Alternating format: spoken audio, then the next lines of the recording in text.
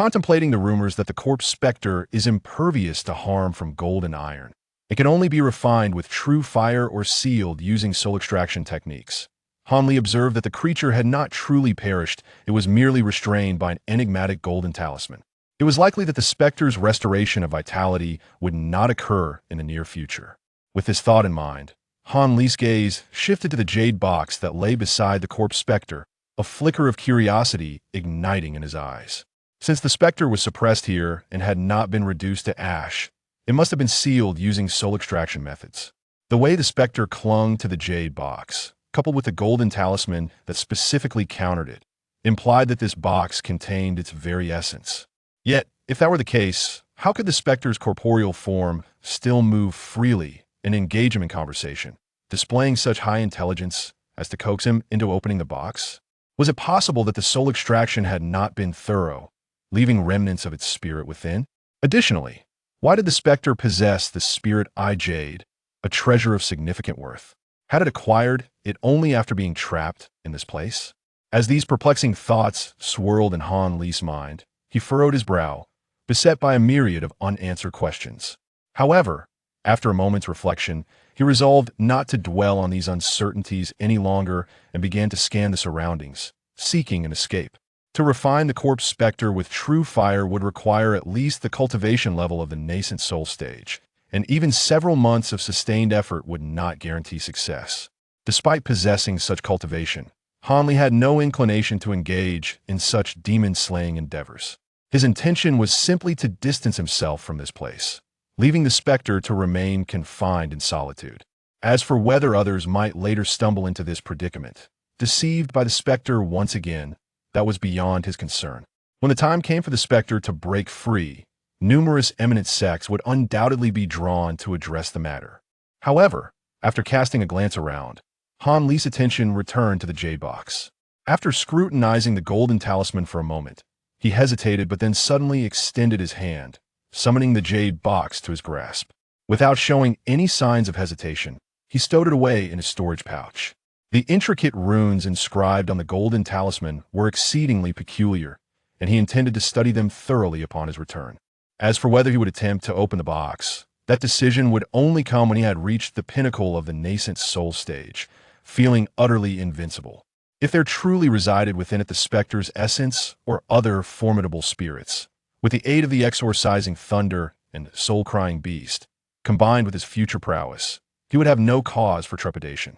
Hanli gave a gentle shake of the jade scepter in his hand, causing the protective barrier around him to vanish in an instant, allowing a small yellow wolf to leap forth. He prepared to employ the earth escape technique to exit the stone chamber, reasoning that even the hardest and rarest lapis lazuli should belong to the earth category, and thus be no obstacle to the technique. Having made this mental calculation, just as he was about to command the little wolf spirit, he suddenly felt a shift in his demeanor. Turning his gaze back toward the immobile corpse specter, he pondered for a moment before sighing. He took several steps toward the specter and, raising his foot, delivered a kick. The specter flipped over, revealing an inconspicuous indentation, within which sat a snow-cloud fox, gazing up at Hanli with its dark eyes, exuding an air of pitiful innocence. Hanli smiled faintly and murmured, "You are quite clever, adept at seeking refuge." With that, he waved his hand, directing a surge of azure light toward the small fox. The white fox seemed to sense the impending danger and hastily leaped, attempting to escape. Yet, Han Li's azure light was remarkably swift. It enveloped the fox before it could even reach the air, swiftly drawing it into Han Li's grasp. He lifted the fox by the nape and turned, resolutely striding toward the stone wall behind him. As he walked, he instinctively muttered to himself, "You little creature are quite fortunate. Not only did you emerge unscathed just now, but you also managed to survive in the presence of a corpse specter until this day. Truly remarkable." Remarkable? As he uttered these words, a sudden realization struck him, and he halted in his tracks. His expression shifted dramatically as he swung his hand, forcefully flinging the white fox toward the opposite stone wall. In that instant, a glimmer of resentment flashed in the fox's eyes. In a heartbeat, it raised its forepaw and launched a fierce attack toward him. The originally diminutive limb expanded midair, transforming into a massive, snow-white claw that struck Han, Lee squarely in the chest. A piercing sound erupted, echoing through the chamber. Amidst Han Lee's furious shout, the white cloud fox was hurled away, appearing as if it intended to smash him into a pulp. However, the fox executed a deft roll in midair, landing gracefully in a corner of the stone chamber. With icy eyes, it gazed at Han Lee, who stood unharmed, a flicker of surprise and disappointment evident in its verdant gaze. Han Lee, meanwhile, looked down in alarm at his torn clothing, revealing a glimmer of green light beneath. It was the green inner armor belonging to the sixth disciple, Wen Tianren. Since the destruction of his royal scaled armor, Han Li had donned this unknown, yet equally formidable inner armor. Though the fox's sudden and ferocious strike had caught him off guard, it was unable to breach the defenses of a treasure that even ordinary artifacts could not easily destroy. Who are you, really? That transformation and attack were no feat of a low-tier beast, Han Li demanded, regaining his composure and fixing a cold gaze upon the white fox. He instinctively waved the jade scepter in his hand, intending to summon his protective barrier. However, to his astonishment, the jade scepter remained inert, responding as if it were a lifeless object. Initially stunned, Han Li's gaze shifted to the yellow wolf, which stood dazed and motionless, showing no sign of anomaly. Faced with imminent danger, Han Li momentarily set aside his thoughts on the reason behind this, and, with a flick of his consciousness, summoned his flying sword, which buzzed to life, transforming into a curtain of azure blades that shielded him. Only then did Han Li feel a slight easing of tension. Yet, at that moment, the snow cloud fox spoke in a manner that left him dumbfounded. Who am I? Did we not just exchange greetings? How could you forget so quickly? As the familiar voice of a woman emerged, a hint of mockery flickered in the fox's eyes, and it suddenly stood upright on its hind legs. Before Han Li's astonished gaze, the transformation of the beast unfolded before him in vivid detail. In the span of mere breaths, the white fox grew several times in size, shedding its fluffy white fur to reveal a stunningly beautiful woman, entirely unclothed, with a single fox tail trailing behind her. Han Li bit his lip, unable to maintain his composure any longer, his expression filled with shock and disbelief. What? Is my fox form not appealing? The woman, bearing an exact resemblance to the dark-clad figure, boasted a voluptuous, snowy chest that quivered slightly, gazing at Han Li with an alluring smile. Yet, the depths of her bright eyes were devoid of warmth, icy and humorless. You are her. Han Li inhaled deeply, finally regaining his usual cold demeanor. He instinctively glanced back at the stone pedestal, where the corpse specter's body remained motionless. This sight offered him a modicum of relief, prompting him to refocus on the woman before him, whose power had evidently surged. Logically, one capable of transforming into human form must possess at least the cultivation level of an 8th-tier beast. However, the white fox, claiming to be the specter's manifestation, revealed only a 7th-tier cultivation upon Han Li's mental scan. This revelation left Han Li utterly perplexed, though he felt little fear. However, the fact that he had previously been deceived by this fox's guise raised doubts about his own judgment, and his expression bore the weight of seriousness. Simultaneously, he recalled the legends of high-tier fox spirits documented in ancient texts. All spiritual foxes, upon reaching elevated cultivation levels, became adept illusionists, capable of manipulating opponents of equal rank without their awareness. Their innate talent for concealment was among the finest in the beast realm. Initially, he had harbored skepticism toward these claims. Yet, now, witnessing how effortlessly this formidable spirit had bypassed his own keen senses, he found himself inclined to believe. Nonetheless, a lingering question remained. If this specter's incarnation possessed such power, why did it not simply remove the golden talisman from the jade box? Did it also fear the talisman? Even so, given its prowess, it could easily have abducted a low-tier cultivator and threatened them into removing the talisman. Han Li's expression remained inscrutable, yet a torrent of confusion surged within him. He sensed that the fox before him was far more complex than merely the specter's incarnation. There were surely hidden depths to its existence. With this thought solidifying in his mind, he steadied himself and began to regard the enchanting woman before him with an increasingly sharp glint of murderous intent. Chapter 611. The appearance of the wolf regardless of whether you are the embodiment of the corpse phantom, Hanli stated flatly, his expression devoid of emotion, without any further hesitation. He pointed at the multitude of flying swords before him, causing a verdant sword curtain to surge forth, transforming into an expansive azure mist that descended upon the corner of the stone chamber with the overwhelming force of Mount Tai. Aimed at the demon fox, upon witnessing Han Li's sword attack, the young woman's expression shifted from shock to delight. She extended her pink tongue to moisten her rosy lips, releasing a captivating, enchanting laugh that resonated deeply. Before her form vanished amidst a burst of white light, the azure mist swept through the air, striking the azure gold stone wall with a resounding clang that echoed sharply. Han Li furrowed his brow. A swift scan with his divine sense revealed no trace of the demon fox. Indeed, her concealment technique surpassed his expectations. However, Han Li remained unfazed, letting out a cold snort before swiftly tapping his storage pouch. Summoning a small silver bell into his hand, with a low incantation, the bell shimmered and transformed into a silver ray, hovering several feet above his head, revealing its form once more. Without a moment's delay, he formed a hand seal and, opening his mouth, expelled a surge of azure energy that enveloped the bell. Instantly, the ancient artifact emitted a thunderous sound as it radiated brilliant silver light. The enclosed nature of the chamber amplified the sonic attack, enhancing its potency by a significant margin. The entire stone chamber reverberated with a buzzing echo, and just 5 or 6 yards away from Han Li, a sudden fluctuation in space occurred. In a flash of white light, the young woman's form, which seemed on the brink of collapse, materialized. Han Li's heart swelled with joy, yet a tinge of confusion lingered. The demon fox appeared to be weaker than an ordinary 7th-tier beast by a third, leading him to ponder whether the injuries sustained by the corpse phantom had diminished her so-called embodiment as well.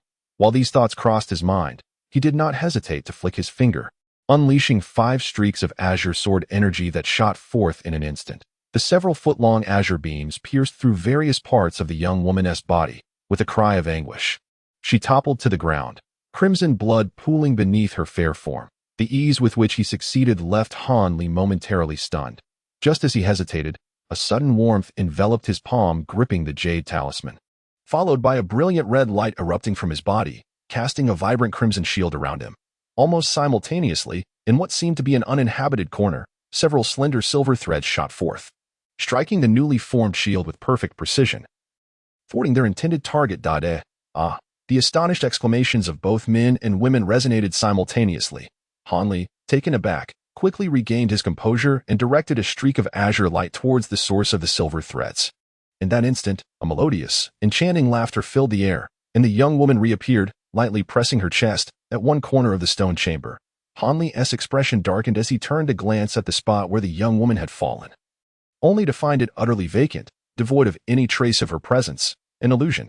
Han Li bit his parched lips, his heart sinking as he muttered inwardly. The young woman flashed a radiant smile, choosing not to respond to Han Li's inquiries. Instead, her bright eyes shifted with intrigue towards the small yellow wolf crouching beside Han Li, a hint of astonishment gracing her features. Upon witnessing the expression on the woman's face, Han Li felt a stirring in his heart. He turned his head to glance at the little wolf, then lowered his gaze to inspect the wolf-headed jade rui in his hand, his complexion shifting between light and shadow. The fiery aura that had deflected the fox demon's bizarre strike moments ago was not conjured by him through the jade rui. Could it be that the spirit within the artifact had acted autonomously to provide assistance? The thought of the fusion of the 2 wolves within this treasure, as well as the enigma surrounding the silver giant wolf, caused Han Li's heart to thrum with unease. As the woman twisted her slender, snow-white waist, seemingly about to utter something, the jade rui in Han Li's hand suddenly glimmered with radiance. A red beam shot forth from it, while the little wolf, which had been crouching silently on the ground, leaped into action, transforming into a yellow beam that darted toward the red light. Observing this scene, Han Li's expression shifted slightly. However, after squeezing the jade rui in his hand, he refrained from acting rashly. Just as he had anticipated, the red and yellow lights converged, erupting into a silver halo. Within this halo materialized a colossal silver wolf, floating majestically in the air, its eyes gleaming with excitement as it fixated on the fox demon across from it. Although the woman was unaware of the silver wolf's origins, an inexplicable sense of foreboding gripped her heart the moment the wolf appeared. The seductive allure on her face seemed to falter under the wolf's unwavering gaze. Yet, she quickly recognized her own discomposure. Arching her delicate brows, her expression darkened as her soft lips parted, releasing a vast cloud of pink fragrant mist that enveloped her form, causing her to vanish in an instant. The pink mist rapidly spread, and in the blink of an eye, it shrouded most of the stone chamber. Though Hanli was uncertain of the mist's sinister nature, he was keenly aware of the danger it posed, and dared not inhale even a trace of it. His expression turned icy as he reached to his waist, summoning a spirit beast pouch into his hand. No matter how formidable the fox demon's concealment techniques were, he did not believe it could evade the onslaught of thousands of gold-devouring insects. Just as he was about to call forth the insects from the pouch, the silver wolf hovering before him astonished him with its unexpected movement. The wolf suddenly opened its mouth, unleashing a brilliant silver light. As countless silver orbs, each the size of a fist, surged forth from its maw, hurtling toward a specific point within the mist. Following this, the silver wolf let out a low howl, transforming into a silver streak that charged forward. This left Hanli taken aback, causing him to momentarily hesitate in summoning the gold-devouring insects. At that moment, a series of explosive sounds erupted as the silver orbs entered the mist, detonating spontaneously. The intertwining silver light and pink mist enveloped the area, accompanied by the fox demon's muffled cry of surprise and fury. The silver streak, transformed from the giant wolf, also plunged into the mist. "What do you intend to do? Impossible. You know." The fox demon seemed to witness something unfathomable, her voice devolving into a frantic scream of terror. In the blink of an eye, her piercing wail abruptly ceased. Hanli, catching these sounds, felt a shift in his demeanor, his eyes narrowing as he scrutinized the mist. Fortunately, it seemed that the pink mist had lost its spiritual potency, gradually dispersing and revealing the scene within. Upon seeing the unfolding reality, Hanli's expression changed drastically. The enchanting vixen, transformed into a captivating young woman, trembled as she lay prostrate on the ground, her body emanating a mesmerizing interplay of pink and silver luminescence. Each hue claiming dominion over one half of her form. At the juncture where these two lights converged, they seemed to vie for supremacy, as if engaged in a fierce contest. Hanli, momentarily taken aback, inhaled sharply, exclaiming in surprise. Just as his mind swirled with uncertainty, the silver light began to assert its dominance, compelling the pink glow to retreat step by step. No, the woman suddenly clasped her head with both hands, crying out in profound agony. In a swift motion, her voluptuous figure rolled over, and amidst a burst of white light, she began to shrink and transformed. In the blink of an eye, she reverted to her petite and exquisite true form as a white fox. At that moment, the last vestiges of the pink light were consumed entirely by the silver radiance at her tail. Simultaneously, her formidable prowess vanished without a trace, reducing her once again to a low-ranking beast of the demonic variety. The white fox lay motionless on the ground, seemingly utterly exhausted, yet the silver light surrounding her now shone even more brilliantly. Hanli clutched the jade ruby tightly in his grasp, a look of indecision etched upon his face. Clearly, the silver wolf had successfully seized control. He pondered whether to confront it directly or to wait and observe its next move. After a prolonged moment of contemplation, Hanli exhaled a deep sigh. Regardless of the circumstances, the white fox's cultivation had diminished to a point where she posed no immediate threat.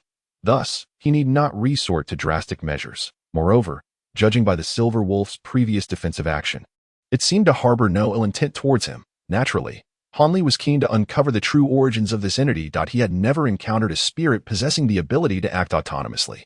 The silver wolf, as he had previously speculated, was evidently a being of considerable significance. Hanli's expression fluctuated between contemplation and apprehension. The silver light enveloping the white fox dimmed, and she finally mustered the strength to rise on all fours. It appeared she was still struggling to adapt to her fox form. After taking a few tentative steps, her forelegs buckled, and she collapsed onto the ground. Hanli couldn't help but chuckle at the sight. Hearing his laughter, the white fox lifted her gaze to meet his, revealing a hint of vexation in her eyes. "What is there to laugh about? Naturally, I am still adjusting to this newly acquired body." A faint feminine voice suddenly resonated in Hanli's ears. Upon hearing this voice, Hanli's smile froze. "You two are a female," he murmured, scratching his nose and exhaling a sigh. "Humph, what do you mean by female? Are you implying that I am a mother?" the icy voice retorted. Hanli, taken aback by her words, could only smile wryly, refraining from a response. After retracting the flying sword that circled above him, he spoke slowly. "Regardless of whether you are male or female, you ought to enlighten me about your origins. Origins?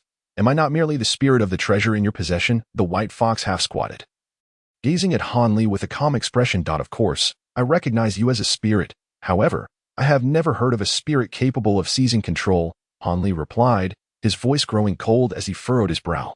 That merely indicates your ignorance. Am I not a living example? The white fox remarked nonchalantly, seemingly unfazed. Hanli fell silent for a moment, but after a brief pause, he suddenly raised the jade ruby in his hand. Inspecting it closely, what do you intend to do? The white fox's eyes flickered with a wary glint as it glanced at Hanli and coldly inquired, what is it? Oh, nothing much, Han replied, a hint of curiosity evident in his tone. You have successfully taken possession of this fox's body. Thus, this jade artifact is likely of little use to you. However, I ponder the consequences should I shatter it. With a sigh, Hanli spoke calmly. Upon hearing this, the white fox's expression changed dramatically, its gaze hardening with a fierce intensity directed at Hanli. Yet, after a brief moment, it seemed to recall something, and suddenly its imposing demeanor dissipated. There is no need to test me. Indeed, should you destroy this jade artifact, my essence as a spirit would likewise vanish into thin air. After all, as a spirit, I have become one with this artifact. The white fox remarked nonchalantly. In that moment, a silvery light enveloped the white fox, a formidable aura descending upon it. Hanli's heart quickened, and a look of vigilance crossed his face. Do not be alarmed. It is merely that conversing in this beastly form proves somewhat inconvenient. Allow me to assume a human shape, the white fox stated, casting a cold glance at Hanli before uttering these words. Taken aback for a moment, Hanli felt a surge of relief. At this juncture, the white fox radiated a blinding silver brilliance, prompting Hanli to instinctively take 2 steps back. In a swift motion, the white fox transformed into the alluring form of a naked woman. As she stood, Hanli noticed that apart from the emerald glow in her eyes vanishing to reveal clear black pupils, her visage remained unchanged from before her possession. It appeared that a beast's human form, once established, could not be altered. As Hanli contemplated this, the woman instinctively covered her vital areas with her hands. After a moment's hesitation, she shyly asked, do you have any clothing, my friend? I find myself somewhat unaccustomed to this state. A hint of bashfulness graced her exquisite features. Hanli was momentarily taken aback. Then without a word, he retrieved a spare garment from his storage bag and tossed it to her. Thank you, kind sir, she murmured softly, raising her delicate hand to drape the attire over herself, effectively concealing much of her bare form. Hanli's expression shifted as he observed her every movement, which exuded an indescribable elegance, surpassing even that of a typical noble lady. It was truly hard to believe that she had once been a silver wolf demon. Once she had donned the garment with poise, she lifted her face to Hanli and gently stated, you may call me Yin for my origins. It is not that I am unwilling to share, but rather I cannot recall them clearly myself. You are likely aware that once a demon's soul is refined into a spirit, it typically loses all sense of self and must obediently serve the owner of the vessel. Yet, for reasons unknown, since the day I regained consciousness, I have retained vague memories of my past, albeit scant, which grants me a modicum of autonomy that I hazily recall that I belong to the Silver Moon Wolf clan. The name Inu was thus adopted by me. As for what I was originally called, I cannot remember. As she spoke, the graceful woman took a few light steps, as if gradually acclimatizing herself to her new form. The Silver Moon Wolf clan. I have yet to encounter any mention of such a beast in the texts I have perused, Hanli remarked. Hanli stroked his chin, a flicker of doubt crossing his face as he spoke. This is merely a fragmented memory, perhaps a misremembering. Silver Moon furrowed her delicate brows and said softly. Upon hearing this, Hanli fell silent. Very well. Even if Miss Silver Moon cannot recall her origins, how is it that a spirit of a weapon could seize a body? Do not tell me that all weapon spirits possess such an ability. Otherwise, the realm of cultivation would have descended into chaos long ago. Hanli pondered for a moment before gravely inquiring. Do you think I can possess just any corporeal form? The young woman let out a cold laugh and retorted, what do you mean by that? Hanli narrowed his eyes, fixing his gaze on her as he questioned. The technique I just employed, strictly speaking, does not qualify as possession. Rather, it is an innate ability of our Silver Moon clan, soul devouring. It involves projecting one's primordial spirit to directly attack another's spirit and soul. Naturally, once the opponent's soul is consumed or forcibly expelled from their body, our Silver Moon clan can temporarily inhabit a new vessel. However, this cannot last too long, for otherwise, the primordial spirit would be assimilated by the body, rendering it unable to escape. Moreover, this ability is a double-edged sword. Our Silver Moon Wolf clan's consciousness is not inherently superior to that of other demon clans. Should we encounter an adversary with an exceptionally strong primordial spirit, it could cost us our lives. Thus, we are reluctant to employ it lightly. But for me, who lacks a corporeal form, it seems inconsequential.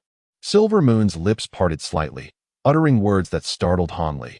Noticing the drastic change in Han Li's expression, she seemed to anticipate his inquiry and quickly interjected, "Do not ask me for the specifics of soul devouring. I too am unaware of how it works, as if I were born knowing how to wield it.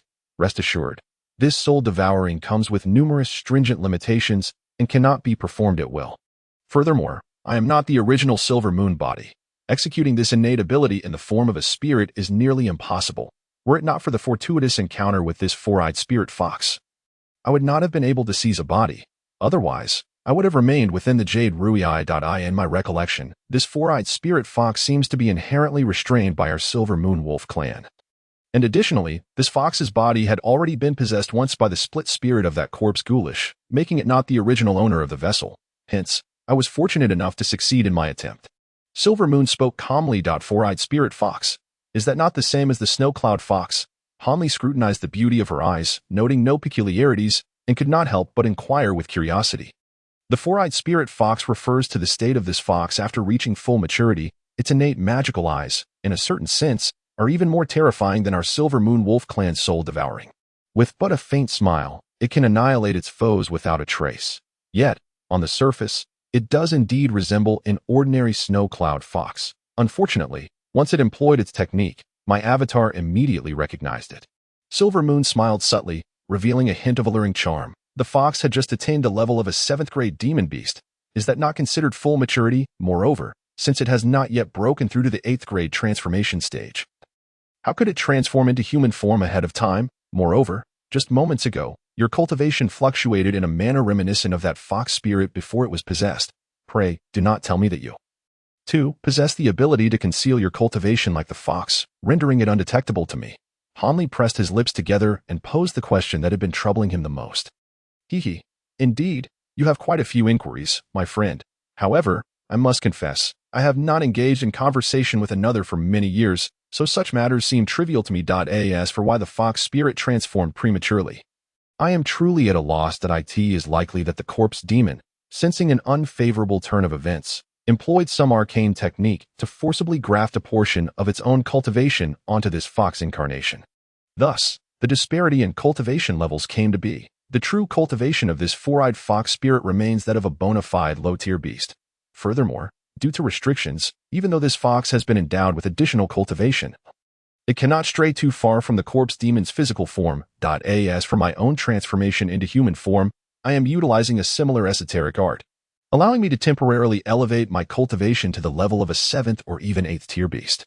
However, after a while, this power will gradually dissipate, reverting me back to my beastly state." The woman revealed a revelation that left Han Li enlightened. Subsequently, he refrained from further inquiries, instead contemplating her previous words. After a considerable pause, he finally spoke with a calm demeanor. "Though your words do not entirely resolve my confusion, they have indeed illuminated the majority of the circumstances for me. Now, I must pose another question to you. Silver Moon, with your corporeal form now present, what is your next course of action?" Upon hearing Han Li's thought-provoking inquiry, a nuanced smile graced Silver Moon's face. "If I were to say that I intend to leave and cultivate independently, would you contemplate slaying me?" Silver Moon inquired with a teasing tone. Chapter 613, Master and Servant, and the Spirit of the Artifact. Given your display of skills and supernatural abilities today, was it your intention to allow me, a nascent soul cultivator, to capture you back then at the Void Heaven Palace, so that I might possess the Jade Rui? Han Li refrained from providing a direct response to the woman. Silver Moon paused momentarily at his words, then her eyes sparkled with amusement. As the spirit of the Jade Rui, I am unable to sustain prolonged flight in a host object. To depart from that Void Heaven Palace, it was imperative that a cultivator carry the Rui with them. On that day, when you acquired me, it was indeed partly because I did not resist with all my might. Moreover, breaking through that Void Heaven cauldron had greatly diminished my cultivation. Even if I had fought desperately at that time, I would ultimately have fallen into the hands of those nascent soul cultivators. If that were the case, it would be preferable to be captured by a golden core cultivator instead. Silver Moon explained with a smile. However, there were other golden core cultivators present that day, It was not solely you. Why then did you choose me? Hanli pondered for a moment, his demeanor still serious.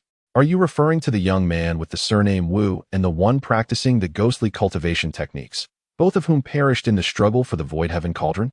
Silver Moon inquired in response. Indeed, I found them quite unappealing. One exuded an eerie aura, while the other was emaciated and grotesque.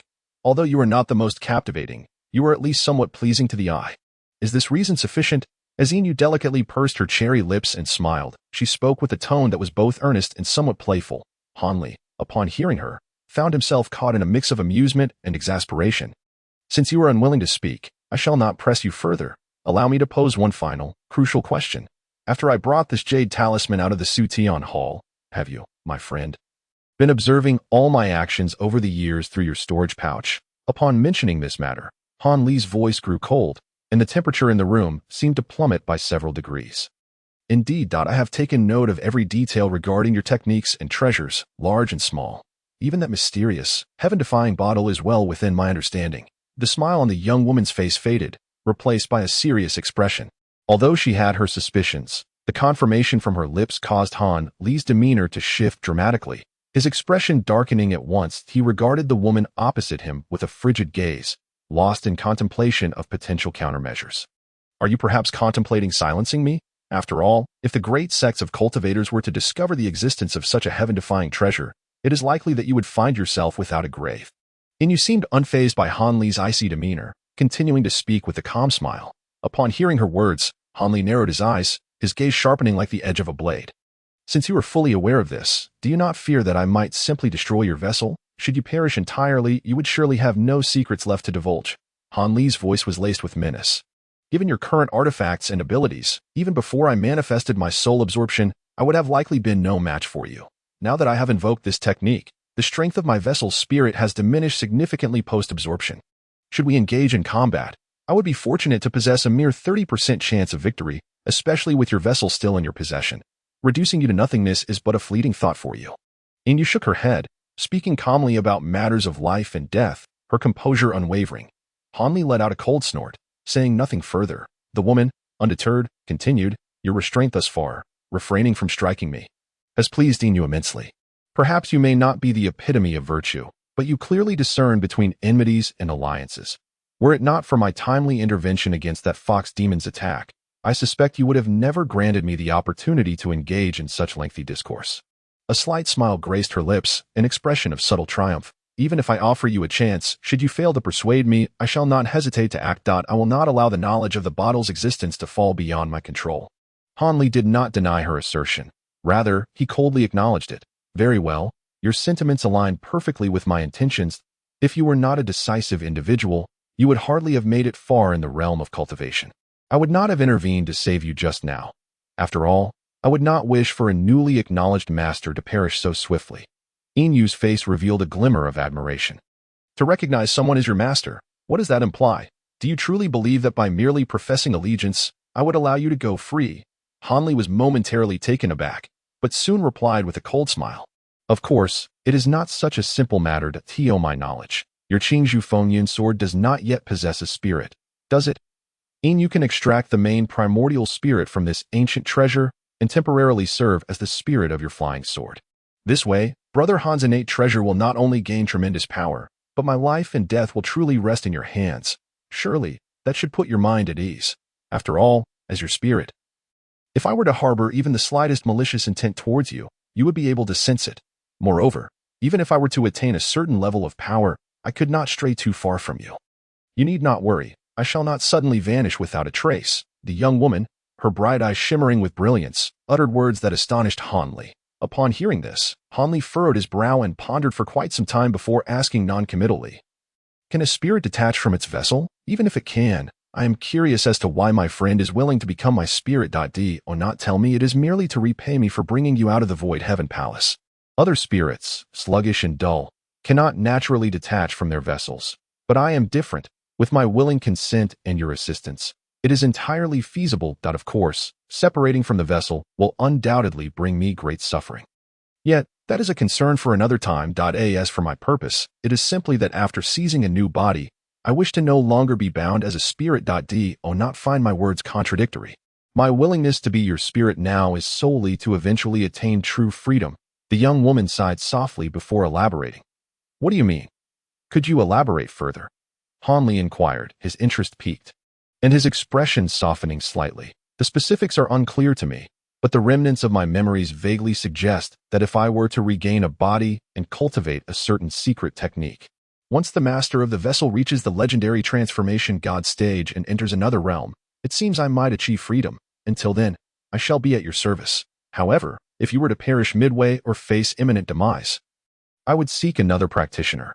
Yet, in my view, Brother Han, possessing such a precious artifact as your small bottle makes you the most likely candidate to fulfill my desire. Thus, even if you do not propose it, I shall actively seek to be your treasure spirit.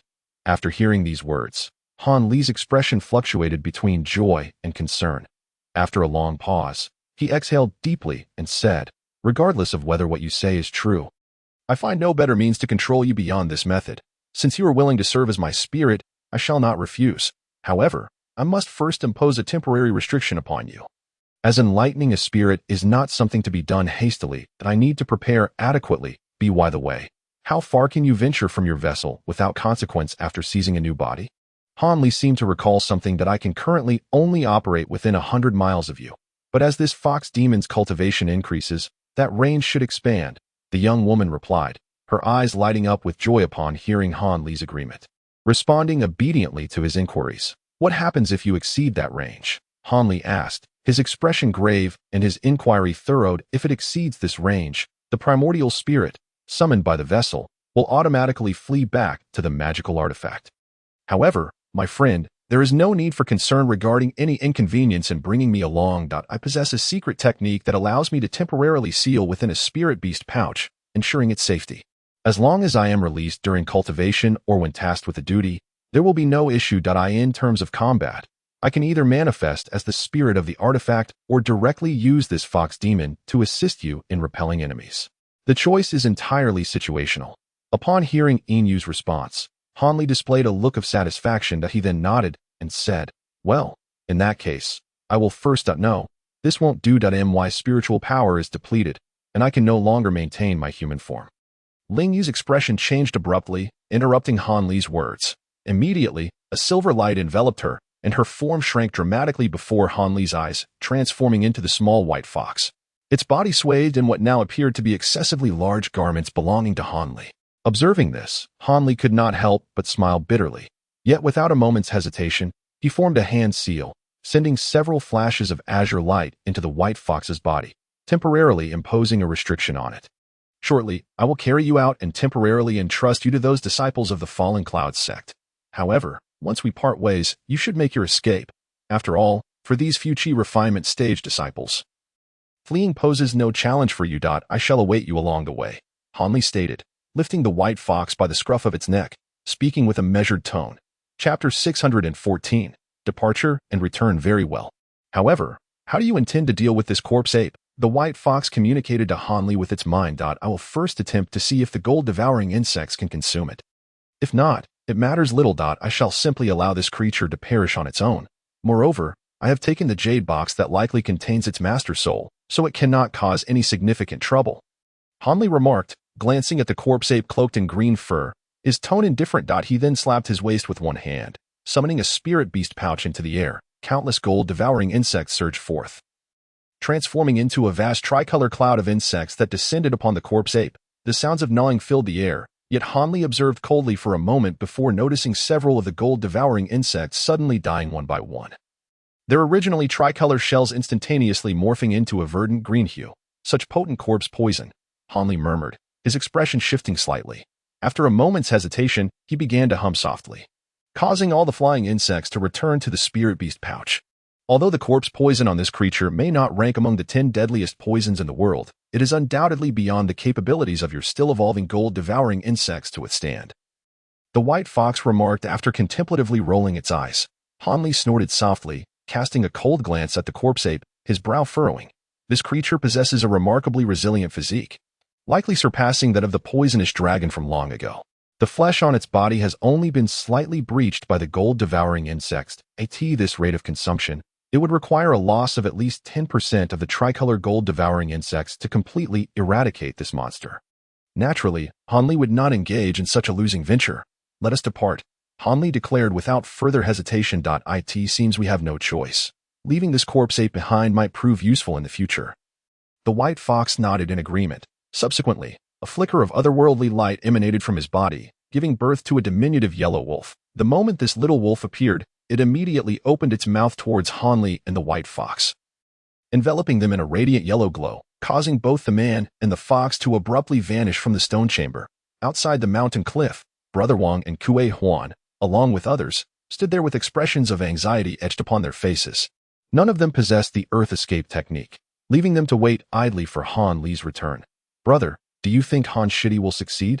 Kuei Huan inquired impatiently, glancing at Brother Wang. The other two, upon hearing this, also turned their concerned gazes towards him, evidently placing considerable faith in his judgment. It is difficult to say, logically, given Han Shidi's cultivation at the 10th level of Qi refinement. It may not be easy for him to catch up with that fox spirit. However, Han Shidi possesses numerous wondrous magical artifacts, which might yield an unexpected surprise. Regardless of what result unfolds, it would not be surprising, Brother Wang mused, a wry smile gracing his lips. Upon hearing this, Kuei Huan and the others exchanged glances. A sense of unease settling among them, the stout young man sighed and waved his injured hand, seemingly about to speak. Just then, the mountain wall suddenly shimmered, and amidst a swirl of yellow light, Hanli emerged, holding the little fox.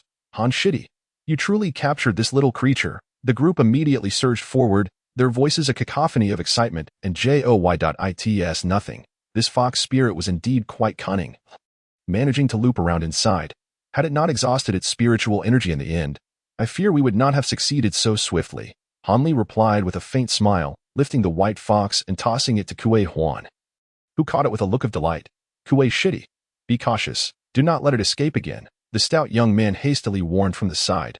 Rest assured, I am well aware, Kuei Huan confidently replied, as he reached into his storage bag, retrieving a jade-green pouch, swiftly stowing the little fox within. Hee, with this Baiyun pouch, I shall see where you can run this time, Kuei Huan declared, his face alight with triumph as he quickly secured the pouch. Hanli glanced at the pouch, noting it to be merely a lower-tier magical artifact, and dismissed it from his concerns. This time, capturing this beast was truly thanks to Han Shidi's assistance. We are not ungrateful people. Here is the deal. Once the fox spirit is sold for a good price, Han Shidi shall receive 30% of the proceeds, while the remaining will be evenly split among the four of us. What do you say?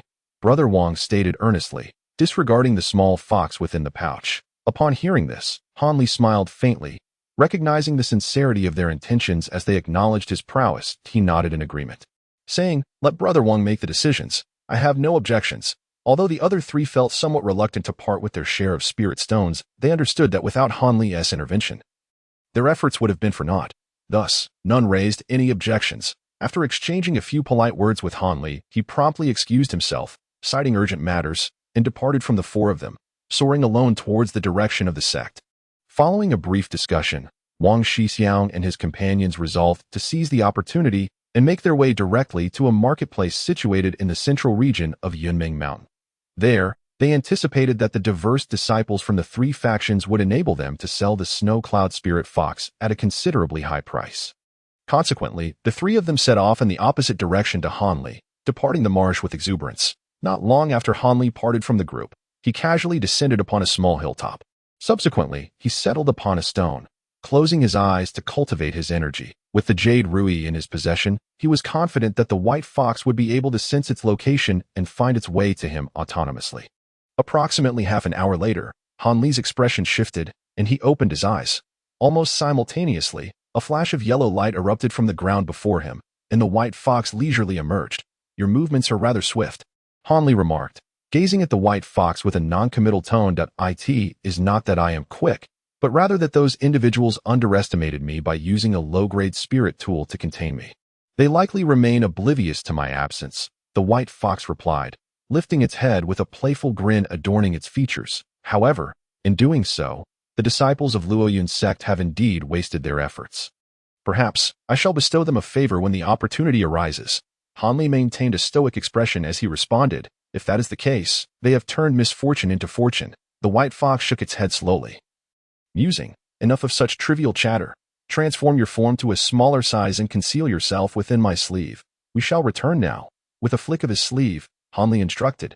The white fox complied without hesitation, its form rapidly shrinking within a silver glow before it leaped into Han Li's sleeve. Having placed restrictions on the white fox, Han Li felt no apprehension regarding any sudden treachery. Thus, he boldly made his way back along the path.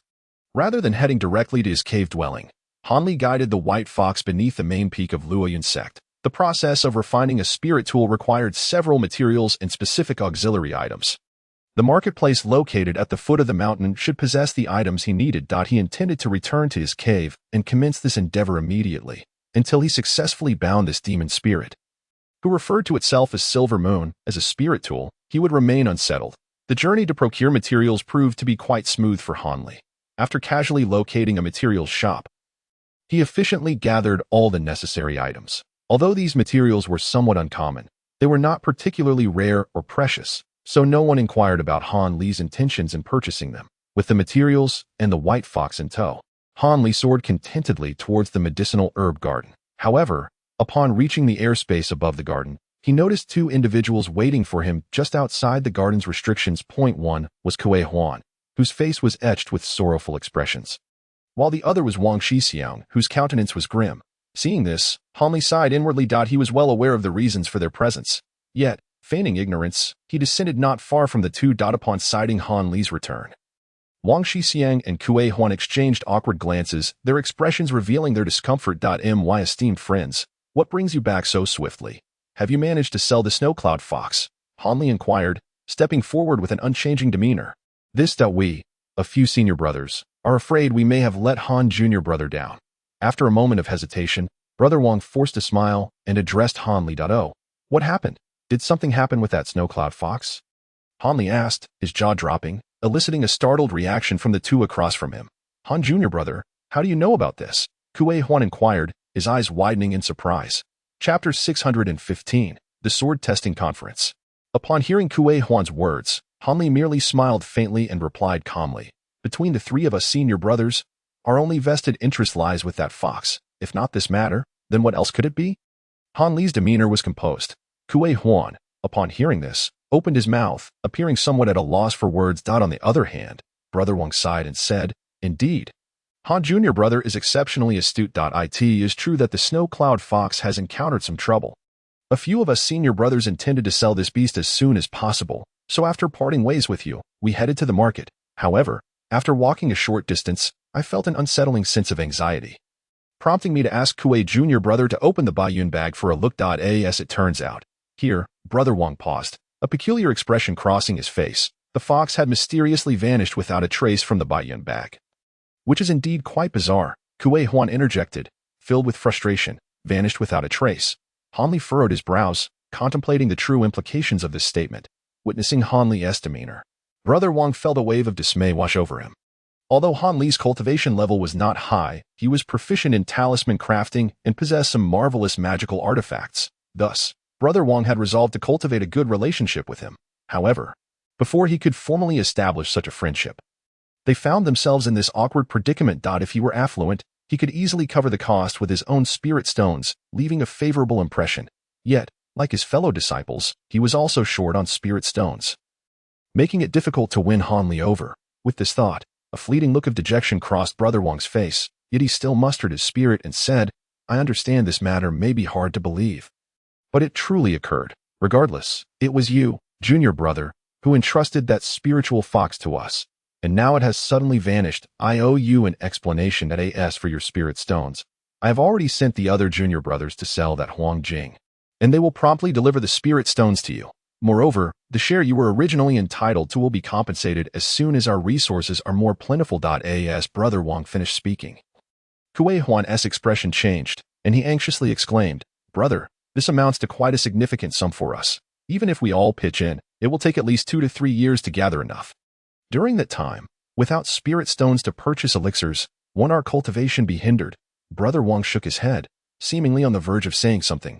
But at that moment, Han Li interjected, Why must you two be so concerned? I do not recall uttering any words of disbelief. The snow cloud fox possesses an exceptional mastery of evasion techniques, making its escape from the pouch artifact hardly surprising. Initially, I intended to offer a word of caution to Brother Kuei. However, I hesitated, feeling that such a remark might be somewhat inappropriate, and thus I refrained from speaking. As for the matter of the spirit stones, it is best left unmentioned. As long as the borrowed ones are returned. That suffices. I have not incurred any loss, Han Li remarked with a smile. Upon hearing Han Li's words, Kuei Huan's face immediately lit up with delight, and he clapped his hands, exclaiming, I knew my junior brother was a magnanimous person. Although the fault lies with us this time, we truly possess no spirit stones. Given my junior brother's wealth, I trust that such amounts would not weigh heavily on your mind. I, Kuei Huan, am determined to befriend you. Han junior brother. Delighted at being exempted from providing spirit stones, Kuei Huan beamed with joy. However, upon hearing Han Li's statement, Brother Wang displayed a look of hesitation, and after a moment's contemplation, he forced a wry smile, saying, Since junior brother is so generous, I, Wang, must humbly accept your goodwill on behalf of my fellow disciples. Should you ever require assistance, please do not hesitate to seek out me and my companions. As long as it is within our capabilities, I will certainly not decline. Brother Wang felt that despite Han Li's courteous words, the underlying sentiments might be quite different. Therefore, he endeavored to articulate his thoughts in a more tactful and pleasing manner. Aiming to leave Han Li with a somewhat favorable impression, after delivering his statement, he discreetly observed Han Li's expression, but Han Li's demeanor remained unchanged, revealing no signs of joy or anger, which caused Brother Wang to frown inwardly. The three of them spent some time idly chatting outside the medicinal garden. Before long, the two short, stout youths arrived on their flying instruments, bringing with them the spirit stones acquired from reselling the yellow essence in the market. Han Li received the pouch of spirit stones, casually scanning it with his spiritual sense before calmly storing it away. By the way, I find your artifact quite remarkable, Han junior brother. Might you be participating in the sword trial conference in 6 months? Brother Wang, initially intending to take his leave upon seeing Han Li put away the spirit stones, suddenly recalled something and inquired, The sword trial conference? Han Li replied, momentarily taken aback, his expression reflecting surprise. Is it so peculiar that I am unaware of this event? Indeed, it is rather unusual though, right? Han junior brother only joined a year ago and has been residing in the medicinal garden. It seems understandable that you might not be aware of the sword trial conference, Kuei Huan said, blinking in realization. Hearing this, the others exchanged glances and nodded in agreement, finding it indeed plausible that it is quite surprising that Han junior brother is unaware of the sword trial conference. Especially since the date approaches. Within the sect, both inner and outer disciples are abuzz with discussions about this event. Those eager to make their mark are already sharpening their skills, Brother Wang remarked, a hint of unusual expression crossing his face as he let out a sigh. Speaking of which, at this conference, several young cultivators of considerable prowess have emerged from our sect, such as our esteemed senior, Yu Shishu from the Hidden Sword Peak, and Sun Hua, who has recently established his foundation at the Fire Cloud Peak. Additionally, your esteemed Mu Shirshu from the Tianwan Peak is also a promising individual likely to shine brightly at the gathering. Regrettably, although our external disciples are eligible to participate in the sect selection, none have ever triumphed in the selection rounds to represent our sect in the competition. At best, they have secured commendable placements in the selection, earning a mid-tier magical artifact as a reward. The stout young man's face momentarily reflected a hint of admiration before he suddenly began to explain. So there are rewards for those who fail in the sect selection. It appears this conference is indeed extraordinary, remarked Han Li, his curiosity piqued. Certainly, there is no issue in elaborating on this matter. This sword trial conference is essentially a grand event organized by our Yunming Mountain's 3 sects specifically for newly initiated disciples. In essence, any disciple below the foundation establishment stage, age 30 or younger, is eligible to participate. And, junior brother Han, you appear to be around 25 or 26, perfectly fitting the criteria, Brother Wang observed Han Li with a careful gaze. Is that so? However, if that is the case, it seems the number of eligible disciples will not be too great, Han Li mused, stroking his chin. Your observation holds some merit. The sword trial conference is significantly tied to the sacred tree jointly managed by the 3 sects. Upon hearing this, Han Li was initially taken aback but soon realized that the counterpart referred to the Spirit Eye Tree of Yunming Mountain. Instantly, his previously languid demeanor vanished, replaced by a serious expression. What connection does the sword trial conference have with this spiritual entity? Han Li inquired solemnly. The Sword Trial Conference is actually held in advance of the day when the sacred tree is to release its pure essence. It is also a means for our Falling Cloud sect, the Ancient Sword sect, and the 100 Crafts Institute to divide the spirit liquid. Any sect that prevails over the other two during the Sword Trial Conference can claim half of the pure essence, while the remaining two sects must share the other half. Thus, while the conference ostensibly serves as a contest for new disciples, it is of utmost importance to all factions involved. Achieving great merit at the conference naturally garners significant attention from one's elders, leading to countless future benefits. Brother Wang elaborated on the origins of the Sword Trial Conference in one breath. After a brief pause, he continued earnestly, of course, even aside from future benefits, simply outshining other disciples at the Sword Trial Conference will yield exceedingly generous rewards. Not only will the top few receive high-tier magical artifacts as gifts, but the champion will also be awarded a spirit-settling pill as an additional prize, though this pill may hold little value for us lower-tier disciples. Possessing such a pill could easily be exchanged for 3 or 4 high-tier magical artifacts with higher-level cultivators. However, it seems that since our sect's relocation to Yunming Mountain, the Ancient Sword sect has dominated the championship. We and the disciples of the 100 Crafts Institute have always found ourselves in a subordinate position. Yet, one cannot blame them. After all, the Ancient Sword sect is a sect dedicated to sword cultivation. Excelling in both techniques and weaponry. It is indeed an arduous challenge for disciples of the same rank to surpass the sword cultivators. I cannot discern whether Senior Brother Wang's final words were filled with complaints or envy. In Chapter 616, The Sacred Clarity Spirit Water, according to your statement, does this tournament not allow disciples in the Qi refinement and foundation establishment stages to compete simultaneously? Han Li furrowed his brows and suddenly inquired. Indeed, the Sword Trial Tournament does not differentiate between the Qi refinement and foundation establishment stages. They are allowed to compete together. Senior Brother Wang nodded and replied. In that case, does this not seem somewhat unjust to the Qi refinement disciples? Han Li was taken aback, appearing somewhat incredulous. The Sword Trial Tournament was originally intended to compare the cultivation levels of the foundation establishment disciples, with those in the Qi refinement stage merely participating as an afterthought. However, to preserve the enthusiasm of the lower-tier disciples, there was no prohibition against their participation. Since the tournament's inception, although disciples in the Qi refinement stage may not be able to claim the championship, it is not uncommon for them to defeat foundation establishment opponents and secure a spot in the top 10. That Senior Brother Wang smiled slightly, conveying a deeper meaning as he spoke to Han Li. Qi refinement disciples in the top 10, do these individuals possess particularly formidable magic weapons? Upon hearing this, Han Li immediately grasped part of the situation. You are indeed a clever junior. I need not explain the crux of the matter to you.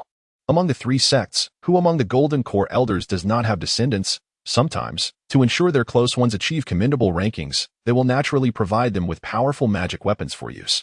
Thus, it is not surprising that some foundation establishment cultivators, lacking suitable magical implements, would find themselves defeated by these individuals. Kue Huan said, shaking his head. Upon hearing this, Han Li's expression grew more perplexed. From what the 2 senior brothers have said, could there be additional benefits to achieving a good ranking in the tournament? Otherwise, why would these individuals exert so much effort to participate solely for magic weapons? After a moment of contemplation, Han Li asked, what you say is indeed correct. Even if you hadn't asked, I would have mentioned it. In truth, the most enticing aspect of the Sword Trial Tournament is not the material rewards at the outset, but rather the opportunity to undergo the spirit water purification after entering the top 10. It is said that by combining the first drop of pure liquid from the sacred tree with other precious materials, one can concoct the legendary Mingqing spirit water.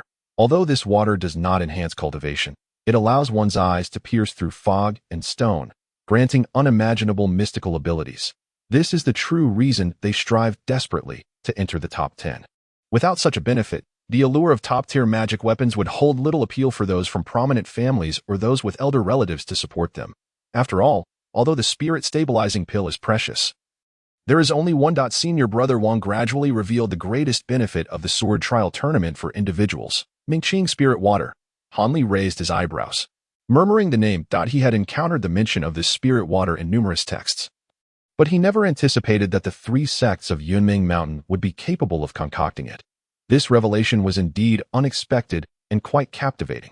However, even without considering the rarity of the first drop of pure liquid from the sacred tree, The other materials required for the concoction are equally rare. It is said that the use of several types of Millennium spiritual herbs is necessary. Regrettably, the remarkable efficacy of this cleansing remedy is only effective for cultivators at the Qi refinement and foundation establishment stages. Otherwise, it would not be so generously offered as a reward. Kuai Huan, filled with envy, interjected. Upon hearing this, Han Li gained a general understanding of the sword trial conference. For further details, he intended to investigate personally. As the matter involved the spirit-stabilizing pill and the clear spirit water, which he certainly would not let slip by easily. Subsequently, after exchanging a few more words about the sword trial conference, Brother Wang and the others took their leave. Han Li watched their figures diminish into distant black dots, and the expression on his face grew serious. He did not return to his cave residence immediately, but stood outside the medicinal garden. Lost in contemplation. What's this, Brother Han? Feeling tempted? Are you interested in the spirit-stabilizing pill or the clear spirit water? Suddenly, a soft voice emerged from his sleeve, that of the white fox. Why not? I desire both. Han Li replied without hesitation, lifting his head. With a flick of his sleeve, the little fox leaped out and quickly returned to its original size. Taoist Han, you truly are a bit greedy. However, that might be for the best. Both the spirit-stabilizing pill and the spirit water are indeed incredibly useful. If you miss this opportunity, acquiring them again will prove quite challenging, the white fox said, elegantly lifting its slender neck. You needn't remind me. I am well aware. Now, come back to my cave with me. Before pondering the sword trial conference, finish your own matters first. Han Li's tone turned somewhat cold. He then turned and walked towards the direction of his cave residence. The white fox, observing this, revealed a hint of amusement in its eyes and followed closely behind without a word. Upon entering the cave within the stone mountain, Han Li immediately commenced the process of refining the weapon spirit. The Qingzhu Feng'an sword was about to possess a spirit, significantly enhancing its power, which stirred a subtle excitement within Han Li. Originally, the success rate for refining a weapon spirit was dismally low, primarily due to the fierce resistance of the beast's essence. However, the Silver Moon Demon Spirit, whose true form was a silver giant wolf, willingly intended to inhabit Han Li's treasure, thus presenting little difficulty. Yet, extracting the main soul from the Jade Rui proved to be a rather tricky endeavor. Fortunately, the white fox appeared quite confident, insisting that it could handle the matter itself. Upon hearing this, Han Li felt relieved. Following the white fox's guidance, he drew a peculiar formation in a quiet chamber, placing both the Jade Rui and the white fox within it before leisurely stepping outside. The quiet chamber was sealed with a soundproofing restriction. Han Li was unaware of how the Silver Moon would detach from the Jade Rui or what sounds might arise therein. Nor did he intend to spy, as the entity undoubtedly understood the dire consequences of failing to extract its main soul. Meanwhile, Han Li kept himself occupied. He moved to the adjacent quiet chamber and began preparing for the refinement of the weapon spirit. Half a day later, having completed all necessary preparations and deeming the time appropriate, he pushed open the stone door of the adjacent chamber without further hesitation. Upon surveying the interior, Han Li's expression shifted. In the center of the stone chamber's formation, the Jade Rui and the white fox remained steadfastly in place. However, the radiance of the auspicious object had dimmed considerably, and the nearby white fox appeared damp and its fur somewhat soiled, as if it had rolled on the ground. Its eyes were filled with an expression of utter exhaustion. Upon noticing Han Li's entrance, Inu did not move an inch nor utter a word, as though she lacked even the strength to speak. How are you faring? Is everything going smoothly? Han Li inquired gently, his expression softening. Despite enduring immense suffering, they had managed to persevere. Your preparations are nearly complete. I presume, without my vessel, I cannot remain in the body of this white fox for too long. We must immediately merge with your treasure, or else my soul will dissipate into nothingness. Inu's voice was exceedingly weak, yet she spoke with a determined spirit. Upon hearing her words, Han Li nodded and, without further hesitation, stooped down, cradling the white fox gently in his arms and exiting the quiet chamber to the adjacent room. As he entered the stone chamber, Han Li swiftly closed the stone door, plunging the interior into silence. 3 days later, outside the restrictions of the medicinal garden, a red light, transformed from a sound transmission talisman, flew forth. This red light plunged into the dense fog, quickly vanishing from sight. After a full hour, a flash of azure light emerged from the mist, revealing Han Li's form. He glanced upward at the sky, stroked his chin thoughtfully, then raised a hand to release a flying sword, immediately directing it towards Tianquan Peak. Brother Han, The meaning of that sound transmission talisman seems to suggest that all disciples of Tianquan Peak have been summoned. Could it be related to the sword trial competition? Hanli suddenly recalled Yu's melodious voice. I cannot ascertain. However, even someone as nearly forgotten as I am received a personal sound transmission talisman from the Peak Master. It appears that, whether or not it pertains to the sword trial competition, there is certainly something of considerable importance at hand. Hanli calmly articulated with his spiritual sense, Brother Han, if you truly participate in such a competition among the younger generation, even without revealing your cultivation, securing victory would be a mere trifle. However, this may arouse the suspicions of higher-tier cultivators. If things go awry, even the Yuaning stage cultivators of the three sects may take notice. It could prove to be a costly endeavor. Yu gently cautioned, I am well aware of this matter. When have I ever stated that I would participate in this so-called gathering, should I decide to join? I will assuredly refrain from claiming victory. You need not worry. Hanli replied with an unwavering expression. It seems that I have spoken out of turn, given Brother Han's vast experiences. Such trivial matters need not be mentioned by a mere girl like me. Yu remarked with a light laugh. Though it was merely a sound, an undertone of charm was unmistakably present. Hearing her voice, Hanli couldn't help but sigh. Although she claimed to be of the Silver Moon Wolf clan, he felt she possessed an allure even more beguiling than that of the enchanting fox. Moreover, since becoming his artifact spirit, it seemed she was aware that Hanli would no longer treat her as before. If she were to remain within the white fox, she would diligently cultivate. Yet, having transformed into an artifact spirit and concealed within the flying sword, she incessantly engaged him in conversation. It appeared the loneliness she felt while residing in the jade object had all been vented in these past few days, leaving Hanli quite exasperated. He had previously thought her to be more gentle and refined than a typical young lady. One cannot ascertain whether the other party's temperament will gradually revert. In Chapter 617, The Unexpected Visitor, as Hanli found himself at a loss for words regarding Yu, he pondered, I have never quite understood why, since the Mingqing spiritual water holds no effect for cultivators above the foundation establishment stage. Brother Han still desires it. There was a hint of perplexity in her words. This was due to a misstatement made by several individuals from the Hidden Sword Peak. The truth is that the Mingqing spiritual water does possess some efficacy for high-tier cultivators. Rather, it is that after undergoing the cleansing of marrow and transformation of the essence, their eyes already possess a certain ability to see through simple illusions and mists. Hence, merely washing their eyes would naturally yield no visible results. If we were to grant an even more extraordinary power to the eyes of a core formation cultivator, it would require an entire drop of that refined spiritual liquid, and even then, it might not suffice for a single high-tier cultivator. Consequently, it would be more beneficial to aid some lower-tier cultivators, as the effects would be far more pronounced. Upon hearing this inquiry, Hanli's lips curled into a slight smirk, revealing a faint smile. Oh, how does Brother Han know of this? Yu's voice held a note of surprise. That it's nothing much. Back when I was in the Chaotic Star Sea, I came across it in an ancient tome.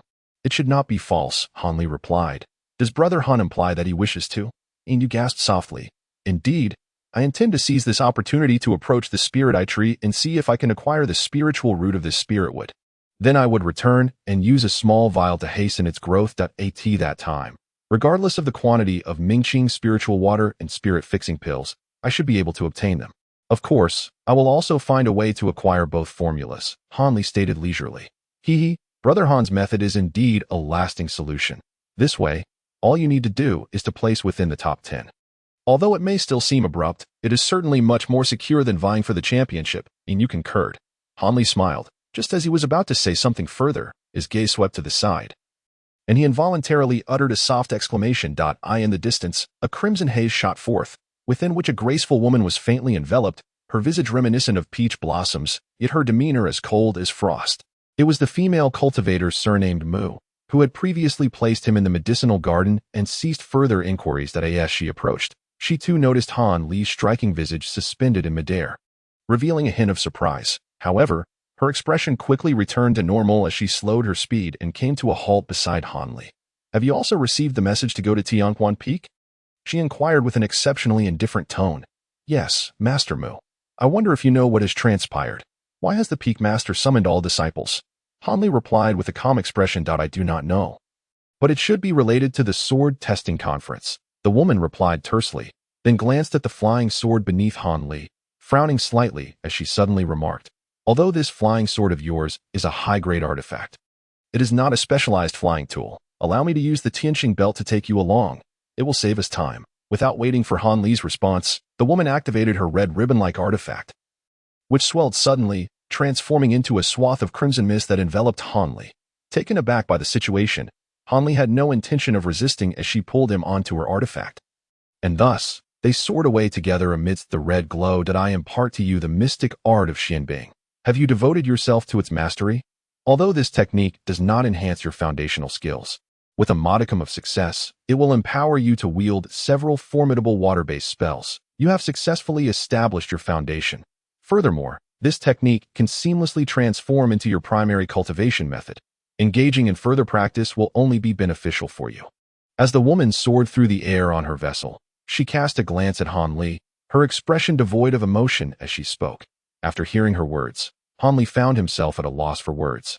Merely stating that he had practiced it to a slight extent, should she wish to observe, he could effortlessly replicate some water-based techniques given his cultivation level. Fortunately, it appeared that her inquiry was merely casual, as she did not pursue the matter further. Thus, Han Li inhaled the faint, ethereal fragrance emanating from her as she led him toward Tianquan Peak. The silver moon recognized that now was not the time for conversation with Han Li. Ever since the arrival of the woman with the surname Mu, it had fallen silent within Han Li's mind. Just as the two were nearing Tianquan Peak, Han Li, standing behind the woman, felt a shift in his expression and glanced skyward. Moments later, a green light streaked down from above, intercepting the escaping brilliance of the woman with the surname Mu, effectively halting their progress. Sister Mu, it has been far too long since we last met. What has kept you occupied of late? I have sent countless messages, yet you have not replied. In Han Li's astonished gaze, the radiant light coalesced into a cultivator with pointed ears and a sharp visage. Appearing to be in his 30s, this was none other than the individual who had previously obstructed Han Li and other newly admitted disciples, seeking to recruit them as laborers. Upon seeing him, the coldly beautiful woman's expression shifted slightly, but she quickly adopted a frosty demeanor and retorted, "You, with the surname Yin, I am here on the orders of the Peak Master to gather at the mountain. Do you dare to impede me? Sister Mu, you are being overly dramatic. How could I possibly do such a thing? I merely wish to inquire whether you have received any correspondence from your esteemed father. You see, the elders of our two families have consented to our union. Should we not discuss the date?" The cultivator with the surname Yin said with a mischievous grin, his gaze greedily appraising the woman's voluptuous figure and striking beauty. However, when his eyes fell upon Han Li behind her, he paused momentarily, a flicker of coldness flashing across his countenance. The woman with the surname Mu seemed to perceive his ulterior motives, and a glimmer of disdain flickered in her beautiful eyes as she coldly admonished, "What are you thinking? This is Han Shidi, entrusted to me by my master for guidance and instruction. Our affairs are of no concern to him. As for the agreement made by our clans regarding your marriage proposal, as a mere junior of the clan, I cannot oppose the wishes of the elders. However, when I choose to engage in dual cultivation with you is entirely my decision, until your cultivation matches mine. Do not even dream of laying a finger on me." Clearly, this woman harbored a profound aversion towards him, offering no hint of cordiality. Upon hearing her words, the expression of the cultivator with the surname Yin fluctuated between red and white. Yet, just as he opened his mouth to speak again, the woman with the surname Mu, already exasperated, furrowed her brows and, with a delicate huff, summoned her spiritual energy to activate her magical artifact. After the brilliant flash of red light, Han Li swiftly darted past the top of the head of the cultivator surnamed Yin. The Yin cultivator, in a state of urgency, initially intended to rise and pursue, but after a moment's contemplation, he remained rooted in place, an expression of reluctant discontent etched upon his face. Han Li glanced back at this individual and discerned an expression of profound resentment upon his countenance. "Master Mu, does this individual hold a marriage agreement with you?" Han Li inquired with a hint of peculiarity after a moment's hesitation. The Yin cultivator was merely at the initial stage of foundation establishment, while the woman surnamed Mu was already in the mid-stage of the same realm. Their appearances were starkly different. It was hard to fathom why her family would permit her to engage in dual cultivation with him. Han Li's mind was filled with doubt. Although he felt a twinge of curiosity, his original intention was not to broach the subject. The woman's face was marked by visible anger, and to inquire further would only invite embarrassment. However, it seemed that to feign ignorance about the matter was equally inappropriate. Thus, despite the possibility of receiving a cold glare or even a reprimand from the woman, he steeled himself and posed the question. It would be best for you, Junior, not to pry into my affairs. As Hanli had anticipated, his words elicited an icy glare from her, and she responded with an emotionless tone. Consequently, embarrassment painted Hanli's face, and he promptly fell silent. Simultaneously, he faintly heard a soft chuckle from Inu in his mind, though it quickly faded into silence. They were already quite near Tianquan Peak, and shortly thereafter, the woman surnamed Mu led Han Li to a vast platform situated halfway up the mountain. Upon this platform stood a sizable hall, exuding an ancient charm, adorned with a large silver plaque inscribed with the words Shishin Halt At this moment. The grand hall's enormous black wooden doors were firmly shut. This was the gathering place for the disciples of Tianquan Peak to convene and discuss matters. Outside Shishin Hall, a multitude of male and female disciples, numbering around 500 to 600, stood in dense clusters. They were engaged in hushed conversations, exchanging whispers or speculating quietly. However, all present were merely chi-refining disciples. No foundation establishment cultivators were visible among them. The coldly beautiful woman performed a graceful spiral and landed before the hall's entrance. Instantly, all nearby disciples bowed respectfully and greeted her. With a simple wave of her hand, she proceeded towards the hall without a moment's hesitation. Employing some unknown technique, she gently tapped the door, causing it to part slightly. Without exhibiting any signs of discomfort, she entered, and the door closed once more behind her. As Han Li observed her vanishing figure, he shook his head and was about to blend into the crowd when he noticed that many nearby disciples were casting astonished glances in his direction. Some of those standing at a distance even pointed and whispered among themselves. Chapter 618. Du Dong. In the audience, Han Li stroked his chin, sweeping his consciousness across the gathering. Who is this person? Such an unfamiliar face. Could they be a new disciple? How could Master Mu arrive with this individual? Surely, they must be relatives. How strange that Master Mu, who never travels with male cultivators, would come here alongside him. A cascade of questions and envious murmurs reached Han Li's ears with startling clarity. Han Li maintained a calm demeanor on his face, yet inwardly he let out a silent sigh. After taking a few steps away from the palace doors, he melded into the throng of people. Even so, Han Li could still feel numerous gazes scrutinizing him incessantly. Junior brother Han, I never expected that after our parting, we would meet again only now. At that moment, a seemingly boisterous voice suddenly echoed from behind him. Startled, Han Li turned to glance back, and there stood a burly man known as Du Dong. A few paces away, greeting him with a broad smile. A flicker of peculiarity crossed Han Li's eyes before a courteous smile graced his face as he cupped his fist in salute, saying, it is brother Du. I trust you have been well under the care of Master Jiang. The Master Jiang Han Li mentioned was the white-haired elder who had taken Du Dong away on that day. Very well, indeed, the burly man replied with a hearty chuckle, appearing exceedingly simple-minded. Internally, Han Li scoffed, but outwardly he engaged in a conversation about their respective experiences since their last encounter. From Du Dong's words, it seemed that the white-haired elder regarded him as exceptionally talented in talisman crafting, with intentions to cultivate him further. As Du Dong spoke, his face lit up with joy, almost as if he were brimming with excitement. Listening to this, Han Li felt a twinge of sympathy for the white-haired elder. Why choose to nurture this man with ulterior motives? It was likely that he would soon find himself entangled in trouble because of him. With this thought in mind, Han Li saw no need to caution the elder and continued to converse with the burly man. Just then, Du Dong's expression shifted to one of mystery as he said to Han Li, Junior brother Han, do you know, the esteemed Mu Shu, who is specifically responsible for guiding you, is the most beautiful woman of Tianquan Peak, and indeed ranks among the top 3 in the entire Luoyan sect. Now that you have arrived alongside Mu Shu, it is bound to cause quite a stir. Not perhaps, but it has already done so. Han Li replied with a wry smile, casting a glance around before helplessly adding, however, Junior brother and Mu Shu arrived together. Has she mentioned anything regarding this gathering? Du Dong's tone shifted, seemingly casual in his inquiry. That no, she hasn't. Has brother Du perhaps heard any news? Do share it with me. Han Li's expression remained unchanged, yet a smile that was both ambiguous and meaningful flickered in his gaze as he studied Du Dong. The burly man's previously simple smile faltered under Han Li's scrutiny, and he suddenly felt as though his secrets had been laid bare before the other. A wave of trepidation washed over him. However, as Han Li turned away to look in another direction, that sensation vanished without a trace, as if it were merely an illusion, leaving Du Dong in a state of bewilderment. Consequently, the burly man subtly hesitated to remain in Han Li's company, mustering a strained smile as he exchanged a few more words before departing towards another familiar cultivator from Tianquan Peak. Watching his retreating figure, A hint of derision flitted across Han Li's face, just as a voice echoed in his mind. Brother Han, were you intentionally trying to intimidate him? Are you not concerned that he might harbor doubts about you in the future, potentially leading to your detriment? This person's identity is ambiguous, and his presence within the Luoyun sect surely bodes ill that I am reluctant to engage further with him, even encouraging him to distance himself from me. Which would be for the better. In the event that a serious issue were to arise, it would spare me from being implicated as for any suspicions that may arise. What of it? He harbors his own ulterior motives.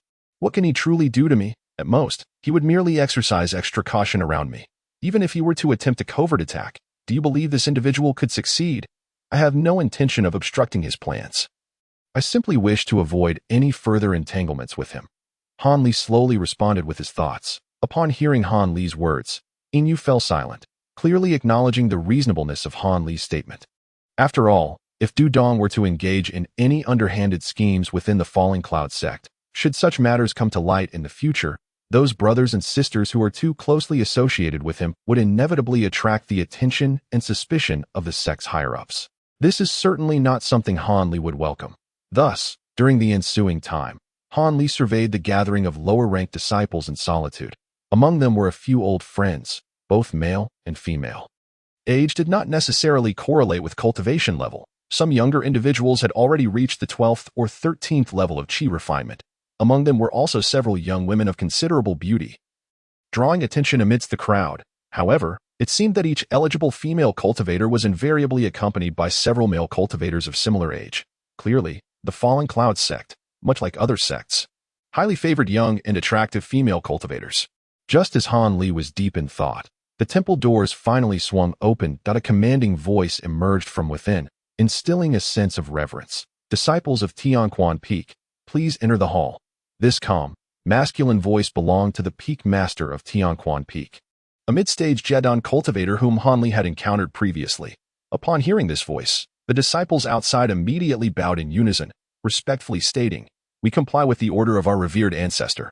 They then promptly filed in 2 by 2. As Han Li entered last, he naturally found himself following Du Dong into the Xixin Hall. The vast interior of the hall spanned an impressive 300 to 400 zhang, aside from the dozens of towering columns. There were only 2 chairs positioned at the forefront. One was placed directly in the center while the other was slightly off to the side.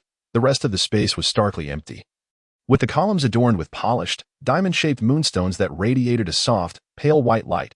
Seated upon the 2 chairs were 2 cultivators. One was a refined gentleman clad in white, while the other was a gray-clad elder with disheveled hair and a somewhat menacing visage.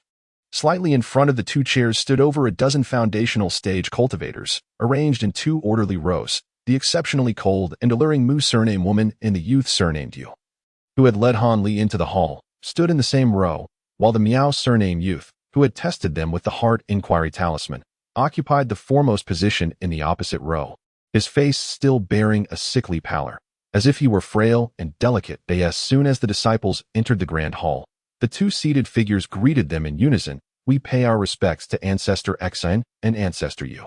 "Enough, rise," the middle-aged man seated at the center said with a smile, waving his hand to allow the disciples to stand. The lower-ranked disciples respectfully divided into 2 rows along the sides of the hall, with Han Li and Du Dong positioned near the entrance. Han Li used his spiritual sense to scan the fearsome-looking elder, only to discover that he was merely a beginner-stage Jedon cultivator. This is the renowned Vice Peak Master, Yu Shu, whom I have long heard of but never had the pleasure to meet. Han Li cast a fleeting glance before withdrawing his consciousness, no longer preoccupied with the figure. At this moment, the Peak Master, a cultivator with the surname Xin, began to speak slowly. "I have gathered everyone here today for a purpose, and I trust some of you have already surmised the matter at hand. Indeed, our sect has recently received an official communique from the Ancient Sword Sect. The Sword Trial Conference is set to commence in 6 months' time, given that the last event was held at our sect. This time, the venue will be at the Baijiao Courtyard, where we will compete alongside the disciples of the Ancient Sword Sect at the Yunmeng West Ridge. However, as per customary practice, only 30 participants from each of the 3 sects may compete, with the top 10 ultimately receiving significant rewards. Thus, we must first conduct internal selections within the Fallen Cloud sect before finalizing our representatives." The middle-aged man stated this with composure, pausing slightly before continuing. "Of these, 6 slots will be directly designated by each of the 6 Peak Masters, allowing one disciple to participate without contest. The remaining 24 slots will be filled through a competitive selection among eligible disciples from each peak. The victorious disciples will then receive personal guidance from the elders during the remaining time. Yesterday, the peak masters and I conferred with the sect leader, and the internal competition is scheduled for 1 month from now. Before we proceed, I would like to remind those disciples who may be unfamiliar with the Sword Trial Conference. Any disciple over the age of 30 or who has not yet reached the 10th level of Qi refinement is prohibited from participating. There are no other restrictions. Now, I will give everyone a moment to reflect. Those who believe they meet the qualifications and wish to compete may step forward. I have a few more words to convey. By the way, the disciple exempt from competition and allowed to participate directly has been jointly designated as Mu Shirshu by me and your Yu Shizu. Very well, Juner. Let us commence the incense offering. As you command, Master, the youth with the surname you promptly replied, hastily retrieving a bronze censer from his storage bag and placing it in the center of the hall. He then inserted a stick of sandalwood incense into it. Igniting it with a flicker of flame, a plume of fragrant smoke began to rise gracefully. Chapter 619. The initial trial within the sect observing the bronze censer and the curling incense smoke in the center of the hall. The disciples within dared not speak out of turn, yet those who felt qualified exchanged glances filled with anticipation. Han brother, will you participate? After the incense had burned for nearly half an hour. Inu, unable to contain her curiosity at Han Li's impassive demeanor, finally inquired quietly. Why not participate? Everyone else seems eager to join. Han Li replied softly through his thoughts, why not participating? I would draw even more attention. Upon hearing this, Inu fell silent. Moments later, as the incense and the censer burned down to nothing, the middle-aged man, who had previously been in a meditative state, opened his eyes. Those who do not meet the criteria or wish to withdraw from the competition may exit the Shishin Hall. As you command, Shizu. Most disciples bowed and gradually exited the hall. Aside from the foundation building cultivators, only 3 or 4 dozen young disciples remained, including Han Li and the burly man. The middle-aged monk surveyed Han Li and the others with a nod of satisfaction and remarked, Excellent. Nearly all disciples who meet the criteria have chosen to remain, and I find this quite gratifying. Even if you do not qualify in this selection process, your attendance will broaden your horizons and allow you to engage in friendly sparring with fellow disciples from other peaks, which will undoubtedly benefit your future cultivation. Now, I shall hand over the floor to your senior brother, who will elucidate the matters of concern regarding the competition that I, along with your esteemed master, have other pressing matters to attend to. So we shall take our leave. Upon concluding his remarks, the monk with the surname Xin rose and departed towards the rear hall, followed silently by the elderly figure in gray. Since the peak master has entrusted this matter to me, I hope all of you will lend me your ears, the youth surnamed Miao, whose face bore the pallor of illness, said as he stepped forward and addressed Han Li and the others in a measured tone. First and foremost, any techniques or artifacts that are excessively lethal or can cause instant death are strictly forbidden during the competition. Violations may result in expulsion from the sect at best, or the loss of one's powers at worst. Furthermore, 15 minutes later, the disciples who had remained in the hall emerged once more, their faces alight with excitement as they soared into the air. Han Li glanced at the retreating figures of his companions, shook his head, and then took flight himself, leaving Tianquan Peak behind. Upon returning to his cave abode with great ease, Han Li commenced preparations for next month's sect competition. His goal was to secure one of the 24 available spots while simultaneously concealing the full extent of his capabilities. Thus, he resolved to rely on talismans and several artifacts he had not employed for many years. As for the top-tier artifacts, it goes without saying that he had amassed quite a collection from the fallen core formation practitioners, numbering over a dozen. However, to avoid drawing attention, he could only afford to select a few with great care. For the sect competition, he did not intend to utilize all his artifacts, but instead began crafting a substantial quantity of low to mid-tier talismans, preparing to rely on these to decisively overwhelm his lower-tier adversaries. Yet, this alone would not suffice. Han Li also took the time to revisit the Ning Yin Ju, a technique he had obtained years ago from an elderly Taoist at the Xian Palace of Yu Country. While this method held little value against higher-tier practitioners, it proved remarkably effective against those at the Qi refining and foundation establishment stages, serving as an excellent means of distraction. Indeed, Han Li had possessed this technique for many years and had gleaned significant insights from it back then. However, with his current cultivation at the late stage of core formation, the technique seemed rather trivial in comparison. Thus, in just a matter of days, he completely mastered the art of manipulating flames, surpassing the nuances recorded in the Ning Yanqiu. In the days that followed, Hanli devoted himself wholeheartedly to the crafting of various talismans. During this period, his golden and silver devouring insects began to consume one another.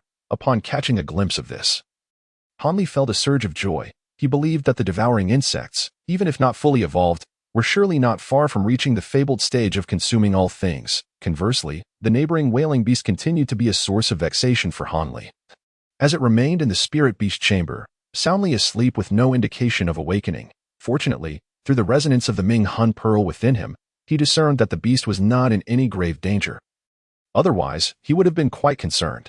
After all, the evolution of this fearsome beast has taken an exceedingly long time. A month later, beneath the main peak of the Fallen Cloud sect, an unusual bustle ensued. Numerous cultivators gathered towards this mountain, many of whom, although not participating in the competition, came in droves simply to witness the spectacle, numbering in the thousands. Nearly all cultivators without official duties arrived to observe this contest. After all, even if they did not engage directly, watching the conflicts and techniques of other cultivators was a splendid opportunity to broaden their horizons and would yield considerable benefits. The sword trial conference took place in a vast open space at the foot of the mountain. There, 3 large formations, each over 100 zhang in width, were established, rising to form a gigantic semicircular light shield, allowing the disciples to duel within while preventing any harm to the spectators. The judges were 3 high-ranking cultivators at the late foundation establishment stage, ensuring that the participants would not lose control and cause fatalities. Now, the selection competition had entered its 3rd day. The matches of the previous 2 days had already led to the disheartening defeat of several disciples. It is worth mentioning that Tianhuan Peak had 3 or 4 dozen disciples participating in the selection, which was indeed not a large number. In stark contrast, the Fire Cloud Peak boasted a staggering 100 participants in this competition. Comparatively, Hanli's Tianhuan Peak appeared somewhat insignificant. Nonetheless, the total number of disciples participating in the competition reached 400 to 500, even though the matches were held simultaneously across 3 venues. It would still take several days to progress through a single round. Among these disciples, those at the foundation establishment stage were exceedingly rare, with only 3 or 4 in attendance. They were exempt from the initial matches and would only confront the victorious Qi refinement disciples in the final round, with victory granting them selection. After all, even if these few individuals were not among the 7 directly appointed for selection, their ability to establish a foundation before the age of 30 marked them as exceptionally gifted prodigies. At this moment, Hanli stood quietly amidst several participating disciples from Tianhuan Peak, observing a duel between a Tianhuan Peak cultivator and one from the White Phoenix Peak within the enormous light shield. The White Phoenix Peak is regarded as a relatively unique entity among the 6 Marvel Peaks. Not only do both peak masters belong to the core formation stage and are female cultivators, but the disciples under them are predominantly women. However, as a result, the disciples from this peak have always been fewer in number within the 6 Marvel Peaks. This time, only a handful of young female cultivators, scarcely numbering over 10, had come to participate in the competition. Currently, the Tianhuan Peak disciple battling against the female cultivator from White Phoenix Peak was a man with an appearance that seemed mature, though he was actually around 27 or 28 years old, bearing the surname Yuan. Although he was an outer disciple, he hailed from a prestigious and influential family of cultivators in the Creek Kingdom. Thus, the high-grade magical artifact he wielded, the white gold spear, displayed considerable power, forcing the relatively attractive young female cultivator opposite him to retreat step by step, victory seemingly within reach. The Tianhuan Peak cultivators standing beside Han Li were evidently friends of this disciple, their faces alight with excitement as they eagerly discussed the unfolding duel. However, just as the Yuan surname cultivator transformed the white gold spear into a streak of white light, striking down fiercely, the opposing female cultivator raised an elegant eyebrow and, with a single hand gesture, released a surge of azure light that intercepted the descending white arc. Subsequently, her figure flickered and vanished from sight in an instant. Upon witnessing this, the monk bearing the surname Yuan immediately changed countenance, hastily forming a hand sign, intent on employing a divination spell to compel the woman to reveal herself. Suddenly, a billowing red mist erupted from behind him, enveloping him entirely. With a resounding thud, the disciple from Tianhuan Peak fell to the ground. Jin Rong of Baifeng Peak emerged victorious. The tall, emaciated cultivator presiding over the contest from the heights promptly announced, "This esteemed female cultivator, Jean Rong. Upon hearing these words, Jean Rong respectfully inclined her body towards the sky. She then retrieved a small vial from her storage bag, gently wafting it beneath the nose of the unconscious Yuan. It was only then that Yuan slowly regained consciousness. As he comprehended the events that had transpired, his face flushed crimson as he exited the competition arena. Meanwhile, Jean Rong, with a hint of pride, also soared out of the magical formation, whereupon she was quickly surrounded by several female cultivators, chattering animatedly. This spectacle drew the attention of nearby male cultivators, who gazed at them with great interest. In the next match, Han Li from Tianquan Peak faced off against the gaunt cultivator Sun Tong from Huayun Peak. With an impassive expression, Han Li uttered his words into the air above the protective barrier. Though his voice was soft, it resonated clearly among the surrounding cultivators. Upon hearing this, Han Li smiled as he stepped out of the crowd and leisurely entered the formation. No sooner had he stepped inside than a strikingly handsome young man clad in white entered from one side. His arrival instantly stirred a commotion among the nearby onlookers. Chapter 620. A sledgehammer to crack a nut. This is the junior disciple Sun, who has only recently entered the sect. It is said he possesses the heavenly Yang fire vein. I wonder if it is true. Isn't the Sun family a renowned sect in Arshigua? Surely he possesses numerous formidable magical artifacts. And who is this Han? I've never seen him before. Perhaps he has only joined in recent years. This Han Li fellow has unwittingly encountered such a formidable opponent, even before the duel commenced. A torrent of discussions, despite the barrier, reached Han Li's ears with crystalline clarity. Heavenly Yang fire vein. Han Li's expression subtly shifted, and he regarded his opponent with newfound interest, apart from his striking appearance. The young man's cultivation was respectable, estimated at the 12th level of the Qi refinement stage. The white-clad youth, noticing Han Li's unremarkable looks and his cultivation at only the 10th level of Qi refinement, briefly flashed a look of disdain, yet maintained a facade of courtesy, bowing to Han Li in response. Han Li smirked slightly, harboring a cold chuckle within, and casually returned the gesture. The white-clad youth's face betrayed a flicker of irritation at this. At that moment, the gaunt cultivator above declared, "The contest begins." Upon hearing these words, a stern expression surfaced on the white-clad youth's face. He promptly formed a hand sign, and in an instant his body was enveloped in an incandescent glow. A radiant layer of heat surrounding him. He then raised his hand, and with a flourish of his 5 fingers, a red orb, the size of an egg, floated into the air. Incantations flowed from his lips as he prepared to unleash this magical artifact upon Han Li. Observing this somewhat familiar style of combat, Han Li could not help but feel a sense of exasperation. At that moment, a chorus of gasps erupted from the spectators outside. Look, Sun Shidi truly lives up to the reputation of the Tianyang fire vein, effortlessly unleashing a fire attribute shield without the use of talismans. What is this? The orb in his hand appears to be the renowned Huolongzhu of the Sun family. It seems the opponent is destined to lose. Perhaps the outcome will be decided in the blink of an eye. Han Li's expression remained unchanged, a fleeting hint of derision flickering in his heart. Unperturbed, he casually extended his hand and retrieved a thick stack of talismans from his storage pouch. Numbering at least 30 or 40, he raised his gaze to observe his opponent, the young man in white, who was wholly engrossed in activating his magical artifact, paying no heed to Han Li's actions.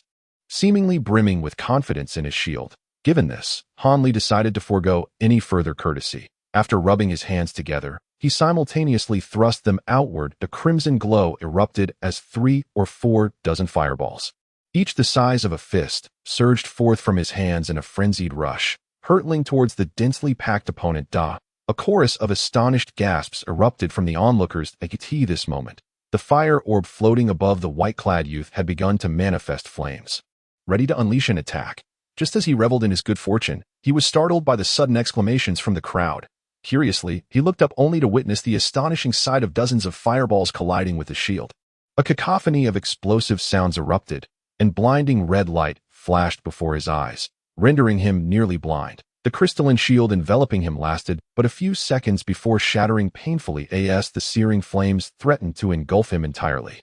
This prodigy of the Tianyang fire vein, despite having been meticulously nurtured by his family's elders since childhood, had never truly faced such a life-and-death scenario. His complexion turned pale as he exclaimed in terror, instinctively attempting to flee.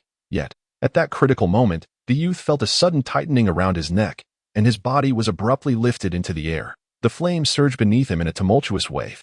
As he turned back in a daze, he found that the emaciated cultivator had gripped him firmly by the collar.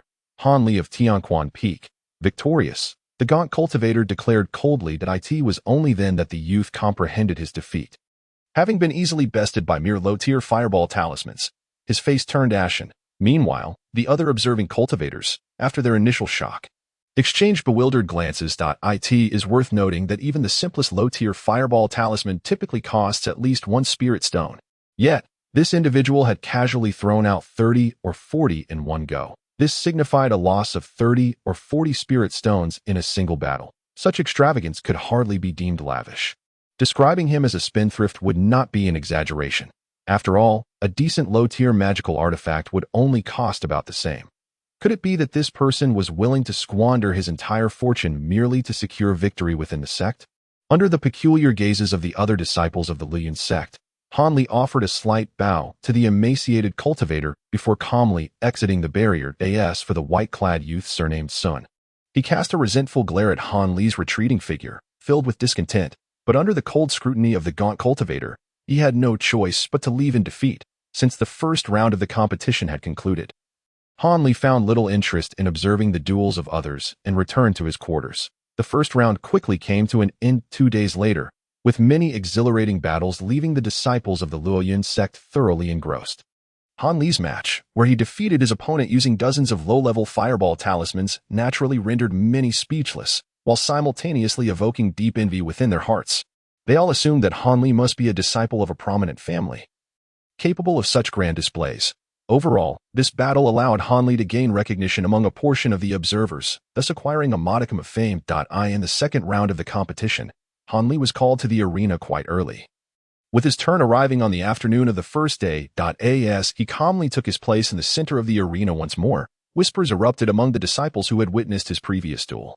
This fellow from Tianquan Peak, just 2 days ago, threw out dozens of talismans to defeat his opponent. Is that for real? He seems so unremarkable. Does he not feel any remorse? It appears that our Shi state does not possess any prominent cultivation families with the surname Han. Could he be an outsider who joined our sect? Listening to these murmurs, Han Li maintained a composed demeanor, his eyes narrowing slightly as he assessed his current opponent, a youthful disciple appearing to be around 17 or 18 years of age. Clad in a neat azure robe, he carried little more than a storage pouch at his waist. His youthful face bore a grave expression as he gazed intently at Han Li, indicating that the discussions of the onlookers had also reached his ears. Observing the seemingly fresh-faced opponent who had only recently transitioned from youth, Han Li furrowed his brow slightly. However, at the sound of the cold starting signal, he promptly reached into his storage pouch. Simultaneously, the young disciple on the opposite side swiftly raised both hands, a flash of white light revealing 2 gleaming ice spikes hurtling toward Han Li. Almost instantly, a green glow enveloped him as he propelled himself forward like the wind, aiming to close the distance to Han Li. This individual, emulating Han Li's earlier strategy, unleashed 2 ice spike talismans to catch Han Li off guard, and then cast a lightness spell upon himself to dash directly towards him. Taken aback, Han Li couldn't help but chuckle. With an unhurried motion, he evaded the 2 ice spikes that whizzed past him as he observed the joy blossoming on his opponent's face as he closed in. Han Li raised his hand, a yellow radiance emanating from his palm. Yet, before the object in his hand could unfurl, Han Li's form blurred and he executed the smoke step, vanishing from sight. In that moment, the young disciple found himself grasping at thin air, astonished as the yellow glow in his hand dimmed, revealing a silken net-like artifact. Before he could scour his surroundings for Han Li's whereabouts, he suddenly felt a sharp pain at the back of his head, followed by an abrupt darkness enveloping his vision. He collapsed to the ground, rendered unconscious. Tianquan Peak's Han Li emerges victorious, declared the emaciated cultivator, a flicker of surprise passing through his eyes before he calmly announced the outcome. Just moments ago, Han Li had appeared behind his opponent, delivering a gentle yet decisive blow that rendered the young disciple unconscious on the arena floor. At that moment, several cultivators hurriedly entered the scene from outside. After a brief examination of the unconscious young disciple, they nodded slightly to the emaciated elder in midair, indicating that there were no serious injuries, and then proceeded to carry the individual out of the venue. Naturally, this incited another wave of commotion outside. Did you see that? What kind of spell did this disciple from Tianquan Peak employ to appear behind his opponent in an instant? It is truly astonishing. Fool, this is not a spell at all. It is evidently a technique from the secular world. However, I have never witnessed such remarkable skill. Some of the more experienced disciples of Luoyuan's sect recognize the origin of Han Li's movement technique. Chapter 621. The discussion in the pavilion on the 13th day of the internal competition of Luoyuan's sect. Within a certain pavilion halfway up the main peak, 7 or 8 golden core cultivators were gathered. Deep in discussion. Among them were the 2 peak masters of Tianhuan Peak, a middle-aged man with the surname Xin and a gaunt, grim-faced elder in gray. The remaining individuals also exuded an air of exceptional prowess. Is there truly no one among you, esteemed junior brothers, willing to take the lead this time? Inquired a blue-robed elder with flowing white beard and a face lined with wrinkles, his brow slightly furrowed. Humph, Brother Feng, although it is called a joint competition of the 3 sects, we invariably return home defeated, allowing the ancient sword sect to bask in glory. I can only imagine at this time. The leader from the ancient sword sect will be that sharp-tongued fellow, Jiang Yun. I have no desire to suffer undue humiliation, replied a seemingly languid middle-aged man, sporting a pair of small mustaches on his lips. With an air of indifference. Indeed, I have also heard that a few years ago, the ancient sword sect acquired a disciple with the 9-spirit sword body. It is certain he will be showcased at this tournament. What chance do we have in comparison? While we do have disciples with unique physiques, they cannot hold a candle to theirs. Moreover, I have heard that Baijiao Academy has recently accepted a direct descendant of the Shangwan family, who, while still in the Qi refinement stage, has already defeated his elders using his self-crafted magical artifacts. It may prove quite challenging to contend with him, remarked another elder, whose complexion was ashen, shaking his head in agreement. The white-bearded elder's expression darkened upon hearing this. My dear junior brothers, while your points are indeed valid, the sword trial has become a display of force from the ancient sword sect towards our 2 sects. But what can we do? Their strength surpasses ours. If our sect does not send disciples to participate, we might not even secure a quarter of the pure essence. Furthermore, this could easily incite animosity from the ancient sword sect towards us, which would be detrimental to our sect's long-term development on Yunming Mountain. After all, there are not just 1 or 2 sects eyeing our Luoyuan sect with envy. We cannot afford to let them seize the opportunity. The white-bearded elder spoke gravely. Since Brother Feng has expressed such sentiments, I shall take on the role of leader, declared the red-clad elder with a square face. Seated opposite the white-bearded elder, it has been quite some time since I last met with Elder Changzhang of Baijiao Academy. It would be nice to catch up, Brother Duan. As the master of Huiyan Peak, you oversee a multitude of disciples. It may not be prudent for you to depart so readily, cautioned another. The elderly man with a white beard hesitated upon hearing the words of the newcomer. It is of no concern. The Fire Cloud Peak still has junior brotherly remaining. Nothing untoward will occur. Moreover, we are not departing from Yunming Mountain, merely traversing from the eastern vein to the western vein, which is merely a day's journey. The elder in the red robe replied non-committally. Upon hearing this, the white-bearded elder ceased his insistence, nodding in agreement as his gaze swept across the faces of the others. It ultimately settled on the somewhat grim-faced elder in gray, and he inquired slowly, Junior brother you, I am aware that you do not hold much sway at Tianhuan Peak. Might you assist junior brother Duan on this occasion? Junior brother Xin, I trust you have no objections. The last remark of the white-bearded elder was directed towards the middle-aged man surnamed Xin. Of course, there is no issue. As long as junior brother you is willing.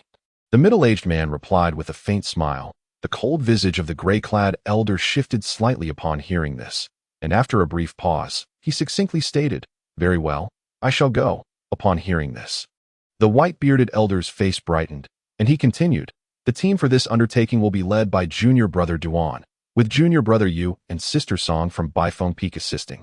Once today's final round of competition concludes, you shall gather these 30 disciples and provide them with guidance. Perhaps this time at the conference, we may yet have a chance. After all, among our group of disciples, there are several formidable candidates who might contend with the likes of Gujiamin and Baikyo Yuan. Sister Song is also participating in the conference. I was unaware of this. If that is the case, I shall make the journey on behalf of junior brother Yu. A cultivator who had been lurking in the corner of the room, wearing a shrewd expression, exclaimed in astonishment.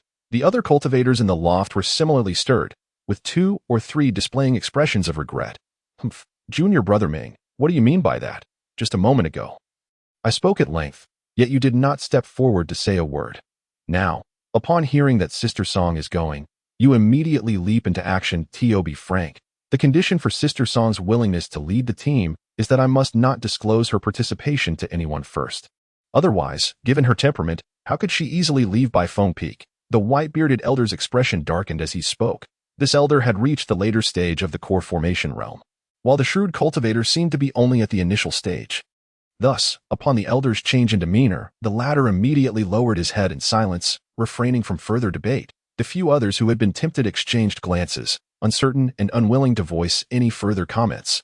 At that moment, footsteps suddenly echoed from outside, followed by a man's voice calling out, "Master, esteemed uncles, the final round of competition has concluded, and 3 Foundation Establishment disciples along with 21 Chi refining cultivators have been selected. I have brought the list. Since they are ready, let them in. Moreover, let the esteemed uncles have a look as well," the white-bearded elder responded, his expression softening. At once.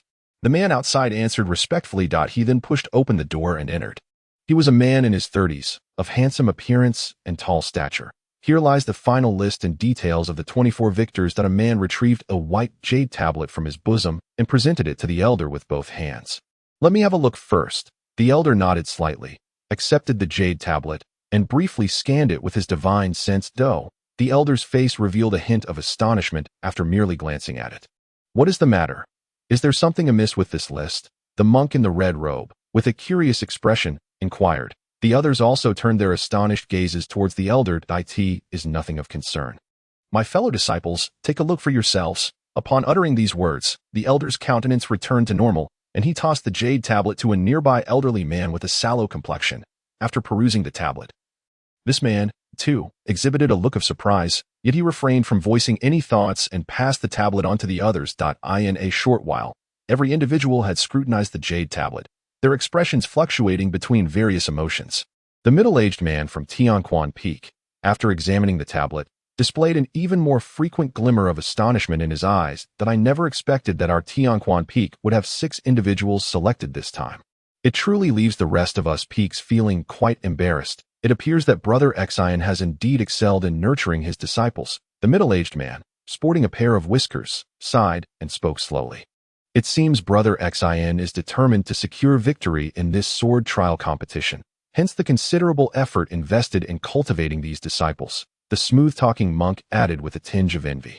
For his own hidden sword peak had only 3 disciples selected, resulting in a significant loss of face. No, absolutely not. The number of selections from our Tianquan Peak is beyond my expectations. However, it is perplexing that among them, there are 2 disciples at the 10th level of the Qi refinement stage. If I recall correctly, the names Hanli and Du Dong suggest that they have only recently begun their journey.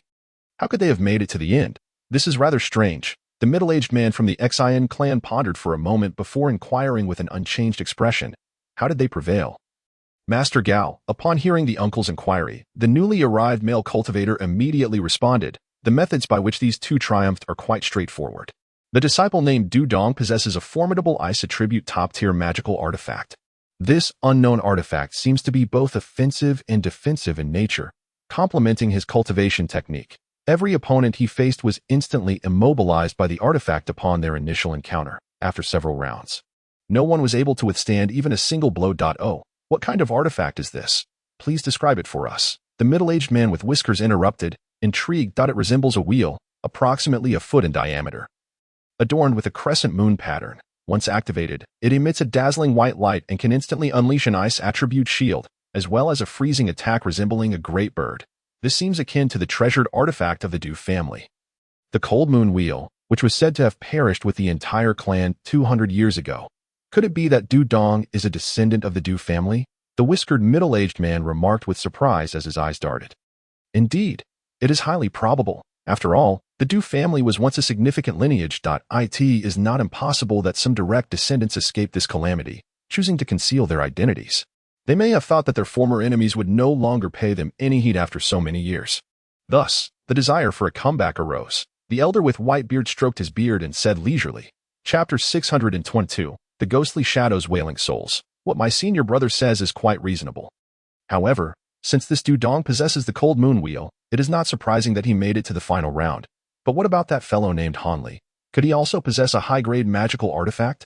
The middle-aged man with a mustache inquired further. "That is not the case.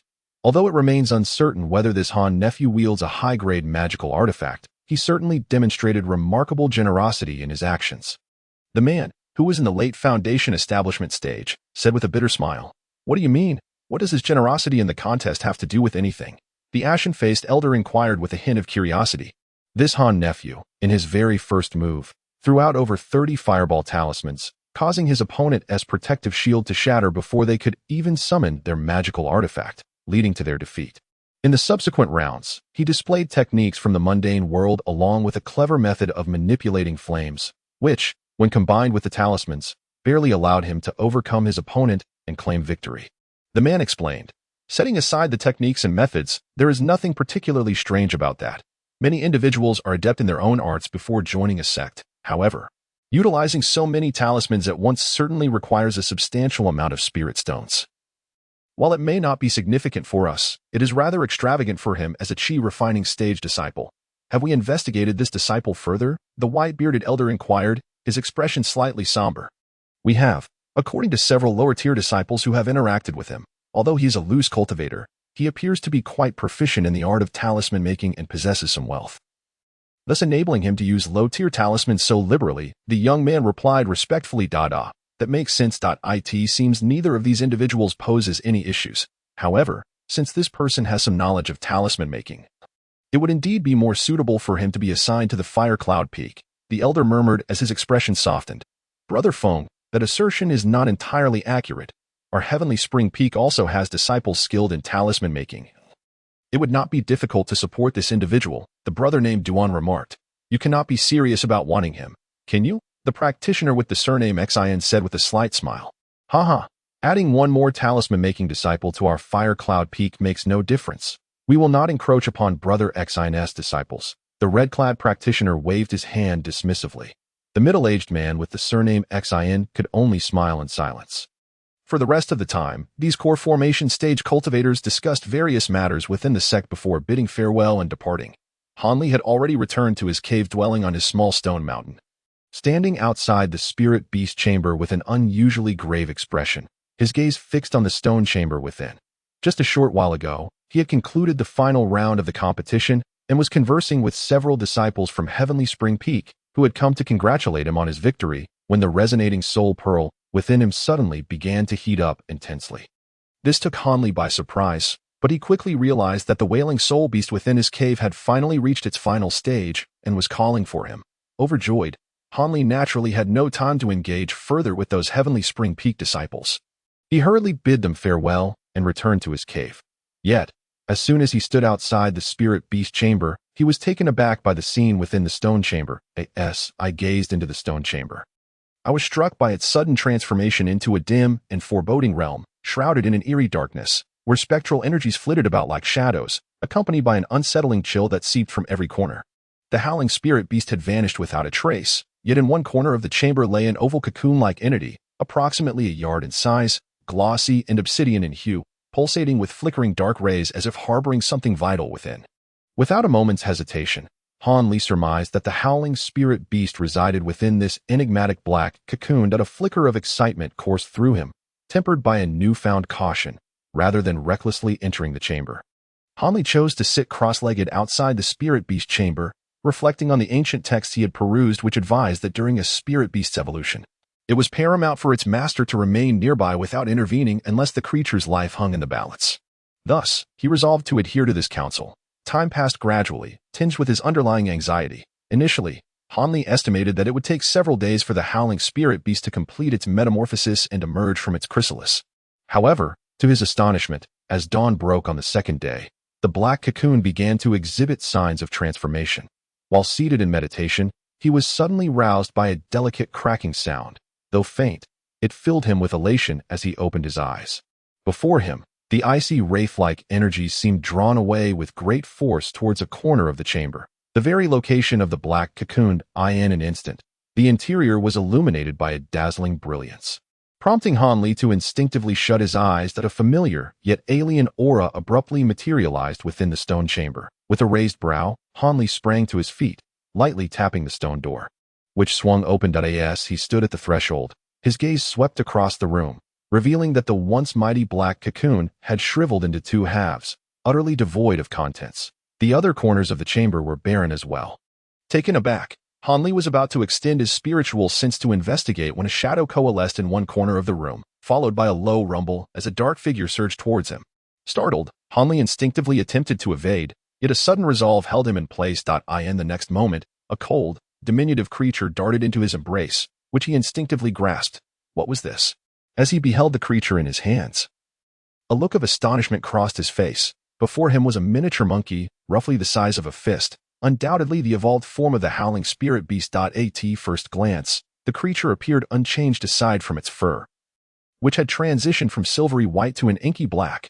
However, upon closer inspection, Han Li discerned two subtle differences from its previous form. Below the large nostrils of the howling spirit beast, a small cavity had emerged between its nostrils, a detail that would easily escape the notice of the unwary observer. The soul-crying beast possesses a unique ability to counter the malicious spirits, consistently relying on the soul-devouring light emitted from its nostrils. One cannot help but wonder if the addition of another nostril would somehow enhance this ferocious creature's prowess. Han Li found himself in a state of bemusement, yet he held a flicker of hope for it. Another peculiar aspect of the soul-crying beast was the ominous blood-red ghostly pattern that had mysteriously appeared on its back, resembling a spectral figure. Within this pattern, the malevolent ghost bore a single horn and 3 eyes. Though faint, it was vividly lifelike, instilling an immediate sense of dread and intimidation upon gazing at it. Silver Moon, too, was astonished by the transformation of the soul-crying beast, though she offered no valuable insights. Due to the refinement of the crying soul pearl, the creature exhibited a marked affection towards Han Li, incessantly rubbing its fluffy little head against the fabric of his robe, supporting the small ebony monkey with one hand. Han Li felt an inexplicable connection, sensing its emotions, which elicited a gentle smile from him. Intrigued, he engaged in playful antics with the beast until it began to yawn, signaling its weariness, prompting him to carefully stow it away in his spirit beast pouch. After departing from the spirit beast chamber, Han Li took a moment to glance into the adjacent insect chamber, where only a scant few dozen of the gold and silver-hued devouring insects remained, having nearly consumed one another and now preparing to lay eggs. Observing the beetles, which appeared significantly larger than before, a trace of satisfaction graced his visage before he exited the insect chamber and entered the quiet room to commence his routine cultivation, following his victory in the selection trials. The judge who had announced his triumph had informed him that the chosen disciples would be granted one-on-one guidance from several core formation stage cultivators. However, prior to that, they were to engage in solitary arduous training. The guidance from the core formation cultivators would be limited to only a few days, and he would be notified via a sound transmission talisman when his time arrived. Han Li held no particular concerns regarding the instruction from the core formation stage cultivators. After all, when the time came, he could simply attend for a few days. Now, he sat with the spirit-eye jade cradled in his hands, silently cultivating within the secret chamber. Meanwhile, the spirit Silver Moon had also been released, possessing the form of the fox demon and cultivating alongside him in the adjoining space. It was quite remarkable that Silver Moon could engage in cultivation while possessing the fox demon's body. According to her own account, although her spirit's cultivation was at the late core formation stage, the fox demon's body possessed only the cultivation level of a low-tier demon beast, barely having crossed the threshold into the first tier. Thus, while she could unleash astonishing prowess through the demon fox's body, the duration was fleeting, and she would never be able to enhance her spirit's cultivation through training. However, the fox demon's relatively shallow cultivation could gradually improve over time, which would be essential for her future survival. Consequently, after possessing the fox demon's body and consuming some low-tier elixirs provided by Han Li, her cultivation surged at an astonishing pace. Chapter 263. The clear spirit resonance. Time flew by swiftly, and in the interim, Kuei Huan and his companions visited once more, expressing some remorse for having shared the news of Han Li's proficiency in talisman crafting with certain elders of their sect. Hoping he would not take offense, due to prior arrangements to utilize the talismanic arts for cover, Han Li certainly did not take this matter to heart. After offering some soothing words, he promptly sent the few individuals away. As for Tianhuan Peak, unexpectedly, Han Li was selected among the 24 disciples, prompting the strikingly beautiful woman with the surname Mu to visit the medicinal garden, where she elucidated the complexities of the profound ice art for half a day. This left Han Li somewhat astonished and at a loss for words. Besides these two groups, no one else disturbed Han Li's cultivation thereafter. On one particular day, while Han Li was diligently practicing the Qingyuan sword technique in his secluded chamber, he suddenly furrowed his brow, ceased his practice, and rose to his feet. Upon exiting the quiet room and the cave's entrance, he entered the medicinal garden, only to find a flickering flame, transformed from a communication talisman, darting chaotically through the garden's misty restrictions. Observing this, Hanli gently parted the barriers, and with a wave of his hand, the talisman obediently landed in his grasp, morphing into a blazing fire. Moments later, he clasped his fingers together, extinguishing the flame without a trace. By Feng Peak, Song Shizu, wasn't he that the renowned beauty of Luoyun sect, the golden core female cultivator? Could it be that this woman was to offer him guidance? If that were the case, his recent days would not be deemed overly arduous. Hanli murmured to himself, his expression inscrutable. Without further hesitation, he summoned his flying sword artifact and set off towards Baifeng Peak. Baifeng Peak is situated at the easternmost edge of the Luoyun sect, quite distant from the other 5 peaks, exuding a solitary elegance akin to a plum blossom defying the snow. Although this peak is the smallest among the 6 exceptional peaks, it is lush with greenery and abundant with flowers. In terms of scenic beauty, it undoubtedly surpasses the peaks of Tianwan. Before long, Hanli found himself near Baifeng Peak. Due to the predominance of female cultivators on this peak, an unwritten peculiar regulation existed. Any male disciples from other peaks must first announce their presence at the foot of the mountain before gaining entry. Failing to do so could lead to unfortunate entrapment within Baifeng Peak's restrictive barriers. Hanli had no intention of forcing his way in. Instead, he dutifully landed his flying artifact at the mountain's base. At the mountain gate, 3 female cultivators in the Qi refinement stage were engaged in light-hearted conversation.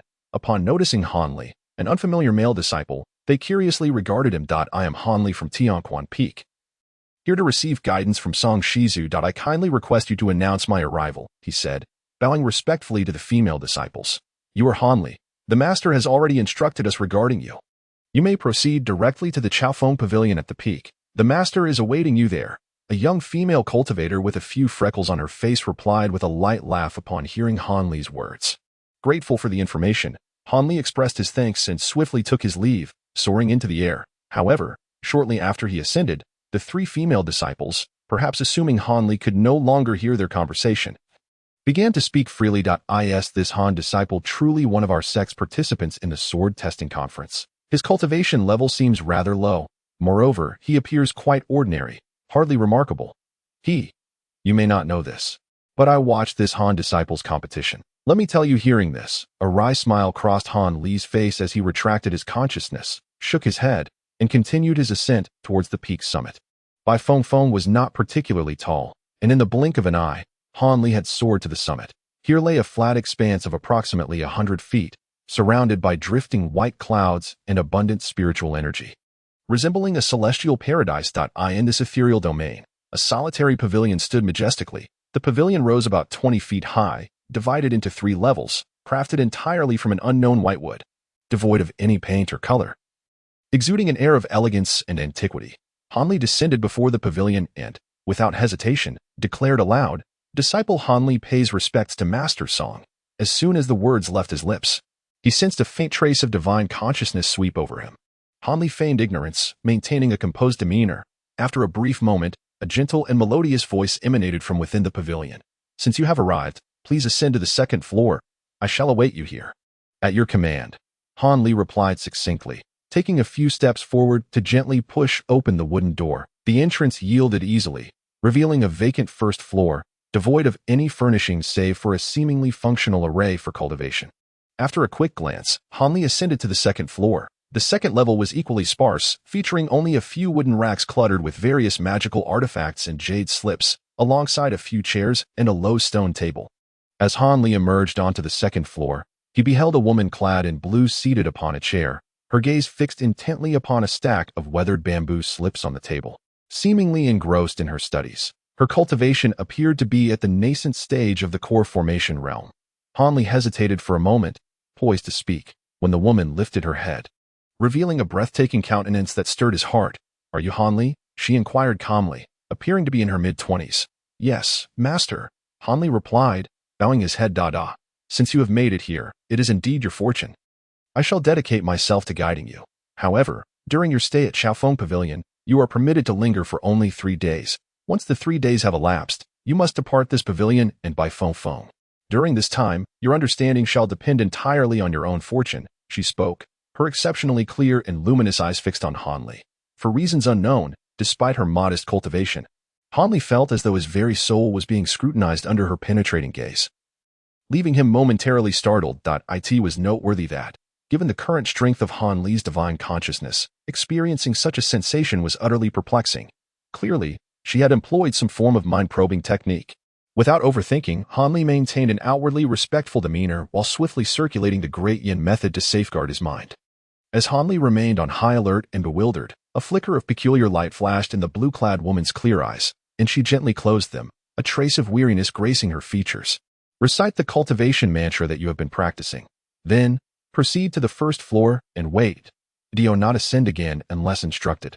Once I have contemplated the matter a bit, I will summon you for a detailed explanation of any confusions or obscure points.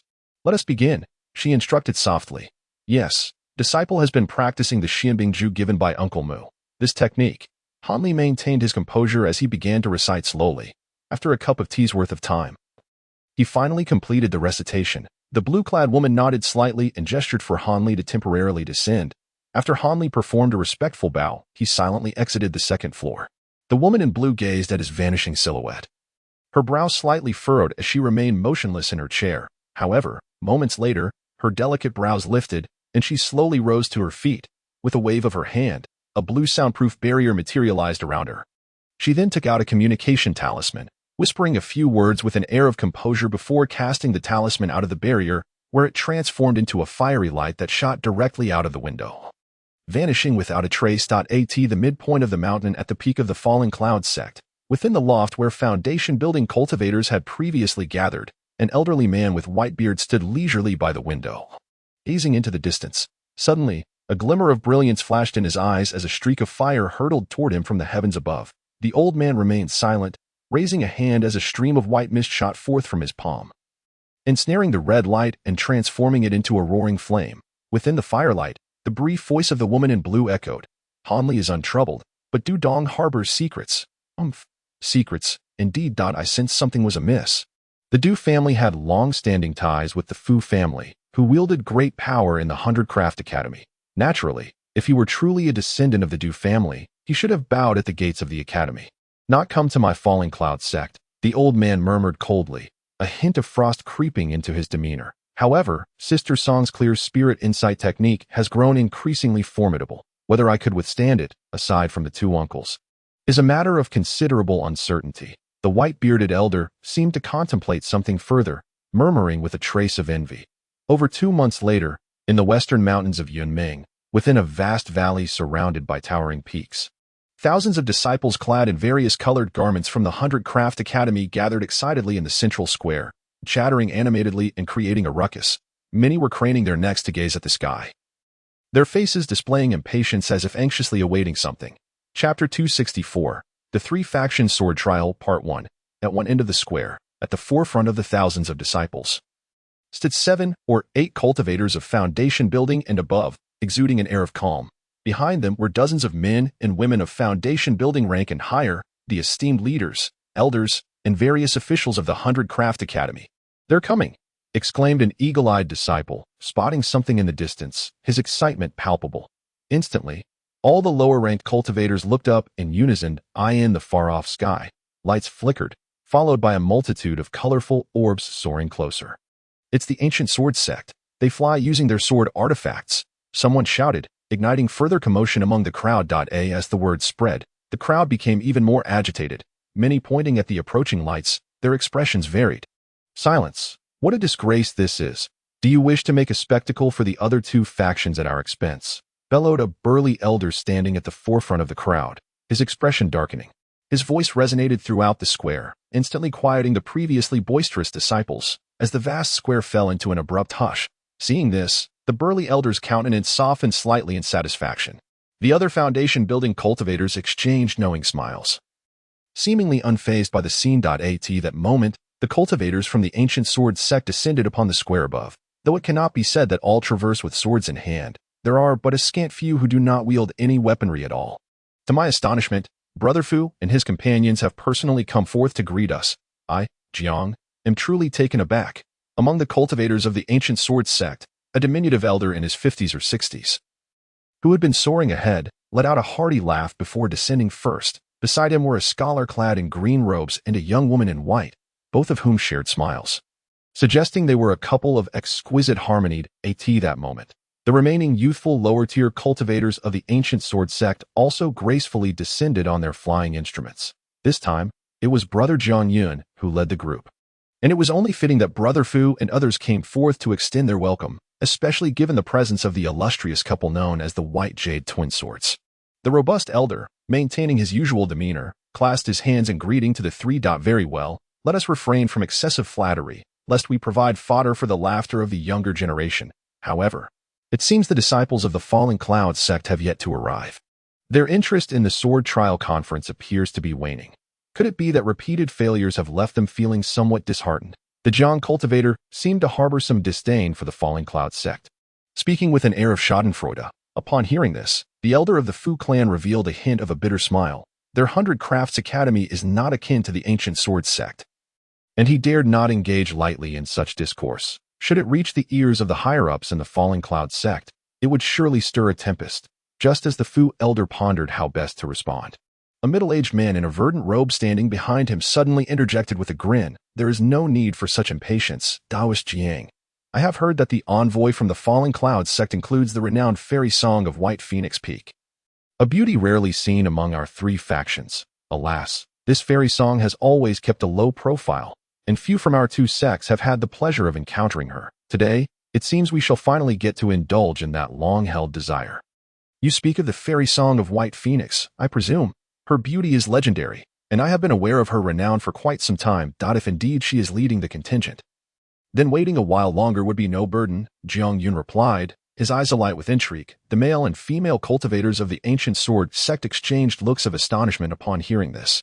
The scholar in green robes exclaimed in surprise, I have heard that this fairy song possesses a heavenly spiritual root and achieved the golden core stage in less than a century. A true prodigy of the cultivation world seldom seen in a millennium. To witness her at this sword trial conference is indeed quite the unexpected delight. Indeed, even as a fellow woman, I too am filled with curiosity about this illustrious fairy song. If I have the fortune to see her today, it would surely be a splendid occasion. The young woman in white, though of ordinary beauty, spoke with a melodious voice that was exceedingly pleasant to the ear. Ah, wait, it seems the disciples of the Falling Cloud sect have arrived, the Fu elder exclaimed with a smile just as he was about to say something else, glancing towards the sky. Upon hearing this, everyone nearby simultaneously looked up, and in the eastern direction, a massive black speck was gradually approaching. What is that? The Jiang cultivator of the ancient sword sect's expression shifted, as if he recognized what it was. As it drew nearer, the others finally discerned that it was an extraordinarily large monstrous bird soaring towards them at an astonishing speed, its back laden with numerous figures, seemingly a throng of cultivators. Humph! The Falling Cloud sect takes pride in showcasing this peculiar azure-glowing bird, which, despite its remarkable appearance, is merely capable of altering its size. It is but a fifth-level monster, observing the magnificent avian creature. A certain cultivator with the surname Su spoke with a hint of envy. The elder with the surname Fu and several other core formation cultivators from the 100 Crafts Academy regarded his remarks with indifference, feigning ignorance. However, the younger disciples present, having never encountered such a colossal spirit beast before, gasped in awe, their astonishment palpable. Eyes widened, they fixated on the giant bird's astonishing form, their expressions reflecting sheer terror. The giant bird's speed was indeed astounding. With a few powerful flaps of its azure-hued wings, it soared effortlessly above the crowd. The expansive wingspan cast a vast shadow over the square, while a gust of wind swept through, causing lower-ranked disciples to pale as they struggled to maintain their footing amidst the tempest. Stop! A voice from atop the giant bird suddenly commanded, causing the majestic creature to fold its wings and hover motionless in mid-air. At this moment, numerous cultivators began to descend from its back. Isn't that Brother Duan from Fire Cloud Peak? Quite the rare visitor. The elder with the surname Fu exclaimed upon spotting the red-clad elder at the forefront, his eyes lighting up as he hurried to greet him. Not at all. Since our last meeting in Yunzhou, I have often thought of you, Brother Fu. The red-clad elder chuckled, responding with a smile while his gaze swept over the others accompanying Fu. I presume Brother Duan is seeking Elder Changzheng? Unfortunately, Master Chang is currently away on business. However, he should return by the latter part of the conference. The elder with the surname Fu replied nonchalantly. Then it matters not. Whether we can reminisce is but a matter of fortune. This is Junior Brother Yu, and I need not introduce him, as everyone is familiar with him. However, Sister Song is likely meeting you all for the first time. Allow me to make the introductions. The red-clad elder displayed a fleeting expression of disappointment, which quickly reverted to normalcy as he gestured towards a stunning woman in blue beside him, smiling as he spoke. The illustrious name of Bai Fengstin has indeed echoed through the years, and to behold her beauty in person is truly a testament to her renown. The elder with the surname Fu remarked, his eyes narrowing slightly as he admired the Song's surname woman, an expression of astonishment flashing across his features. Brother Fu, you flatter me. I am unworthy of such a title. The blue-clad woman responded gently, her delicate visage adorned with a warm smile.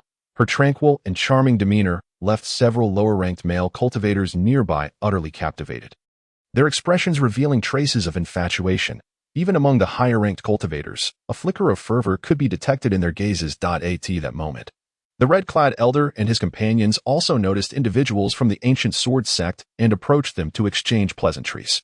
Although the cultivator with the surname Jiang maintained a somewhat indifferent demeanor, he managed to reciprocate a few words. Meanwhile, a white-clad matron, holding the hand of the Song surname woman, engaged her in an enthusiastic conversation.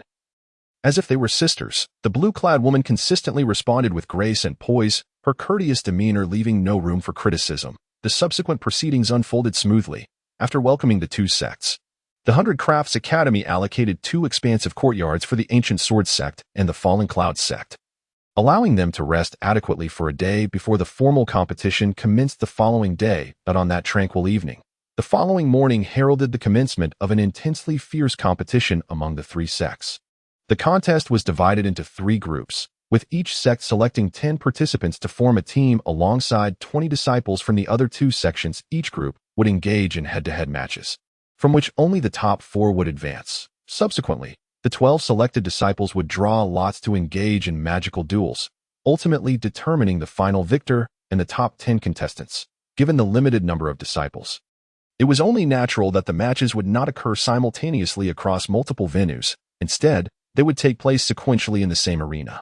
The order of appearances was determined by a draw conducted by the leading cultivators of the 3 sects, leaving little room for discussion. As for the judges, they were impartial cultivators from a 3rd sect, ensuring fairness in the proceedings. As the multitude of disciples from Bai Chao Academy surrounded the arena, rendering it nearly impenetrable. A burly bald man stood at the center of the protective barrier, calmly announcing, "First match, Han Li from Luoyun sect versus Yao Feng from Gujian sect." With the proclamation, a disciple from each sect stepped forward.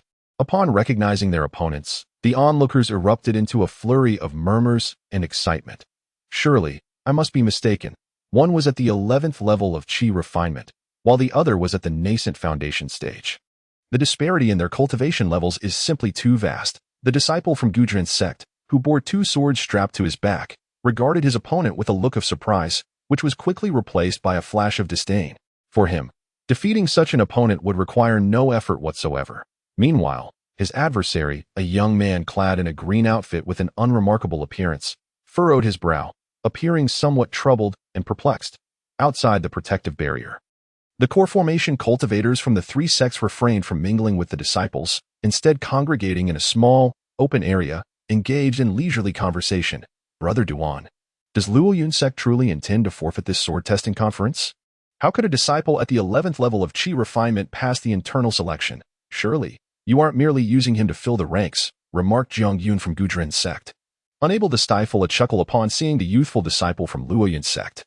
Ah, at the 11th level, impressive. If I recall correctly, this disciple only reached the 10th level during the internal selection. How remarkable that he has advanced so swiftly, replied the elder in red, maintaining a composed demeanor. What? He was only at the 10th level during the selection, Brother Duan, surely you jest, Jiang Yun exclaimed, his disbelief evident. The elder in red, however, merely smiled and remained silent. Sensing the unspoken tension, Jiang Yun fell into contemplative silence. Redirecting his focus to the unfolding events in the arena, commenced the match, the bald man declared with a resonant voice. Upon hearing this, the young man wasted no time. He shrugged his shoulders, and instantly, 2 swords, one red and one blue, shot forth from his back, hovering above his head. Meanwhile, a green light flickered in his hands, and a green barrier materialized around him, with an impressive display of speed. He swiftly formed hand seals, preparing to command the flying swords to attack. Yet, just as he skillfully completed this intricate maneuver, he was suddenly confronted by a barrage of 5 or 6 dozen blazing fireballs. each one radiating intense heat and charging toward him with ferocious momentum.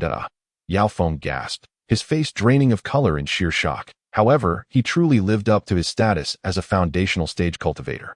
Possessing a wealth of experience in combat. In a moment of desperation, without a second thought, he relinquished control of his magical artifact and immediately threw himself to the ground, as numerous fireballs surged past him. Instantly, he was drenched in cold sweat. Yet, this only fueled his rage further. In a fit of shock and anger, as he attempted to spring back up to show his opponent what he was made of. A large, dark foot unexpectedly descended upon him, mercilessly stomping down. In an instant, this esteemed disciple of the ancient sword sect found himself enveloped in darkness, losing consciousness. Chapter 265. The Three Sects Sword Trial Part 2, Outside the Protective Barrier. A commotion erupted, with many spectators left dumbfounded. Even the bald-headed judge, wearing a peculiar expression, cast a deep glance at the young man before loudly declaring, Han Li of the Falling Cloud sect is the victor. Maintaining an impassive demeanor, Han Li bowed to the judge and calmly stepped out of the barrier. Shortly thereafter, two disciples from the ancient sword sect rushed into the arena to carry the unconscious Yao Feng away. Seeking ways to revive him, this moment, the short elder outside the arena was left in disbelief, his eyes wide open, his face an image of distress. While he had been aware that the opponent's disciple, despite his low cultivation, must possess some peculiarities to participate in the competition, he had never anticipated that the opponent would employ talismans as a means of attack. The disciple he had placed high hopes on was defeated in a mere exchange, leaving him unable to regain his composure after having mocked the elder in the red robe just moments before. An awkward expression surfaced on his face, filled with pent-up frustration, yet he found himself at a loss for words. Brother Duan, your disciple is quite intriguing indeed, launching an assault with talismans worth dozens of spirit stones. While it may seem a bit underhanded, the ability to activate so many fireball talismans simultaneously is a testament to considerable skill, something ordinary disciples rarely achieve, remarked the elder with the surname Fu, chuckling softly after witnessing Han Li's duel within the barrier. Not at all. Our disciple is, in fact, a talisman master, so using talismans for offense is entirely natural. Of course, I was somewhat surprised that he was willing to expend so many talismans at once, the elder in the red robe replied, feigning nonchalance as he observed Jiang Yun of the ancient sword sect's discomfiture, feeling a sense of satisfaction in his heart. Humph, it's merely a matter of having a few more talismans. Now that everyone is aware of this tactic, your disciple will undoubtedly struggle in the upcoming matches. Jiang Yun muttered with a hint of resentment. Is that so? The elder in the red robe chuckled but chose not to elaborate further. However, your disciple's swift movements resemble the lightness techniques of the mundane world. Otherwise, it would be impossible for him to catch Master Yao's nephew off guard so swiftly. The young scholar in the blue robe glanced at Han Li, who had returned to the Falling Cloud sect's ranks, nodding in agreement without a hint of concern. Indeed, my friend, you have discerned well. Our disciple was previously a wandering cultivator, and his diverse experiences may have caused some amusement to your esteemed sect. The elder in the red robe remarked, revealing a trace of surprise. That is of little consequence.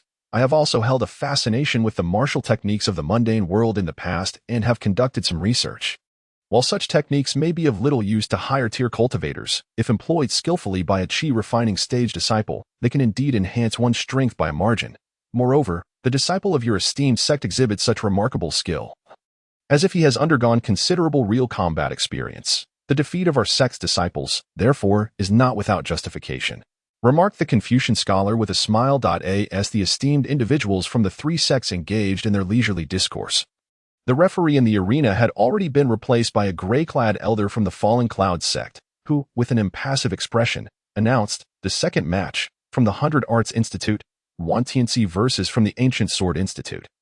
Zhou Su. With this declaration, two young men emerged from the 100 Arts Institute and the Ancient Sword Institute, respectively. Exchanging polite greetings before, at the elder's command, they each performed their incantations and summoned their magical artifacts to engage in combat. The Golden Core cultivators from the three sects promptly set aside the earlier match from their minds, focusing intently on this contest. Perhaps influenced by Han Li's prior battle, these two disciples fought with notable caution, rendering the spectacle somewhat tedious for the onlookers. Ultimately, it was the sword cultivator from the Ancient Sword Institute who emerged victorious, skillfully shattering his opponent's magical defense with his blade. The subsequent match would see the Falling Cloud sect face off against the 100 Arts Institute. Thus, the first round of competition consumed a full 2 days before completion. The prowess of the sword cultivators from the Ancient Sword Institute was indeed not to be underestimated, except for a few individuals like Han Li. The other disciples from the two competing sects found themselves at a distinct disadvantage, suffering repeated defeats. This turn of events brought a smile back to the face of the Jiang surname cultivator, as if he had finally exhaled a long-held breath of frustration. Fortunately, the Golden Core cultivators from the 100 Arts Institute and the Elder in Red from the Falling Cloud sect had anticipated this outcome, allowing them to maintain a facade of indifference despite their bruised pride. In terms of demeanor alone, they seemed to far surpass the diminutive Elder in the second round. Han Li's opponent was a spirited female Qi refinement cultivator from the 100 Arts Institute. Having witnessed Han Li's previous match, she immediately took to the air on her flying artifact as soon as the bout began. In her estimation, this strategy would enable her to evade Han Li's talismanic assaults with ease, especially given her evident apprehension regarding his remarkable speed. Observing this, Han Li let out a soft sigh and cast another fireball talisman without uttering a word. She confidently attempted to dodge the incoming fireballs. Han Li quickly formed a hand seal, causing the numerous fireballs to flash red and transform into dozens of fist-sized flame birds that began to swirl and dance around her. The female cultivator was taken aback by this unexpected turn of events, and as she hurried to activate her protective artifact, Han Li did not afford her the luxury of time. While feigning to recite incantations, he merely willed the firebirds to converge upon her from all directions. Although she hastily deployed a water-based protective shield using her talismans, it could hardly withstand such a fierce onslaught, shattering within moments. Left with no choice, she promptly admitted defeat. Following this battle, the other disciples from the two sects who had previously dismissed Han Li's reliance on talismans as unworthy began to show signs of respect. However, some foundational cultivators possessing powerful artifacts still looked down upon Han Li's ostentatious displays, leading to 5 days later, at dusk, in a nameless valley nestled within the central region of Yunming Mountain. This valley is situated in a remote location, shrouded for countless years in an unending haze of gloom and mist, rendering it a place where one cannot see their own hand in front of their face. Drenched in a dreary dampness, within this fog, venomous creatures such as scorpions and snakes abound, countless in number, lurking within. Moreover, due to the valley's compact size, even if an occasional cultivator were to fly overhead, it would be exceedingly easy to overlook it, and no one would ever descend to investigate further. However, on this particular day, the mist within the valley was even more dense than usual. In a seemingly chaotic yet intriguingly secretive pile of stones deep within the valley, a flash of white light suddenly flickered, and two figures materialized out of thin air. One was clad in gray robes, with a fearsome visage, while the other wore blue robes with a jade belt, exuding an air of scholarly elegance. Were these not Bai Xiong from the Ancient Sword sect and Daoist Yu from the Falling Cloud sect? What brings them here, one might wonder, after the conclusion of the Sword Trial Conference? Despite the apparent emptiness surrounding the pile of stones, a languid male voice, slightly hoarse, unexpectedly resonated. It turned out that today was the turn of Brother Yu. Indeed, the conference has concluded, and we have come to see how well the sacred land has prepared the Mingqing spirit water. If all is in order, let those 10 disciples be directly teleported here to avoid any unforeseen mishaps. The Bai surname cultivator replied with a smile, showing no sign of concern. As for the gray-robed elder beside him, he remained expressionless and silent. What unforeseen event could possibly occur, with just the two of us, both of us being core formation cultivators? We have been guarding this place for 3 days and nights. Furthermore, when the time comes, you few will join us. Are we to fear a group of low-level cultivators stirring up any significant trouble? The voice of the man expressed a dismissive attitude. The matter of the spirit eye tree is of great importance. It is prudent to exercise caution. Moreover, the Mingqing spirit water must be poured into the pure liquid only at the final stage. Once the concoction is completed, we must immediately proceed with the eye cleansing, or else the spiritual efficacy will be greatly diminished. Otherwise, why would we bring these 10 disciples here? The Bai surname cultivator slightly shook his head in response. Very well. The Mingqing spirit water has been prepared quite thoroughly. Once they have cleansed their eyes, we shall leave without delay. This place is heavily fortified. Once they are teleported here, they will not know where they are. The man chuckled confidently. If that is the case, it is indeed for the best. Daoist Yu, please remain here for the time being while I notify the other friends to have those disciples teleported over. Bai Xiong nodded slightly. By the way, Was it still the ancient sword sect that emerged victorious in this sword trial conference? The voice of the man suddenly recalled something and inquired. The champion of this conference was none other than our ancient sword sect's Ming Di. Which may disappoint brother you. The blue-robed scholar responded with a faint smile. It is hardly surprising that your sword cultivators possess greater strength during the foundation establishment stage than us ordinary cultivators. However, when it comes to the core formation stage, who is to say who is stronger or weaker? Should the opportunity arise, please convey a message to your third senior brother. I am quite eager to engage in another bout with him. The man's languid voice revealed a hint of defiance. Upon hearing this, the by-surname scholar fell into silence for a moment, but then chuckled lightly, saying, "It seems, brother, you still harbors lingering feelings about that defeat at the hands of my third senior brother from years past. However, I fear that this may disappoint my Taoist friend. The third senior brother is currently striving to reach the late stage of the core formation realm and has just entered seclusion." Chapter 266. The Forbidden Grounds of the Three Sects. Late stage of core formation, seclusion. The voice of the man transmitting the message was momentarily taken aback, followed by a deep sigh. The Bai-clan cultivator from the ancient sword sect, without further ado, raised his hand, directing a beam of white light towards a seemingly ordinary green stone nearby. Instantly, the scattered rocks began to shimmer. And after a surge of white light, the individual vanished without a trace. This pile of rubble was, in fact, a cleverly concealed teleportation array. Once the other party departed, the elderly man in gray busied himself by finding a flat stone in the vicinity and sat cross-legged. On the other side of the teleportation array, within a modest stone chamber of the 100 Crafts courtyard, a scholarly figure materialized amidst the white light, surrounded by several high-ranking cultivators from the three sects, including an elder of the Fu clan. "How is it, junior brother? Is everything prepared over there?"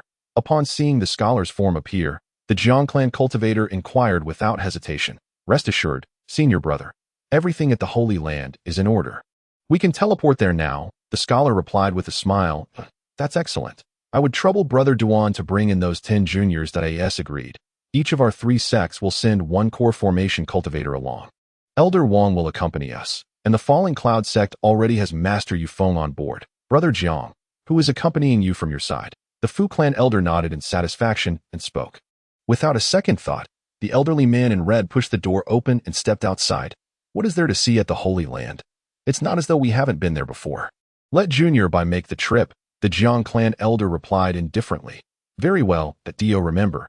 Although Bai Daoist has not served at the Holy Land, he was one of the 10 disciples at the Sword Trial Conference back then. It is, in a sense, a return to old haunts," the Fu clan elder remarked with a smile. The scholar in the blue robe nodded in calm agreement, saying nothing further. However, the fair-skinned woman in white approached the scholar with a charming smile. Standing closely beside him in an affectionate manner, at that moment, footsteps echoed from outside the stone chamber, and the elderly man in red entered with a tranquil expression, followed by 3 disciples who had placed in the top 10 among the 3 sects. Although the Falling Cloud sect did not secure first place this time, they had no fewer than 4 disciples in the top 10, leading among the 3 sections. This made the elder's surname Duan appear calm on the surface, though inwardly he felt a sense of pride. Contemplating this, his gaze unconsciously drifted towards his 4 disciples, a woman from Tianquan Peak named Mu, a cold-faced young man from Huoyan Peak named Sun Hua, and the other 2 were Han Li and Du Dong. As for Han Li, he remained indifferent, but upon seeing Du Dong, the Huoyan Peak master's expression remained unchanged, though a cold snort escaped him inwardly, accompanied by a flicker of disdain. The disciple who had taken first place was a young man clad in black, his demeanor as sharp as a drawn sword. This young man was Meng Di, a disciple of the ancient sword sect possessing the 9-spirit sword body. The 9-spirit sword body is hailed as one of the 3 great sword cultivator physiques in the realm of cultivation.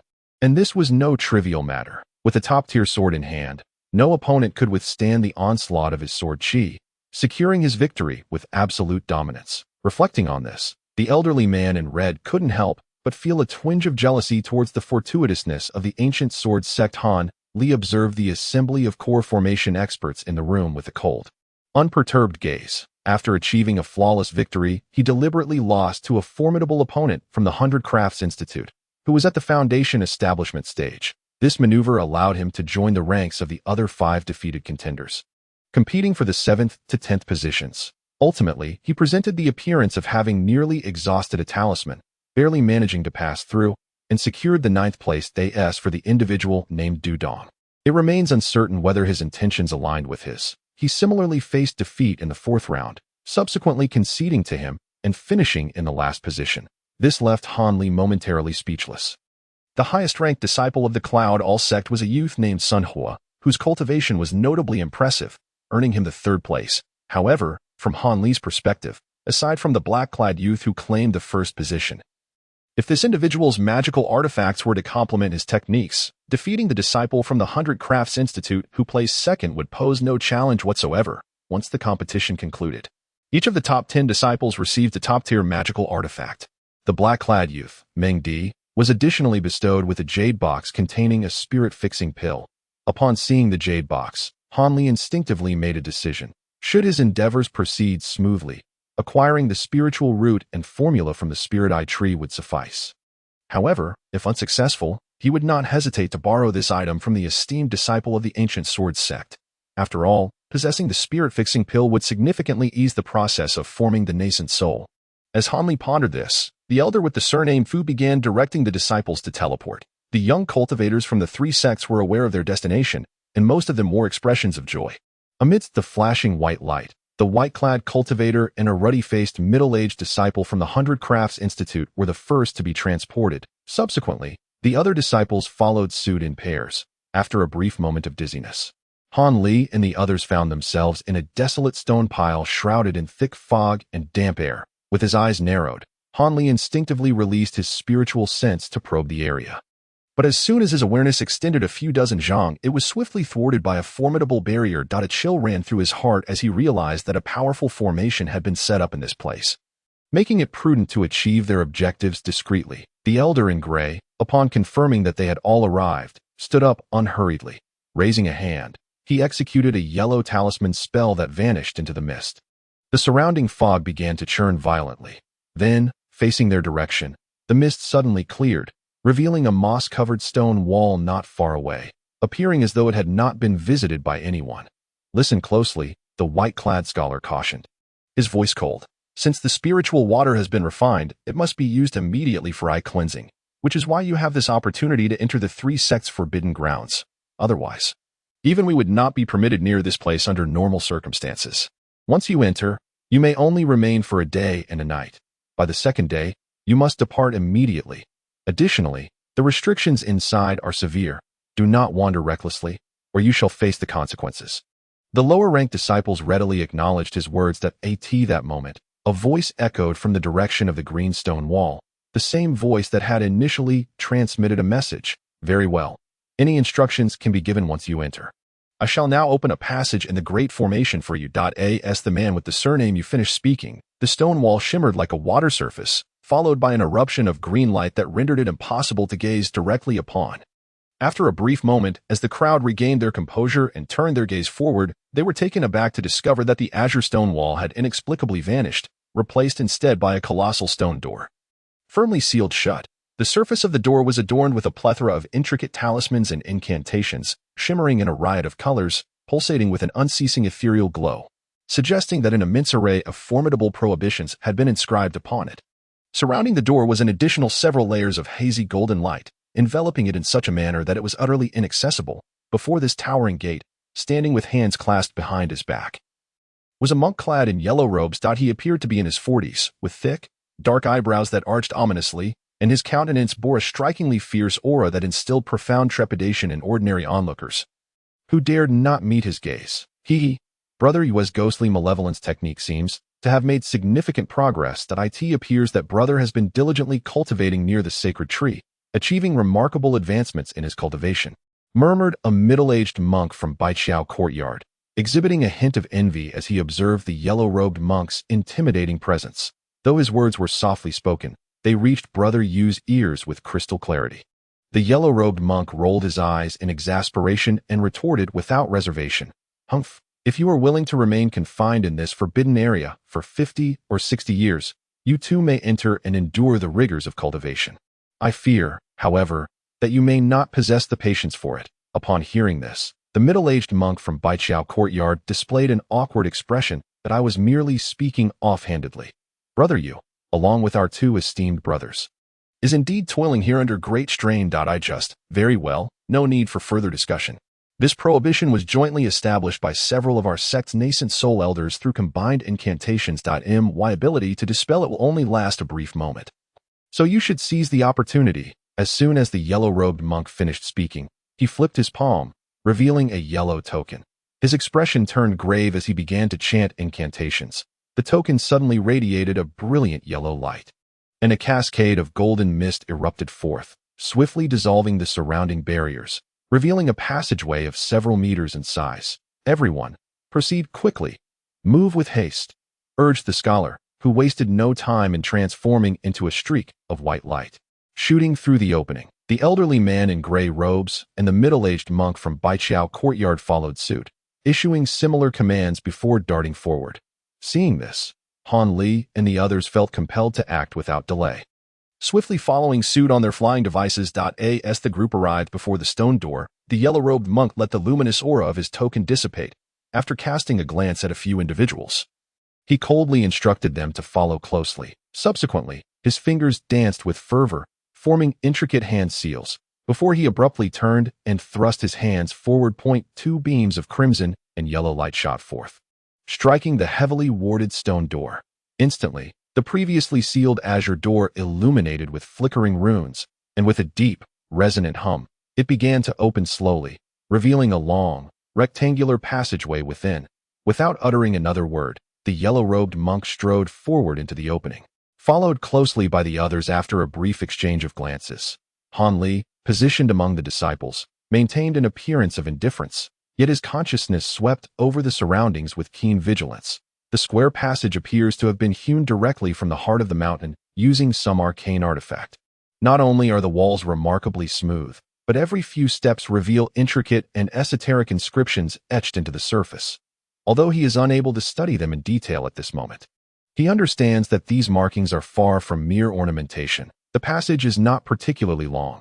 After traversing a little over 100 zhang, they find themselves illuminated by the sight of a tidy stone hall.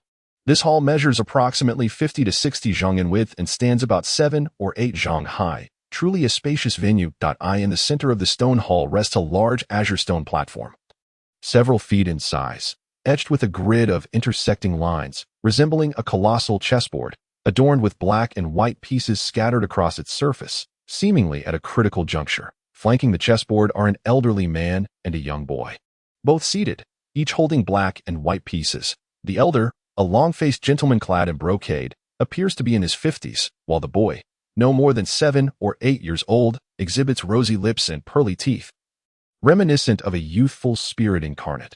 "Uncle Lon, how could you be here?"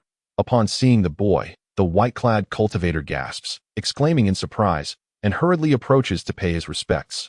Uncle Lon, the gray-clad elder, and the middle-aged cultivator from Baiqiao Academy are momentarily taken aback by the presence of this unfamiliar child.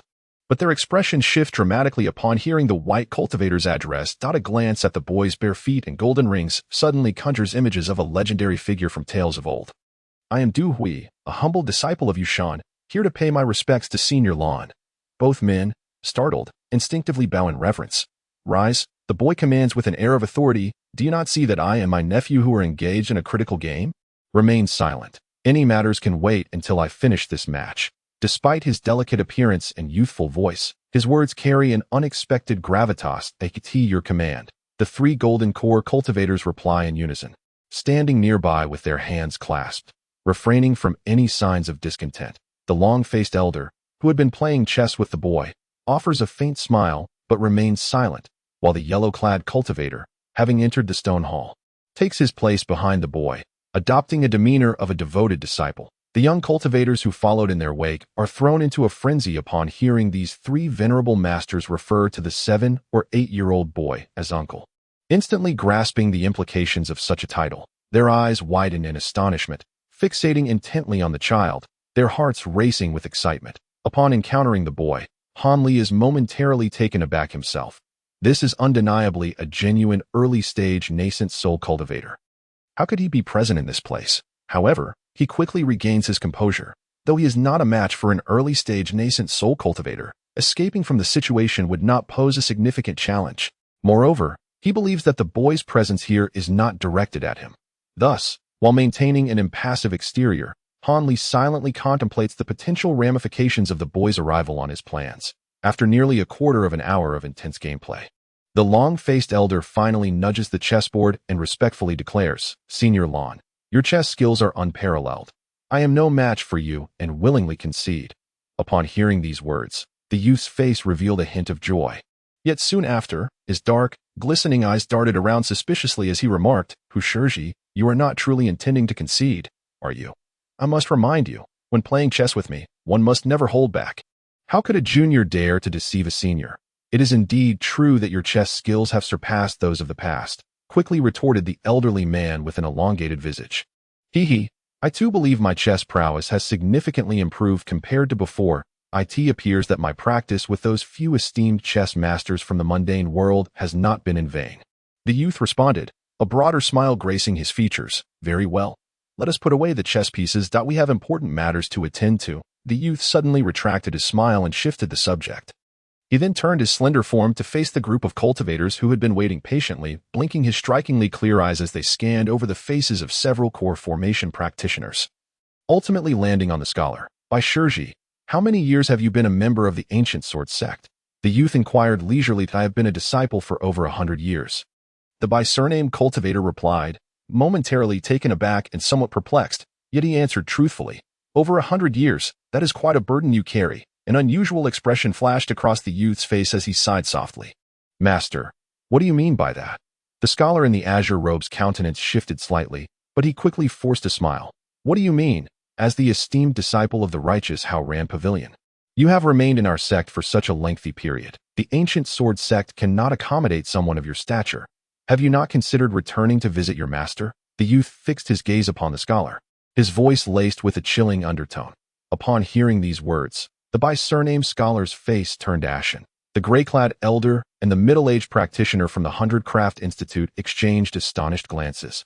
Instinctively stepping back from the by surname scholar, "By Daoyu, is what Lan Shenpei said true?" the middle-aged practitioner asked incredulously. The by surname scholar's complexion fluctuated between red and pale, and he offered no defense. Since Master had already investigated his background thoroughly, it seemed futile for Bai to deny it. "However, I will not be easily subdued." After a moment of grim contemplation, the scholar finally spoke. But as the final word subdued escaped his lips, a flash of white light enveloped him, and he shot backward like a crossbow bolt into the throng of disciples behind him, reaching out to seize one of them. That it was none other than the black-clad youth, Ming Di, who possessed the nine-spirit sword body. "What are you doing?" The gray-clad elder and the middle-aged practitioner shouted in unison, their own luminescence flaring as they prepared to intervene. But they were clearly a step too late.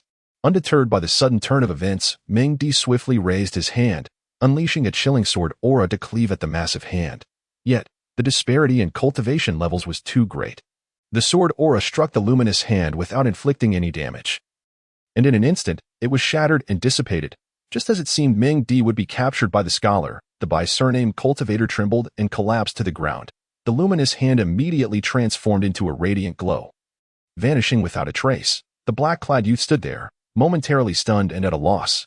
"Humph, you have indeed cultivated our sect's style by transformation hand quite well. But have you forgotten, I am not here merely to play chess."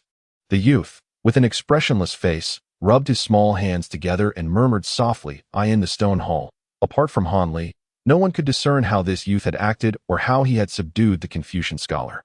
Han Li, with his eyes slightly narrowed, glanced at the fallen scholar and then at the youth, a peculiar look flashing across his face. The moment the scholar abruptly attacked, he was astonished to discover, through his spiritual sense, a faint crimson thread that shot forth from the youth's foot. As this thread entered the scholar's body, the latter immediately collapsed. Initially, Han Li had assumed it to be some sort of concealed flying needle, a treacherous artifact. However, upon closer inspection with his spiritual sense, he was astounded to find that this delicate crimson thread contained a chilling aura, akin to sword energy refined into a filament. This revelation greatly moved Han Li. He had previously heard that exceptionally skilled sword cultivators, upon reaching a certain level, could whimsically transform their swords into threads, capable of shattering myriad laws with a single stroke. Now, he was finally able to witness it firsthand. The ability to refine sword energy into such a form was truly an extraordinary feat. Hu Shiji, Keep him confined within the dragoness lair for the time being. We old fellows still have use for him." The youth tilted his slender neck and addressed the long-faced elder with whom he had just played chess. The long-faced elder felt a chill in his heart and responded affirmatively, after taking a few steps. He hoisted the Confucian scholar and entered through a side door of the stone hall, disappearing from sight. Observing this scene, Han Li's gaze shifted to Du Dong, who appeared seemingly unfazed, yet upon closer scrutiny, Han Li noticed that his drooping hands had unconsciously clenched into fists, revealing his underlying tension. Amused by this, Han Li secretly smiled and chose to disregard him. Chapter 628. The Tree of Spiritual Eyes. Very well. You three should attend to your own matters and not concern yourselves with this old relic. I still need to contemplate the gains and losses of this game," the youth stated, waving his hand dismissively at the other cultivators. His head bobbing in thought. Remarkably, he lowered his head and began to scrutinize the chessboard before him. Upon hearing this, the gray-clad elder and the others did not dare to delay and responded affirmatively. They then followed the yellow-clad cultivator as they exited the hall through another side door that I never expected Taoist by to be brother you. Did you know about this beforehand? A middle-aged cultivator from the 100 Crafts Academy could not restrain himself from sighing as he walked a short distance from the stone hall. I am unaware. Elder Lon merely mentioned he had some matters to attend to here, and I did not dare to inquire further, the yellow-clad cultivator replied, his expression somewhat strained. Upon hearing this, the middle-aged cultivator chose not to press further and fell silent. The young disciples behind them, having just experienced the earlier events, were even more hesitant to speak freely. Amidst the somewhat oppressive atmosphere, Han Li and the others traversed a long corridor, rounding a corner, only to be brought before a pale yellow stone door. Before this door sat an individual with disheveled hair, sitting cross-legged and motionless. Although obscured by their unkempt hair, the person's gray-white locks indicated they were of considerable age. Upon seeing this person, the yellow-clad cultivator displayed a hint of respect on his face. "Brother Wei, I have brought the disciples for the sword trial. Is it time for them to enter, since we have arrived here? Let them proceed." It appears that the elixir will flow out later than anticipated, necessitating the disciples to wait a while longer. The figure with disheveled hair spoke in a calm and steady voice. Surprisingly profound. Han Li's gaze swiftly swept over this individual, a fleeting glint of cold light flashing in his eyes. This disheveled cultivator turned out to be a late-stage core formation practitioner, already at the pinnacle of the false infant realm. This revelation compelled Han Li to regard him with heightened attention. Upon hearing the voice of the disheveled figure, the gray-clad elder's face revealed a hint of excitement, prompting him to step forward and speak with a quivering voice. "Brother Wei, are you well?" To his astonishment, this man was indeed a cultivator from the Falling Cloud sect. "Junior brother Yu, it has been many years since we last met. You appear to have aged somewhat." The disheveled cultivator sighed softly, speaking in a contemplative tone. "Brother, why do you? Let us not dwell on the past. It is a stroke of fate that we, as brothers, can reunite here. Let bygones be bygones. When I entered this place, I vowed an oath. Until the day I condense my infant, I shall not emerge from this mountain. Moreover, I have learned from my two masters that everything within the sect is being managed meticulously by junior brother Feng. Thus, I have little to worry about," Brother Wei stated with a calm demeanor. The gray-clad elder, upon hearing these words, appeared somewhat despondent, swallowing back the inquiries he had intended to voice. "Please wait a moment. My junior brothers, I shall now deactivate the restrictions and permit you to enter this sacred ground." Rising to his feet, Brother Wei unleashed a spell from his sleeve, striking the yellow stone door, which then silently parted into two. Before Han Li could discern the interior, he felt a rush of pure spiritual energy surging forth from beyond the threshold. Indeed, this was the location of the Spirit Eye Tree. However, upon reflection, he realized that the purity of this spiritual energy was undoubtedly superior to that of his Spirit Eye Jade, truly deserving of its esteemed reputation. Under the guidance of the disheveled elder, Han Li and the others stepped through the door. Before them emerged a vast cavern, resembling a colossal stalactite cave. This subterranean chamber spanned several hundred zhang in both length and width, and stood 2 or 3 dozen zhang high, giving the impression of stepping into an underground realm. Even more astonishing was the sight of numerous stalagmites of varying sizes rising from the ground, forming a natural stone forest that densely populated much of the cavern, akin to a miniature labyrinth. Upon closer inspection, Han Li noticed flickering white spiritual light shimmering between the stone pillars, clearly indicating the presence of some concealed restrictions. As he pondered this, The disheveled elder led the group to the edge of the stone forest, revealing a palm-sized ancient mirror of white hue. Without further ado, the elder began to chant incantations, raising his hand as a misty beam of light erupted from the mirror, shooting directly into the stone forest before them. With a soft hiss, the light beam vanished into the forest as if a cow had plunged into the sea. The elder then stowed the small mirror and stood silently with his hands clasped behind his back. As some of the younger disciples expressed their bewilderment, the ground began to tremble slightly, followed by a spectacle that left the lower-tier cultivators utterly astounded. The stone pillars simultaneously emitted a milky white glow. And soon, a surge of yellow light ascended from within the forest, causing several pillars to begin a bewildering dance of movement before their very eyes. A group of young disciples gradually emerged from their astonishment. A straight path had been revealed amidst the stone forest. Witnessing this scene, Han Li's expression shifted slightly, yet he soon resumed his usual demeanor. The crowd followed this path with ease, arriving at the heart of the stone forest, where they finally beheld the legendary Spirit Eye Tree. Is this truly the Spirit Eye Tree? Gazing at the towering figure before him, Han Li found himself at a loss for words. This straight entity, as thick as an arm and a pale green in hue, would most likely be accepted by the majority as merely a green stone pillar, offering little resemblance to a tree. However, the astonishing aura of spiritual energy that permeated the cave undeniably emanated from this gnarled stone pillar. Moreover, it was enveloped by a faint golden shield, which tightly encased it from top to bottom. Observing such meticulous care, it seemed evident that this Spirit Eye Tree was indeed genuine, although Han Li harbored a myriad of skeptical thoughts. The gray-clad elder and other cultivators gazed at the tree with fervent eyes. If a practitioner could cultivate directly beneath this tree, provided they did not encounter any bottlenecks, it would likely have their cultivation time. Han Li, however, paid little heed to the Spirit Eye Tree for long. As his gaze shifted to a jade vial resting beneath the spirit tree, the vial stood about half a foot tall, tapering at the top and widening at the bottom, and it subtly emanated a familiar medicinal fragrance. Could this possibly be the vial containing the majority of the Mingqing spirit water? Han Li pondered. The others instinctively halted their steps several zhang away from the Spirit Eye Tree. Only the long-haired elder strode forward without hesitation, seemingly unaffected by the faint golden shield, which he traversed as if it were non-existent. The elder approached the Spirit Eye Tree, circling it twice before raising a hand and placing his palm at its midsection. He then subtly channeled his spiritual power, causing green light to flicker at the tips of his 5 fingers.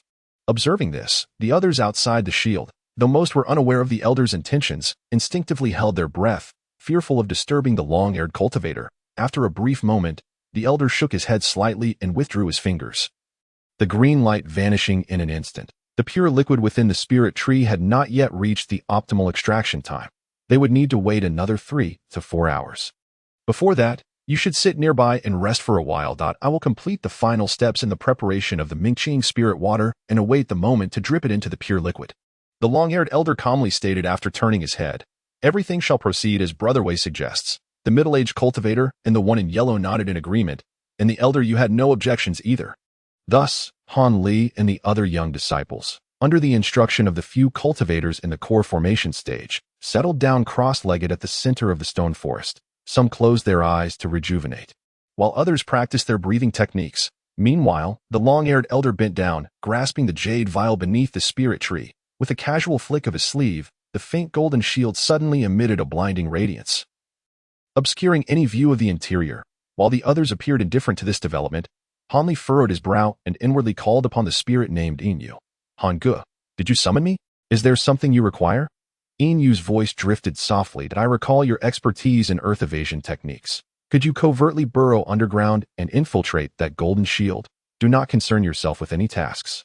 Simply retrieve a segment of the spiritual root from the Spirit Eye Tree for me, Han Li stated. Brother Han, please wait a moment. I shall attempt to use my artifact spirit form, came the reply. As these words were spoken, Yin instantly transformed into a miniature wolf, no larger than a fist, stealthily burrowing into the ground beneath Han Li. Han Li, maintaining a tranquil expression with his eyes slightly narrowed, appeared to be in a meditative state. Suddenly, his brow arched slightly, and his gaze shifted imperceptibly to the figure of the burly man, Du Dong. This individual sat cross-legged in a corner of the crowd, motionless, with his head bowed in a gesture reminiscent of deep concentration and cultivation. Observing this, a faint smirk curled at the corners of Han Li's mouth, laced with a subtle hint of derision. Chapter 629, the strange transformation while others remained oblivious to Du Dong's furtive movements. Hanli, ever cautious, noted that despite Du Dong's seemingly passive demeanor, his lips were subtly trembling, indicating that he was engaged in a clandestine conversation. It appeared that Du Dong had an accomplice within the room. To avoid alarming them, Hanli refrained from eavesdropping on their whispers, thus remaining unaware of the identity of the other party. However, only the 4 core formation cultivators present in the room could have eluded his keen perception.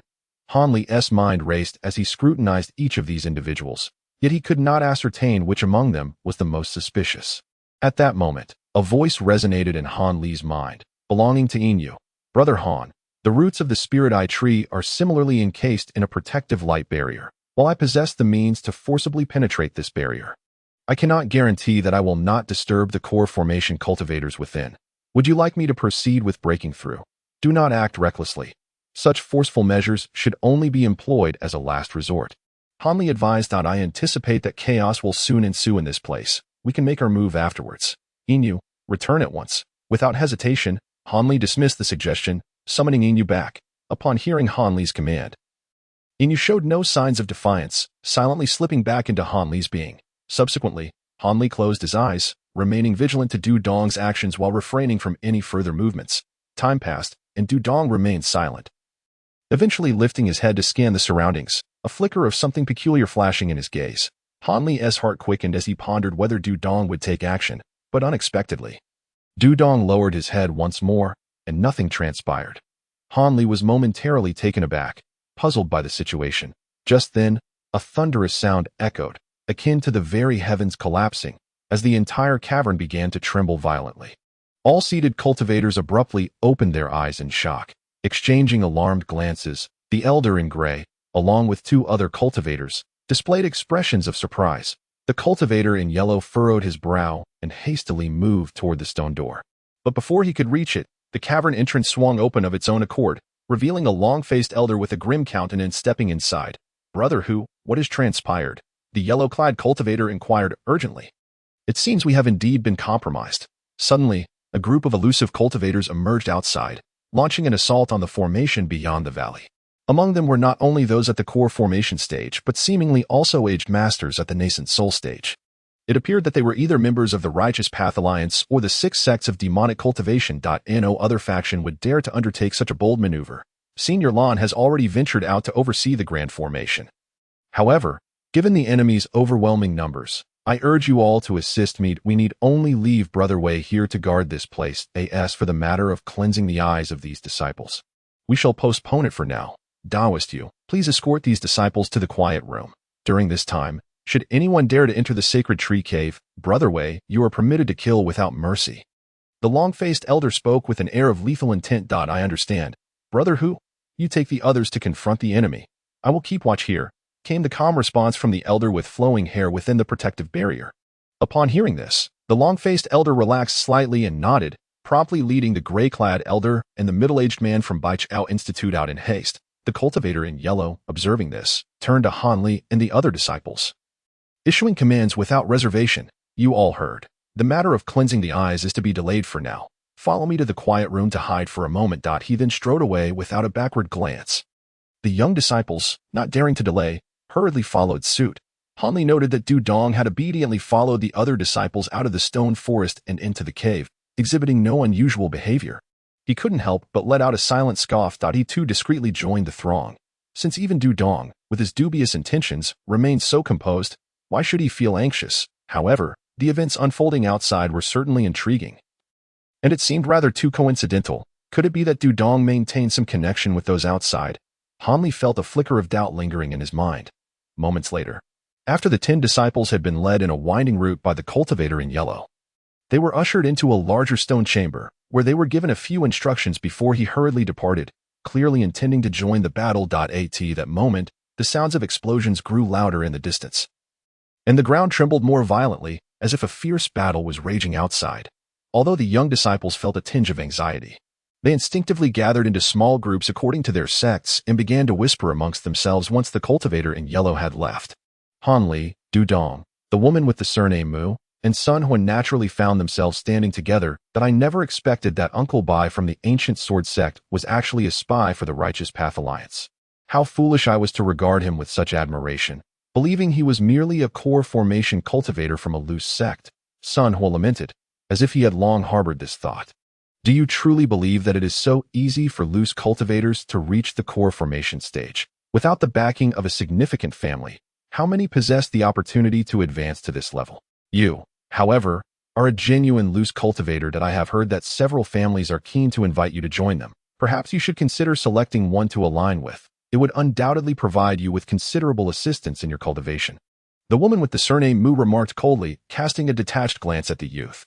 Heh, I truly do not believe that one must belong to a family to attain core formation. As for myself, I disdain the thought of marrying into any family. The resolute-faced youth sneered, speaking with fervor.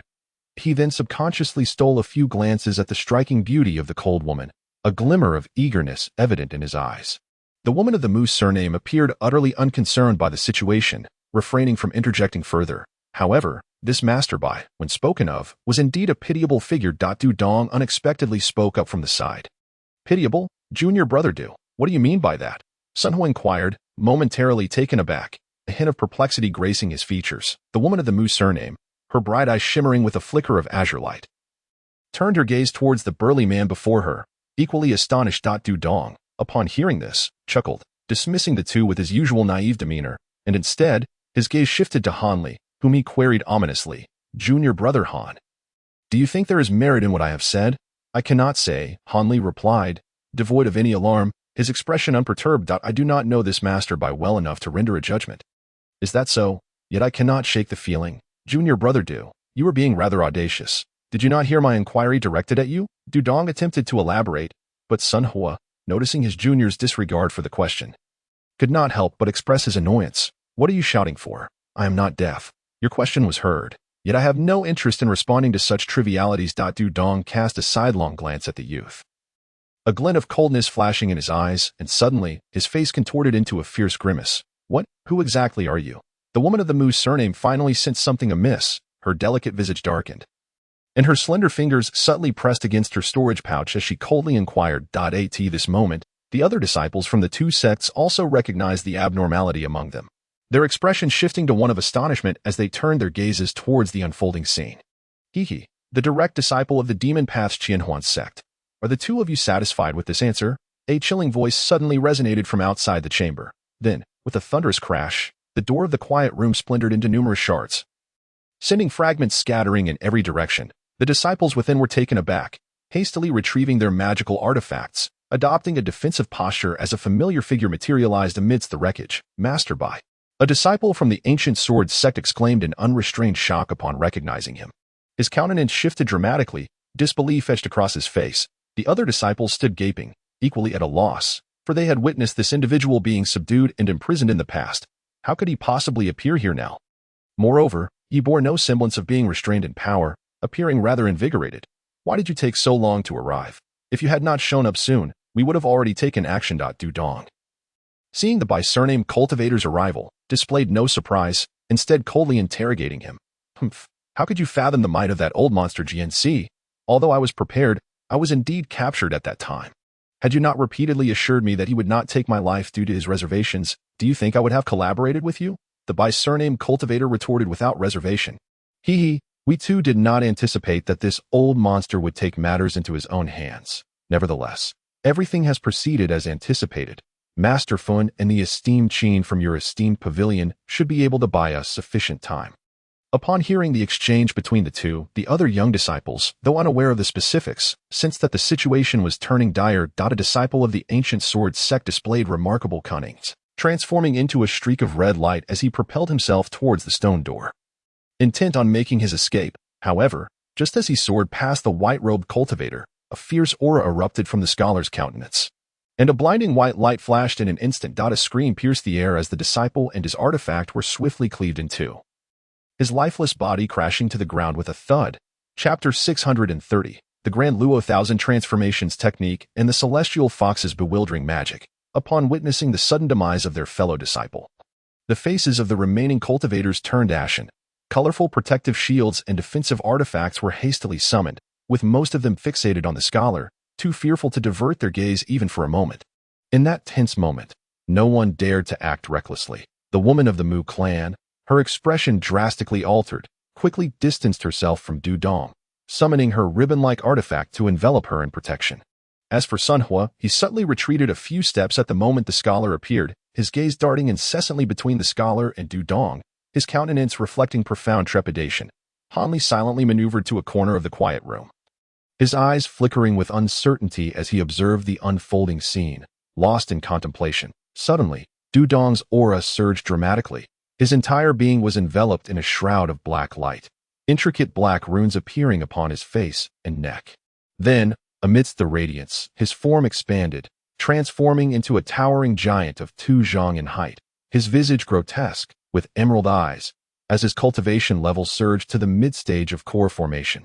Indeed, when it comes to the art of concealment and transformation, the Thousand Transformations sect would proudly claim the second position in Tiannan, with no one daring to assert otherwise. The Grand Luo Thousand Transformations technique truly lives up to its illustrious reputation, deserving of its status as the sect's signature technique. Upon witnessing Du Dong's astounding transformation, the white-robed cultivator, rather than being alarmed, clapped his hands in delight and let out a hearty laugh.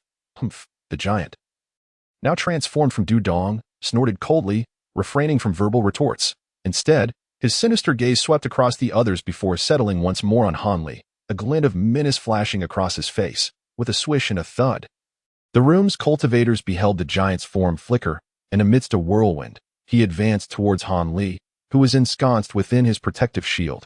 Without a hint of mercy, he raised a hand, shattering the shield in an instant. And with lightning speed, his hand plunged into Han Li's chest, retracting to reveal a blood-soaked red heart. Han Li's lifeless body collapsed to the ground.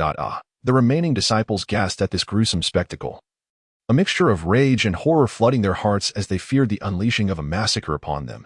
Yet, the giant, despite his apparent ease in dispatching his foe, wore a peculiar expression, as though struggling to believe the swiftness of Han Li's demise. His brow furrowed as he glanced at the heart in his hand, still warm to the touch, a clear indication of his fatal success. What are you doing? This is not a place where one can simply kill at will. Some of these disciples hold significant backgrounds. One among them is the direct descendant of the infamous Tian Hen, the scholar exclaimed, alarmed and furious upon witnessing Du Dong's sudden aggression. Humph, if you can slay one, why should I not be able to do the same? Besides, this fellow has an air of peculiarity about him. It is only prudent to strike first, Du Dong replied indifferently, discarding the heart from his grasp. As long as you are aware, although I remain uncertain whether the descendant of Tian Hen is male or female, or to which sect they belong. However, that day, the enigmatic old demon possessed extraordinary prowess. To curry favor with him, the 3 sects would undoubtedly ensure that his descendants were among the 10 selected disciples, thus granting them an opportunity for purification and enlightenment. If, by misfortune, harm were to befall this individual, it would spell considerable trouble. As for the person I killed, he was well acquainted with the foundations of our craft, and was certainly not a descendant of the old demon. The scholar, after a moment of contemplation, spoke with a hint of gravity. Very well. I shall refrain from acting against the remaining individuals. However, they must not be allowed to cause any further disruption. Let them rest in tranquility for a while. Upon uttering these words, Du Dong spun around with a flourish, unleashing a torrent of dark radiance that enveloped the entire chamber, obscuring it from view. The other cultivators, having felt a momentary sense of relief from the preceding conversation, were immediately engulfed by the black light. In an instant, they were left dizzy and disoriented, rendered oblivious to their surroundings. Observing the unconscious state of the disciples within the chamber, the scholar nodded, a faint smile of satisfaction gracing his features. Let us depart. We cannot afford to delay any longer. Understood. The two exchanged brief affirmations before striding purposefully toward the exit. Yet, as Du Dong approached the threshold, an unsettling feeling washed over him, prompting a glance back at the lifeless body he had so brutally dispatched. Seeing Han Li lying motionless in a pool of blood, utterly lifeless, he couldn't help but chuckle softly, dismissing his earlier trepidation and departing alongside the scholar. As they left, the chamber fell into an oppressive silence. However, mere moments later, the melodious voice of a young woman echoed within the room. Brother Han, my celestial fox illusion, is it not based upon the Grand Luo Thousand Illusions technique? The individual's cultivation is formidable, yet he remains oblivious to whether he has truly slain a living being. How amusing. As the woman spoke, the corpse of Han Li, which had previously lain in the blood, emanated a faint white glow, transforming into a small snow-white fox, about a foot in size, which shook its head and expressed its thoughts. Indeed, quite remarkable. However, it is curious that your original form belongs to the Silver Wolf clan, yet you are adept in the techniques of the Fox clan. Truly a peculiarity. Yet, this also stems from the fact that both of us are not particularly advanced in our cultivation. Had we reached the late stage of core formation, it would likely have been exceedingly difficult to deceive them so easily. Moreover, the Deluo Thousand Illusions technique is indeed extraordinary. At the very least. When this individual concealed his cultivation, even I was unable to discern his true level. Han Li's voice resonated from behind the silver fox, echoing off the walls. Then, with a flash of yellow light, he emerged, holding the wolf-headed jade scepter, materializing from the stone wall. Unbeknownst to them, Han Li had quietly slipped into the wall. The figure left behind in the chamber was merely an illusion conjured by the silver moon utilizing the body of the white fox. Although this transformation technique could not last indefinitely, it sufficed to handle the situation momentarily against two cultivators of relatively modest core formation levels. Is this technique truly so formidable? Did not Brother Han discern its flaws at a glance? Silver Moon remarked, a hint of disbelief in her tone. I have practiced the great transformation technique. In terms of spiritual perception, I am not much inferior to early-stage nascent soul cultivators. If I were unable to detect any discrepancies, then this technique would not merely rank as the foremost in Tiannan, but rather as the supreme technique across the lands. Han Li replied nonchalantly. Upon hearing these words, the white fox tilted its fluffy little head and refrained from further retorts. Han Li took several steps to the center of the room, his gaze sweeping across the sight of the others, who lay in a state of unconsciousness, before ultimately resting upon the figure of the young man in black. Ming Di, the little fox seemed to perceive Han Li's intentions, and after a few playful hops, it landed on the young man, unceremoniously yanking the storage pouch from his waist. It then swiftly returned to Han Li's side.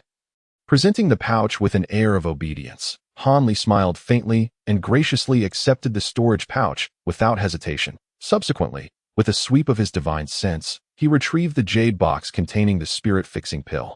He then carelessly tossed the pouch back onto the young man, for it was of no use to him given the latter's cultivation level. Thus, he accepted it without reservation. Let us proceed. Those two should have arrived at the cave of the Spirit Eye Tree. We ought to follow and take a look, Han Li remarked softly, tucking the box away and gesturing with his chin. With a wave of his sleeve, he enveloped the white fox and transformed into a streak of azure light. Shooting out from the quiet chamber, outside, the sounds of explosions continued unabated, showing no signs of respite. After listening to a few of the booms, Han Li's expression shifted with a hint of suspicion. But he chose to disregard it. When Han Li arrived at the cave's entrance, he found the stone door wide open, with no barriers in place. The two individuals had already entered. Inside, voices of anger and disbelief could be faintly heard. Brother Wei, what do you mean by this? At such a critical moment, you suddenly have a change of heart. Have you forgotten the great favor the sect master bestowed upon you back in the day? Or have you truly forgotten your identity as a disciple of the Heavenly Kill sect after spending so many years in the Fallen Cloud sect? This was the furious reprimand of Du Dong. Upon hearing this, Han Li felt a stir in his heart, intending to approach, when suddenly his expression changed, and he vanished from his spot. For if his divine sense had not misled him, there were indeed 7 or 8 individuals hidden within the cave, one of whom was unmistakably a Yuanying stage cultivator. He, along with several others at the Jiadan stage, had quietly concealed themselves beneath the cave floor, poised to catch their prey. Han Li then stealthily infiltrated the cave. Finding a distant corner to hide, observing the scene with a cold, unblinking gaze, the concealed Jiadan cultivators were safeguarded by a layer of pale yellow shield, and the one wielding the spell was none other than the blue-robed youth, who should have been outside engaging the enemy. As a result, the 3 individuals above remained oblivious to the ambush lurking below. With a subtle probe of his divine sense, Han Li also discovered that within the shield were the blue-clad cultivator and a gray-robed elder, along with an additional pair, the elder Fu and his scholarly companion, the white-clad lady. The lady's face was ashen, devoid of blood, and she held the unconscious figure of the long-faced elder. Upon seeing these individuals, Han Li could not help but gasp in surprise, his heart now clouded with confusion. The sounds of the array being shattered had not ceased for a moment. Who was it outside combating the enemy? Or was there truly no array to be broken, merely a trap laid out? Just then, the calm voice of the silver-haired elder resonated from within the golden shield. I am aware that both the righteous and demonic factions have discovered an ancient Xiantian immortal vine near the Mulan grassland. Although this vine has long since withered, there exists a significant possibility of reviving it if nourished with the pure liquid from the Spirit Eye Tree. Thus, After enduring years of infiltration within the three sects, I find myself recklessly activated without hesitation, even disregarding the initial plans to subvert these sections. Moreover, you, my friend Du, as the heir of the Qianhuan sect, have boldly ventured here at great personal risk, bearing orders from above to urge us towards a united collaboration of righteousness and malevolence. The elder with flowing hair spoke slowly. Chapter 631, Schemes. What, Brother Wei, have you been here for over a century? The scholar remarked with a hint of sarcasm. It cannot be said that I am unwilling. However, after all these years, there remains a trace of sentiment. After all, one is not made of wood or grass. Who can remain unfeeling? Furthermore, Elder Yun of the Luoyun sect treated me as if I were his own child, imparting to me profound teachings and, on several occasions, rescuing me from peril. He even fervently advocated for me to assume control over the Luoyun sect. Such kindness, I cannot simply ignore. The spirit tree shall not be taken away by the two of you, the elder declared expressionlessly through the barrier. Very well. So, Brother Wei truly intends to become a genuine elder of the Luoyun sect. But do not forget, should we reveal your true identity, do you genuinely believe a spy of the Tianxia sect could continue to roam freely here? Du, transformed into a robust figure, erupted in a sardonic laugh, delivering a menacing threat. This matter does not require your reminder. I am well aware of it. What do you think, my friends, is the reason I remain somewhat restrained within this sacred place, unable to return freely to the Luoyun sect? I have long aroused the suspicions of my two senior uncles, yet lacking concrete evidence, I was forcibly stripped of my power within the sect, confined to this limited space. Of course, I have also received considerable favor from the Tianxia sect. The token you showed me earlier was indeed that of the sect leader. Therefore, while I cannot allow you to relocate the spirit tree, I can certainly share some of the pure liquid with you. This shall serve as a token of gratitude for the Tianxia sect's past kindness. The elder maintained an exceptionally calm demeanor. What? You will only give us the pure liquid? I doubt very well, if you provide us with the pure liquid. That suffices. As long as we obtain the pure liquid, we are not particularly keen on the spirit tree. After all, our demonic and heavenly alliances possess countless treasures, even without the spirit tree. We can still find ample resources like the spirit spring and spirit stone. The scholar prepared to speak again. Du suddenly softened his demeanor and readily agreed. The scholar, taken aback, paused momentarily. However, he quickly cast a sidelong glance at Du, contemplated for a moment, and then chose to remain silent. After all, the orders he received were to heed the commands of this young master of the Qianhuan sect. Although he was uncertain how the righteous alliance had grown so close to the six demonic sects, observing how the other party handled this matter was not unwelcome. Since the two of you have consented, I shall now throw out the prepared pure liquid from the barriers. Let me make this clear. Should either of you attempt to ambush me the moment the barriers are temporarily lifted, do not blame me for being heartless. The elder with flowing hair spoke coldly. Heh, rest assured, we would not be so foolish. After all, the matter of the Xiantian immortal vine is of great significance, while the spirit tree is of lesser importance. Du assured with an unwavering expression. The elder nodded, reached into his storage bag, and retrieved a small white vial. You two are preparing. Preparing for what? Are you intending to hand over the treasures of our three factions to the enemy? Before the long-haired elder could finish his sentence, a flash of red light erupted, and dozens of faint sword strands shot out from beneath him, binding the unsuspecting elder tightly, rendering him utterly immobile. Simultaneously, at the stone door of the cave, a yellow light flickered, revealing the grim-faced figures of the elder Fu and others, blocking the path of Du Dong and his companion completely. Upon witnessing this scene, the scholar and Du Dong's expressions changed drastically. That moment, behind the restrained long-haired elder, the figure of the blue-clad boy emerged. Well, very well. That we few old-timers have long known that both the righteous and demonic paths have infiltrated our three factions with numerous spies. We have harbored considerable suspicion towards you, yet without concrete evidence, we have hesitated to take decisive action for fear of significant losses in our ranks, considering you are already in the Jiedan stage of cultivation. However, now that you have willingly revealed yourselves, I need not discern further. The boy gazed at the two, his youthful face icy as he spoke. How did you come to be here? The white-clad cultivator stared in disbelief, his face a mask of shock. Although Du Dong's complexion turned pale, he managed to force a smile and asked, Do you truly believe that with the likes of the fiery old monster and the mirror scholar, you could distract us? At this moment, they must have been ensnared by the two friends from the Fallen Cloud sect. The sounds of an assault outside were deliberately fabricated by me. Otherwise, how would you have acted so obediently? Thus, Not only could we inflict considerable pain upon you righteous and demonic fellows, dissuading you from recklessly provoking our heavenly Tao alliance, but we could also take the opportunity to cleanse the spies within. The boy spoke without a hint of deceit, his tone flat. What? Uncle Master and the others are not outside. The scholar's previously forced composure finally gave way to panic. Brother Bai, are you truly a spy for the Righteous Path Alliance? The white-clad woman gazed at her dual cultivation partner, her voice trembling as she asked, her face devoid of color. Upon hearing her question, the scholar's panic momentarily faded, replaced by a bitter smile. He opened his mouth to say something, but ultimately fell silent. I do not wish to bully the weak. Will you two surrender willingly, or shall I be compelled to exert myself further? The boy pressed his lips together, delivering his final ultimatum. Upon hearing this, Dudong and his companion's expression shifted. Just then, a beam of white light shot in from outside. As the brilliance subsided, a perspiring elder named Jiang appeared before them. The moment he arrived, he exclaimed in a state of extreme panic, Master Lan, this is dire.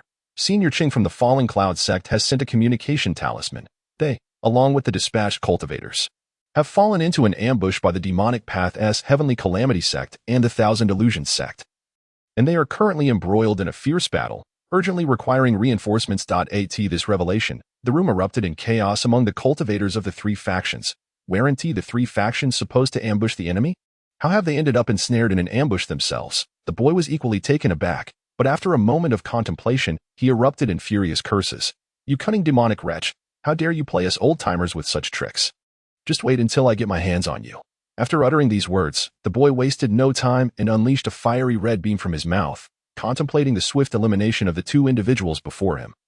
The youth intended to proceed with the rescue of the three sect cultivators. Yet, in that fleeting moment, the previously restrained long-haired cultivator unleashed a thunderous roar, and one of his arms swelled to several times its size, radiating a deep crimson hue as it lunged menacingly towards the youth's face. The sight of those 5 claw-like fingers, flickering with violet light, suggested that should they make contact, his skull would undoubtedly be shattered. The youth, taken aback, revealed a look of alarm. His magical artifact had only just been summoned, and the opponent's ambush was alarmingly sudden. With no other recourse, he drew in his abdomen and puffed out his cheeks. A surge of searing red light erupted from his mouth, perfectly countering the violet claw of the long-haired cultivator. The unmistakable sound of flesh searing under a branding iron echoed sharply, causing the cultivator's assault to falter momentarily. Seizing this opportunity, the youth's form blurred, and he swiftly slipped beyond the protective barrier amidst the crimson haze. Tian Shajin Jun, the youth uttered darkly, invoking the title of the historical leader of the Tian Sha sect. While fixing his gaze upon the long-haired cultivator in silence, with a single hand, he pointed towards a specific direction, causing the previously launched dazzling projectile to spiral back and transform into a vividly animated crimson serpent, bearing its fangs and claws. I did not anticipate you, Taoist Lan, would recognize this humble lord so swiftly. I have long held a great admiration for the illustrious name of the Fire Dragon youth. Alas, this is merely a manifestation of borrowed power. It is a pity we cannot engage in a true contest of skill, the long-haired cultivator remarked, his head bowed as if oblivious to his surroundings. Yet a languid voice emanated from his lips, foreign and peculiar. Witnessing this bizarre scene, Han Li's mind immediately recalled the possession technique once employed by the extreme In ancestor. Although there were certain discrepancies, it was undoubtedly a similar dark sorcery. As Han Li understood, such a technique could only be executed after an elaborate and intricate preparation on the host body. It appeared that the leader of the Tian Sha sect had taken precautions when infiltrating the Falling Cloud sect with the long-haired cultivator. Now, through some unknown means employed by Du Dong, the possession technique had been activated. At this juncture, as Han Li's thoughts raced, he suddenly recalled an important matter and solemnly conveyed a message to the small fox concealed within his sleeve. Inu, return to the quiet chamber at once. Ensure you transform to appear as though I have sustained grave injuries. Do not allow anyone to discover my absence from the chamber. As for how to obscure the fact that I am not dead, adapt as necessary. Just ensure that my cultivation identity remains concealed, that I shall return post-haste. Seeing Han Li's grave demeanor, Inu recognized the significance of the matter and, without further ado, slipped from his sleeve and burrowed into the ground, making her way back to the quiet chamber. Meanwhile, within the protective barrier, Tian Shajin Jun raised his hand and tossed a small vial filled with pure liquid towards Du Dong and his companion, who had drawn closer to him. With a hint of regret, he glanced at the spirit eye tree and addressed the two with a measured tone. Take this back with you. I shall assist in restraining the fire dragon youth momentarily. However, do not expect me to buy you much time. Take heed of your own safety." Upon uttering these words, Tian Sha Jinjun made a decisive move, his figure surging forward in an instant. A wicked grin spreading across his face as his violet claws descended mercilessly upon the elder Jiang. Chapter 632, Acquiring the Spiritual Root. How audacious, the young disciple, upon witnessing an embodiment of the opponent daring to strike at him, could not help but raise his brows in surprise. The elder of the Jiang clan also changed countenance dramatically, hastily expelling a yellow flying sword to shield himself entirely, and with a quick leap backward, he retreated in a flurry. He was not foolish enough to withstand the fierce blow from the master of the opposing sect. A peculiar smile crept upon the face of the heavenly fiend, true monarch, whose form suddenly shifted, and in a blink, he appeared beside the white-clad woman, his violet claws unceremoniously reaching toward her arm. The white-clad woman, already flustered due to her treacherous deeds as a spy, was taken aback by the sudden ambush from the heavenly fiend, true monarch. Her complexion paled in dismay. Without a moment's hesitation, she hurled the long-faced elder to the ground, forming a seal with her hands. A beam of azure light shooting forth from her sleeve, intent on desperately countering his attack. Yet amidst a cacophony of maniacal laughter, the heavenly fiend true monarch feigned a move, swiftly snatching the long-faced elder from the ground into his grasp.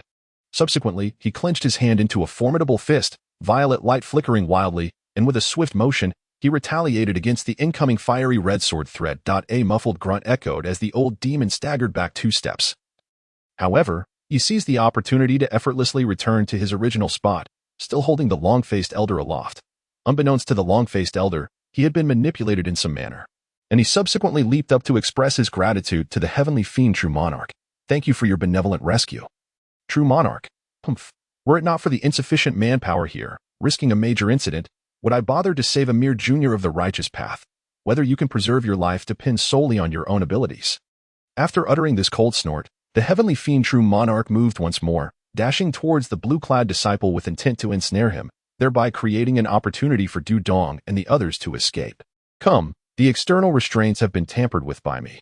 Their power is less than 1/10 of usual. We can easily break free." The long-faced elder, evidently a decisive figure, shouted to Du Dong and the others before leading the charge towards the stone door where the elder Fu and his companions awaited. Hearing this, Du Dong and the Confucian scholar rejoiced, one unleashing 2 white flying swords, while the other enveloped in a shroud of black light. The 3 of them united in their assault. The elder Fu and his companions were unwilling to let the 3 escape easily, summoning their treasures to meet the onslaught. Instantly, the group of cultivators within the cave split into 2 factions, engaging in a fierce battle, amidst the shouts of fury and the sounds of explosions. As various lights danced around, at that moment, beside them, Hanli sensed the opportune moment had arrived and hesitated no longer. He swiftly brandished the wolf-headed scepter in his hand, a flash of yellow light enveloping him as he promptly employed the earth escape technique, silently making his way toward the roots of the spirit tree. At this moment, the cultivators in the cave were preoccupied with their battles, naturally oblivious to the fact that another was poised to reap the benefits. Consequently, unnoticed by anyone, Hanli reached the base of the spirit tree, where a faint golden light barrier obstructed his path. With a glint of determination in his eyes, Hanli raised both hands, unleashing azure light from his fingertips, silently pressing against the barrier's surface. Instantly, the intertwining golden and azure lights caused the entire barrier to tremble slightly. Had it been a time of tranquility, any disturbance in the golden barrier would have been swiftly noticed by the guardians of the spirit tree. However, with the intensity of their current conflict, no one was aware of the subtle changes in the barrier. After a brief moment, as his hands forcefully penetrated the golden light, a flicker of joy flashed across Hanli's face. With a surge of azure radiance emanating from his palms, he suddenly pulled his hands apart, creating a slender fissure in the protective barrier. With a whoosh, Hanli's figure elongated oddly and, in a swift motion, he slipped into the enclosure, the golden light sealing silently behind him once more.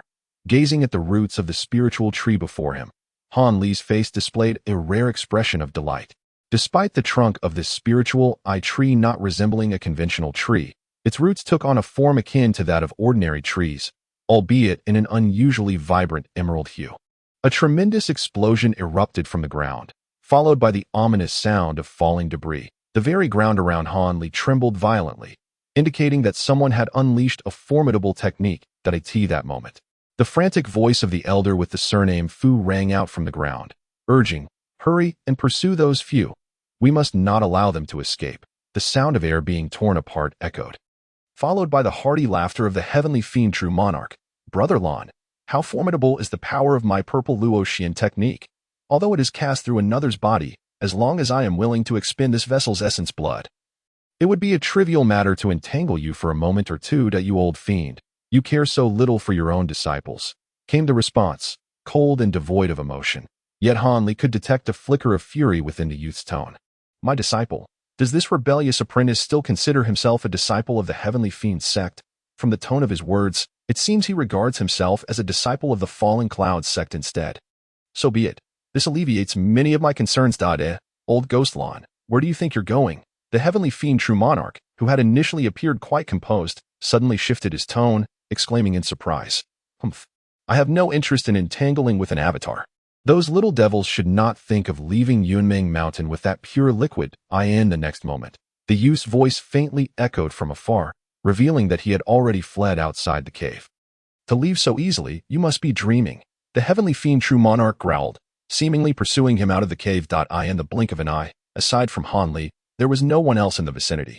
Hanli felt an immense sense of relief wash over him. No longer hesitating, he flicked his finger, and a slender azure beam shot forth from his fingertip, flickering and oscillating. In a flash of green light, a small segment of the spiritual root was effortlessly severed, causing several drops of milky white spiritual liquid to ooze from the cut. A delightful fragrance wafted into the air, disregarding the liquid. Hanli's body radiated a brilliant yellow light as he directly held the spiritual root and emerged from the ground, appearing within the protective barrier of the cave's surface. A glance around revealed a massive hole, several zhang wide, punctured through a wall, with scattered debris shimmering with spiritual light nearby. Clearly, this was the destruction wrought by the heavenly fiend true monarch's strike. Even the fortified, iron-like stone walls had been shattered by his blow. His divine power was indeed remarkable. It was no wonder that Du Dong and the others had managed to seize the opportunity to escape. Hanli did not hesitate further. He patted the storage pouch at his waist, and a beautifully carved jade box appeared in his hand. Carefully, he placed the segment of the spiritual root into the jade box, then solemnly secured it with a serious expression.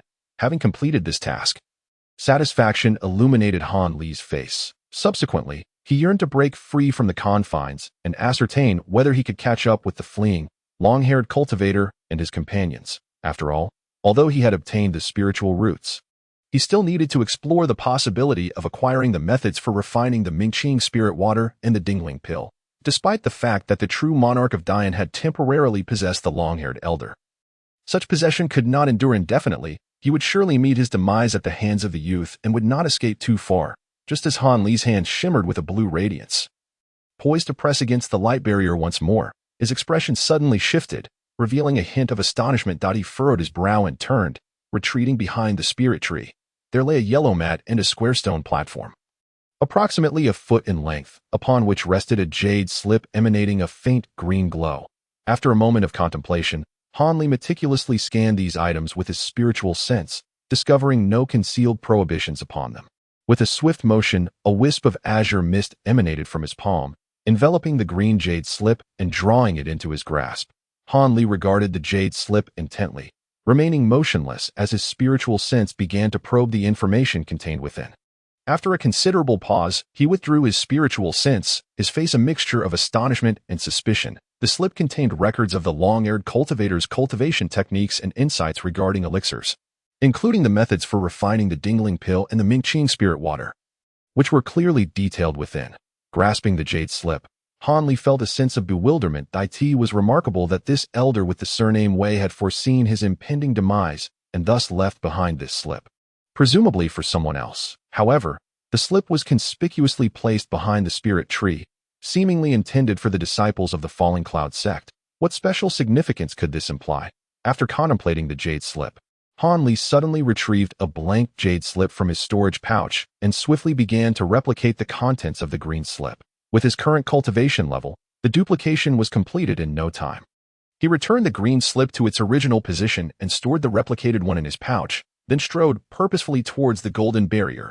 Who could say when the three sects cultivators would return? It was best to vacate the area promptly. In any case, he had accomplished the purpose of his journey. No longer needing to worry about being observed, Hanli unleashed his spiritual energy, and with a flash of azure light, he cleaved a large opening in the barrier with his Xingyuan sword's brilliance. Instantly, he surged forth from the barrier, transforming into a streak of azure light that darted away. Chapter 633.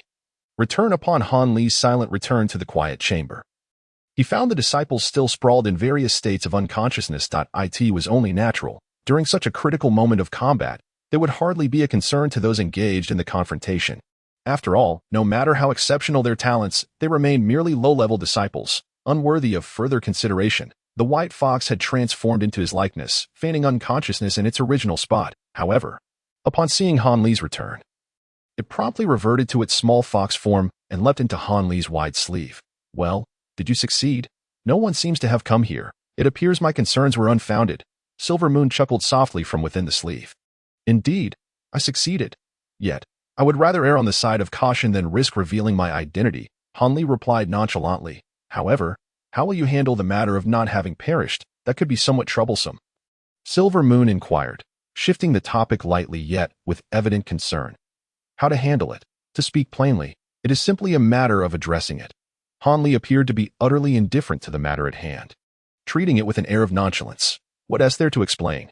Inu inquired, taken aback. I merely acquired the illusion talisman at a high price to preserve my life. There is nothing complicated about that. The path of illusion is inherently elusive. Even the most accomplished cultivators can be deceived if they let their guard down. Han Li replied calmly, seemingly having a plan in mind. Indeed, that serves as an excellent excuse. The white fox remarked with a faint smile after a brief moment of surprise. The subsequent events unfolded with remarkable simplicity. After a considerable passage of time, the yellow-clad cultivator entered the quiet chamber with a somber expression. Upon observing the unconscious disciples scattered throughout the room, he let out a soft sigh. With a precise hand gesture, he executed a spell, and with a gentle flick of his fingers, several beams of white light shot forth, entering the bodies of the unconscious cultivators. Clearly, the technique employed by Du Dong to incapacitate them was not particularly sophisticated. Moments later, the disciples began to awaken one by one. Upon seeing the yellow-clad cultivator and realizing that Du Dong and his companion had vanished, they instinctively felt reassured. Naturally, their surprise deepened upon noticing that Han Li remained unharmed alongside them. However, Han Li promptly produced a self-crafted illusion talisman and waved it gently before them, effortlessly deflecting their inquiries with his premeditated excuse. As anticipated, few possessed a deep understanding of the art of illusion, and suspicions among the others were minimal. Even the yellow-clad cultivator, upon hearing the account, merely cast an extra glance at Han Li. Without further probing that moment, Sun Hua and the woman of the Mu surname exchanged glances, their faces still marked by a hint of confusion.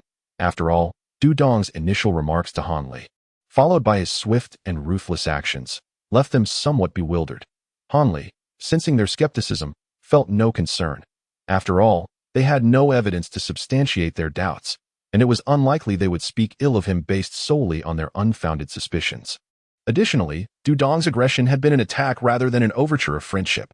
With the elixir depleted and the cultivator responsible for concocting the Mingqing spirit water missing, the mission to cleanse the spiritual eyes was naturally in shambles. Consequently, the Taoist from the Fu clan and several upper echelons from the three factions hastily distributed a magical artifact to each participant as compensation, announcing the conclusion of the sword testing event, and instructing the disciples to return to their respective sections. However, the few core formation cultivators leading the group showed no intention of departing with them.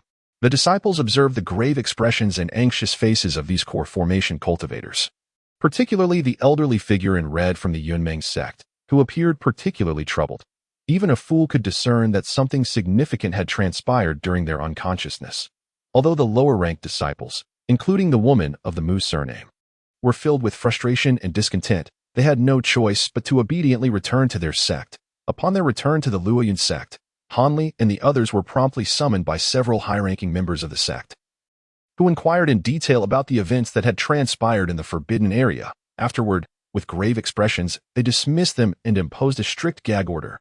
Later, Han Li learned that the three-faction scheme to expose the sect's internal traitors had resulted in a complete debacle, leaving them thoroughly embarrassed. Not only did Du Dong and his companions manage to bring the precious liquid back to the realms of both righteousness and demonic paths under the protection of the possessed leader of the evil sect, But they also ensured the safe escape of everyone else from the Shi kingdom, apart from the scholar of the Bai surname, who, due to a momentary lapse, was shot dead on the spot by the elder of the Fu surname and others.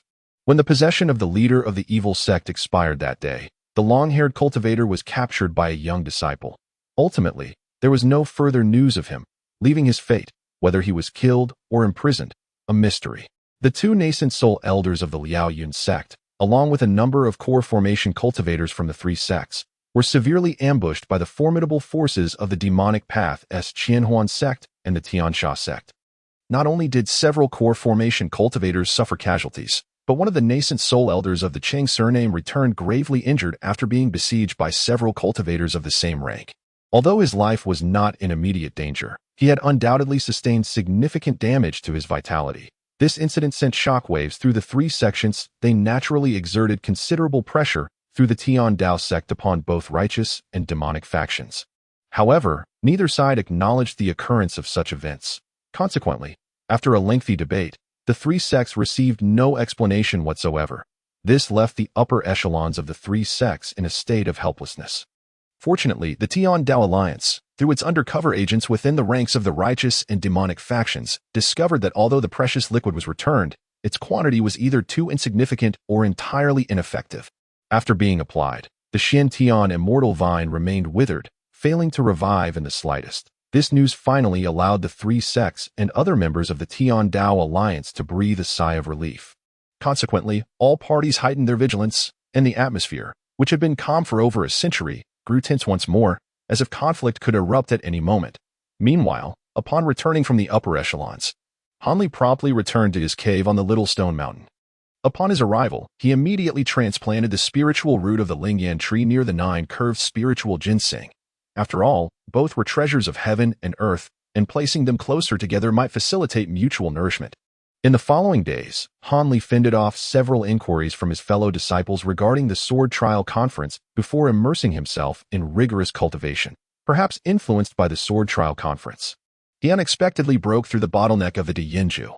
After a brief period of cultivation, he made astonishing progress, advancing at an unprecedented rate. This brought great joy to Hanli, who began to practice the Diyenju alongside the Qing Yuan sword technique. He was well aware that the smooth progress of the Diyenju was likely significantly attributed to the effects of the soul-nourishing beads hanging around his neck. Since this bead had been placed around his neck, his spiritual awareness had been continually strengthening, even without deliberate training. This had led to his cultivation of the Diyenju evolving rapidly, as if the pond had already been filled with water, and he was merely expanding the area to draw in more. Furthermore, whenever he cultivated the Diyenju, a stream of clear and bright energy would flow from the soul-nourishing wooden beads into his primordial spirit, making the process effortless and yielding substantial results for minimal effort. During this period, Hanli began to nurture the spiritual root of the Lingyan tree with the green liquid every few days. As a result, within just a few months, a young seedling of the Lingyan tree sprouted anew from the spiritual root. It appeared destined to grow as tall as the Lingyan trees found in the Forbidden Lands. It was merely a matter of time. However, Hanli estimated that it would require no less than 20 years of careful nurturing. Nonetheless, he was not anxious.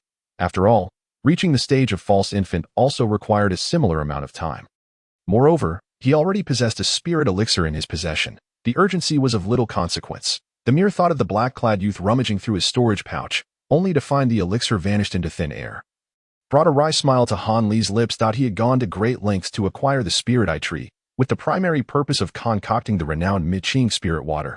After all, possessing a pair of Miqing spirit eyes would provide a significant advantage during confrontations. It was akin to having a consciousness that surpassed that of fellow cultivators of the same rank, allowing him to seize the upper hand repeatedly in battles. Concurrently, Hanli did not neglect the practice of alchemy, diligently preparing for the refinement of the elusive 9-spirit ginseng elixir.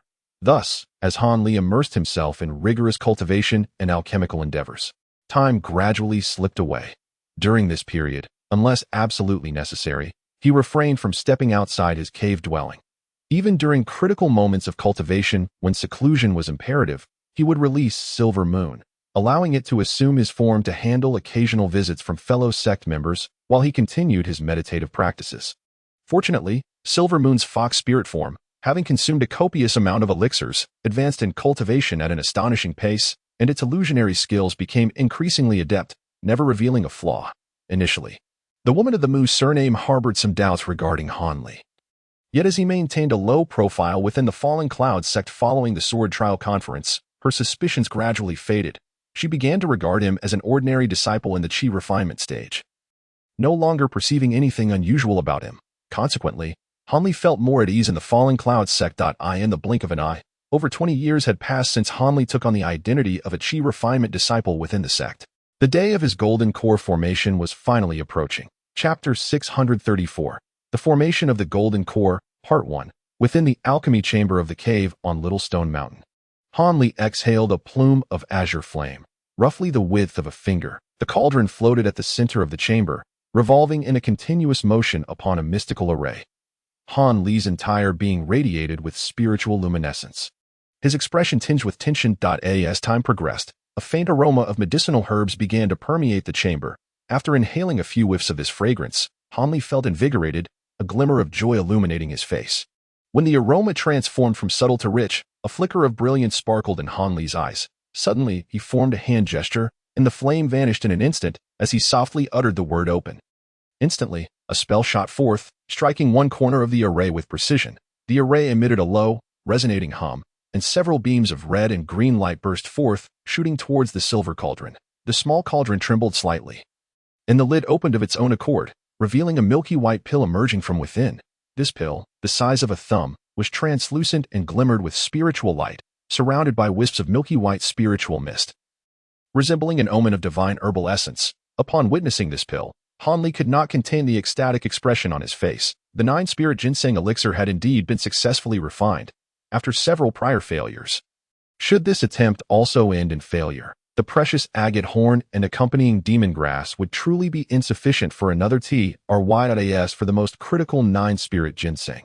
Hanli was unconcerned about the raw materials. In fact, when refining the elixir, he had refrained from using the entire ginseng, instead extracting only a small portion from its essence, while preserving the life of this extraordinary spirit herb. Certainly, while such an action may not lead to the immediate demise of the 9-curve spirit ginseng, it would undoubtedly inflict substantial damage upon its vitality. The manifestation of its avatar, the white rabbit, appeared notably listless and feeble. Observing this scenario, Hanli pondered deeply for several days.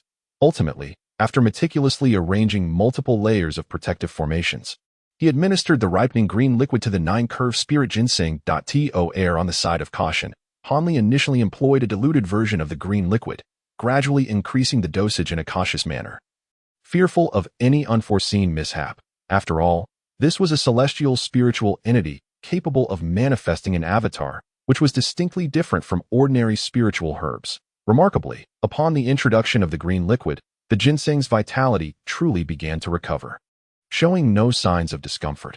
Only then did Hanli feel reassured, proceeding to apply the green liquid in earnest. Thus, each time he extracted the ginseng's essence, he ensured its vitality was fully restored with the green liquid before resuming his efforts. In this manner, the essence of the 9-curve spirit ginseng flowed forth ceaselessly. However, this method appeared to be effective solely for the 9-curve spirit ginseng. Inspired by a sudden insight, Hanli attempted this technique with other spiritual herbs.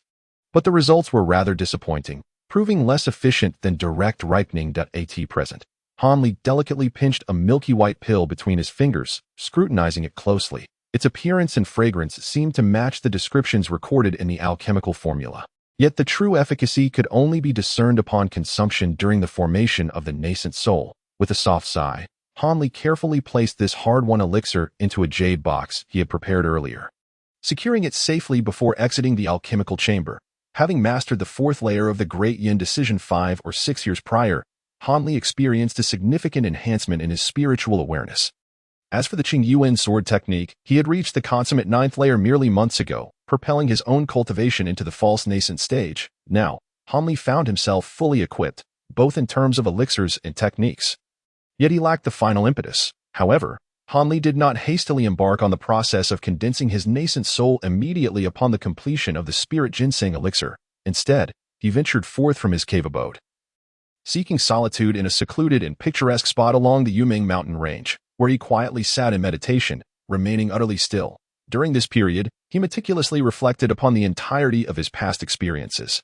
He reminisced about the joys of childhood spent under the care of his parents, the playful moments shared with his younger sister, and his later entrance into the Seven Xian sect, facilitated by his uncle's recommendation, where he met figures such as Li Feiyu, and how his fateful encounter with Dr. Mo led to his cultivation of the everlasting spring technique, culminating in his true entry into the realm of cultivation during the Tainan gathering. As his memories transitioned from obscurity to clarity, the expressions on Han Li's face fluctuated between joy and anger, revealing the emotions he had previously concealed. After 3 days of this introspection, Han Li closed his eyes, his countenance settling into a tranquil expression as he began to quietly comprehend the principles of the universe. A month later, when he emerged from his secluded retreat, both his body and mind, along with his magical prowess, were in an optimal state of fullness, particularly in terms of his mental fortitude, which had ascended to a new level. Upon returning to his cave, devoid of any tumultuous thoughts, Han Li activated all the protective formations surrounding his abode, then briefly addressed the Silver Moon Guardian with a few terse words. "Guard the entrance. Do not disturb me, even in the event of a great calamity." With these words, Han Li gracefully entered his quiet chamber.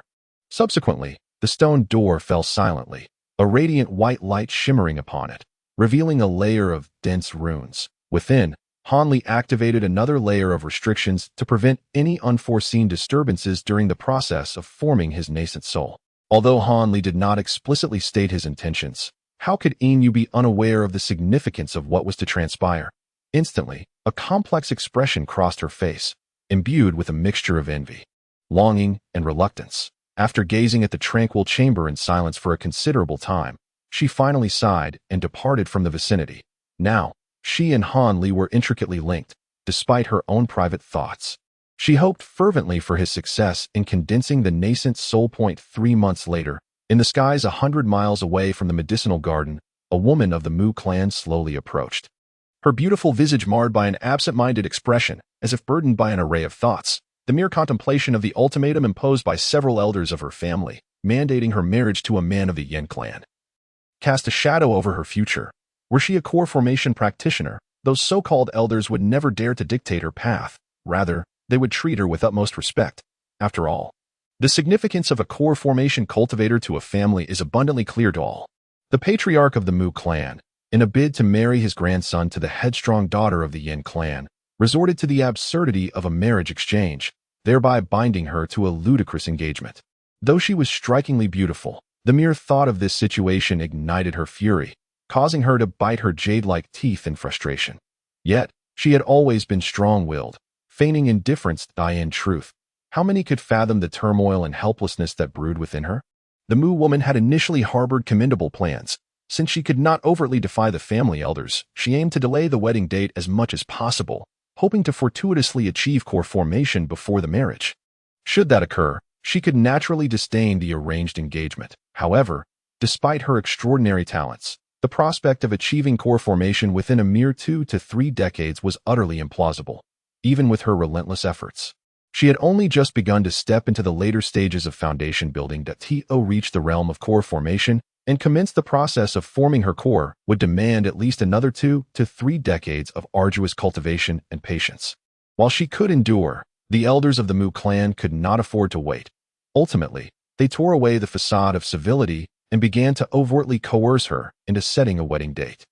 Otherwise, they threatened to sever her supply of spiritual stones essential for her cultivation, which would also jeopardize the welfare of her closest relatives within the family. The mere thought of these consequences left the Mu woman feeling utterly powerless, devoid of any strength to resist. Within the internal dynamics of the Falling Cloud sect, despite being favored by the peak leader and her fellow disciples, the intertwining interests of their respective families rendered them unable to intervene in her plight. Deepening her despair, to make matters worse, the scheming Yin disciple seemed to have received some news, as he persistently frequented Tianquan Peak, relentlessly pursuing her with an unyielding tenacity, were it not for her superior magical prowess. It was likely that this Yin disciple would resort to coercive tactics. This infuriated the proud woman to the point where she almost considered unleashing her magical artifact to reduce the scheming disciple to ashes. Coincidentally, today marked the day for the submission of medicinal materials from various gardens. The Mu woman, determined to evade the clutches of the Yin man, hastily seized this task and swiftly departed from Tianquan Peak. Having traversed 2 locations in quick succession, she finally set her sights on the medicinal garden overseen by Han Li. The mere thought of him stirred an inexplicable sensation within her. Initially, she perceived him as an ordinary disciple of the qi refining stage. Yet he emanated an elusive aura that she could not quite decipher. The events surrounding the sword testing conference led her to speculate that he might be concealing his true cultivation level, perhaps harboring a secret identity. Consequently, she devoted considerable time to observing him meticulously. However, as the years rolled by, he remained steadfastly unremarkable, never once crossing any boundaries. Aside from his presence in the medicinal garden, he rarely ventured out, and his circle of acquaintances was exceedingly limited. This only heightened her intrigue regarding Han Li. Although she feigned a relaxed demeanor towards him, her attention to his actions intensified. Regrettably, Han Li was exceedingly discreet, seldom engaging in the affairs of the sect. Even after encountering him a handful of times over the years, those instances could be counted on one hand. After more than 20 years, she ultimately relinquished her prior conjectures, concluding that her assumptions had been overly naive. He was, at best, a reclusive and introverted disciple of ordinary talent, unlikely to even succeed in foundational cultivation. Reflecting on Han Li, she hastened her flight, accelerating her control over the spirit tool as she soared into the distance. Chapter 635. The Formation of Embryos, Part 2. The woman with the surname Mu had scarcely flown 10 miles when an inexplicable sense of alarm enveloped her. Suddenly, the spiritual energy in the air began to churn chaotically, causing her to stumble precariously, nearly toppling from her airborne position along with her spirit tool. In a state of shock, she quickly summoned her spiritual power. Barely managing to stabilize herself amidst the turbulent energy, she glanced around in haste, her eyes widened in astonishment. High above, at a distance of over 100 feet, countless sparkling points of spiritual light emerged. These lights, vibrant and varied, flickered with an ethereal brilliance, each suffused with the purest essence of heaven and earth's spiritual energy, creating a breathtaking spectacle. The woman was utterly taken aback that a fleeting glance into the distance revealed an infinite expanse of shimmering lights filling the sky, stretching endlessly. Good heavens, what is happening? Hovering in the air, she gazed in disbelief at the bizarre scene before her. In truth, the phenomenon of condensed spiritual light radiated throughout a 100-mile radius centered around Han Li's cave dwelling. As the woman recognized the anomaly in the spiritual energy, thousands of other disciples from the Falling Cloud sect simultaneously sensed the monumental change. Those within 100 miles witnessed this spectacle firsthand. However, the experience was far from pleasant for those caught in its midst. For those at the Foundation establishment stage and above, discomfort was the only issue, as they struggled to maintain their composure amidst feelings of disorientation. Yet, the majority of qi refining disciples felt an overwhelming spiritual pressure, gasping for breath, while those with even shallower cultivation found it increasingly difficult to breathe under the weight of their trepidation. The monks were too preoccupied to ponder the true significance of the celestial phenomena unfolding before them. Instead, they sat cross-legged in meditation, striving to resist the unsettling transformations that sent shivers down their spines. As for the cultivators beyond the confines of the Fallen Cloud sect, though they could not witness the spectacle, they were, to varying degrees, aware of the violent fluctuations in the spiritual energies of heaven and earth. Some of the most profoundly skilled practitioners, even those situated thousands of miles away, cast astonished glances toward the location of the Fallen Cloud sect, while the majority had never beheld such a sight and were oblivious to the implications of this heavenly omen. Those who were in the know reacted with a mixture of shock and delight, astonishment and envy, with an overwhelming sense of jealousy permeating the air. Atop the main peak of the Fallen Cloud sect, within a cavern that rose several thousand zhang high, a silver-haired elder sat cross-legged, his complexion ashen as he regulated his breath, appearing akin to one recovering from a severe illness. The moment when the ethereal light manifested hundreds of miles away, the elder's long white brows quivered, and his eyes snapped open in disbelief. Without a moment's hesitation, he ceased his cultivation and transformed into a streak of white light, swiftly departing the cavern. Moments later, the elder materialized at the summit of the main peak. Standing upon a towering boulder, he gazed intently in the direction of Han Li's cavern, momentarily lost in thought, his expression shifting between concern and uncertainty. Just then, a beam of yellow light rushed toward him from the heavens, clearly aimed at the elder's cavern. However, upon noticing the elder standing outside, the yellow light promptly converged before him, revealing a middle-aged man with a complexion tinged in hues of yellow and green. Brother Chong, you sensed it too, did you not? Surely there is no mistake. Someone is coalescing a nascent soul within our falling cloud sect. The middle-aged man inquired, astonished, as though reluctant to fully believe what he had witnessed. A mistake? How could that be possible? Both of us have witnessed such occurrences before. Indeed, someone is coalescing a nascent soul somewhere within our sect, and they are already at the final stage, on the verge of success. The silver-haired elder replied without turning, his eyes narrowed. This is quite peculiar. The only ones in our sect at the late Golden Core stage are merely the nephew of Master Feng and that traitor surnamed Hu. However, Master Feng's nephew was still striving for the final perfection of his realm 2 years ago, and he could not have reached the false infant stage in such a brief time. Let alone the nascent soul.as for that traitor from the Heavenly Fiend sect. His cultivation has been severely crippled, having fallen several realms. It cannot possibly be him, the middle-aged man murmured, yet his words lacked any conviction. Humph, are we not aware of the cultivation levels of those nephews?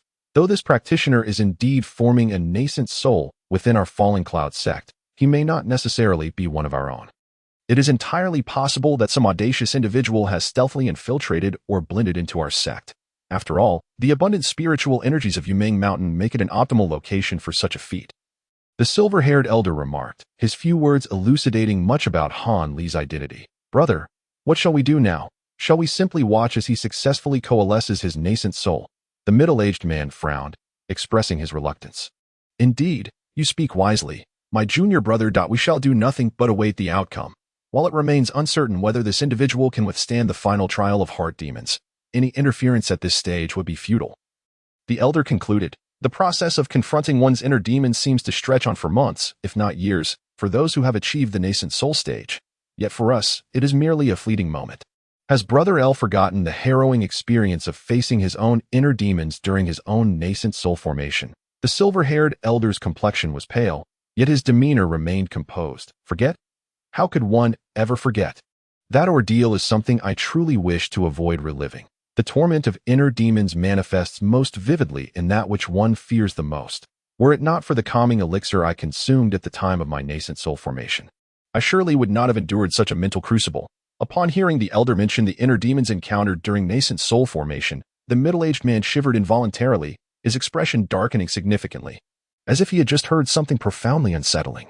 Indeed, this is correct. This individual has not overcome the final hurdle and has failed to form a true nascent soul. How we choose to deal with him is a matter for the two of us to decide.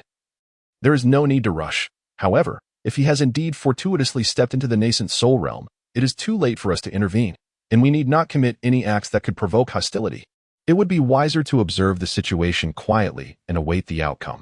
Moreover, should he successfully form a nascent soul, it may not be detrimental for our falling cloud sect. Perhaps we could even cultivate a relationship with him, or even invite him into our ranks. Are you suggesting that this individual is a lone cultivator? The middle-aged man appeared intrigued. Indeed, it is highly likely. If he were affiliated with a family or sect of cultivators, he would not dare to undertake the risk of forming his nascent soul on our Yunming Mountain. Otherwise, he should have had a multitude of higher-ranking cultivators to protect him. You recall the solemn measures taken by our sect when we formed our nascent souls? The silver-haired elder smiled faintly and turned to the middle-aged man. How could I forget? During the months of my own nascent soul formation, our entire sect treated it as if facing a formidable enemy, sealing off the mountain and even activating the sect's protective formation. In light of this, it does seem quite plausible that this man is indeed an independent cultivator. The middle-aged man, reminiscing about those events, couldn't help but smile slightly. If this individual is a lone cultivator who has achieved nascent soul formation, we must indeed make an effort to befriend him and avoid incurring his wrath. After all, while it may be more challenging for an independent cultivator to reach the nascent soul stage, those who do possess considerable abilities and should not be underestimated. Furthermore, these cultivators, unbound by sect allegiances, are less likely to hold back compared to those of us raised within sects, often bearing grudges. That notorious old monster is precisely the sort of individual we would prefer to avoid provoking, in part due to his profound cultivation far surpassing that of his peers, but also because of his reckless methods that many major sects in the southern regions fear greatly. The silver-haired elder spoke slowly. Upon hearing this, the middle-aged man nodded silently in agreement, seemingly in favor of the elder's perspective. It has begun. A glint of brilliance sparked in the elder's eyes as he suddenly whispered. The middle-aged man was startled and quickly directed his consciousness outward. At that moment, the sky above Han Li's cave abode was increasingly filled with ethereal lights, gradually coalescing into a unified spectacle. In a matter of moments, the heavens within a 100-mile radius were awash with a vast expanse of colorful radiance. Amidst this brilliance, the sounds of wind, rain, and thunder surged forth as vibrant clouds rolled and churned in sync with the thunderous roars, swiftly converging from all directions toward the center. Above the small stone mountain where Han Li's cave abode is situated, a blindingly radiant orb of light, approximately a meter in diameter, pulsates with a luminous glow that renders it impossible to gaze upon directly.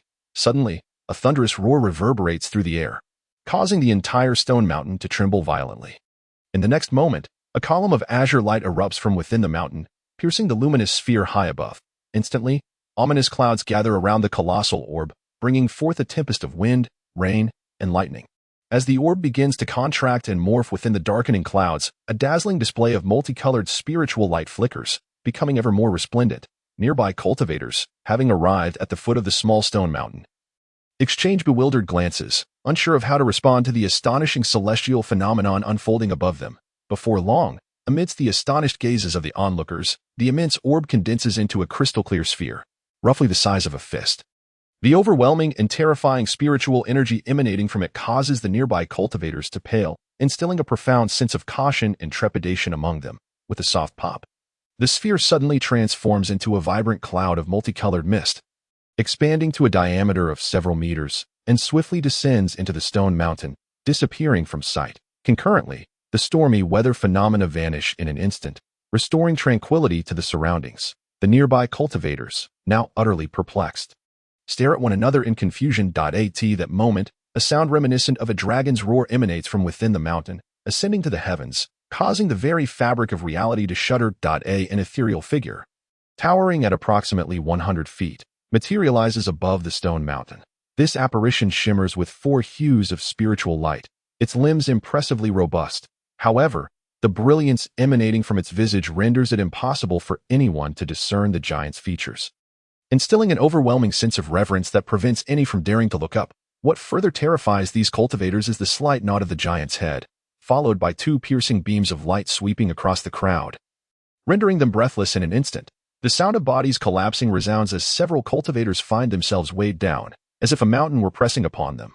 Kneeling helplessly on the ground, a few of the more powerful cultivators manage to remain standing, albeit with trembling knees and bulging veins upon their foreheads, visibly straining to maintain their composure. Just as these cultivators are gripped by fear and secretly lamenting their plight, the colossal figure seems to smile, and in an instant, it transforms into a cascade of starlight, dissolving into nothingness. This spectacle leaves all present in a state of utter astonishment. Within the tranquil chamber of the small stone mountain, Han Li sits cross-legged, his eyes firmly shut. However, atop his crown, a miniature infant, approximately an inch in height, playfully climbs and frolics in his hair. This baby, fair and delicate, enveloped in a bluish glow, bears an uncanny resemblance to Han Li. Yet his face is alight with excitement and laughter, a stark contrast to Han Li's usual demeanor of quietude. The body of Han Li below, with a rosy complexion and a serene expression, appears to be in a deep slumber. After a brief moment, the infant seems to tire of play, yawning widely before vanishing into Han Li's body with a flash of azure light. Han Li's expression shifts, his eyelids fluttering slightly before he finally opens his eyes to reveal a pair of luminous, serene orbs, strikingly clear. Upon awakening, Han Li does not immediately rise but instead wears a peculiar expression, a complex blend of joy and astonishment.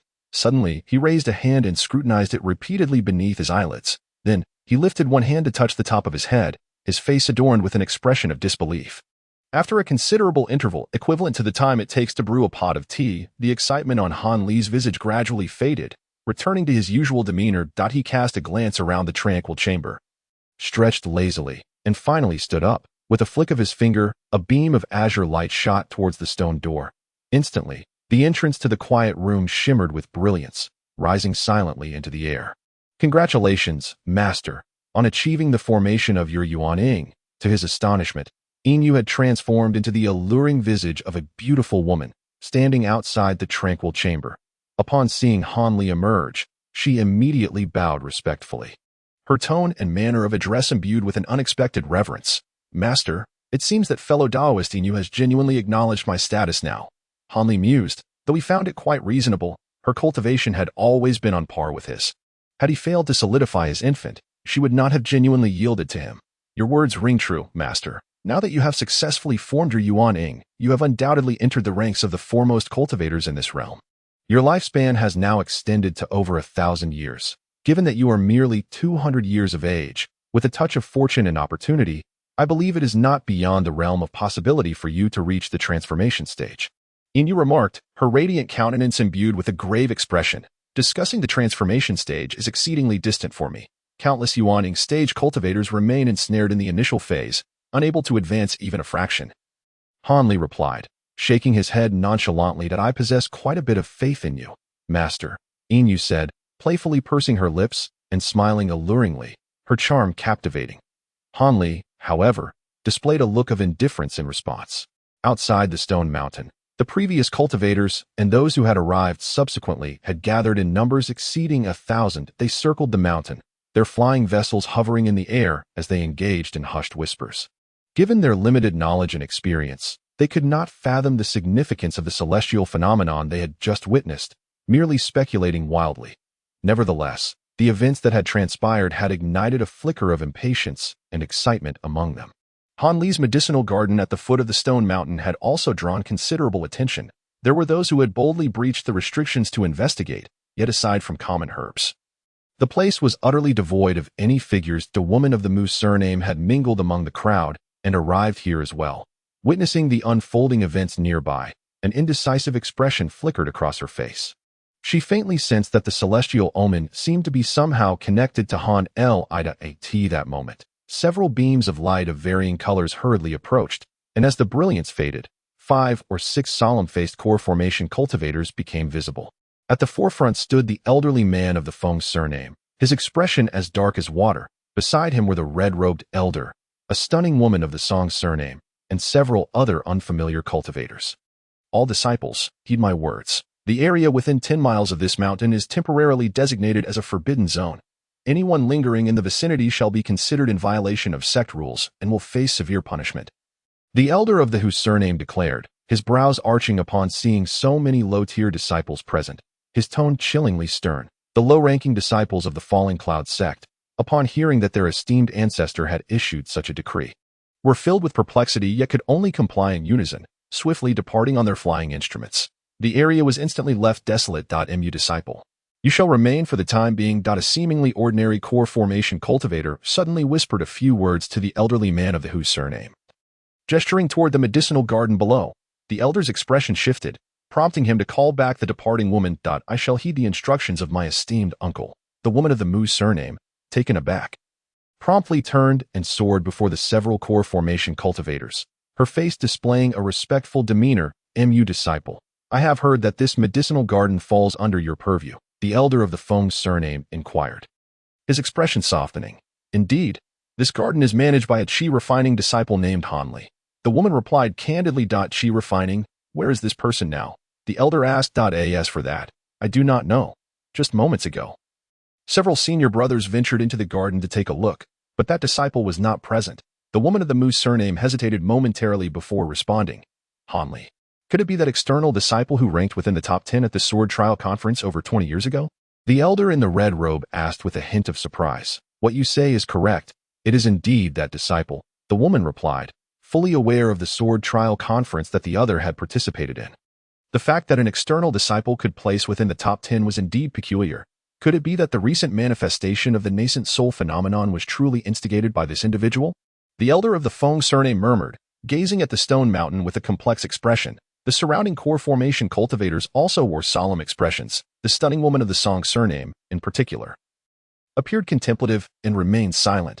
The nascent soul phenomenon. Could it be that someone has successfully formed their nascent soul? The others remained composed, but upon hearing this, the woman of the Mu surname was nearly incredulous, her face awash with shock and bewilderment.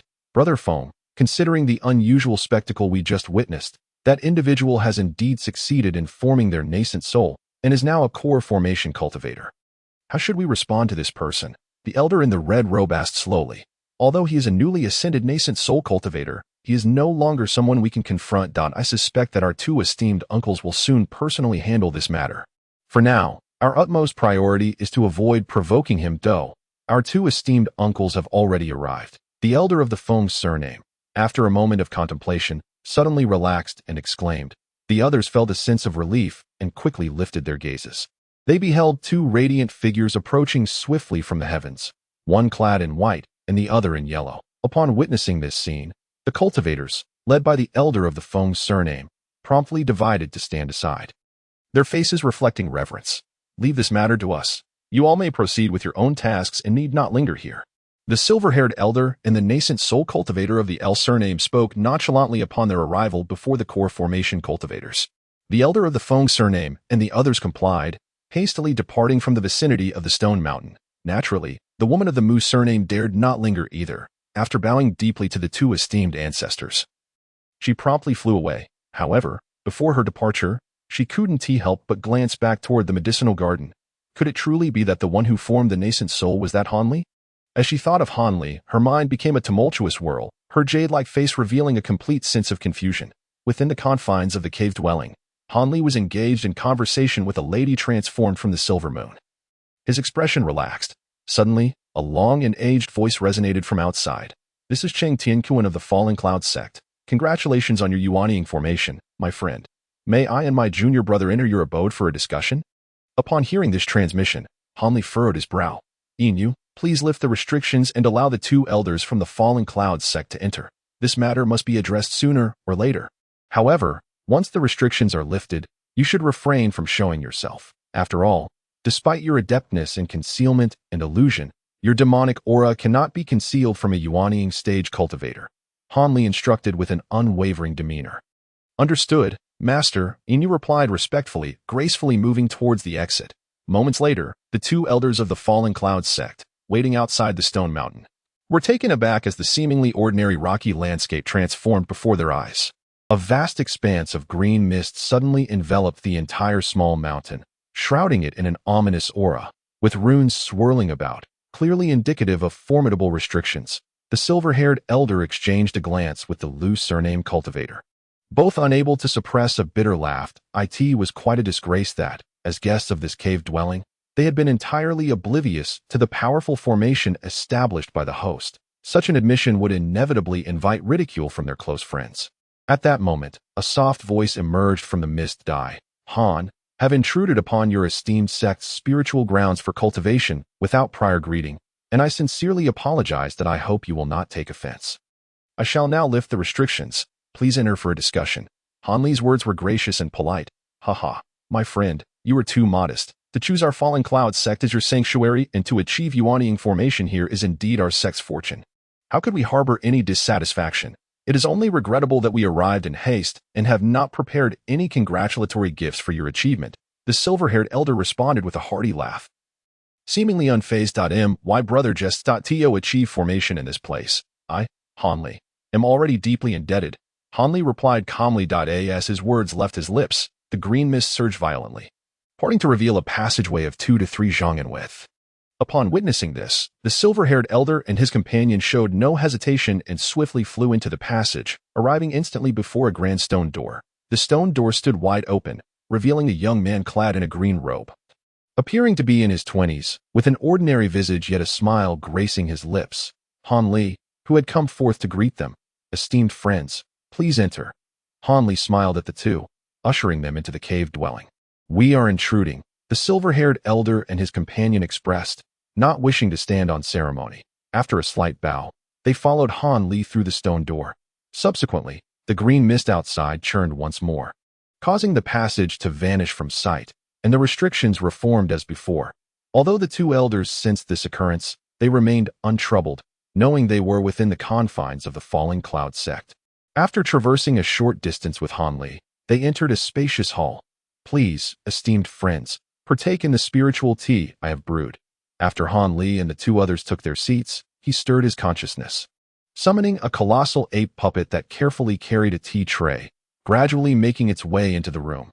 Upon the tray rested 3 cups of freshly brewed tea, which were meticulously placed before the 3 individuals. The puppet, displaying no emotion, then retreated. What exquisite tea! However, I did not expect that fellow Taoist Han has cultivated the art of mechanical puppetry, which is indeed a rarity, remarked the silver-haired elder, savoring a sip of the tea and gazing in astonishment at the direction from which the giant ape puppet had vanished. It is nothing much. I merely possess a rudimentary understanding of puppetry, having crafted a few to operate. Han Li replied nonchalantly that it hardly merits the attention of esteemed Taoists. Haha, fellow Taoist, you are far too modest. Though this giant ape is merely a puppet, the aura emanating from it suggests it could easily rival a foundation establishment cultivator in strength. The middle-aged man, bearing the surname L, expressed his surprise and inquired further. Indeed, the full force of such a puppet could rival a mid-foundation establishment cultivator. However, both its movement and offensive capabilities are rather limited, Han Li responded, lightly shaking his head as he pointed out several flaws in the puppet. Moreover, the materials required to create it are quite valuable, easily equivalent to a top-tier magical artifact. Yet, even so, fellow Taoist puppet is certainly formidable, especially if a low-tier disciple were to possess one. It would provide ample protection. The silver-haired elder continued to praise the giant ape puppet, shifting the conversation to inquire about Han Li's origins. Upon hearing the elder's words, Han Li smiled faintly, his eyes narrowing slightly. He understood the underlying intent of the inquiry and calmly replied, "The art of puppetry I learned from an unnamed tome. Whether it is related to the far western lands, I cannot say. However, I am aware that cultivators from the far west are well versed in the art of puppetry. I have long contemplated a visit there to exchange insights on puppetry with those practitioners. As for myself, I am indeed a genuine cultivator from the south, having originated from the Yu Kingdom. But I was forced to flee to foreign lands due to the invasion of the 6 demon sects." Han Li spoke these words with a blend of truth and fabrication. So you hail from the Yu Kingdom. That is indeed somewhat surprising, the elder remarked. Given your youthful appearance, I wonder how many years fellow Taoist Han has devoted to cultivation. Might the techniques you practice possess some miraculous effect on one's appearance? After exchanging glances with the silver-haired elder, the surnamed cultivator could no longer contain his curiosity and asked, having initially found Han Li's youthful visage rather striking. He mused that a cultivator capable of reaching the nascent soul stage must at least be 300 or 400 years old. As he himself had entered that stage at nearly 400, my cultivation technique does not possess any effect on one's appearance, Han Li replied. However, due to a fortuitous circumstance in my early years, I once ingested a facial retaining pill, which has allowed my appearance to remain unchanged since that moment. If I were to count the years, I would be over 200. 200 years. The surnamed cultivator's expression shifted dramatically upon hearing about the facial retaining pill, initially thinking as expected. However, upon learning Han Li's actual age, his countenance turned pale, revealing a look of astonishment. The Taoist friend has truly cultivated for merely 200 years. Upon hearing Han Li's words, the silver-haired elder felt a tumult of emotions stirring within him and slowly inquired. To his knowledge, there have been cultivators who, after only 200 years of practice, managed to condense their yuaning, though they were but a handful among the countless practitioners in Tiannan. These individuals were all prodigies, many of whom became extraordinary figures renowned throughout the realms. Some even vanished after breaking through to the late yuaning stage, rumored to have ascended to another realm. This young cultivator before him claims to have only practiced for 200 years. Does this not imply that he, too, may have the potential to transcend the early yuaning stage and become an exceptional being? Is there something amiss with my 200 years of achieving the yuaning? Han Li observed the fleeting doubt in his eyes. Although he was aware that his attainment was indeed ahead of many ordinary cultivators, he was uncertain of the implications behind it. After all, his knowledge regarding matters related to yuaning cultivators was but a mere fragment, and he had little opportunity to engage with such topics. Not at all, Taoist friend Han. Your youth and achievement in condensing the yuaning is truly astonishing. Leaving both of us in it appears your future is boundless. The silver-haired elder sighed lightly, a hint of envy gracing his features. Meanwhile, he had already made up his mind, regardless of the veracity of the claims made. A yuaning cultivator was someone they, at Luo Yun's sect, must earnestly befriend, ensuring no enmity arose with him. It would be ideal to persuade him to join their sect. The middle-aged man surnamed L, standing beside them, wore a complex expression, yet his demeanor gradually returned to normal. After the silver-haired elder whispered a few words, both their faces turned solemn. Han Li, maintaining his composure, did not reveal any discontent. Instead, He seized the teacup on the table and took a couple of delicate sips. At this juncture, the silver-haired elder and the middle-aged man appeared to have concluded their discussion, and the elder abruptly spoke. Since Brother Han is still a loose cultivator, may I be so bold as to inquire about your future intentions now that you have achieved the Yuan Ing? Future intentions? Han Li pondered, momentarily at a loss. The kingdom of Yu is currently dominated by demonic factions, and having offended the ghost spirit sect in his early years, returning was out of the question. As for other places, as he spoke, a contemplative expression crossed his face, indicating uncertainty. If you do not mind the modesty of Luo Yun's sect, perhaps you might consider joining us. Although we are far from the might of Gu Jian's sect and slightly inferior to Bai Qiao Institute, our sect does not adhere to any specific cultivation methods or lineage traditions. We have always sought to integrate the strengths of various schools for our own benefit. Should you choose to join us, you would stand on equal footing with my brother and me, never treated as an outsider. The silver-haired elder spoke with a profound sincerity that was unmistakable. Become an elder of your esteemed sect. Han Li's brow furrowed slightly, revealing a hint of hesitation. Chapter 638. The Void Celestial Cauldron. The small bottle and the celestial treasure. Observing that Han Li showed no inclination to outright refuse, the silver-haired elder felt a surge of inner delight and spoke with even greater sincerity. Rest assured, my friend, although we hold the esteemed title of Grand Elder within the sect, our responsibilities are minimal, and we are free from the burdens of mundane affairs. We can devote ourselves entirely to our own pursuits. Each year, the disciples of our sect offer us thousands of spirit stones to aid in our cultivation. Furthermore, should we require any rare herbs or materials, we can simply instruct our disciples to procure them, sparing ourselves the need to search tirelessly. In summary, as an elder of our Fallen Cloud sect, your benefits will be no less than those in any other sect. The elder's companion added, indeed, my brother speaks true. Although Brother Han has successfully condensed his nascent soul and entered this new phase, you must still find the intricacies of nascent soul refinement rather perplexing and unfamiliar. It is not mere boastfulness. Though we have been trapped in the initial stage of the nascent soul for centuries, we have amassed unique insights into the cultivation process. Should you choose to join our sect, we would gladly share our knowledge, enabling you to avoid unnecessary detours in your journey. The Lu surname cultivator gently encouraged, recognizing that the addition of a nascent soul cultivator would significantly enhance the sect's strength. While they may not rival the ancient sword sect, they would certainly stand shoulder to shoulder with the 100 Crafts Academy. The Falling Cloud sect's position on Yuming Mountain would thus become as stable as a mountain itself.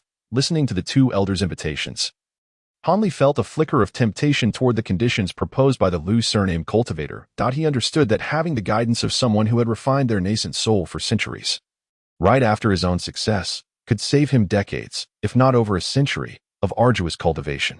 Although he had entertained the idea of remaining with the Falling Cloud sect, he had not yet seriously weighed the pros and cons. Now that the proposition had been put forth, he could not help but contemplate it with due seriousness. Should he continue as a solitary cultivator, or should he acquiesce to becoming an elder of the Falling Cloud sect? Or perhaps seek out a more suitable sect altogether? After a prolonged moment of introspective contemplation, Han Li lifted his head and spoke earnestly. I appreciate the goodwill of both esteemed friends.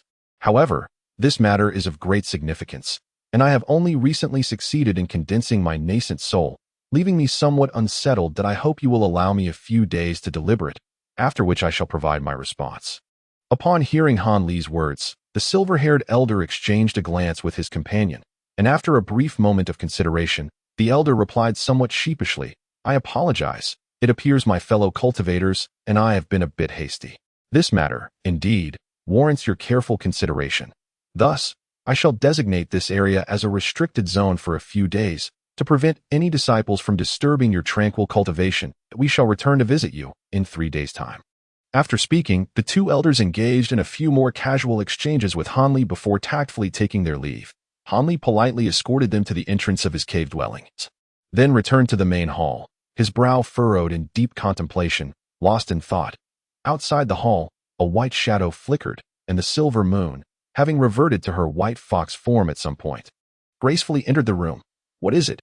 Is your magical power insufficient to maintain your transformation? Han Li cast a glance at the little fox and, somewhat perplexed, remarked, Indeed, master. With the combination of my spiritual essence and a modicum of the fox spirit's innate power, I can only maintain this humanoid form for a limited duration. It will take another month before I can transform again. The little fox lifted her petite head, expressing her frustration in human speech.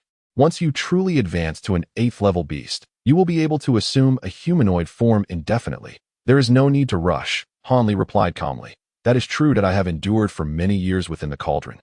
So a few hundred more years will not make a significant difference. Moreover, with the assistance of your elixirs, it is quite possible that my transformation may occur sooner than I anticipate, Silver Moon stated earnestly. Upon hearing this, Hanli nodded and suddenly inquired in a serious tone, speaking of the Void Heaven Cauldron, I had previously refrained from asking you about it due to my insufficient cultivation. However, now that my nascent soul is formed, you should be able to discuss this matter. After all, you have resided within the cauldron for such an extended period. You must know something about the method of opening it. I am also quite curious about what treasures lie within. Aside from the celestial restoration pill, Silver Moon indeed possessed knowledge of the method to open the cauldron, but she feared her master might be somewhat disappointed. After a brief pause, she sighed and said, "Oh, could it be that, given my current level of cultivation, I am still unable to open this cauldron?" Hanli stroked his chin, expressing disbelief as he responded. "You must be mistaken. When I and several other ancient treasures escaped from the cauldron, it was not due to our ability to resist the bindings of the Void Heaven Cauldron. Rather, we seized the opportunity presented by the Qianlan ice flame on the cauldron and the actions of the cultivators who entered the hall. The term transcendent spiritual treasure refers to ancient artifacts as described by ancient cultivators. However, only those ancient treasures possessing extraordinary powers are bestowed with such a title. The Void Heaven Cauldron is indeed one such transcendent spiritual treasure. Although I am unaware of the specific powers it possesses, its might undoubtedly surpasses that of ordinary ancient treasures. As for the Qianlan ice flame, it is the key to unlocking the Void Heaven Cauldron, nay, it is the first step to controlling it. Only by refining this flame can you hope to wield this spiritual treasure, Silver Moon stated gravely. Transcendent spiritual treasure. To be referred to in such a manner by ancient cultivators indicates that this treasure is truly remarkable. However, since refining the ice flame is merely the first step, are there further actions required? Please do not hesitate to share them, Hanli inquired, his expression revealing a hint of excitement rather than disappointment. He understood that the stringent conditions required to utilize such a treasure indicated its power far exceeded his expectations, which was indeed a delightful surprise as long as he possessed the Void Heaven Cauldron. He believed that even the most demanding conditions could eventually be met, a notion in which he held considerable confidence. For what further actions are necessary, I am uncertain. Once you refine the Qianlan ice flame, you will naturally receive guidance for the next step. This is all I know, Silver Moon replied, shaking her head gently and speaking candidly. I see. This does present quite a conundrum. Nevertheless, it matters not. First, let us refine the Qianlan ice flame before discussing other matters. By the way, it seems you have yet to mention what treasures remain within the cauldron. Hanli initially felt a tinge of disappointment, but after casting a deep glance at the little fox, he leisurely inquired once more. Inu harbored no intention of concealment. Rather, aside from the 2 celestial restoration pills, there were no other ancient treasures left within the cauldron. All that remained was an empty vessel. After all, over the years that the Sutian Ding has been stored in the Sutian Hall, various formidable practitioners have intermittently managed to activate the Qianlan ice flame using special techniques. Each time, 1 or 2 treasures would seize the opportunity to escape. Consequently, the treasures within the cauldron have gradually diminished. What you witnessed during your last visit to the Sutian Hall were indeed the last remnants of ancient artifacts. Fearing Hanli's dissatisfaction, Inu explained nervously. I see. It matters not. Given my current cultivation level, I have little regard for ordinary ancient treasures. To be able to claim this Sutian Ding as my own is the finest outcome. Hanli exhibited no signs of regret.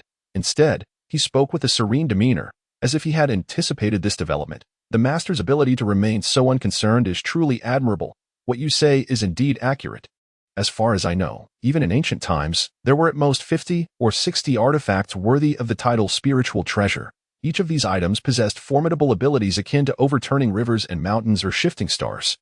To be honest, when I first witnessed the master's small vial hastening the growth of spiritual herbs, I nearly believed it to be a spiritual treasure as well. However, upon further reflection, I found that notion improbable. Inu suddenly chuckled lightly and remarked, "Why is that? Does my small vial's ability not compare to those of spiritual treasures?" Hanli, taken aback by her words, asked incredulously. "Not at all, regardless of whether the master's small vial possesses other abilities.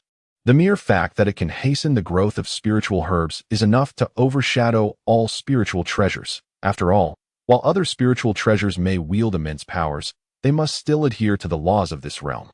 Those treasures merely amplify and utilize those laws. However, the efficacy of your vial in accelerating the growth of herbs is truly an act of defiance against the heavens. I estimate that only in the realm of ascended beings or even higher celestial realms could such a treasure be crafted. The little fox, extending her pink tongue to lick her lips, spoke earnestly. Are you suggesting that this treasure of mine may have been forged by practitioners from the upper realms or celestial beings? Hanli couldn't help but draw a sharp breath, visibly moved as he spoke. Indeed, that is certainly a possibility. Enya nodded slightly. After hearing this, Hanli fell into contemplation, suddenly producing the mysterious small vial from his storage pouch. Rare enough to hold it carefully in his hands, his expression shifting between light and shadow. After a while, he slowly stowed the vial away and abruptly turned to Enyu, asking, Enyu, you must have overheard the words of those two elders from the Luoyun sect next door. Do you think I should remain here, or seek a better place? Chapter 639. An Elder's Sect. Well, since the Master has personally inquired, may I ask what plans you have for the future? If there are no other intentions, remaining in the Luoyun sect is quite a commendable choice. Both individuals are cultivators at the early stage of the nascent soul realm. Remaining within this sect, the Master will not be subjected to anyone's constraints. Moreover, the Falling Cloud sect is no small establishment. It is sufficiently capable of providing the Master with considerable support. Of course, if the Master has other plans, that is of no consequence. That a nascent soul cultivator, even if they are a rogue, is not someone any sect would dare to provoke lightly. Silver Moon remarked calmly. At present, I have no concrete plans. I need to spend several years solidifying my nascent soul first. Additionally, I must make a trip to the extreme west. The 3 layers of the Great Yin technique must be acquired. I also intend to visit the Yuanwu Kingdom, as I once promised someone to eradicate the Fu family of that nation. I wonder if this family has any connection to the Fu family of the 100 Crafts Institute. Hanli said faintly. If that is the case, it is better for the Master to remain at the Falling Cloud sect for now. Being a rogue cultivator does leave one somewhat isolated, and having guidance from a nascent soul cultivator would greatly benefit the Master's cultivation, Silver Moon suggested thoughtfully. Indeed, there is some merit to that. I am feeling rather fatigued now, so you may leave for the time being. Hanli did not indicate whether he would accept the suggestion. Instead, he shifted the conversation and, after giving his instructions, rose and walked towards the bedroom. The white fox tilted its head to observe Hanli's retreating figure, a contemplative expression in its eyes, before exiting the hall as well. Lying on the stone bed in the bedroom, Hanli gazed blankly at the ceiling of the azure stone chamber, his emotions tumultuous and finding it difficult to sleep. The day he solidified his nascent soul seemed simple, yet the inherent risks were staggering, leaving him with lingering trepidation. The reverse flow of his meridians during the dissolution of the Dan was excruciating, nearly rendering him lifeless. However, bolstered by his superior cultivation compared to others at the same tier, he managed to endure the ordeal. The miraculous efficacy of the 9 was undoubtedly pivotal. Otherwise, Hanli doubted whether he would have remained conscious. The process of dissolving the Dan was fraught with peril, yet when compared to the subsequent onslaught of inner demons, it paled in significance. Initially, he believed that with the protective treasures such as the soul-nurturing wood and the Borowo pearl, coupled with a specially prepared calming elixir, overcoming the trial of inner demons would be less arduous than for other nascent soul cultivators. However, he was unprepared for the insidious might of the inner demons, which far surpassed any rumors. They first subjected Hanli to a series of his deepest fears and anxieties, many of which were buried so deeply in his heart that he was not even aware of them. Whether it was the sudden pillaging of his hometown, where his parents and younger sister fell victim to treachery, or the complete loss of his cultivation, reverting to a mere mortal, and the exposure of the secret of the small vial, leading to a relentless pursuit by cultivators across the realm, each scenario struck at Hanli's vulnerabilities, manifesting before him as if in a dream, blurring the lines between reality and illusion, rendering him helplessly ensnared. Even with Hanli's typically resolute and composed demeanor, he nearly succumbed to rage and fear. Fortunately, the calming elixir and other treasures were not merely names without substance. They preserved a flicker of clarity in his mind at a critical moment, allowing him to break free from the illusion and return to reality. Even so, he was drenched in cold sweat. Before he could regain his composure, the next wave of the inner demon's assault swiftly followed. In a state of reverie, he found himself ensnared by a multitude of enchanting and blissful illusions. Among these were reunions with his parents and younger sister, reminiscent of the joyous life of his childhood, as well as a sudden bond of marriage with Nangong Wan, embarking on a shared journey of cultivation. Ultimately, visions of the Mo sisters and Chen Xiaoqian, among others, attending to a single husband also graced his mind. Yet, Hanli merely indulged in these fantasies for a fleeting moment before extricating himself from such enchantments. Subsequently, he achieved mastery in his cultivation, swiftly rising to dominance in the southern celestial realm of immortals. Ultimately ascending to the spirit realm, where he became an immortal being, destined to coexist with the heavens for all eternity. He lingered within these illusions for an indeterminate span of years, as if traversing through numerous lifetimes of profound joy and sorrow, until an unforeseen opportunity awakened him, liberating him from the shackles of his inner demons, allowing his primordial infant to take shape. Reclining upon his bed, Hanli quietly reminisced, inevitably recalling the moment when his primordial infant first emerged.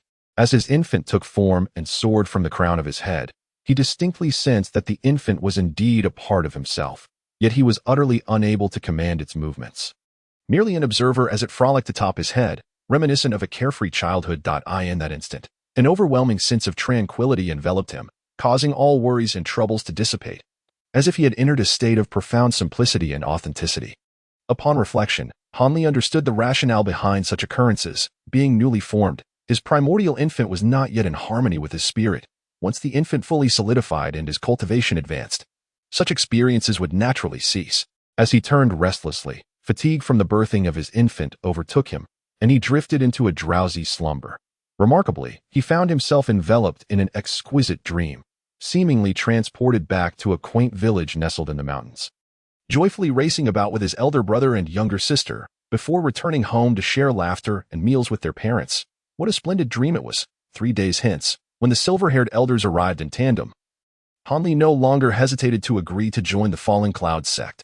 The two elders, upon hearing his affirmation, were naturally elated beyond measure.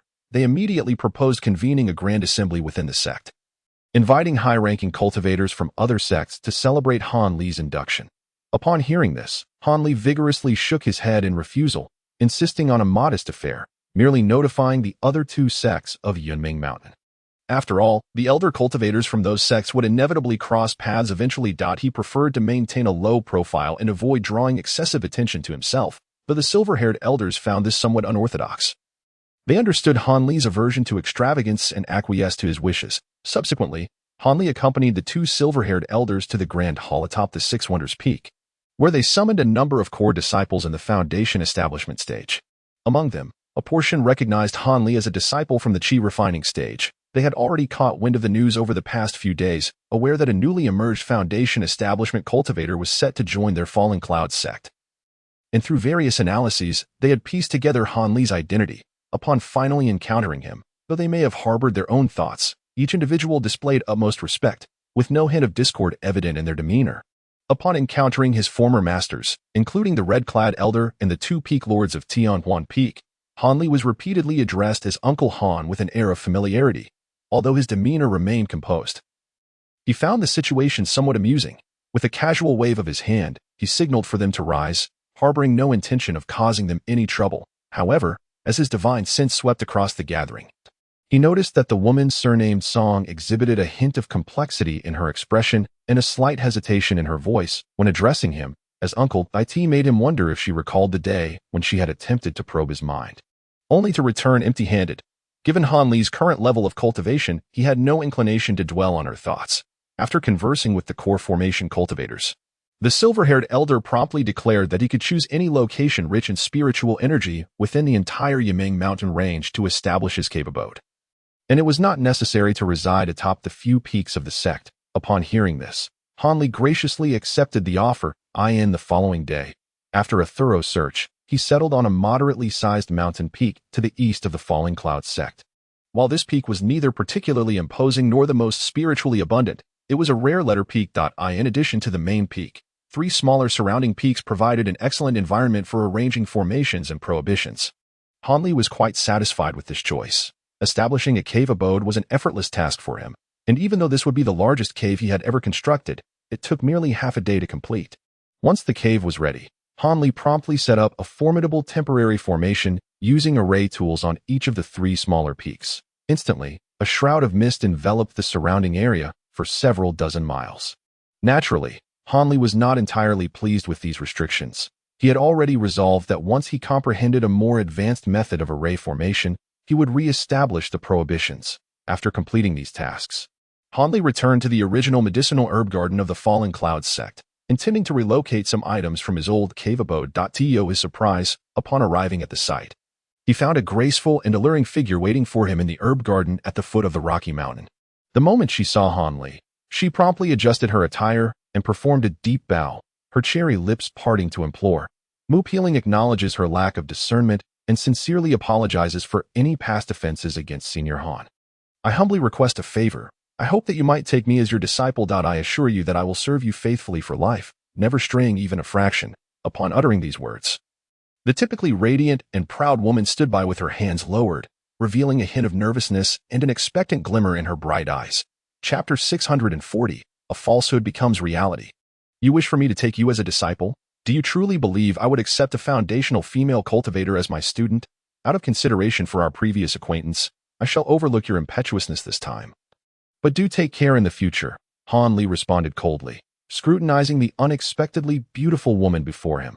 Senior, the woman surnamed Mu, upon hearing Han Li's words, displayed a fleeting look of panic, eager to articulate a response. However, with a gentle sweep of his sleeve, a sudden gust of wind surged forth, sending her staggering in disarray, her words immediately stifled by the force of the tempest.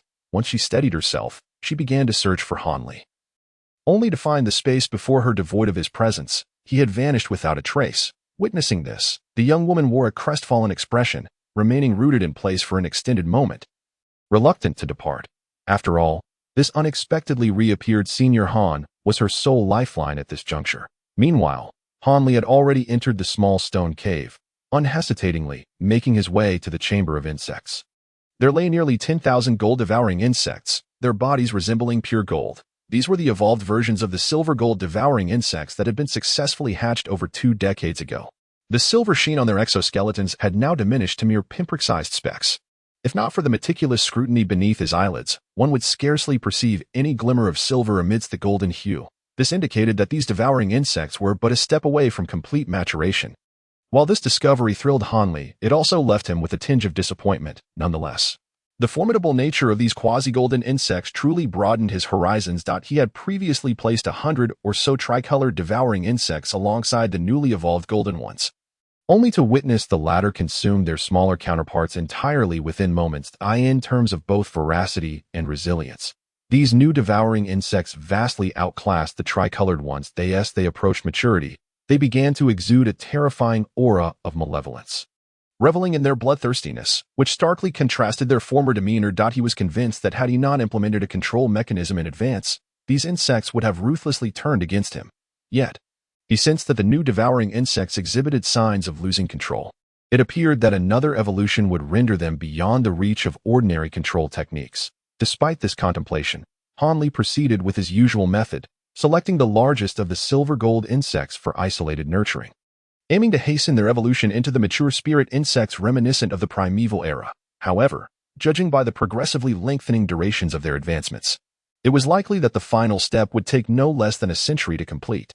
Nevertheless, this interval granted him the opportunity to seek better methods for controlling spirit insects. While reflecting on this, Han Li carefully organized the devouring insects within the chamber, then ventured to the medicinal garden to meticulously relocate the towering spirit eye tree and the 9-turn spirit ginseng, which had nearly reached the height of their original forms. The 9-turn spirit ginseng required little commentary, although it had suffered some vitality loss during recent alchemical endeavors.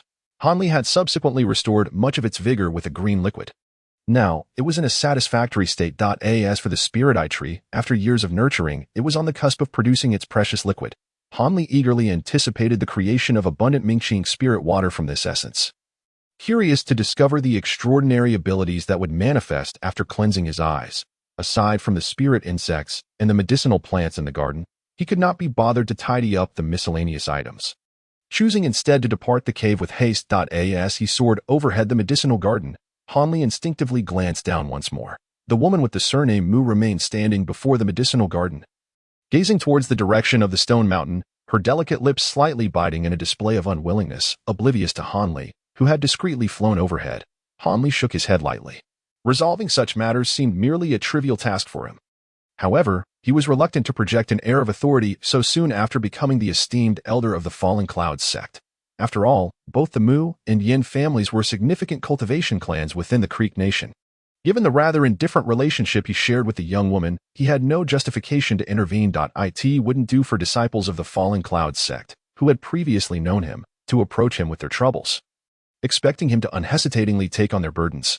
Hanli had no interest in prying into the internal affairs of their families. Silently, he departed from the Fallen Clouds sect, arriving at the peak where his new cave dwelling was located. With a gentle parting of the restrictive mist, he made his way directly to the new cave in the central mountain peak. He adeptly rearranged the spiritual insects and herbs, temporarily entrusting the matters of the dwelling to Inyu. Before entering the quiet chamber without further delay to begin refining his nascent soul, during this time, the two silver-haired elders understood that Hanli required solitude to initiate the formation of his nascent soul.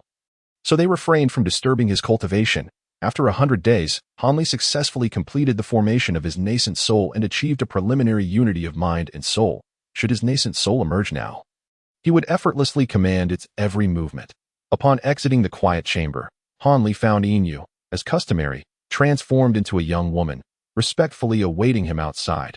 However, upon seeing Hanli, a peculiar expression flickered across her delicate features.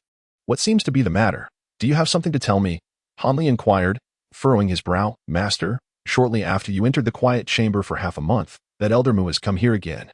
She has been waiting for you atop a small hill outside the Zifeng for several days," Inyu replied, her lips curving into a smile. "Such disregard for propriety. If she wishes to wait, let her continue waiting. I certainly will not seek out trouble." Hanli raised his brows and replied expressionlessly. "However, Master, shortly after that woman arrived, we received communication talismans from both the Yin and Mu families. Since you were in seclusion, I took the liberty of copying and preserving these two messages for you. Would you care to take a look?" Inyu asked, her eyes glinting with curiosity. "Communication talismans? From the Mu and Yin families? Could it be related to that woman with the Mu surname? You appear to have seen them already. Is there an issue?" Hanli mused, stroking his chin while maintaining a facade of calmness. "Master, you truly possess foresight. However, there is no need for me to elaborate. You will discern everything upon reading them. It seems you have encountered a minor predicament," Inyu said with a charming smile. "Hand them over." With Inyu's remarks piquing his curiosity, Hanli extended his palm. Inyu promptly produced a red and a white talisman from her person, extending them to Hanli with a bright smile. Receiving the talismans, Hanli shook them without formality, the red and white orbs illuminating in his hand. He immersed his consciousness into the two luminous spheres, listening intently. Yet, after a moment, astonishment washed over his face, swiftly followed by an expression of intense anger. This woman possesses quite the audacity. Did she truly believe that after being my nominal senior apprentice for several years, I would tolerate her reckless behavior?" Upon hearing this, Hanli's expression darkened, his voice turning as frigid as ice. She was undoubtedly aware that such actions would certainly offend the master. However, although this woman had little contact with him, she likely discerned that he was not truly a heartless individual. Otherwise, she would not have dared to seek refuge with a cultivator in the nascent soul stage. Moreover, even if she were to face punishment, she might still consider it preferable to being the dual cultivation partner of that senior brother Yin, as Silver Moon astutely analyzed, stifling a laugh. Yet, her audacity was remarkable. She had boldly informed both families that she had become my personal concubine. This prompted the heads of those two clans to hastily send messages of apology, with the patriarch of the Yin family immediately stating that they were unaware of her status as my concubine and that they would promptly dissolve the engagement with the Mu family. Hoping that I would not take offense, since this woman dared to act in such a manner, she must have some awareness of her situation. Hanli cast a displeased glance at Silver Moon and remarked, "What does the master imply?" Silver Moon blinked her bright eyes, revealing a hint of surprise. "What? Is it so strange for me, having achieved the nascent soul, to take a concubine? Besides, this woman is indeed of exceptional beauty. I am merely a normal male cultivator, and to turn a pretense into reality and savor the pleasures of dual cultivation, what could be wrong with that?"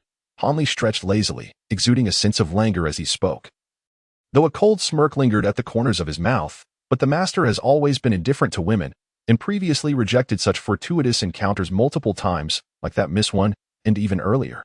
Silver Moon, taken aback, bit her alluring red lips in confusion. "The past is the past, the present is the present. Back then, I had not yet attained the nascent soul and was still of low cultivation, naturally lacking the inclination to seek pleasure and take concubines. If the Wensiue of yesteryear were to appear before me now, I would surely not let her slip away so easily," Hanli said, narrowing his eyes, his tone deceptively calm.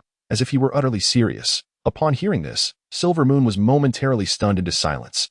Chapter 641. The 30-Year Pact Master, you cannot be serious? Silver Moon exclaimed, her beautiful eyes wide with disbelief. Whether I am serious or not, you shall know in due time. Now, summon that woman to me. With her cultivation, she cannot see through your fox spirit form.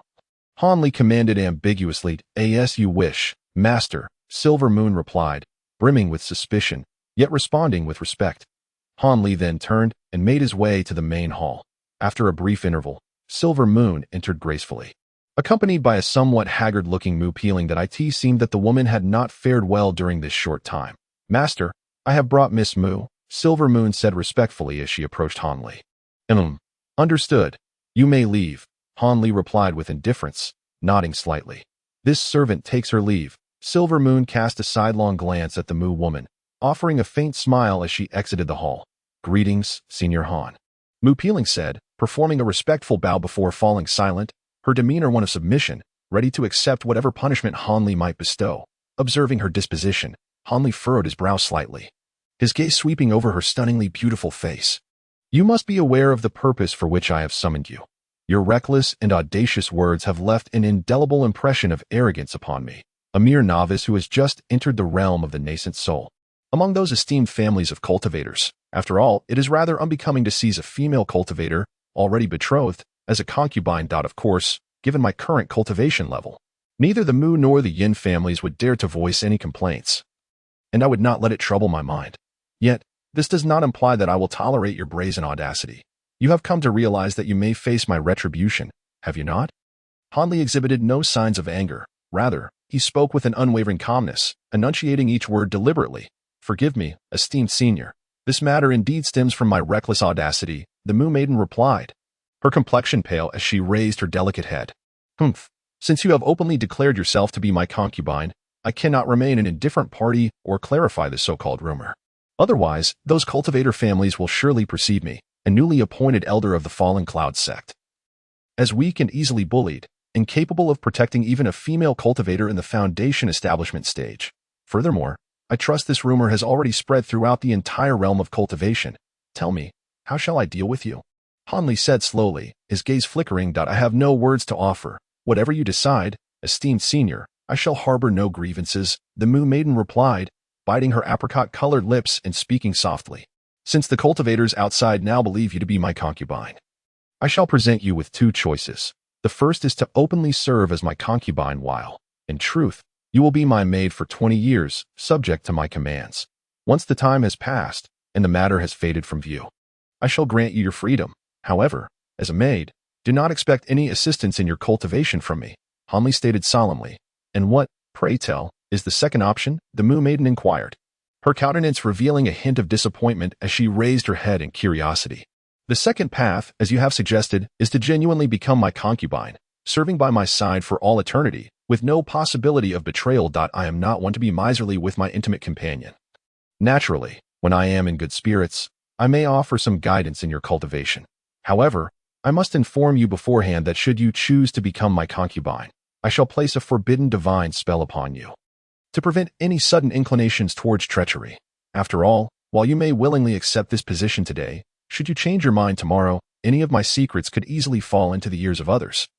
Han Li remarked, his gaze fixed upon her. The Mu Maiden, Pei Ling, found herself momentarily taken aback by Han Li's words. Her expression shifted between uncertainty and contemplation as she pondered his conditions. It seemed she had little aversion to the prospect of becoming Han Li's concubine.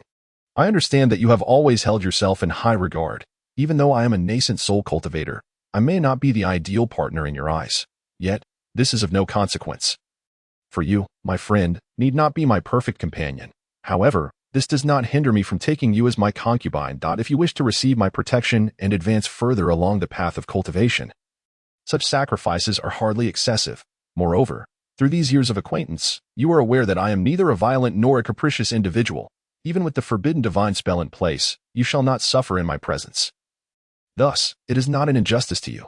Moreover, in the future, should you truly instill a sense of reassurance within me, the lifting of the would not be an impossible matter.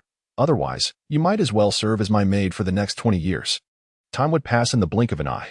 Han Li spoke nonchalantly, his gaze having already shifted from the woman's face, displaying an air of indifference towards her choices. Senior, may I request a couple more days to ponder this matter? The woman surnamed Mu felt a tumult of emotions within her. She was reluctant to be beholden to another, yet could not bear to part with the guidance and assistance of a Yuaning stage cultivator. At that moment, she found herself at a loss, hesitating to articulate her thoughts. As for the notion of becoming Han Li's concubine, she had indeed, as he had previously mentioned, come to terms with this possibility. She did not perceive any disgrace in serving a Yuaning stage cultivator as a concubine.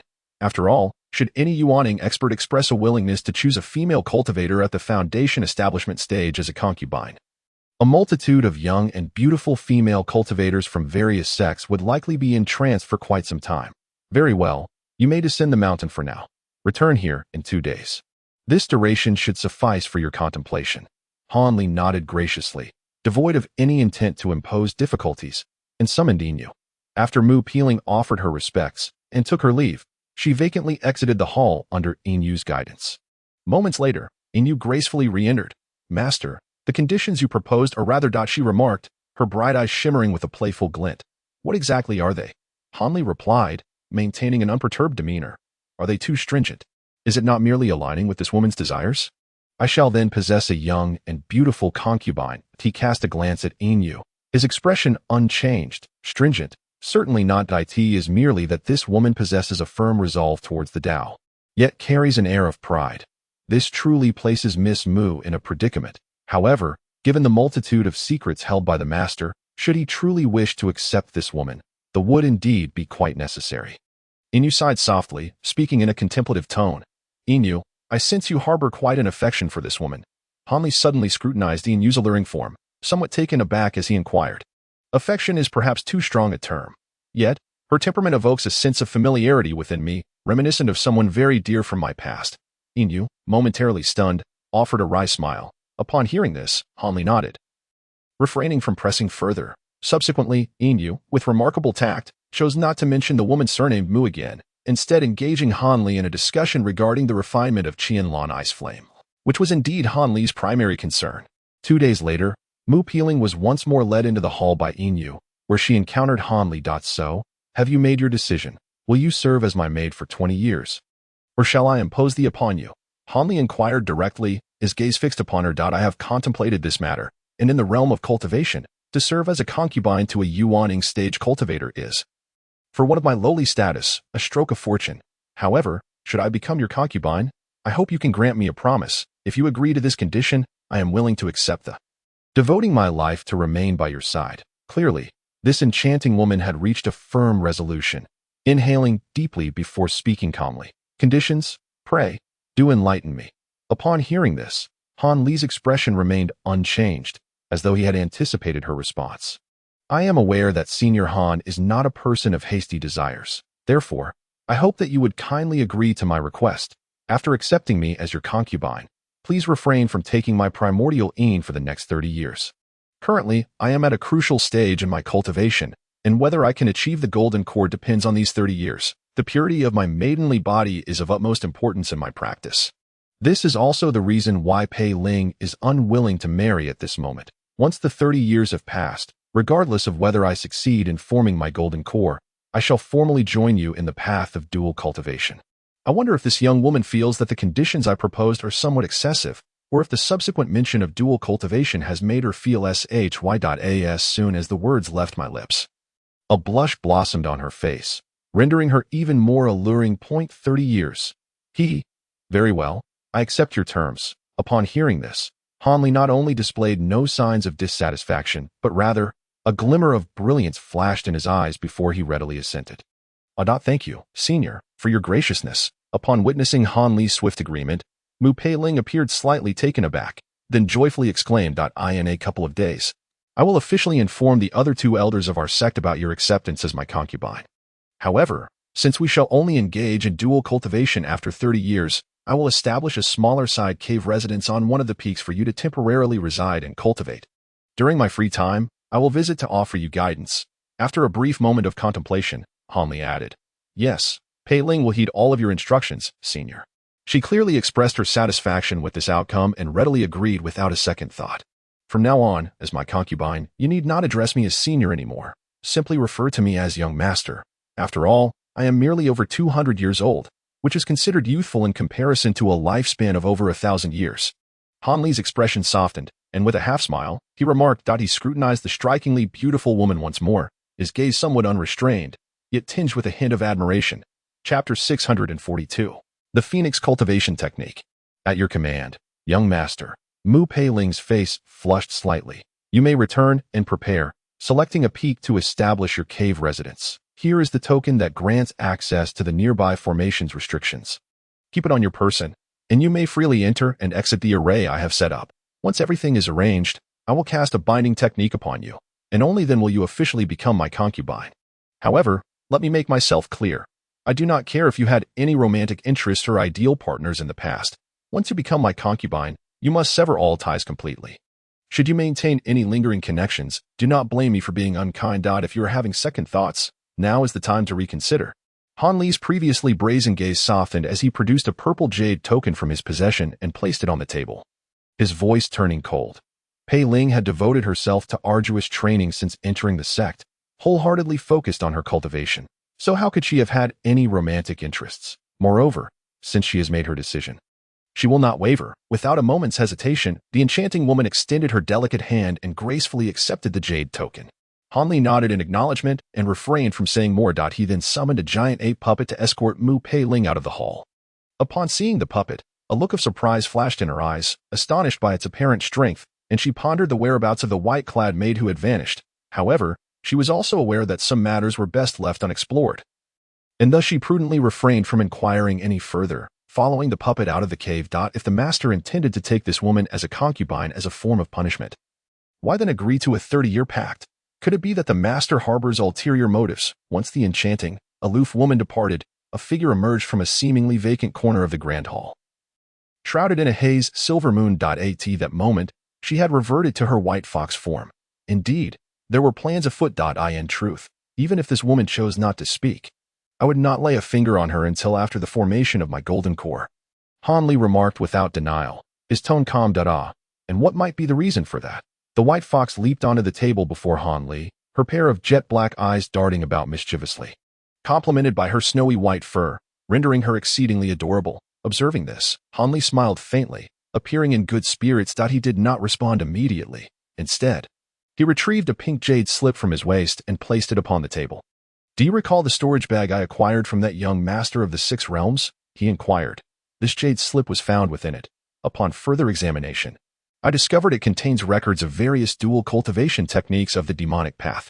Silver Moon was momentarily taken aback. She glanced down at the jade slip, then lifted her gaze to Han Li, her expression betraying a hint of doubt. She knew that since Han Li had produced this item, he would undoubtedly provide further elucidation. Indeed, after tenderly brushing his finger over the pink jade slip, Han Li spoke languidly. The other secret arts documented within this slip are relatively unremarkable. While they surpass ordinary dual cultivation techniques to some degree, they do not significantly excel. However, the 2 secret arts inscribed herein are truly extraordinary. Point 1 is the dragon summoning technique, suitable solely for core formation cultivators, enabling them to continually absorb the true essence from women of exceptional talent, thereby propelling their cultivation to new heights. Yet, this technique does inflict a degree of harm upon the female cultivators, depleting their vital energy. Thus, the more concubines a male cultivator has when employing this method, the better. The young master of the 6 realms I encountered must have practiced this technique, as he was surrounded by numerous foundation-building female cultivators. Otherwise, even with exceptional talent, he could not have reached the late core formation stage at such a young age. He certainly does not possess a mysterious vial for hastening the growth of spirit herbs. The other technique, Phoenix Nurturing Technique, is specifically designed for nascent soul cultivators. This method is the antithesis of the dragon summoning technique, allowing core formation women who are still maidens to dual cultivate. Once the women attain a profound mastery of this technique, the male cultivator may execute the secret art to forcibly break through their cultivation bottleneck at the moment of seizing the woman's true een. Of course, this requires the full cooperation of the female cultivator, and her cultivation level must not be too low. Dragon Summoning Technique, Phoenix Nurturing Technique, such formidable dual cultivation arts. Surely this cannot be an exaggeration. The little fox blinked, her disbelief evident. I initially shared your sentiments, wondering how such impressive techniques could have escaped my knowledge. However, later on, I discovered the names of the creators of these two dual cultivation techniques at the end of their descriptions, and I promptly believed it to be true. Hanli sighed. Ah, how rare it is, Silvermoon exclaimed softly, as if a realization struck her, prompting an involuntary gasp. You are indeed correct. These two dual cultivation techniques were indeed created by that illustrious figure of the six realms. Since this individual has entered the late stage of the nascent soul realm and claims to be the foremost practitioner of the demonic path in the chaotic star sea, it stands to reason that these two secret techniques must be of considerable significance and efficacy. Otherwise, that heir of the six paths would not have kept them so closely guarded within their storage pouch, Hanli stated in a solemn tone. The master's intention is for this woman to cultivate.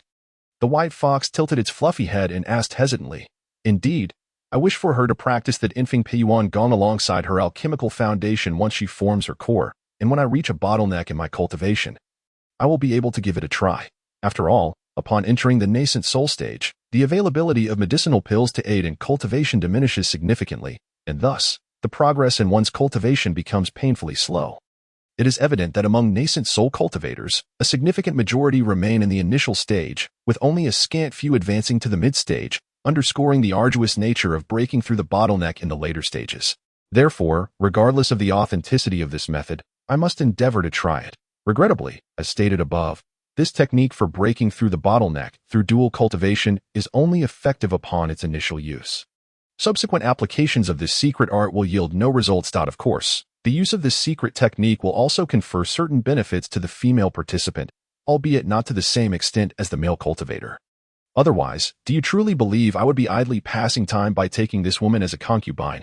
Hanli cast a sidelong glance at the white fox and remarked with a cold smile. Is that so?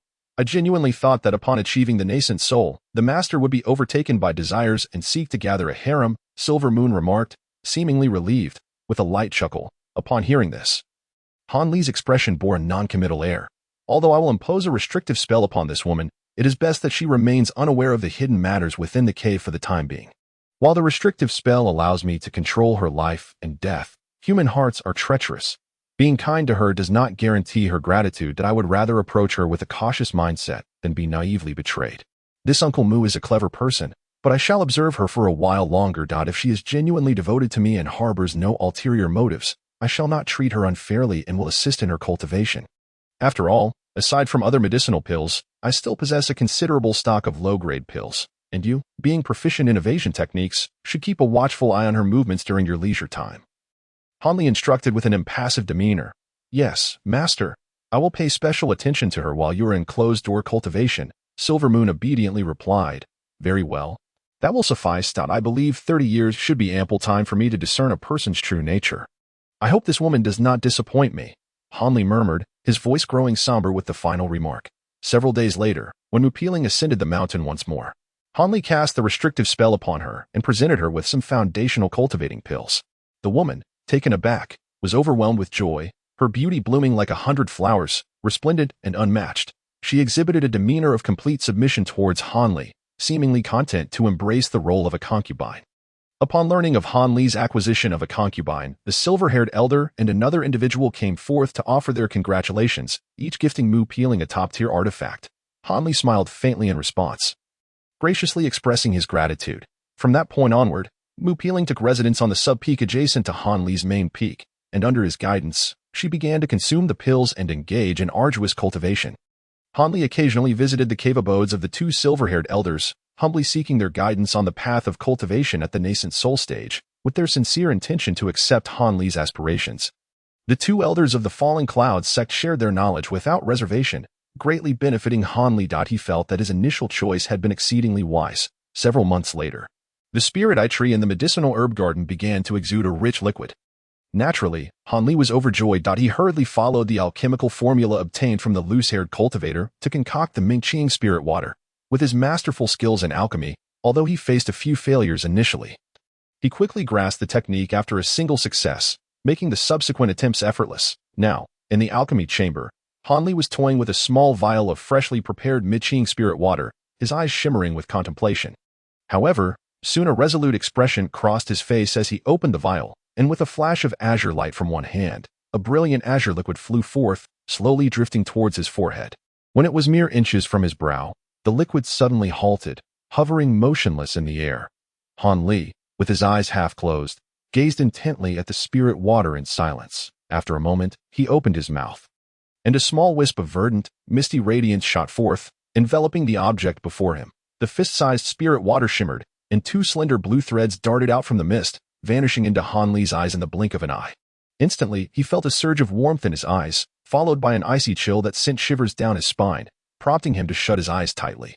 Chapter 643, The Great Gung Sword Array. Without a moment's hesitation, Han Li settled into a cross-legged position and began to circulate his breath. If anyone were to observe him at that moment, they would notice a faint blue light had mysteriously appeared over his closed eyelids.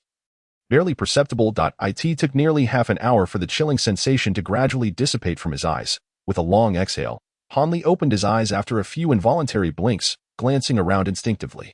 A flicker of confusion crossed his face. Was there truly no change? Could it be that there was not even a hint of effect? Han Li blinked and muttered to himself. However, after pondering for a moment, he raised his head and poured spiritual energy into his eyes. Deep within his pupils, a flash of blue light erupted. Oh! Han Li could not help but exclaim softly. He beheld the wall of the secluded chamber opposite him, which morphed into a hazy light blue in his vision. Startled, he scattered his focus, and the wall reverted to its original state. No wonder cultivators above the core formation stage from the three sects showed no interest in this spirit water. The mere hint of penetrating vision it offered was indeed overlooked, as several auxiliary spells could achieve far superior effects. However, that was only applicable to a single cleansing of the eyes. If the spirit water were used to cleanse the eyes every half-month, who could say what kind of extraordinary abilities might develop over time? The prospect was intriguing. Han Li gazed at the remaining floating spirit water before him, contemplating silently. Without hesitation, he once again employed his technique, repeating the cleansing steps. There was enough spirit water here to cleanse the eyes of more than a dozen cultivators. Though Han Li's cultivation was profound, requiring multiple uses to complete the process, he pressed on. Once the spiritual essence was entirely depleted, Han Li's eyes exhibited no apparent change. Only when he channeled spiritual energy into them did a fleeting blue radiance briefly manifest. The ability to perceive prohibitions did not seem to have significantly improved. However, Han Li remained undeterred, for he had ample time ahead of him to gradually cultivate his eyes into vessels of divine power. The following day, after bidding farewell to Enyu, Han Li entered the secluded chamber, retrieving the gilded page that documented the Qing Yuan sword technique. This sword technique comprised a total of 13 layers, representing a complete and profound system of cultivation. The powers inscribed upon it incrementally increased in might, beginning with the Qing Yuan sword light, followed by the protective sword shield, and culminating in the sword shadow splitting technique. The first two were relatively inconsequential, while they offered ease of use and accessibility. Their potency left much to be desired. In contrast, Han Li found satisfaction in the third technique, the sword shadow splitting technique. Despite several attempts yielding no immediate victories against formidable opponents, he believed that, had he faced an adversary of comparable cultivation, they would have been utterly overwhelmed by the onslaught of hundreds of sword lights, swiftly meeting their demise. Now that he was capable of practicing the 10th layer of the sword technique, he naturally sought to explore the new divine powers it offered. Interestingly, although he had acquired the complete method for the Qing Yuan sword technique from the gilded page, it seemed that the individual who crafted this page had deliberately obscured the incantation pertaining to the final divine power. Despite recognizing that the shimmering white characters concealed the method for this last power, his insufficient cultivation level, even post-core formation, prevented him from discerning its essence. As for the incantation of the 13th layer, Han Li struggled to grasp its profundity, feeling it was beyond the reach of his current realm. It appeared that only upon reaching the transformation stage, or transcending this realm entirely, could he hope to unravel the intricate meanings contained within.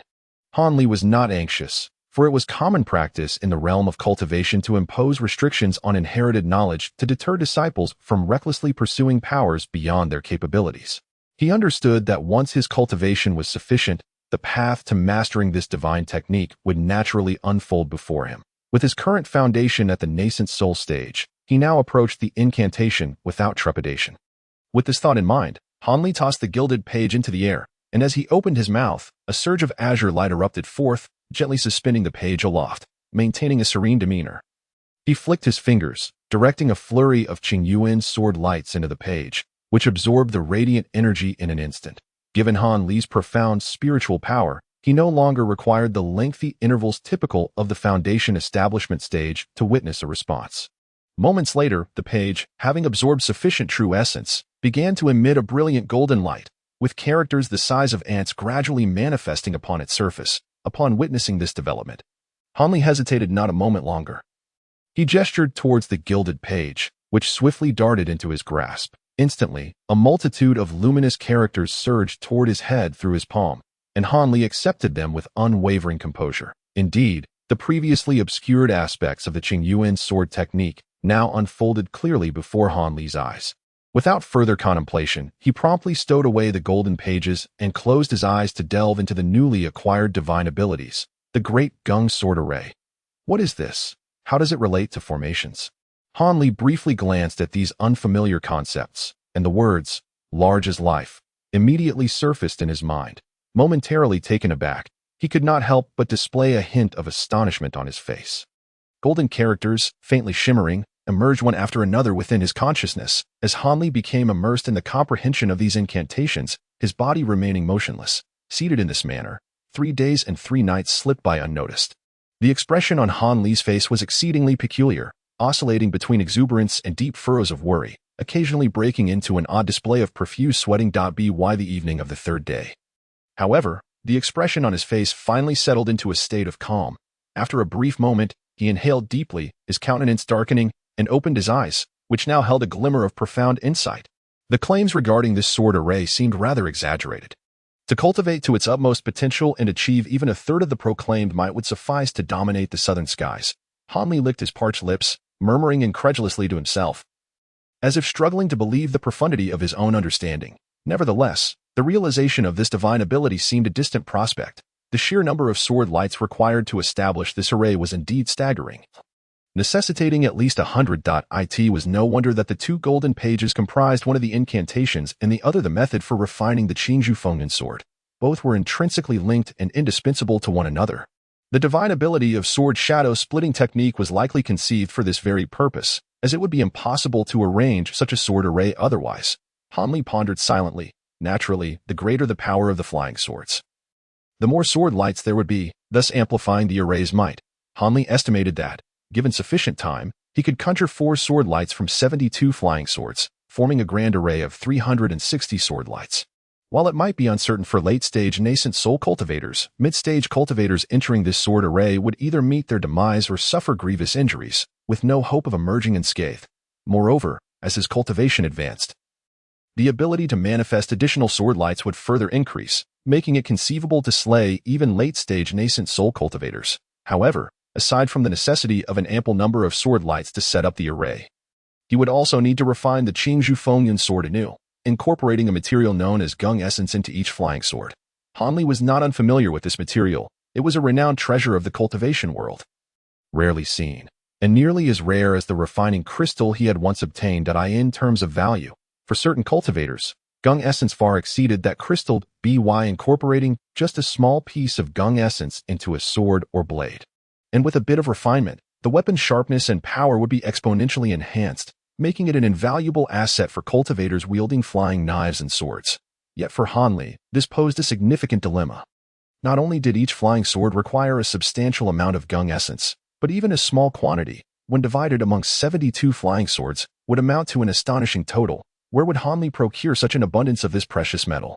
After all, once a cultivator acquired such a treasure, they would either immediately integrate it into their own weapons or swiftly exchange it for something they desired. In short, should it come to light, it would be swiftly claimed by cultivators. Do not mention the southern skies. Even the chaotic sea of celestial treasures, abundant with countless wonders, has not been seen for millennia. Even if he possessed countless crystalline stones, there would be nowhere to exchange them. Now, confronted with the astonishing might of the Great Gung Sword Array, Hanli could only gaze in helpless astonishment, like the moon reflected in water or flowers shrouded in mist.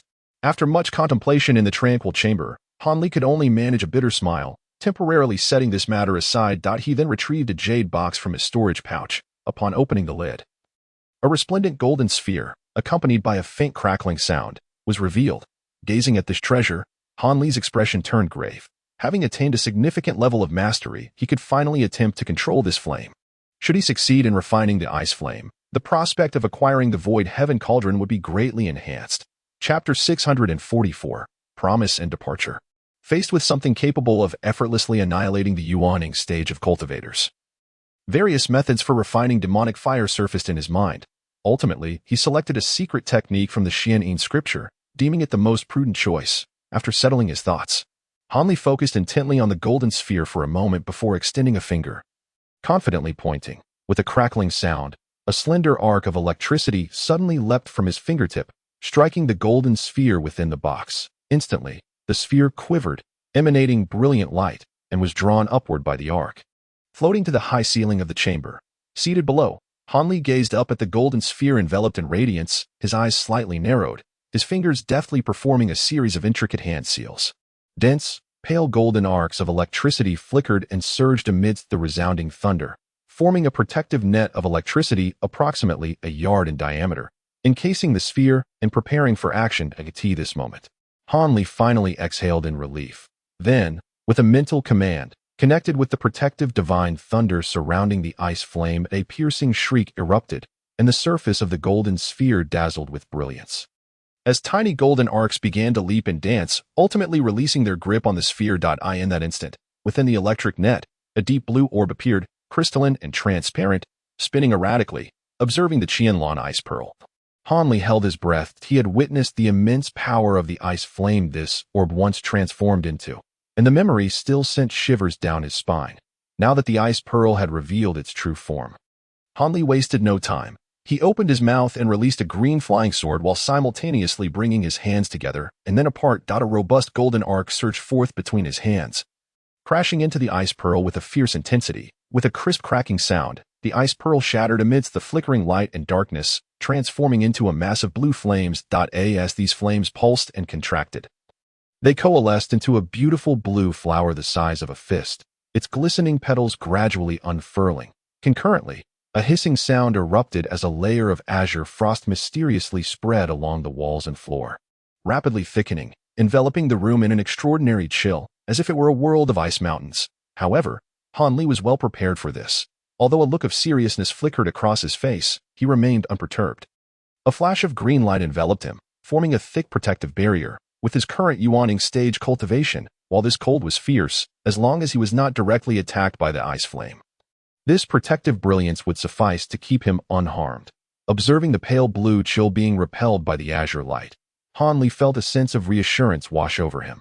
Without hesitation, he pointed towards the sky, and the electric net formed by the exorcising divine thunder flickered and contracted, gradually enveloping the luminous flower within its grasp. Golden and azure radiance flashed in succession as the massive blue blossom transformed, reverting to its fiery form, desperately resisting the constrictive pressure of the golden net. As he beheld the re-imprisoned Qin blue ice flame, Hanli took a deep breath. With a flicker of his consciousness, a thunderous sound erupted, and a small gap appeared in the golden net, instantly sealing itself once more.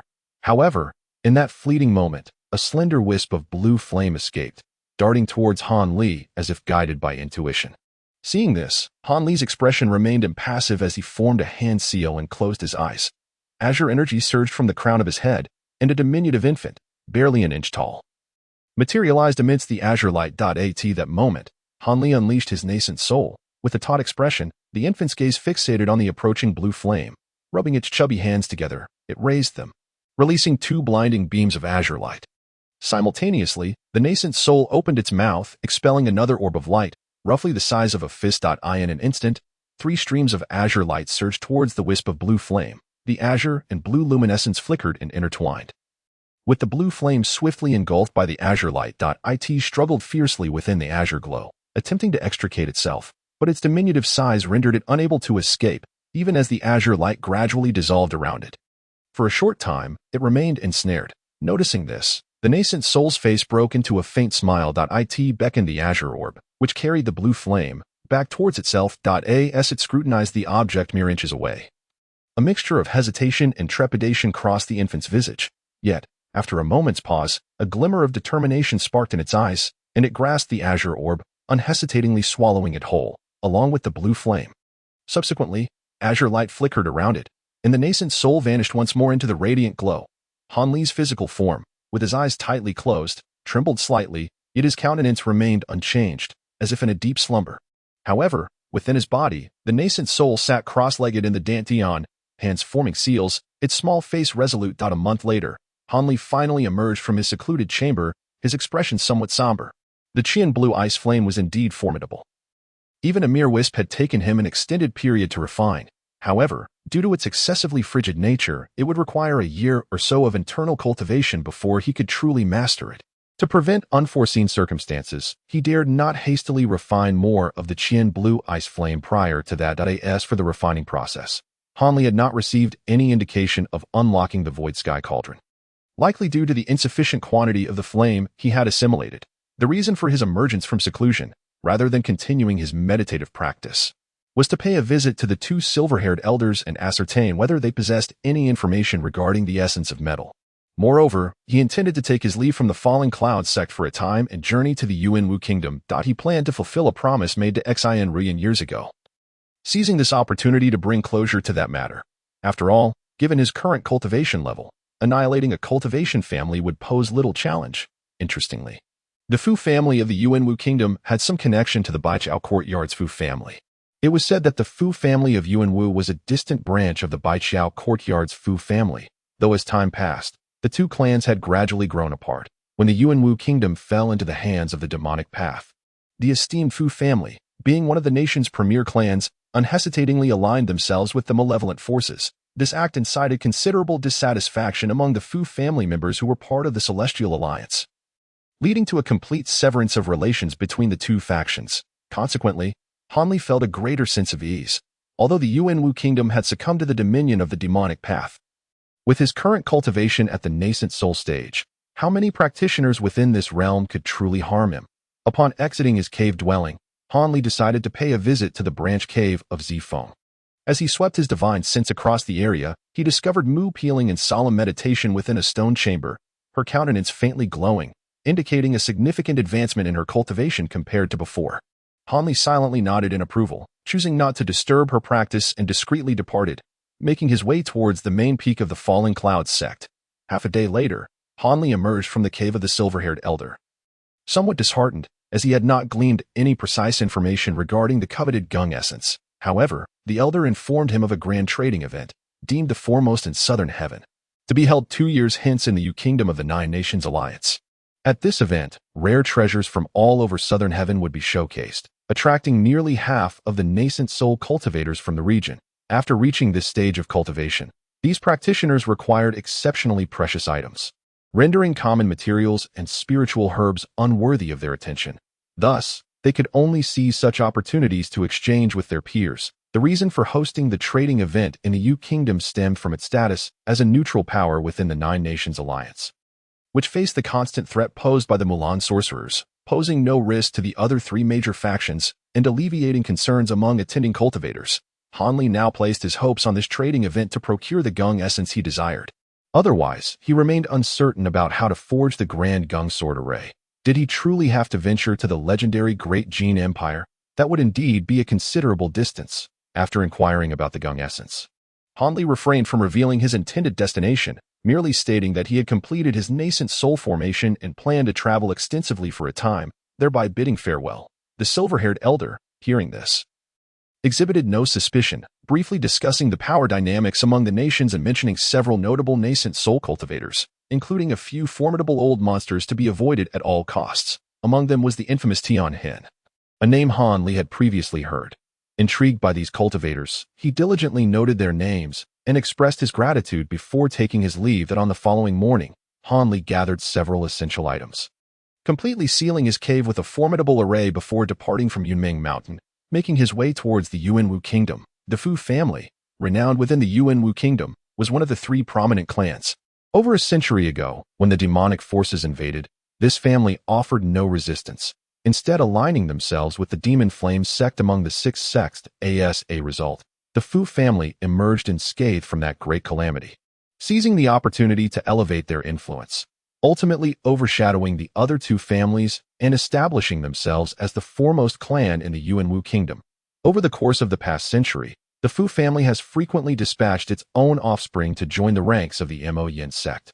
Moreover, they have pledged several exceptionally talented female members of their clan to serve as concubines for the high-ranking officials of the Mo Yin sect. This strategic alliance has undoubtedly secured the Fu family's position as a steadfast supporter of the influential Mo Yin sect, which governs the Yuanwu Kingdom. Consequently, the Fu family has flourished immensely over the past 100 years, basking in the glory of their success. Chapter 645. Three's Company. The ancestral stronghold of the Fu family is situated in the western region of the Yuanwu Kingdom. This mountain is perpetually shrouded in a delicate lavender mist, rendering it impossible for ordinary mortals to see within. Those who venture into the fog find their eyes weeping and their throats swelling with pain after a brief duration. And prolonged exposure can lead to a fatal poisoning. Although the locals are acutely aware of the perilous nature of this purple mist, treating it with the utmost caution, some unsuspecting outsiders still wander into its depths each year, meeting their demise. The deaths of these mortals hold no significance for the Fu family, who have long regarded this mountain as their own domain. After all, a mortal's death is simply that, a death. Moreover, to perish within the toxic cloud formation meticulously crafted by several formation masters hired by the Fu family is, in a twisted sense, a stroke of fortune for these unfortunate souls. However, in recent days, the Purple Path Mountain, while still enveloped in its characteristic fog, has begun to experience an unusual surge of activity. Occasionally, cultivators can be seen outside the mist, calling out excitedly before presenting a radiant, invitation-like object that grants them entry into the shrouded depths, only to vanish from sight. The nearest mortal town to Purple Path Mountain is a small settlement known as Taiha, which spans a mere 10 miles and boasts a population of around 100,000. Yet, this town is equipped with all the necessary amenities, including taverns and inns. Among them is the Yongtu Inn, where A. serves as a clerk. Although merely in his early teens, he has been employed in this capacity for 3 to 4 years. Currently, he leans wearily against the inn's entrance, weakly beckoning passers-by to stay at the establishment. This lackluster demeanor is not due to A.'s laziness. Rather, he is simply exhausted from shouting in the sweltering summer heat. Anyone subjected to the relentless sun for an entire morning would find their energy waning. Thus, even the notoriously stingy Lu, the innkeeper, merely grumbles under his breath upon witnessing A.'s lethargy, returning to his calculations on a thick ledger with a yellow wooden abacus. A. gazes up at the hazy sky, muttering a few inaudible complaints before lowering his head. Appearing even more dejected, he contemplates whether he could sneak away to the kitchen for a few refreshing sips of water to quell his inner restlessness while Lu is distracted.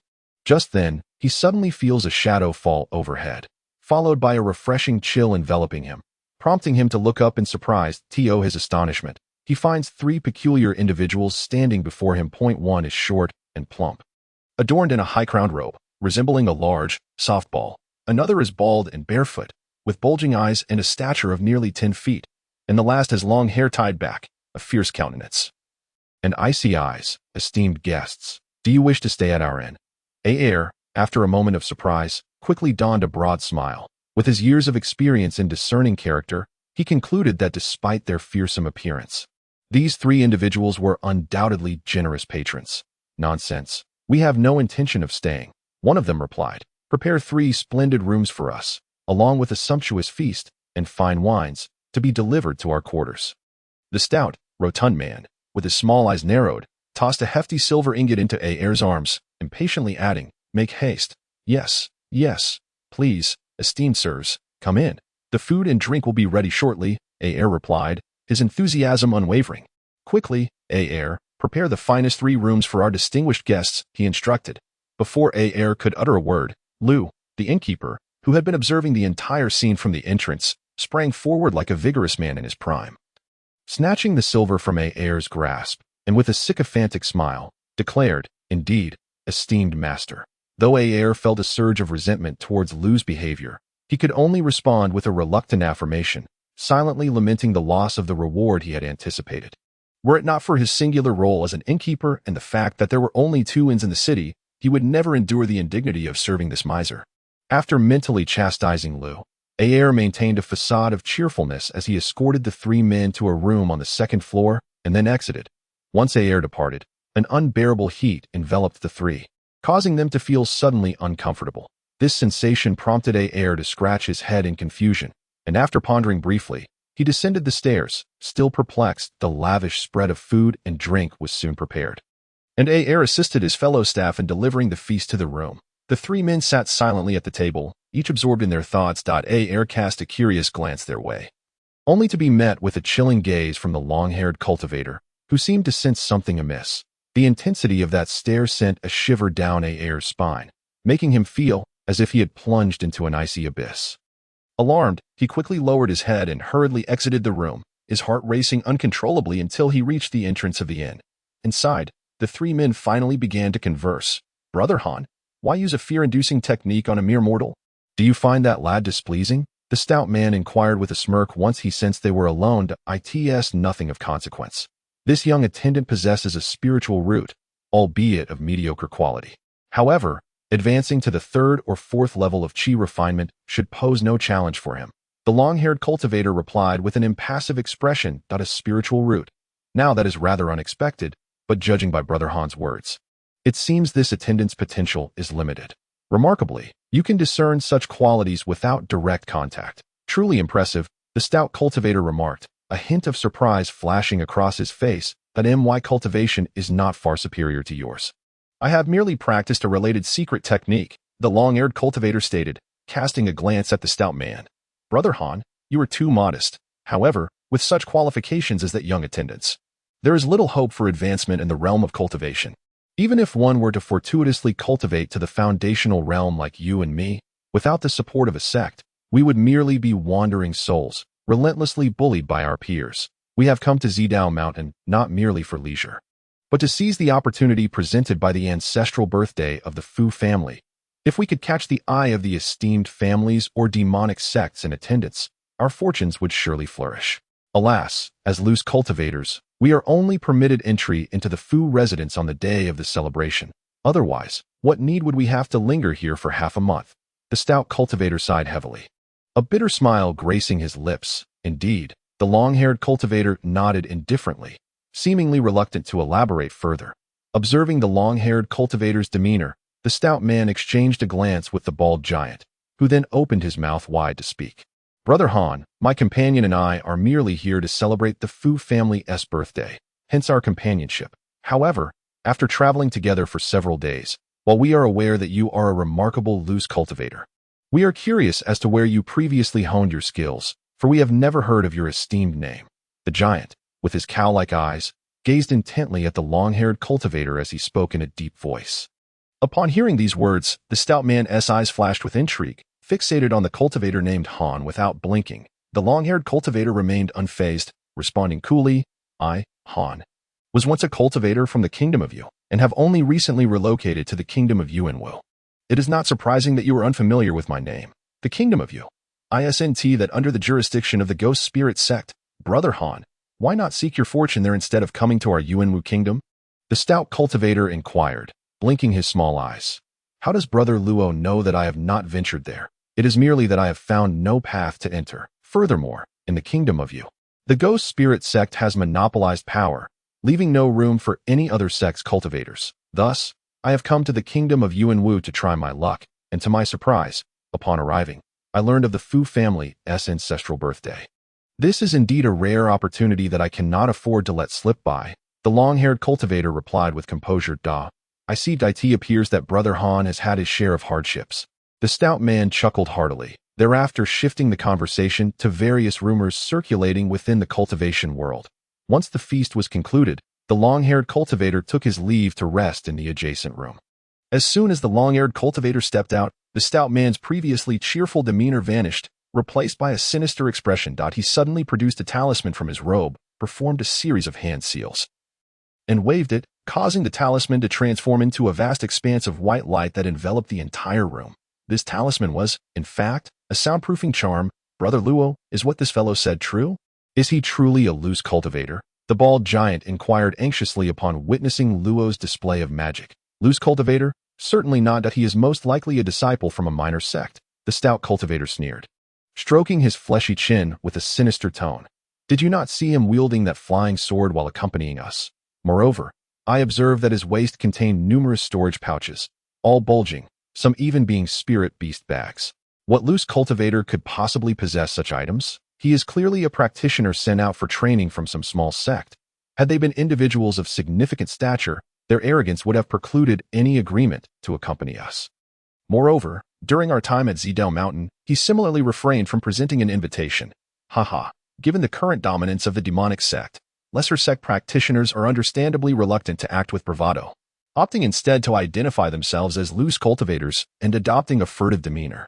They fear inciting the ire of the demonic sect, which could lead to the annihilation of their lineage. Thus, despite this individual possessing formidable cultivation and magical artifacts, we have never heard of him. The stout, short practitioner analyzed with a smug expression. Upon hearing Brother Luo's remarks, it appears that this fellow surnamed Han remains as such. Consequently, we may proceed with boldness, although this person harbors some suspicion towards us. He would never surmise that we are concealing our true levels of cultivation. To extinguish a mere early-stage practitioner with our mid-foundation abilities would be a trivial endeavor. This lad has unwittingly walked into the path of Arping Yi Xuan Xiong and must not be allowed to escape. The burly man's eyes glinted with an insatiable greed as he rubbed his fists together.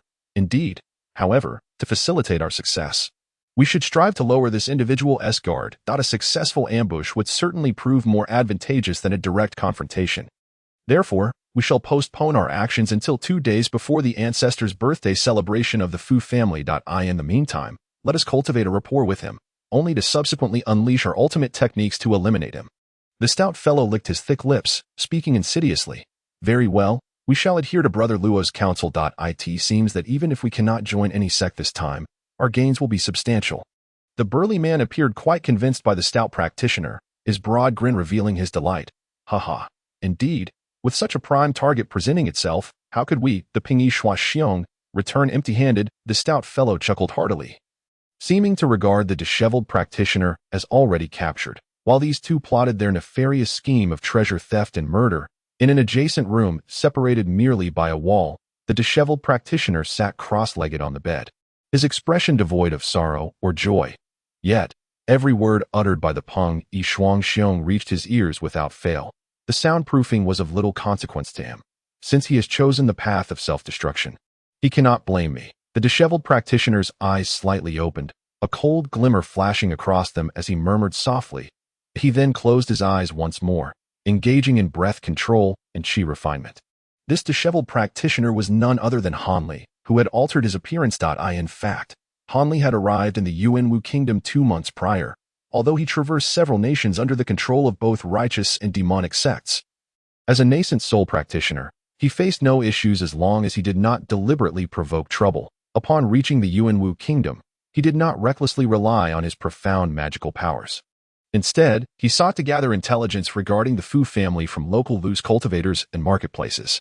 The formidable influence of the Fu family left Hanli quite troubled. It was not merely the presence of 3 core formation practitioners that posed a challenge, but rather the fact that numerous disciples of the Fu family had joined the Demon Flame sect. And no matter how powerful he considered himself, he could not simply storm the gates of the Demon Flame sect. If these individuals were not dealt with, even if he reduced the Fu family's stronghold to ashes, they would inevitably rise from the ashes one day. This would render his initial promise to Xian Ru-yin unfulfillable. As Hanli contemplated alternative methods, news began to circulate throughout the Yuanwu kingdom regarding the impending birthday celebration of the venerable ancestor of the Fu family. Upon hearing this, Hanli's heart swelled with joy. Given that the head of the Fu family was to celebrate his birthday, it was certain that all direct descendants would attend to offer their congratulations, and even those members of the Fu family who had joined the Demon Flame sect would likely return to Fu Family Fortress. This presented a splendid opportunity to ensnare all the direct descendants of the Fu family in one fell swoop. However, considering the current influence of the Fu family, not just anyone could gain entry. Those attending the celebration would either be practitioners from other clans or representatives from various sects aligned with the demonic path. Although loose cultivators would not be outright rejected, they would at least need to possess foundational cultivation to enter the fortress. After thoroughly investigating the details, Hanli calmly bided his time for over a month before making his way to the location for the notorious duo, Peng Yi and Xuan Xiong. Hanli encountered them on the journey. Upon noticing the exceptional quality of Hanli's life-protecting talisman, they immediately struck up a conversation with great enthusiasm when they learned that Hanli was also headed to Fu Family Fortress. They joyfully proposed to accompany him. Hanli discerned their ulterior motives at a glance, yet with his level of cultivation, he harbored no fear of their schemes. Instead, he planned to use their identities as a guise to facilitate his infiltration into the Fu family. Thus, he readily agreed without a second thought. However, upon reaching the outskirts of Zidao Mountain today, Hanli was taken aback to find that, aside from cultivators with invitations, all other loose cultivators wishing to pay their respects could only enter the fortress on the day of the celebration.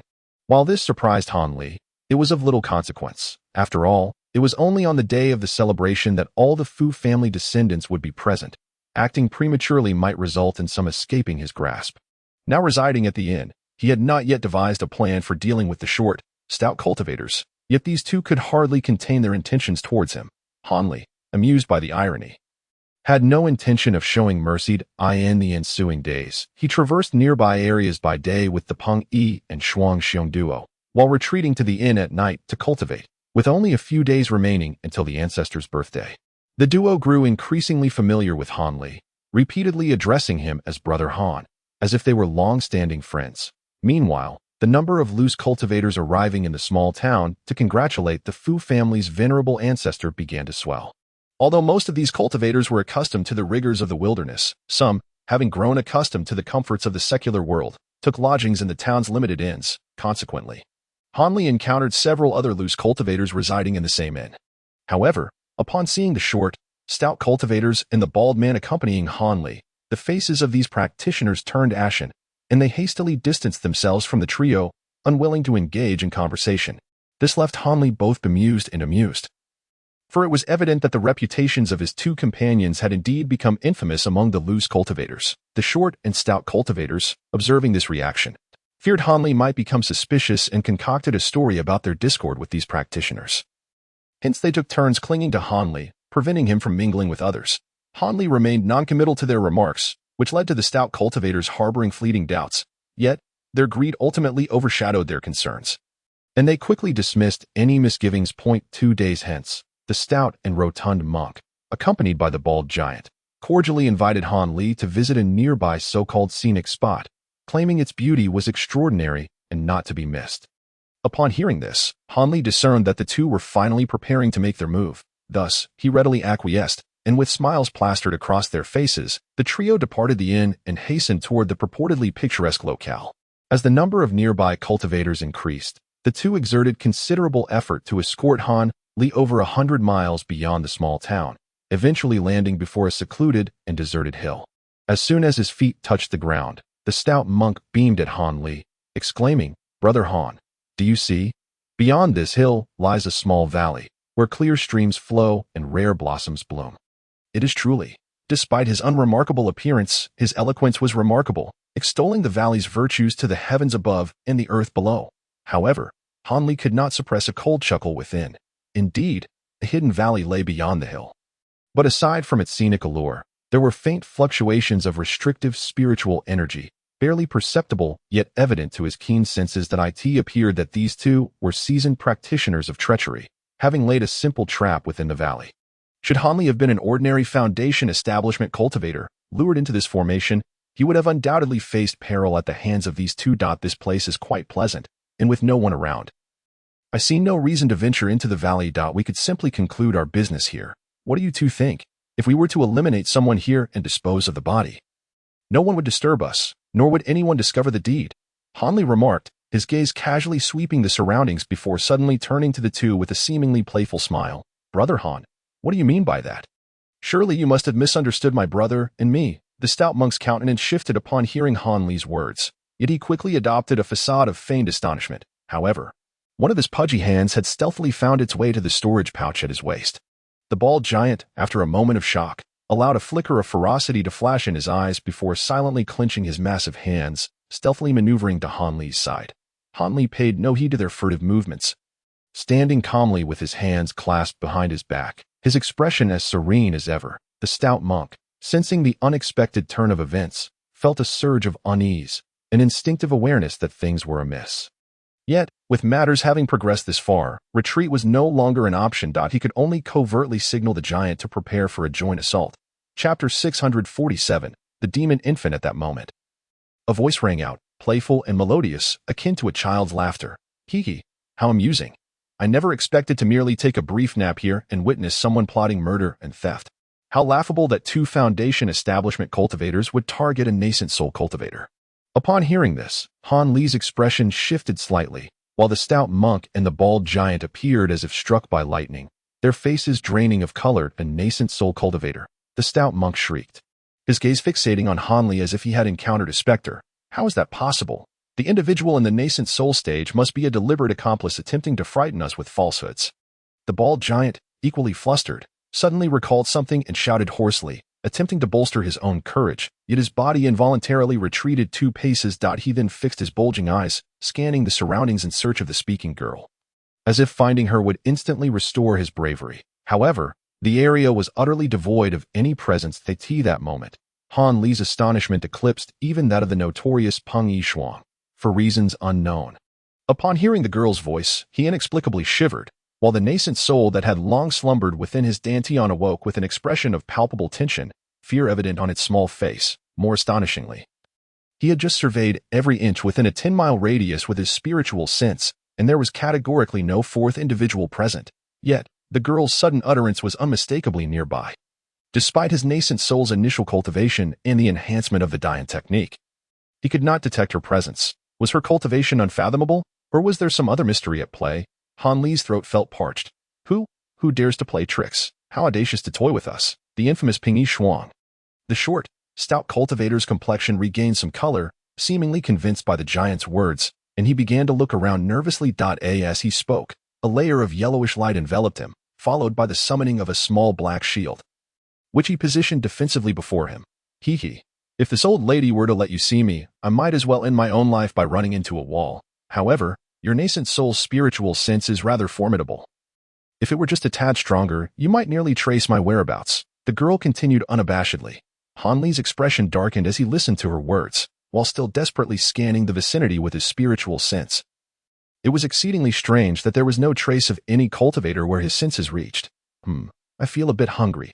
How about you 3 allow me to devour you? She said, her voice light and playful. Yet the implications were chilling. Upon hearing this, Han Li maintained an impassive demeanor, but after a muffled grunt, he ceased to conceal his cultivation. A flash of azure light enveloped him, and an astonishing aura surged forth, releasing dozens of azure beams that formed a protective barrier around him, revealing 72 azure bamboo swords simultaneously emerging to guard his entire being. Truly a nascent soul cultivator, the stout cultivator exclaimed. Senior, spare me. I merely failed to recognize your greatness. I did not intend to offend you. His brother, however, was seized by panic, exclaiming, What are you doing? Don't run. Before Senior Han, we have no chance of escape. Witnessing Han Li reveal his true cultivation and the multitude of flying swords he commanded, the stout cultivator was utterly terrified, bowing down and prostrating himself in a display of servitude. In stark contrast, the giant's reaction was opposite. His face went pale, and in an instant, he produced a golden talisman, slapping it against himself, transforming into a golden rainbow that soared into the heavens. You wish to flee? Believing that the golden escape talisman will suffice, a flicker of derision crossed Han Li's face, and with a swift motion of his finger, a resounding cry of a flying sword pierced the air. It transformed into a streak of azure brilliance, vanishing in an instant, only to reappear behind the golden glow that had just taken flight, its speed leaving onlookers utterly astonished. The azure light flashed rapidly, and a chilling scream erupted from the burly man, as the golden light immediately dissipated into countless scintillating flecks, disappearing from sight. The bald man similarly vanished without a trace. Such a waste, he mused. The primordial spirit of a foundation establishment cultivator is indeed a fine tonic. Since my awakening, I have consumed scarcely 7 or 8. The voice of the young girl seemed tinged with exasperation as she boldly complained to Han Li. Why must you feign such supernatural prowess? You are but a mere nascent soul cultivator, yet you dare to speak so grandly. Do you intend to force me to expose you? Having dealt with the burly man, Han Li chose to ignore the quaking, stout cultivator before him. Instead, he turned abruptly, fixing his gaze upon a nearby small tree, his eyes gleaming with a hint of blue light. How did you detect me? My radiant transformation technique should be imperceptible to a nascent soul cultivator. The girl's voice suddenly fell silent, only to re-emerge coldly after a moment's pause. Regardless of how I uncovered your ruse, do you truly wish to remain hidden? Should I treat you as mere foliage and cleave you into several pieces? Han Li offered no response, appearing calm and collected, though inwardly he was sweating with anxiety, silently cursing his luck in a moment of panic. He had inadvertently employed his somewhat mystical mid-Qing spirit to probe the vicinity, and had indeed perceived a subtle discrepancy among the trees illuminated in blue light. Steeling himself, he had taken a gamble with words, and unexpectedly struck true. You, a mere nascent soul cultivator, seem to possess quite the bravado. I wonder, what does it feel like to have your primordial spirit devoured? As the girl's tone darkened, the small tree flickered with green light, shrinking and reshaping into a diminutive figure no taller than half a foot. This little being had a delicate visage, hair slightly elongated, and its body shimmered with a verdant glow, appearing almost unclad. The voice of the girl emanated from this tiny entity. Primordial spirit. Wait, that can't be right. Upon seeing the figure, Han Li involuntarily exclaimed, though he hesitated upon closer inspection. Primordial spirit. Your assessment is not entirely mistaken. However, you are the first nascent soul cultivator I have encountered since my awakening. I wonder whether it is your misfortune or my fortune. The little figure gazed at Han Li, speaking languidly. In the next moment, the diminutive entity flashed and appeared behind the stout cultivator, grinning impishly as it said, "May I borrow your essence for sustenance? No, esteemed one. Please spare my life." The stout cultivator, realizing the little figure was no less than a nascent soul cultivator, was struck with panic and desperately pleaded for mercy, his rotund body springing up in an attempt to flee. Yet, the little figure's expression darkened, and it transformed into a swirl of green light, shooting directly into the stout cultivator's body, only to re-emerge instantaneously, resuming its humanoid form. However, now it bore a small, thumb-sized orb of green light in its palm, flickering ominously. Meanwhile, the leader of the notorious Ping Yi Shuang had already lost consciousness. Collapsing to the ground, utterly motionless, the diminutive figure ceased its chatter, bringing the luminous orb to its lips and swallowing it whole with several greedy gulps, causing the green glow surrounding it to intensify. What manner of being are you, human or specter, to dare consume a soul so brazenly? At this sight, Han Li found it impossible to maintain his composure. After pressing his lips together, he exclaimed sharply. Just moments before, he had sensed that the figure's spiritual energy was akin to his own, both at the nascent soul stage, yet after devouring such a refined essence, it had experienced a slight enhancement. Though minimal, it indicated that the entity could augment its cultivation by directly consuming the souls of practitioners. What kind of technique is this? It is utterly astonishing. The appetizer had been savored, now the main course awaited. You are a nascent soul cultivator. I wonder if, upon devouring your nascent soul, this elder will ascend to the mid-nascent soul stage. The green-hued figure disregarded Han Li's inquiry, instead gazing intently at Han Li's dantian, murmuring as if it could perceive Han Li's nascent soul directly, its face alight with avarice. "Consume my nascent soul, and do you not fear bursting your own belly?" At these words, Han Li's fury turned to bitter laughter. With a clap of his hands, a deep rumble erupted, followed by an immense arc of pale gold lightning manifesting between his palms. Since entering the nascent soul stage, Han Li had been capable of concealing the exorcising thunder within his body. Thus, even though his 72 flying swords remained externally, the exorcising thunder remained under his command. Golden lightning, that sounds vaguely familiar, yet I cannot recall where I've heard it, the green figure mused, tilting its head at the sight of the exorcising thunder in Han Li's hands. Why not experience it for yourself? Han Li raised an eyebrow, speaking coolly as he struck his hands together, the arc instantly transforming into a massive golden serpent, lunging fiercely toward the diminutive figure nearby. Strangely, the figure did not evade or flinch at the approaching golden serpent. Instead, it smiled and allowed itself to be consumed whole. In the next instant, countless golden arcs of electricity entwined around the figure, erupting in a dazzling display of gold and the roar of thunder. Han Li narrowed his eyes, watching intently, his expression devoid of joy. Growing even darker, the audacity of the opponent to withstand the exorcising thunder suggested a premeditated confidence, indicating that it was unlikely to be easily vanquished. Indeed, before the golden radiance could dissipate, the sound of a child's laughter rang out amidst the booming thunder. I remember now. Is this not the exorcising thunder? My, what an extraordinary treasure. I never expected a mere nascent soul cultivator to possess such a celestial wonder. However, do you truly believe that the technique I practice is some form of demonic sorcery? To counter you with this thunder, such a waste of heavenly resources. Chapter 648, To the Wood Spirit Infant. Astonishingly, the green figure emerged from the exorcising thunder unscathed. Do not celebrate too soon. If you were truly confident in devouring Han's nascent soul, why merely prattle on? If I am not mistaken, while you can consume the souls of lower-tier cultivators, your claim to devour the nascent souls of practitioners is pure folly. Perhaps in the past, you could have achieved such a feat, but now it is evident that your capabilities have waned, relying solely on this bizarre form. Enough with the idle chatter. Let us first test the might of my flying swords.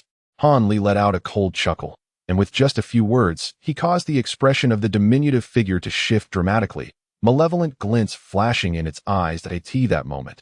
Han Li pointed towards the circling flying swords before him. And with a resonant hum, 12 swords transformed into streaks of azure light, shooting forth with great speed. The green figure stood motionless, its countenance darkening as the dozen azure sword lights spiraled around it, only to witness its body shatter into countless fragments, which gracefully floated in the air, shimmering faintly. Han Li was momentarily taken aback by this sight. However, a cacophony of eerie laughter erupted from the opposite side. And after a brief flash of light, the fragments of the diminutive figure reassembled, yielding an identical green figure before him once more. Marvelous, simply marvelous. This set of flying swords must be forged from golden thunder bamboo. Am I correct? While I am curious as to how you possess such an abundance of golden thunder bamboo, it is truly laughable to think that you could harm me with merely these swords. As for whether your grandmother is merely all talk, you shall soon find out. The figure, evidently incensed by Han Li's prior remarks, uttered these words with a sinister tone before forming a hand seal. A blinding green light emanating from its body as it prepared to unleash some arcane power. Yet, before it could successfully invoke its spell, a brilliant light flickered above its head, and the 12 flying swords simultaneously emitted arcs of electricity, intricately weaving together to form an enormous golden net that descended upon it. Humph, the younger generation still clings to hope. Did I not mention that the exorcising divine thunder is utterly ineffective against me?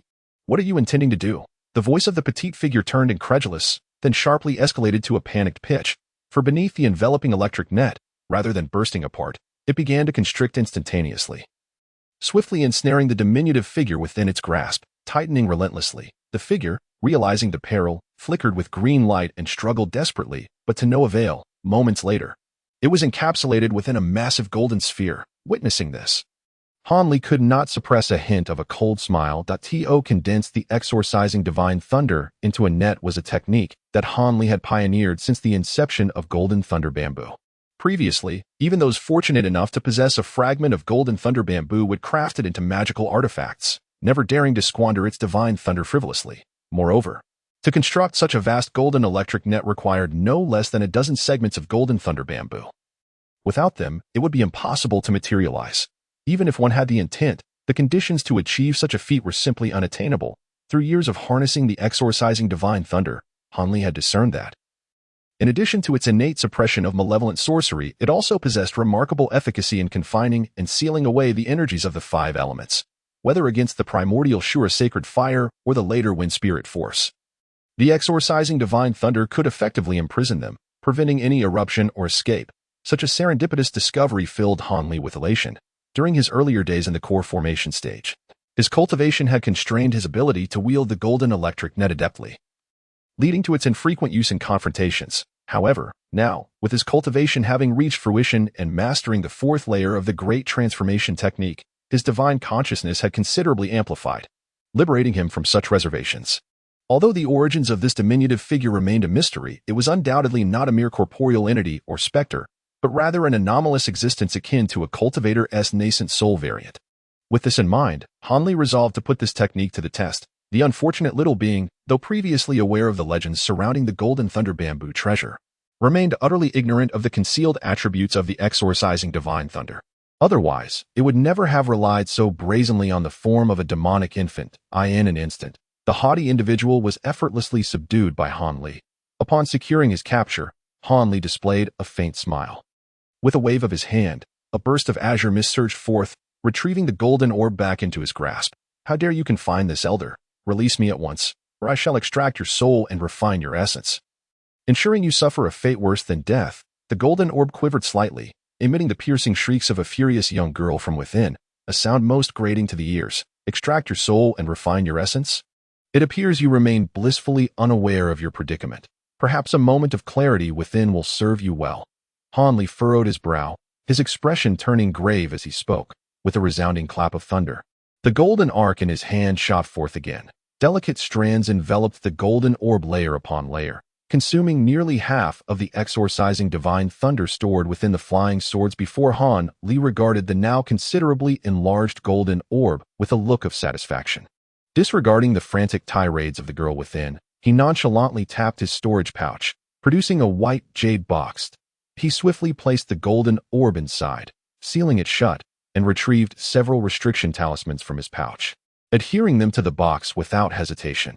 Instantly, the clamoring from within ceased abruptly. Han Li weighed the jade box in his hand, his expression returning to normalcy. He assessed the stout, soulless cultivator, whose countenance bore no emotion, and unleashed a fireball that reduced him to ashes. Subsequently, he proceeded leisurely towards the small town. After a brief interval, Han Li appeared at the inn, choosing to remain indoors as he awaited the arrival of his birthday. Shortly thereafter, the cultivators of the Yuanwu kingdom were astonished to discover that the infamous duo, known for their murderous deeds and treasure theft among the scattered cultivators, had inexplicably vanished without a trace from the Yuanwu kingdom. No one had heard from them again, and such a phenomenon naturally signified their demise within the cultivation world. As this news spread, the scattered cultivators of Yuanwu rejoiced, some speculating that the pair had offended a prominent sect and were thus eradicated, while others suggested that their foul reputation had finally led to their downfall at the hands of a passing expert.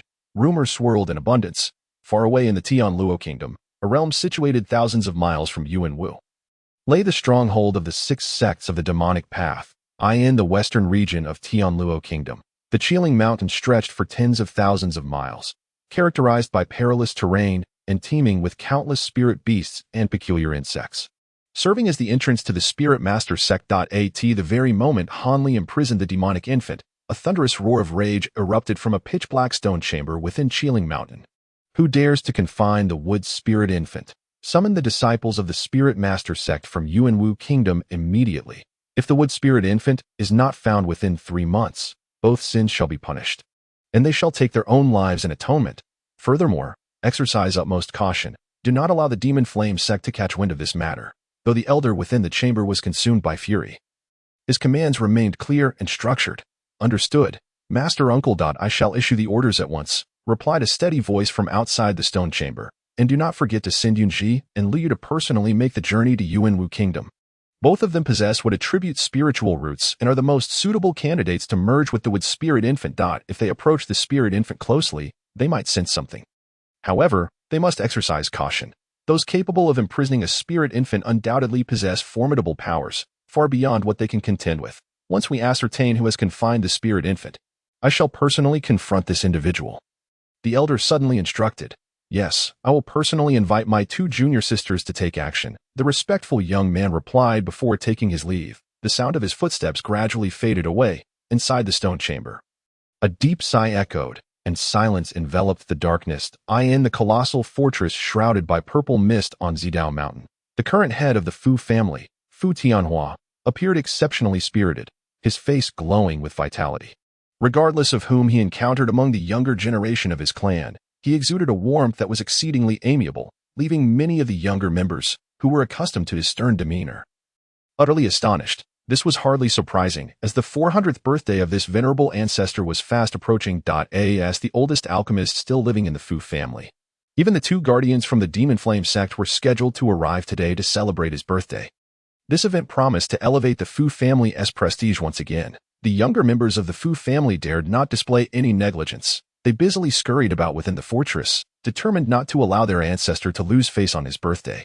After a brief tour of the fortress, the ancestor seemed quite pleased. Accompanied by several younger members, he entered a side hall within the fortress. Have the esteemed guests from the Demon Flame sect not yet arrived?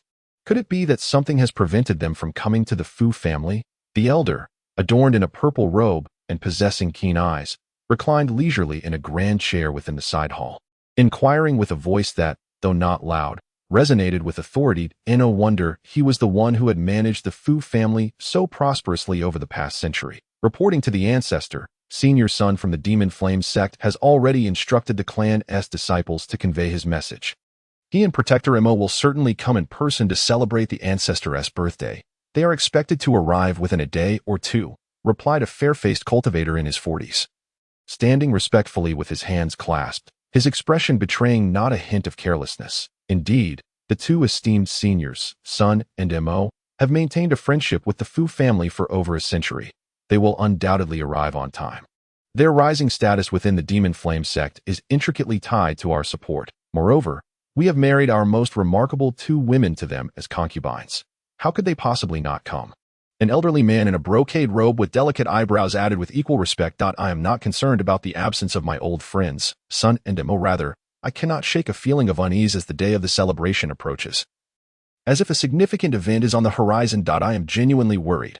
Have we, the Fu family, unwittingly offended any formidable figures or larger sects recently? The elder of the Fu family stroked his long beard, his eyes flashing with a cold light, and the earlier smile vanished without a trace. Upon hearing these words, the individuals in the hall exchanged glances. After a moment of silence, the fair-faced man cautiously replied, "Ancestor, you are aware. Although our Fu family has flourished in recent years, we have undoubtedly offended countless families and smaller sects along the way. However, the most hostile towards us remain the Chinanhu clans. Could it be that these two families are up to something? It should not be these two. Once, they could contend with our Fu clan, but now, with few high-ranking cultivators remaining, they lack the capacity to stir up trouble." The elder of the Fu clan shook his head coldly. But after a moment of contemplation, he hesitated and added, "However, if the two clans were to join forces or ally with a few other minor factions that harbor animosity towards us to launch a surprise attack, it could indeed inflict significant damage on our Fu clan. After all, in order to curry favor with the Demon Flame sect, we have eliminated quite a number of cultivators from those two clans who were staunchly opposed to the demonic path. Now, with the Qin and Hu clans forced to abandon their foundations and conceal themselves, it is not inconceivable that they harbor a deep-seated hatred towards us." The elder of the Fu clan's expression darkened like stormy waters. "What does the elder mean?" The elderly gentleman in the brocade robe inquired cautiously. "Outer relaxation, inner vigilance. We must double the number of sentinels. The defensive formation of the fortress must remain active at all times. Without a moment's pause, especially for those unidentified loose cultivators, we must assign more personnel to keep a watchful eye on them." The elder of the Fu clan suddenly leaned back, closing his eyes. Yet his mouth continued to issue a series of commands without faltering. "Yes, I shall make the arrangements at once." The middle-aged man with a pale complexion responded immediately after hearing the orders. The remaining younger members of the Fu clan in the side hall sensed the elder's displeasure and stood in place, not daring to let out a single breath. "Tianyan, summon your third uncle and have him place the ironback sacred beast into the spirit beast pouch to accompany me to the birthday celebration. Only he can command our clan's ancestral sacred beast." The elder of the Fu clan suddenly remarked, "What? Did not the elder previously say that third uncle is currently at a critical stage of cultivation and should not be disturbed during this birthday celebration?" The brocade-robed elder exclaimed in surprise upon hearing this. "Humph. What was true then is not necessarily true now. As cultivators, while we cannot genuinely predict fortune and misfortune or foresee the future, sometimes certain intuitive signs are remarkably accurate. Out of an abundance of caution, we must remain vigilant. I would rather be overly cautious than allow our Fu clan to fall into a grave calamity." The elder coldly snorted. "Very well. I shall go and summon third uncle from his seclusion." The brocade-robed elder, startled by the elder's impending anger, quickly acquiesced and exited. Following this, the elder of the Fu clan was not yet satisfied and continued to issue several more commands until he felt reassured. In his mind, with so many contingencies prepared, they would be sufficiently equipped to handle any potential crises. 3 days later, outside the violet mist of Zidao Mountain, on a spacious hillside, a considerable number of loose cultivators had gathered. Numbering at least 20 or 30. They pointed and whispered among themselves regarding the purple mist. Han Li, blending into the crowd like an inconspicuous and solitary cultivator, quietly observed his surroundings, appearing like an ordinary recluse. The presence of such a multitude of Foundation establishment loose cultivators in the Yuanwu Kingdom truly exceeded Han Li's expectations. The individuals here to celebrate the elder of the Fu clan's birthday were merely a small fraction of the total. In contrast, during the days of the Yu Kingdom, apart from the 7 sects, Foundation establishment cultivators among loose cultivators were a rare sight. Although the Yuanwu Kingdom is somewhat larger than the Yu Kingdom, it is reasonable to assume that the difference is not too significant. Now, after merely a century has passed, such circumstances have arisen, leaving Han Li with a profound sense of the vicissitudes of life.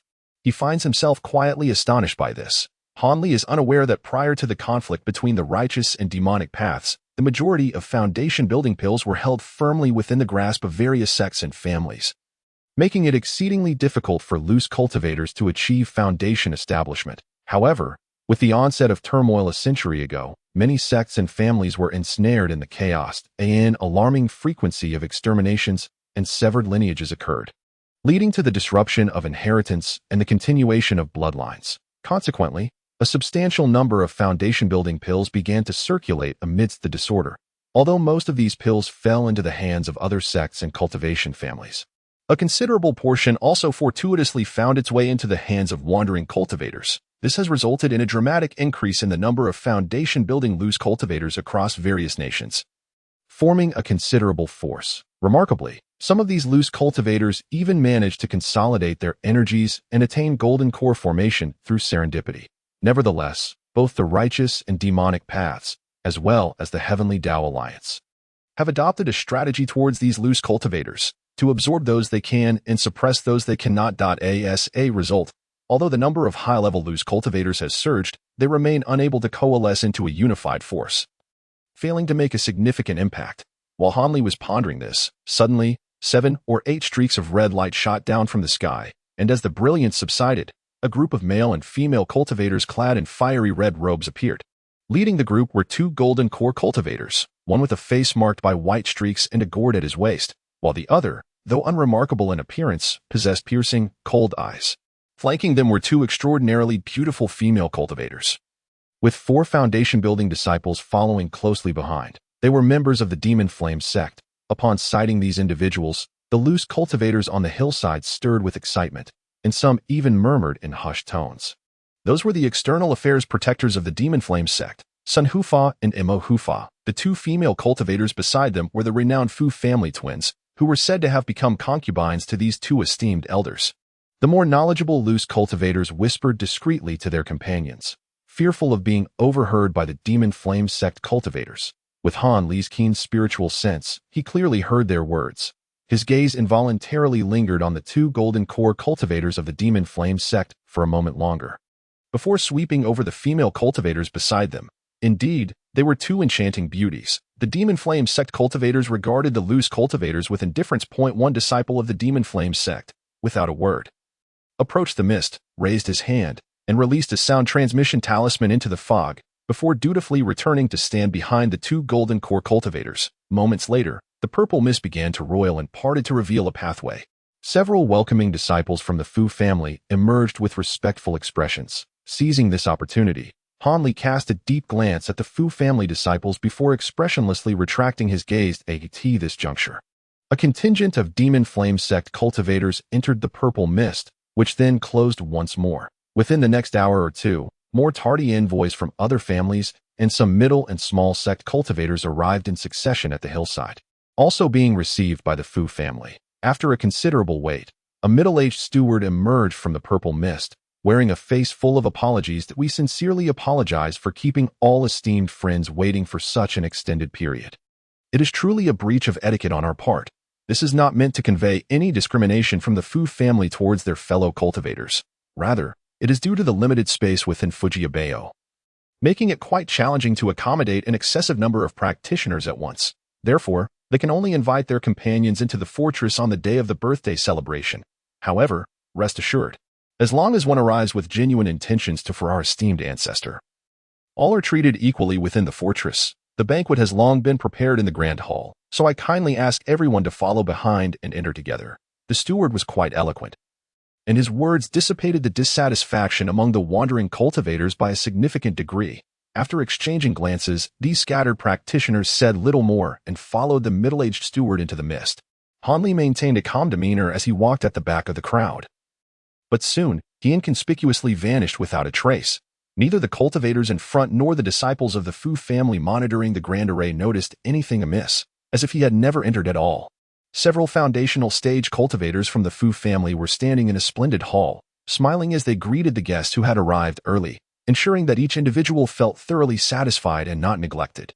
These guests numbered in the 200 to 300 range. Some had just arrived that day, while others had come 4 or 5 days prior to the Fu family fortress, now that the day of the Fu family's ancestor's birthday had arrived. These individuals naturally gathered together, eagerly awaiting the appearance of the Fu family ancestor. Given the Fu family's prominent status in the Yuanwu kingdom, the members of smaller clans and wandering cultivators were full of praise and commendations. Even the envoys from slightly larger families and practitioners from minor sects wore smiles, engaging in conversation with the Fu family cultivators. At this moment, the Fu family ancestor was not near the hall, but rather in a secluded loft within the fortress. As the main character of the birthday celebration, he would naturally make his entrance at the last possible moment. Meanwhile, taking advantage of this brief respite, as the one in charge of the Fu family, he needed to address a rather urgent matter. In this loft, apart from the Fu family ancestor, sat a robust man with a complexion akin to bronze, seemingly at the initial stage of core formation. His waist bulged with several pouches of varying sizes. This is not the kingdom of Zijin. How dare they, the Yuling sect, expect us to send people and expend effort to gather intelligence for them? As if they consider us their subordinates. This is utterly outrageous. The Fu family ancestor suddenly slammed the table, his expression dark as he spoke in a low voice. Uncle Seven, there is no need to be incensed. Did the Jade Slip not clarify what they are seeking? It must be something of significant importance if the members of the Yuling sect are so anxious about it. The burly man stroked his chin, speaking with a hint of interest. The vexation lies here. On one hand, they wish to use us, yet on the other, they remain evasive, not even mentioning what it is they are searching for. They only ask us to be vigilant for any strange occurrences in the Yuan-Wu kingdom and to inform them immediately if anything arises. Oh, if that is the case, it seems the Yuling sect does not want the Mo Yen sect to be aware of this matter, which is why they have approached our Fu family in such an ambiguous manner. The burly man remarked, a glint of insight in his eyes. You are indeed correct. Shao San.to guard against unforeseen circumstances. Our Fu family has not only made every effort to curry favor with the Mo Yen sect, but has also secretly forged ties with the Yuling sect. Now it appears that despite our multiple overtures towards the Yuling sect, they remain rather skeptical of the Fu family. It seems we ought to reconsider our strategy. I wonder if it might be prudent to cultivate a relationship with the Ghost Spirit sect. The weakest among the 6 sects, the elder, stroking his beard, pondered aloud. This is indeed a possibility. I never anticipated that aside from allying with the Demon Flame sect, the Fu family has also managed to form connections with the Yuling sect. No wonder they have thrived so remarkably over the past century. Just as the robust man was about to utter something, a voice from outside the window, belonging to an unfamiliar man, cut in with a hint of mockery. Who is it? Which esteemed individual graces the Fu family with their presence? Fu Tianhua rose without extending a warm welcome, and humbly sought forgiveness. Both the elder of the Fu family and the robust man sprang up as if their tails had been stepped on. Exchanging alarmed glances before the elder, filled with uncertainty, called out loudly. Both were astounded by the presence of someone approaching them unnoticed. No need for formalities. I have come today uninvited. As the words of the man outside the window fell, a brilliant azure light suddenly erupted within the attic. The elder and the robust man were taken aback, swiftly retreating to the corners of the room, a shimmering protective shield manifesting around each of them. The elder even unleashed a white flying sword, which hovered uncertainly before him, while the robust man, with a grave expression, seized a seemingly inconspicuous black spirit beast pouch from his waist. At that moment, the brilliance receded, and a figure clad in azure robes unexpectedly appeared in the center of the room, a man of ordinary appearance, appearing to be in his mid-20s. It was none other than Han Li, who had stealthily infiltrated the fortress. This moment, Han Li stood with his hands clasped behind his back, casting a glance at the vigilant elder of the Fu family and the robust man, and slowly spoke. I just scanned with my divine sense, and it appears there are only 3 core formation cultivators within the entire Fu family fortress, with you 2 possessing the highest cultivation. I presume you are the ones in charge of the Fu family. Upon hearing this, Han Li's demeanor remained utterly calm, devoid of any discernible emotion, rendering it impossible to discern whether he was pleased or displeased. So, it turns out he is a nascent soul elder. We are honored by your presence. May I inquire what services you require from the Fu family? Han Li did not conceal his cultivation level, prompting the elder to also sense the unfathomable depth of Han Li's power, causing his expression to shift dramatically as he forced a smile, feeling increasingly uneasy. Are you the elder of the Fu family? Han Li's eyes narrowed slightly as he fixed his gaze upon the elder in purple robes in the corner, asking nonchalantly. I wouldn't dare. Before such an esteemed individual, how could I presume to call myself elder? I am Fu Tianhua, indeed the current head of the Fu family. Upon hearing Han Li's emotionless inquiry, the elder of the Fu family responded with feigned respect, though his inner turmoil became ever more palpable. Sensing that this nascent soul cultivator seemingly harbored ill intentions, well, since you are the elder of the Fu family, it confirms I have not sought the wrong person, having come to the Fu family to collect a debt. It is only proper that I first extend my greetings to you. Han Li regarded the elder with an odd expression. Collect a debt? You jest, esteemed elder. It seems this is our first encounter. Perhaps you have misunderstood something. Upon hearing Han Li's words, the elder was struck with dread, his heart plummeting into an abyss of despair. The burly man, who had remained silent beside them, turned pale at these words. His grip on the beast pouch tightening involuntarily. The threat of a nascent soul cultivator demanding repayment was undeniably ominous. A misunderstanding. Certainly not. I had intended to clarify matters to prevent any of you from becoming wrong spirits in the afterlife. However, your incessant fidgeting has left me with little time for idle chatter. You two may proceed first. I shall ensure the remaining members of the Fu family join you shortly. Han Li casually glanced at the burly man and smiled broadly as he spoke. What, you intend to annihilate the entire Fu family? The patriarch of the Fu family erupted in fury upon hearing this, his voice echoing with rage. Yet, in his hand, a yellow talisman appeared, shimmering with golden light as he shot backward against the wall. Vanishing as if he had passed through it. It was a rare earth escape talisman. Run. Where could you possibly escape to? Han Li scoffed coldly but made no immediate move against the patriarch. Instead, he nonchalantly flicked his finger in another direction. In an instant, a green glow materialized and vanished just as swiftly, only to reappear piercing through the chest of the burly man in the opposite corner of the room. The protective shield around him shattered instantly, proving utterly ineffective. As the beast pouch in the man's hand emitted a dark spiritual light, it dimmed once more at the moment of his demise. A furious roar echoing from within, the man's lifeless body collapsed to the ground, but Han Li didn't even spare it a glance. To him, eliminating a cultivator at the initial stage of the core formation was child's play. However, he found himself rather intrigued by the beast pouch the man had possessed. With a single hand, he drew the pouch to himself and tucked it away. At that moment, Han Li cast his gaze toward the wall where the patriarch had vanished. A cold smile creeping across his face. With a flick of his sleeve, a white silhouette darted out, revealing a small fox before Han Li.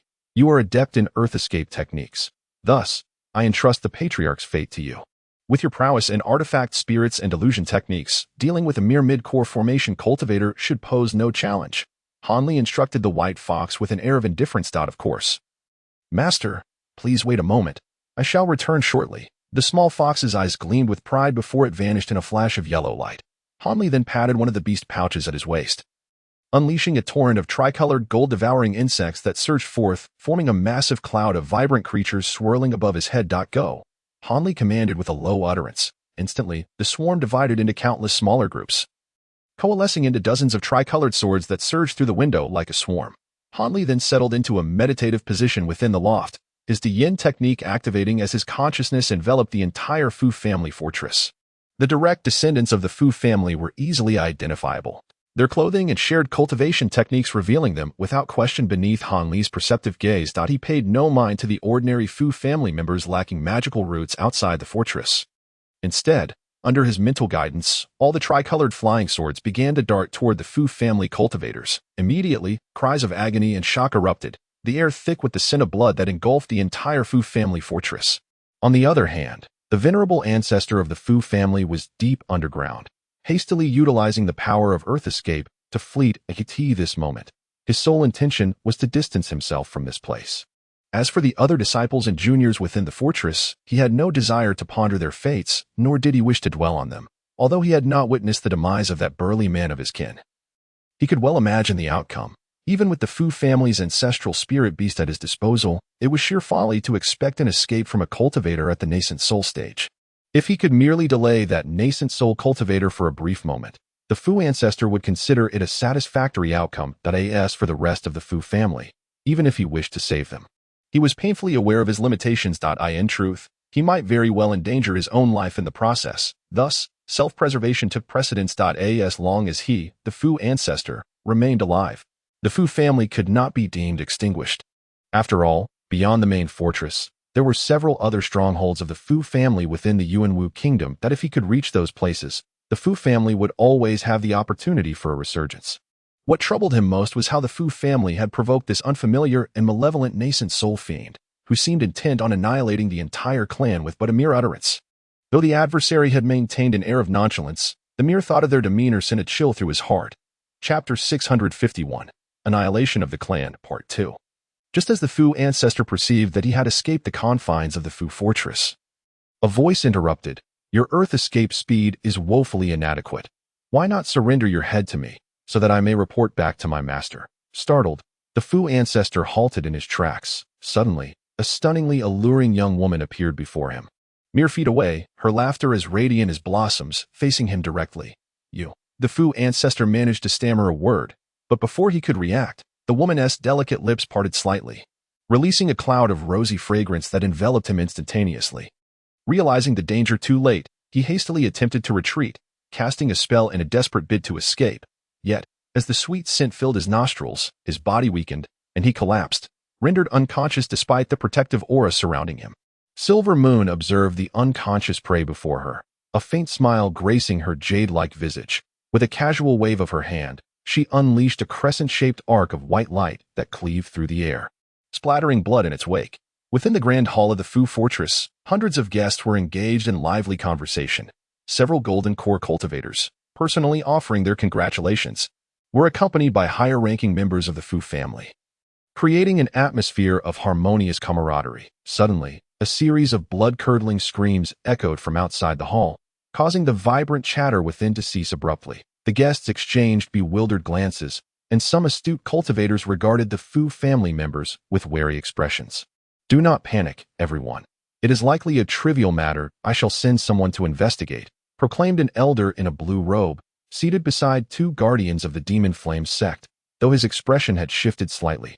He quickly regained his composure and spoke with assurance. This man was a cousin of the Fu ancestor and the third golden core cultivator of the Fu family. After apologizing to the guardians, he turned to instruct two younger Fu disciples, who promptly dashed towards the exit. The two dance stage cultivators from the Demon Flame sect maintained their composure, though a flicker of doubt passed between them as they exchanged glances. The chilling cries of two of the Fu family cultivators echoed once more, clearly indicating that they had fallen victim to treachery just after leaving the hall.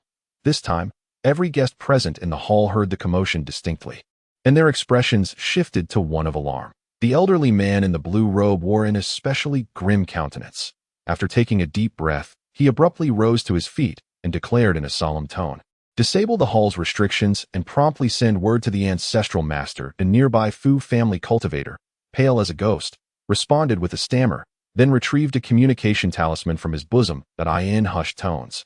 He uttered a few words before raising his hand to release it. The talisman transformed into a streak of crimson light that shot directly through the roof. However, moments later, the Fu family cultivator swallowed hard and proclaimed, "This is bad. The communication talisman has been intercepted. It seems we are surrounded by something." Upon hearing this, not only did the blue-robed elder grow restless, but the other dance stage guests also stirred uneasily. One of the cultivators from the Demon Flame sect, with a gaunt face, furrowed his brow and spoke up, "Fu Daoyu, it appears your stronghold indeed has enemies infiltrating it. Allow me and brother Sun to accompany you and investigate." "I cannot express enough gratitude for your willingness to assist," the blue-robed elder replied, his heart lifting at the words of the gaunt-faced cultivator. However, the seemingly ordinary middle-aged man, surnamed Sun from the Demon Flame sect, frowned, appearing skeptical of his companion's suggestion. Yet he remained silent as he stood up alongside them. As for the remaining 3 or 4 dance stage cultivators among the guests, they exchanged glances but showed no inclination to act recklessly. With the 3 dance stage cultivators preparing to venture out for further investigation, a profound silence enveloped the hall, all eyes fixed upon their movements, just as the trio approached the hall's entrance with a composed demeanor. A melodious sound akin to a dragon's roar resonated from outside. The blue-robed elder and his companions paused, momentarily taken aback, their steps faltering in unison. In that fleeting instant, a magnificent azure rainbow, resembling a celestial being descending from the heavens, soared in from outside, swirling gently around the 3 before unleashing a barrage of dazzling azure lights that shot forth, blindingly brilliant. The cultivators within the hall instinctively blinked in surprise. In the blink of an eye, the azure rainbow spiraled and exited the hall. The blue-robed elder and the 2 protectors from the Demon Flame sect halted, their backs turned to the crowd, remaining motionless, seemingly taken aback by the spectacle. The other cultivators, astonished and bewildered, were at a loss to comprehend the unfolding events. Suddenly, a piercing scream erupted from a female cultivator, drawing the attention of all present. They turned to see her face drained of color, as beside her sat a Fu family steward, his head inexplicably severed from his body, which sat silently, blood spraying 3 feet high from the neck. It was then that the other cultivators realized that several accompanying Fu family cultivators, both stewards and disciples, had all succumbed, their heads severed in silence. The azure light, the very same azure light, Someone had launched a surprise attack upon them with a magical artifact. Fu Daoyu, you must not a cultivator with close ties to the Fu family reacted swiftly, exclaiming in alarm, intending to warn the blue-robed elder and his companions at the entrance. However, his words were abruptly cut short, leaving him pale and speechless. The three blue-robed elders, their backs turned to the onlookers, seemed to shatter like fragile paper figures, instantly transforming into three heaps of mangled flesh, having already fallen victim to the blade of the Qinghong. Witnessing this scene, the guests at the birthday celebration could not help but gasp in horror. If just moments before these cultivators were able to maintain a semblance of composure, they were now thoroughly overwhelmed with panic. One after another, vibrant protective shields flickered to life around the hundreds of cultivators, displaying an array of bizarre and colorful talismans that manifested beside them. Those cultivators who shared a bond or hailed from the same background gathered together in anxious clusters, their faces etched with terror. The presence capable of swiftly dispatching three core formation cultivators along with several disciples of the Fu family was undoubtedly a frightful entity, likely a golden core cultivator. And should such an individual truly exist, annihilating everyone present in the hall would be an effortless task. The more they pondered, the greater their fear grew, and an eerie silence enveloped the hall, with no one daring to utter a sound. Many guests were filled with regret, wondering why they had come to celebrate anything at the Fu family. Was this not akin to the city gate catching fire and affecting the fish pond? The entire hall fell into an oppressive stillness. A few core formation cultivators, possessing sharper senses, initially attempted to discreetly extend their spiritual awareness to gauge the commotion outside the hall.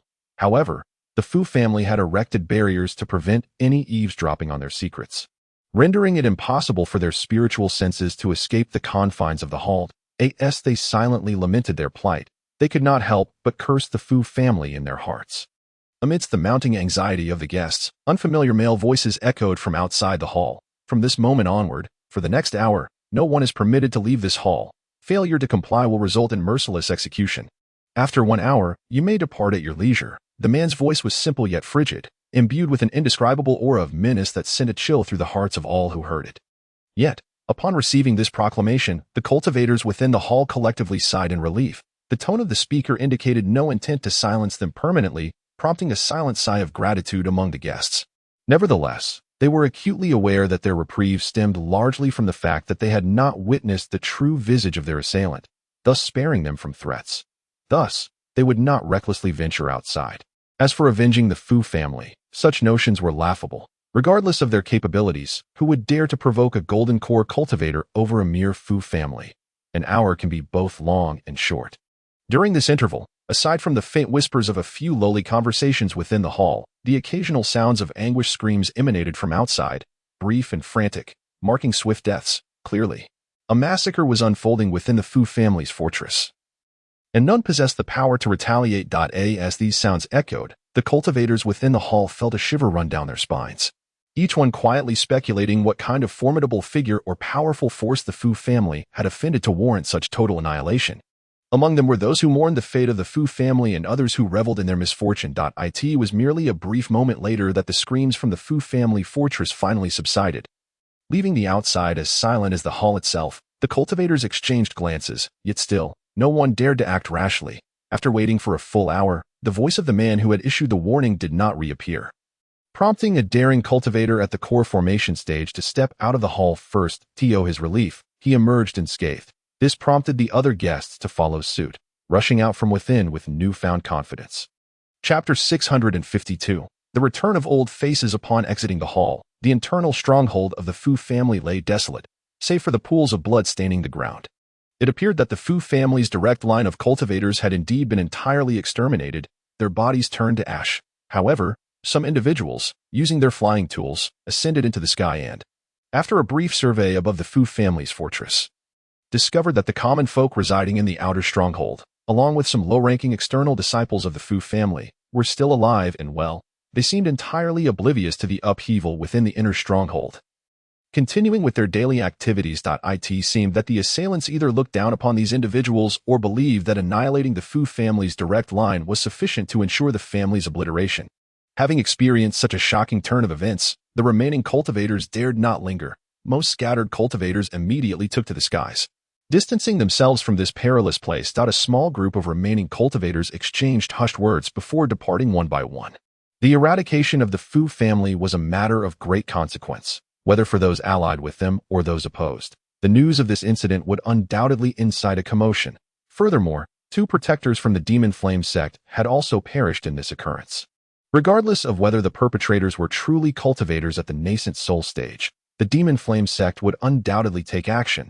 Their objective was to swiftly relay this information back to their families and sects, aiming to gain an advantage amidst the turmoil or to prepare in advance for any potential developments. Yet, shortly after the last few cultivators hastily departed from the Fu family stronghold, several unfamiliar cultivators clad in green arrived late from outside, entering Zidao Mountain.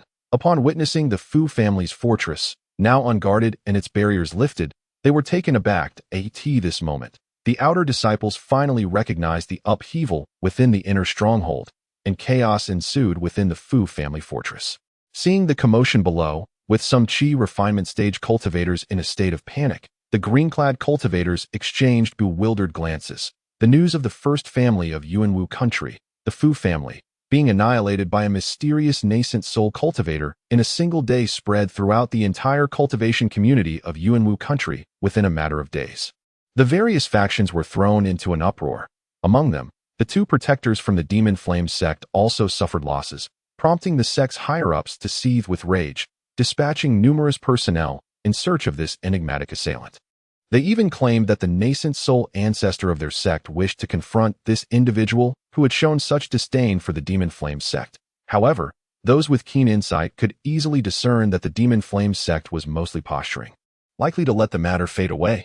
After all, according to the accounts of the witnessing cultivators, it was merely unfortunate that the 2 protectors had been so closely involved with the Fu family and had recklessly sought to intervene, only to clash with a vengeful nascent soul cultivator. One could only deem it their misfortune. It should be noted that once the nascent soul cultivator had obliterated the Fu family, they promptly departed Yuanwu country. No matter how powerful the Demon Flame sect was, where could they possibly find the culprit? Moreover, once a cultivator reaches the Yuaning stage, while it may be relatively easy to defeat them, exterminating or confining a Yuan-ing practitioner proves to be an arduous endeavor. It is likely that without the combined efforts of 3 or 4 practitioners of the same rank, or the establishment of a formidable array or restriction, such a feat is beyond contemplation. The Demon Flame sect would certainly not mobilize such a multitude of Yuan-ing practitioners merely to avenge the death of a Foundation establishment protector. Furthermore, even if they were willing, those ancient Yuan-ing figures would not readily intervene in matters so trivial. Nevertheless, this incident has undeniably stirred a significant commotion within the entire cultivation community of the Yuanwu kingdom. The interests previously held by the Fu family, such as the Lingquang and various markets, are now subject to a fresh round of division among the myriad of factions. However, this holds little relevance for Hanli. Contrary to the assumptions of others, he did not depart the Yuanwu kingdom prematurely. Instead, several days later, he appeared atop an inconspicuous nameless hill, floating in the air, suffused with a bluish glow. He gazed pensively at the mist-laden waste of the hill. A faint nostalgia gracing his features. It has been over 100 years. This place remains unchanged, just as it was before. Yet, since the restrictions still linger, could it be that this locale has since been claimed by other cultivators? Murmuring to himself, Hanli maintained an expression of calm. After employing the 3-colored devouring gold insects to annihilate the Fu family as fortress cultivators, he had flown directly to this site, the nameless hill where Xin Ruin once resided. Bringing with him the head of the Fu family's ancestor. In the past, he had formed a bond with Xin Ruin and Shi Yun Xiao, and having avenged both, he intended to use the ancestor's head to pay tribute to the 2, thus providing a complete resolution to the matter. However, he never anticipated that Xin Ruin's former residence appeared to be occupied by other cultivators, which sparked a flicker of doubt in Han Li's heart. After a brief contemplation, he descended directly towards the restrictions at the hill's waist. With his current cultivation and understanding of formations, these restrictions posed no obstacle whatsoever. Upon standing before the mist, Han Li, with a tranquil demeanor, flicked his fingers, sending several flashes of colorful talismans that swiftly vanished into the restriction. Subsequently, the mist roiled, parting to create a small passageway. Han Li transformed into a streak of azure light and darted within. Moments later, as the mist dissipated, he found himself before a somewhat dilapidated bamboo house, the very dwelling constructed by Xin Ruin herself. Gazing upon the deep yellow of the various bamboo structures, a sense of melancholy washed over him. reminiscent of a bygone era. Just then, a woman in her 40s emerged from one of the bamboo houses. Though her features were still relatively attractive, she exuded a faint aura of spiritual energy, indicating she was merely a low-level practitioner of the third or fourth tier of chi refinement. However, upon glancing at her, Hanli couldn't help but frown. Her visage struck him as somewhat familiar. "Ah, Udot, who are you? How did you enter this place?" The middle-aged woman, upon noticing Hanli standing before her, gasped in astonishment, her expression shifting drastically. In a flurry, she reached to her waist, retrieving two fiery red talismans. Her gaze towards Hanli filled with hostility. Yet, this reaction was entirely understandable. Anyone, believing their sanctuary to be impenetrable, would be alarmed and wary upon encountering an unfamiliar cultivator unexpectedly. Moreover, given the woman's humble cultivation, it was naturally beyond her capability to discern Hanli's true prowess. Nevertheless, she sensed an unfathomable depth to his power, which instilled a greater sense of apprehension within her. Esteemed senior, might your surname be Han? Is it not Hanli? Just as Hanli stroked his chin, intending to inquire about the woman's origins, she suddenly scrutinized him with renewed interest and, in an ecstatic tone, called out his name. Taken aback, Hanli's expression momentarily reflected surprise, but after a brief contemplation, he recalled something and asked, "What is your relation to the young lady Xiao Mei from years past? You bear a striking resemblance to her." Gazing at the woman, Hanli wore a countenance of warmth and amiability. "Xiao Mei? Oh, you must be referring to my grandmother. She passed away several decades ago. Currently, Miss Xian's residence is occupied by my family." Upon hearing Hanli utter her grandmother's name, the woman was further convinced she had not mistaken him, and she immediately bowed in utmost respect. "You are the descendant of that little girl." "Xiao Mei, I never would have imagined that. A mere yellow-haired child from back then has now become part of our grandmother's generation." Listening to her words, Hanli felt no skepticism, merely offering a wry smile as he replied, "However, how do you come to know me? The portrait of your esteemed self, hand-painted by my grandmother, has been in my possession since childhood, which is why I recognized you at first glance," the woman said. Her face slightly flushed with embarrassment. "A portrait? I was unaware of such a thing. Might I have the honor of viewing it?" Hanli expressed his curiosity, a flicker of surprise crossing his features. "Of course. However, esteemed senior, please step inside first for a conversation. I will fetch the scroll immediately," she replied respectfully, stepping aside to invite Hanli into her bamboo dwelling. After a moment of hesitation, he accepted and entered the quaint abode. The arrangement within was not particularly elegant or refined, yet it was exceptionally clean and tidy, prompting Hanli to nod in approval. Once seated on a bamboo chair, the woman hurriedly brewed a pot of fragrant tea. Though it could not compare to the spiritual tea cultivated by Xian Ruyan in years gone by, it was nonetheless aromatic and quite remarkable. Upon seeing Hanli take a sip, the woman excused herself and exited to retrieve the scroll. Hanli casually surveyed her every move with his spiritual sense, instantly placing her actions under his control. He observed as she made her way to a distant loft. This loft, secluded and somewhat remote, appeared empty on the first floor, but upon reaching the second, Hanli spotted a long yellow wooden table. Upon it lay two aged, darkened memorial tablets, inscribed with the names Qi Yunxiao and Xian Ruyan. A wave of melancholy washed over Hanli as he recalled the appearances and laughter of the two, both of whom had departed many years ago. After respectfully bowing to the memorial tablets, the woman retrieved a scroll, approximately a foot in length, from a compartment beneath the table. She then hurriedly descended the loft and returned to the bamboo house, where Hanli awaited. Chapter 653. Last words and gifts. Hanli gently unfurled the scroll in his hands, revealing a lifelike depiction of a man in a blue robe, smiling back at him. It was none other than his own likeness. Gazing at the painting for a long moment, Hanli let out a soft sigh before folding the scroll closed. After a moment of contemplation, he fixed his gaze upon the woman and slowly inquired, "May I ask, Ms. Han, the reason why your esteemed grandmother chose to retain my true likeness? Is there perhaps a deeper significance to this?" Upon hearing his words, the woman displayed a hint of hesitation upon her face. After a brief reflection, she cautiously responded, "Before I answer your question, may I inquire if you still remember the promise you made to Miss Xian?"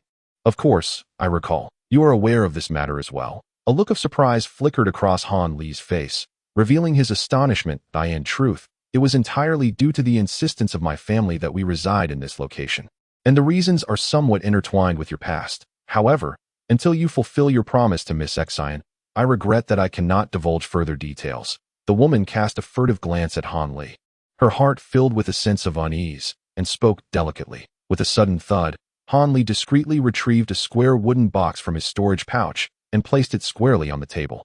The woman was taken aback by this unexpected action, momentarily unsure of Han Li's intentions. Do not be alarmed, my friend. Within lies the severed head of the ancestral patriarch of the Fu family. I have eradicated the entire direct lineage of the Fu clan. The remaining external disciples of the Fu family will never again establish a foothold in the Yuanwu kingdom. I wonder if this fulfills the promise made long ago. Han Li spoke with an expression that was remarkably calm. What? The ancestral patriarch of the Fu family has been vanquished by you. The woman was visibly shocked. She glanced at the wooden box, and after a moment's hesitation, she steeled herself and opened the lid. The wave of a bloody stench assailed her senses. It is indeed the patriarch of the Fu family. I once surreptitiously observed this scoundrel from a distance. Her complexion turned somewhat pale, yet she still managed to identify the patriarch's visage, exclaiming with a mixture of surprise and delight, since I acted just a few days ago, the news should have spread. If you inquire among acquaintances or in the marketplace, you will surely find confirmation of this matter, Han Li remarked with a slight smile. Then, your intent in bringing the head here is, the woman began to understand. Indeed, I have come specifically to pay homage to Miss Xin and Daoist Qi at this old site. After all, I have very few friends in my lifetime, and now that I have avenged them, I must express my sentiments. Han Li's voice grew somewhat somber, and his expression conveyed sincerity. Miss Xin and young Master Qi must be greatly comforted in the afterlife by this act. Please wait a moment. Senior, the woman said, her expression dimming momentarily before suddenly recalling something and speaking hurriedly. Han Li nodded in curiosity, and the woman swiftly departed the room once more. This time, she made her way to a secluded corner behind a pavilion, where, beneath a grand tree, she excavated a pale green jade box. She carefully embraced it and returned to the room, placing the jade box before Han Li. What is this? Han Li squinted slightly, preparing to hear what she had to say. Senior Han, in truth, before Miss Qi passed away, she left behind a final wish. She expressed a desire for the contents of this box to be entrusted to you, but only after you fulfilled your promise to annihilate the Fu family. My grandmother was Miss Qi's personal maid, and thus this matter was entrusted to her. Consequently, she has remained here all this time, without relocating elsewhere. If there were ever an opportunity to meet you again, it would only be here. Years have passed, and the elder has yet to return. Thus, my grandmother has entrusted this matter to the young lady. She even took it upon herself to preserve the elder's portrait, lest we forget him. Now, with the elder's presence fulfilling his original promise, it is only natural for me to hand over this item to him, as per Miss Qi's last wishes. At last, a weight has been lifted from my heart. The woman spoke calmly, a hint of relief gracing her countenance. It seems this matter has long burdened her, causing considerable distress.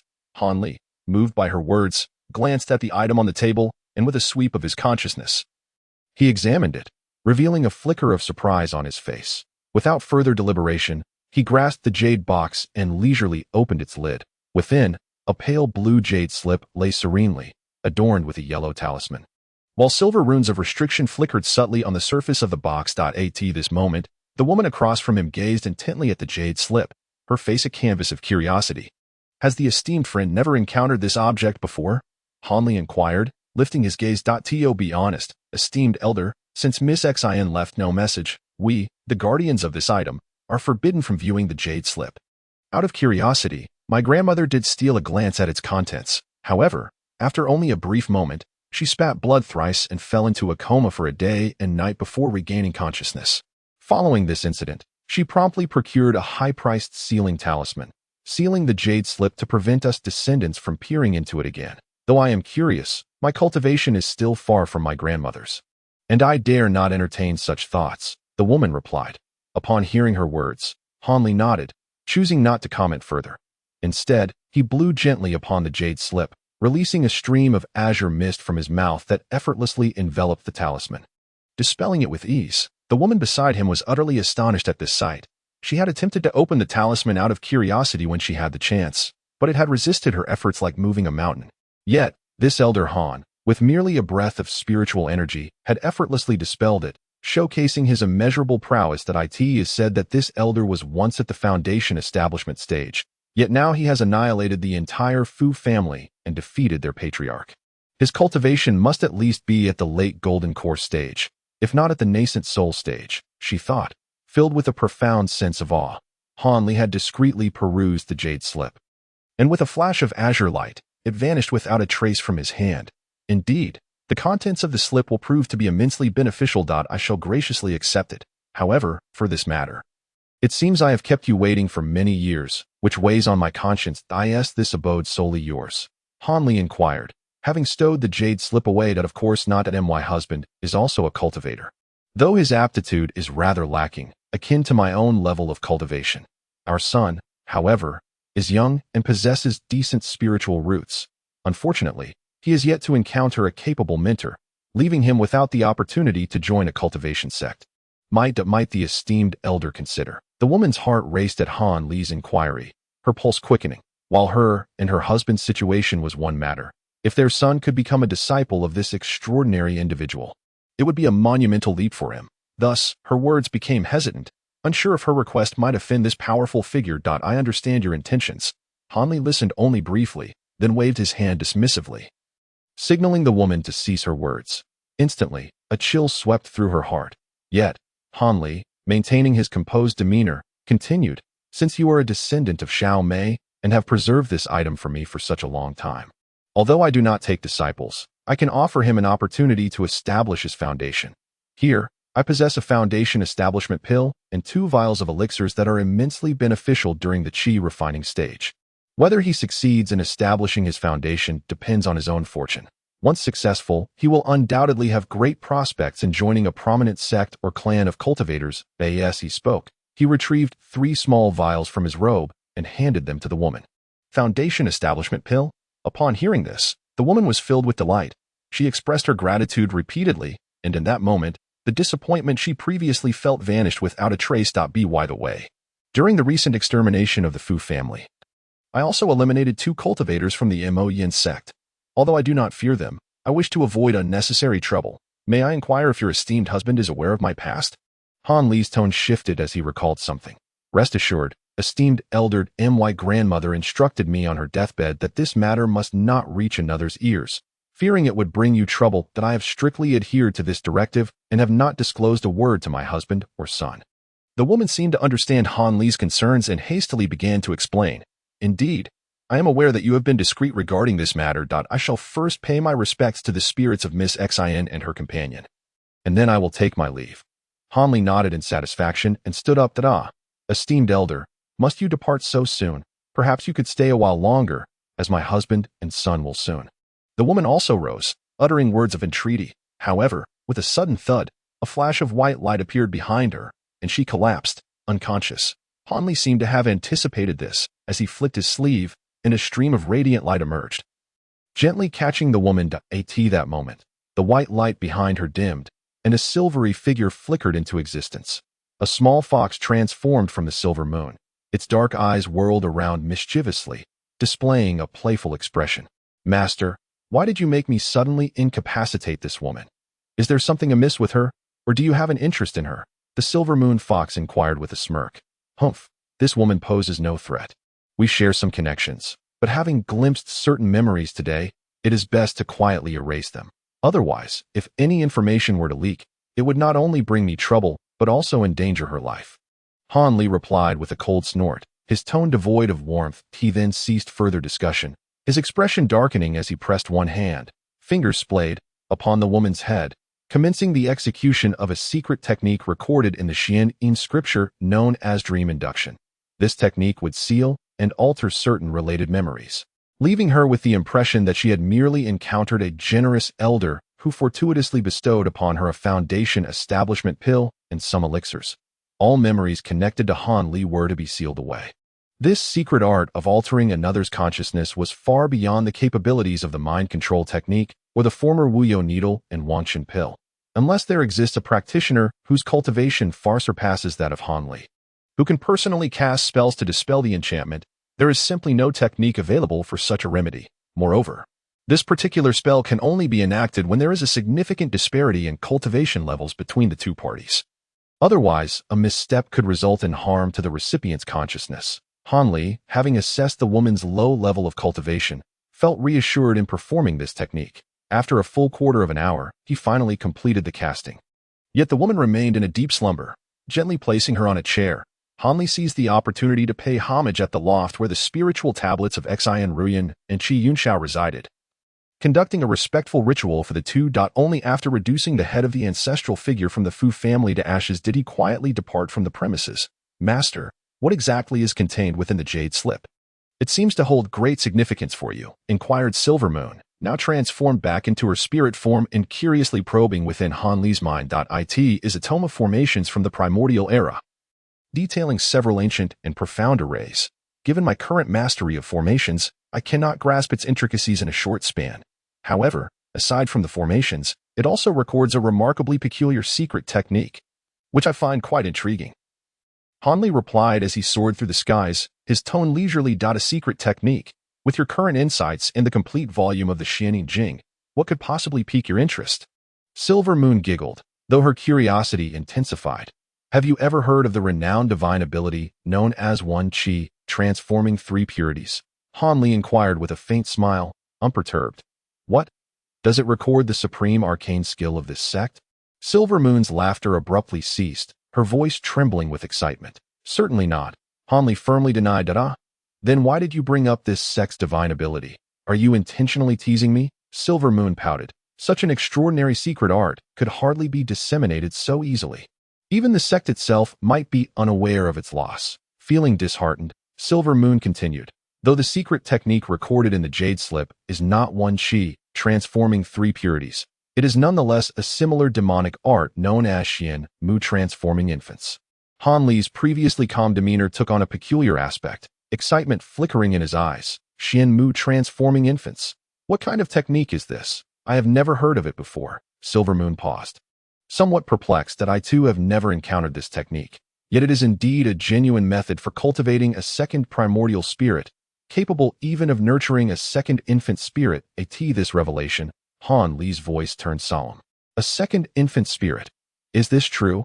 If this technique can indeed accomplish such a feat, it would be a grand art of comparable caliber to One Qi, transforming three purities. Silver Moon perked up at his words. Her spirits lifted anew. The greater Hanli's powers, the closer she drew to her own aspirations. Whether it is true remains uncertain. I must return to the Falling Clouds sect to study it thoroughly. However, the formations recorded in the earlier sections of the Jade Slip are veritable ancient arrays. They should indeed be reliably inscribed within the same Jade Slip, Hanli mused, his emotions settling back into a state of calm. Indeed, it is remarkable that someone has delivered this technique directly to you. Master. It seems that your fortune and opportunities are truly remarkable. However, while demonic secret techniques may possess power on par with those of the Taoist sects, they are generally somewhat easier to cultivate. Yet it is inevitably tinged with a certain degree of eagerness for quick gains, leaving behind numerous drawbacks. The greater the power of the technique, the more apparent these flaws become. The master should take the time to carefully examine any potential shortcomings of this method upon returning. As if recalling something, Inu interjected with a reminder. I am well aware of that and will certainly exercise caution. If there were truly any inappropriate aspects, I would not pursue its cultivation, Hanli replied with clarity. Upon hearing Hanli's words, Inu felt a wave of relief wash over her. However, she soon found herself curiously asking, Master, it seems that our current direction of flight is not toward Shi country. Are we not planning to return to Luoyun sect? We shall not return to Shi country for the time being.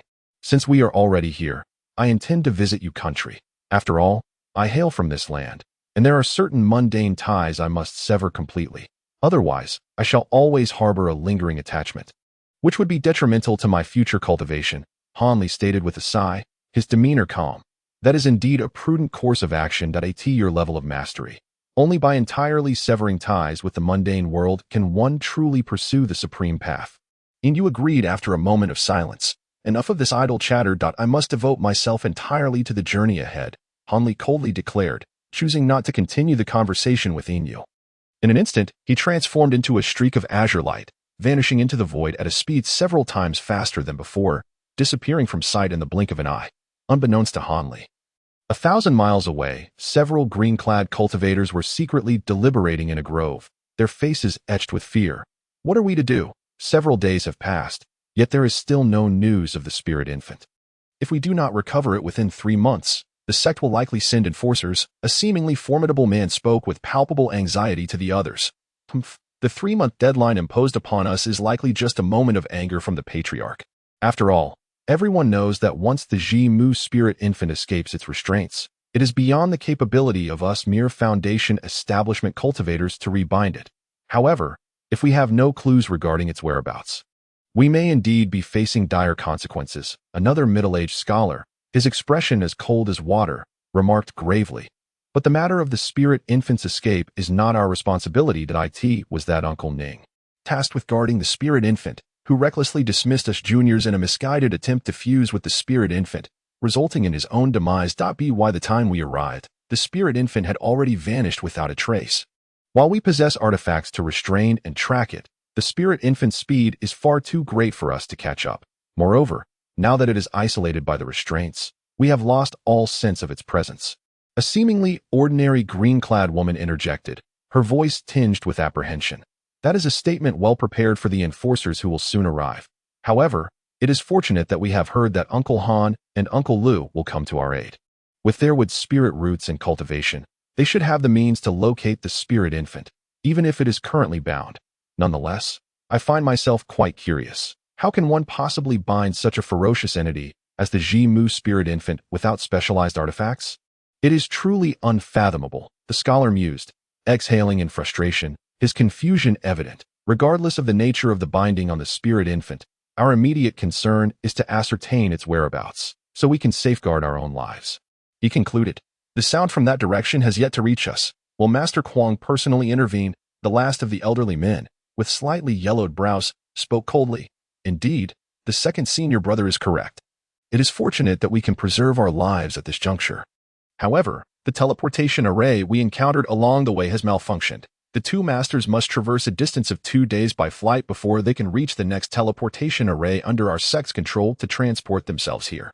Calculating the time, it should be within a day or 2, perhaps. During this interval, will the cultivator who has bound the spiritual infant depart from the Yuanwu kingdom for other realms? After all, we are still entirely ignorant of their nationality. The burly man furrowed his brow, revealing a look of concern. It seems my junior brothers are unaware. Masters Han and Lu are the designated candidates for merging with the spiritual infant. Many years ago, they specifically cultivated a secret technique designed for this purpose. No matter the distance, they can sense the direction of the spiritual infant's location. The cultivator who has restrained the spiritual infant will undoubtedly not escape their perception. The old man said ominously, seemingly brimming with confidence. Upon hearing his words, the expressions of the other three eased, each releasing a sigh of relief. Yet, a glimmer of uncertainty flickered in the scholar's eyes as he queried. But might the one who has bound the spiritual infant be the same individual who annihilated the entire Fu family? Otherwise, how could it be such a coincidence? The spot where the spiritual infant vanished was near the Fu family, and mere days later, the Fu clan was eradicated. This has thwarted our plan to leverage the Fu family's power. Could it be that this individual is aware of our slight connection to the Fu family and thus executed such a ruthless act? Junior brother Gio, you are overthinking matters. How could the other party possess such extraordinary abilities to discern our minute relationship with the Fu family? It is most likely mere coincidence. Nevertheless, the simultaneous appearance of 2 Yuaning period-old monsters in the same location does seem improbable. Perhaps it is indeed the work of the same cultivator. The woman initially shook her head, but after some analysis, she too began to harbor doubts. What do you mean by the same person as doing? Might you elucidate this for us? A young woman's languid voice, soft and melodious, drifted from behind a grand tree. Following this, a flash of white appeared as 2 elegantly proportioned women in white garments emerged side by side before the group. Chapter 655. The Old Residence's Spiritual Spring Masters Lu and Han. The 4 green-clad cultivators were taken aback upon seeing the 2 women in white. Never mind the formalities. We overheard part of your conversation. Please recount it to us in detail, the woman with large eyes and a pale, slender visage gently requested, her voice imbued with a hint of warmth. This lady was none other than Han Yunji, with whom Han Li had crossed paths several times in the past, although her appearance remained largely unchanged. Her figure had transformed from once being frail to now possessing alluring curves, making her a captivating beauty among cultivators, with her cultivation having progressed remarkably to the early stage of foundation establishment. Thank you, Master Han. Your disciple shall heed your command dutifully. The elder, who led the four green-clad cultivators, said respectfully on behalf of the others. Han Yunji smiled and nodded, stepping forward to find a clean spot to sit cross-legged. Your offenses are rather grave. Indeed, it seems that retrieving the spirit infant is an impossible task. I fear that even your master may find it challenging to plead on your behalf, a young woman, adorned with elegant brows and phoenix-like eyes, who had initially spoken and awakened the disciples of the spirit control sect, remarked with a light laugh, "My esteemed disciples are well aware that we cannot escape the consequences of our actions this time. However, I must assert that we are somewhat wronged in this instance. I hope that the two esteemed uncles might speak a few kind words to the ancestral master on our behalf." The elder said with a wry smile, his eyes reflecting a hint of pleading dough. "In that case, let us address two matters simultaneously. The individual who has sealed the spirit infant is currently thousands of miles away. We cannot pursue them at this moment, so there is no rush." The woman stretched her alluring figure, her ruby lips glimmering as she spoke. "Indeed, this all traces back to when Uncle Ning and several of us were traversing Kunma Mountain, where Uncle Ning took the opportunity to." The elder respectfully recounted in detail the escape of the spirit infant, its sealing, and the annihilation of the entire Fu family.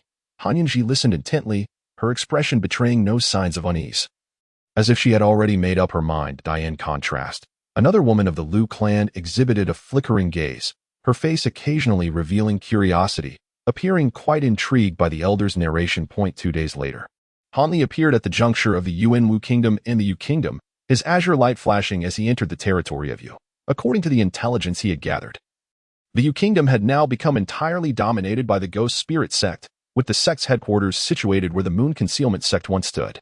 The former location of Huanfeng Valley within the Taiwei Mountain Range had merely become a branch of the Ghost Spirit sect. Upon entering the Yu Kingdom, Han Li promptly oriented himself and made his way toward the Taiwei Mountain Range. Nothing has changed. Han Li stood before a massive pile of debris, his demeanor tinged with a sense of desolation. To prevent the discovery of his cave dwelling by demonic practitioners, he had deliberately demolished the entire peak back then. Now, years later, this place appeared to have transformed into a desolate wasteland. Naturally, no one would have suspected that beneath this immense pile of rubble lay a concealed cave dwelling of a cultivator. Han Li murmured a few words to himself before raising his hand. A flash of white light appeared, and several giant ape puppets were released. Under his mental control, these giant apes swiftly began to clear the debris before them. However, the term clearing merely referred to the puppets' 10 fingers unleashing beams of various colors, shattering the obstructive boulders to forge a pathway leading to the cave hidden beneath. In just a brief moment, a straight passage was opened. Han Li commanded the puppets to guard the cave entrance while he transformed into a streak of azure light and entered within. The arrangement of the cave remained unchanged from when he had hastily retreated, indicating that no one had set foot in this place, which caused Han Li a slight twinge of concern. His purpose for coming here was not to indulge in nostalgia. He headed directly toward the secret chamber housing the Spirit Eye Spring. This visit was solely to retrieve the Spirit Spring. Although Han Li already possessed the Spirit Jade formed from the Spirit Eye Stone, the highest existence among Spirit Eye artifacts, the Spirit Eye Tree. One can never have too many Spirit Eye treasures. Though this Spirit Eye Spring may be smaller, now that he had returned to the Yu Kingdom, it was imperative to take it with him. The spring was intact within the secret chamber, exuding wisps of white spiritual energy. Han Li gazed at the spring with a complex expression, his mind involuntarily drifting back to the days of his successful foundation establishment. Recalling the myriad events surrounding his initial discovery of this spiritual spring, it felt as though these memories were but yesterday, stirring a whirlwind of emotions within him. After a prolonged moment of contemplation, Han Li sighed softly, performing a series of intricate hand seals, from which he unleashed several beams of colorful spells that struck the spring. Instantly, the surface of the spring radiated brilliant light, causing the ground nearby to tremble slightly. Maintaining an unchanging demeanor, Han Li settled into a meditative posture, forming a peculiar hand sign, his gaze fixed upon the spring as he recited a low, resonant incantation. An astonishing spectacle unfolded before him. The water's surface began to bubble inexplicably, as if an unseen giant hand was stirring the water, causing it to whirl and rise, forming a bottomless, profound vortex. Subsequently, a remarkable surge of ethereal mist erupted from the depths, vanishing in an instant as it pierced through the roof, disappearing into the unknown. Noticing this, Han Li's expression shifted slightly, clearly taken aback by the unexpected release of spiritual energy. However, after a brief moment of surprise, he regained his composure and hastened the pace of his spellcasting. This moment, The ground trembled more violently, and a circle of blinding yellow light appeared around the spring. The yellow radiance began to contract and morph, causing the spring itself to shrink correspondingly. The brilliance intensified, enveloping the entire spring in a dazzling glow. Moments later, with a low shout, Hanli retracted the light, revealing a deep yellow orb the size of a fist. Gently floating in the air, below it lay a vast pit, empty and devoid of the spring's presence. Observing this, Hanli smiled faintly, but suddenly, his expression darkened as he tilted his head, sensing an ominous shift. He distinctly felt that the giant ape puppets he had placed at the entrance were under attack. Though not yet destroyed, they were clearly at a disadvantage and on the verge of collapse.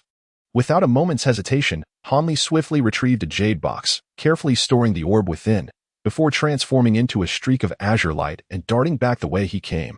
Upon emerging from the passage, he beheld several cloaked cultivators relentlessly assaulting the giant ape puppets. A few dozen paces away stood a grim-looking man in gray, appearing to be in his 30s, who watched the scene with a hint of confusion. As Hanli's azure light burst forth, the cultivators were taken aback. The gray-clad man commanded them to halt, and they quickly ceased their assault, retreating to his side. Hovering in midair, Hanli suddenly materialized, his gaze cold and devoid of emotion as he scrutinized the group in silence. Yet, his aura gradually expanded, unmistakably revealing his cultivation at the nascent soul stage. Predecessor, please do not misunderstand. I harbor no ill intentions. I merely stumbled upon the unusual spiritual energy here while accompanying a few disciples, and out of curiosity, I came to investigate, the gray-clad man implored, a nervous smile creeping across his face. I am Gui Lingman's Yuhong, and my master is the soul-shattering Jinren of Gui Lingman. I have no intention of opposing you. Hanli furrowed his brow at the mention of the soul-shattering Jinren, feeling a sense of familiarity.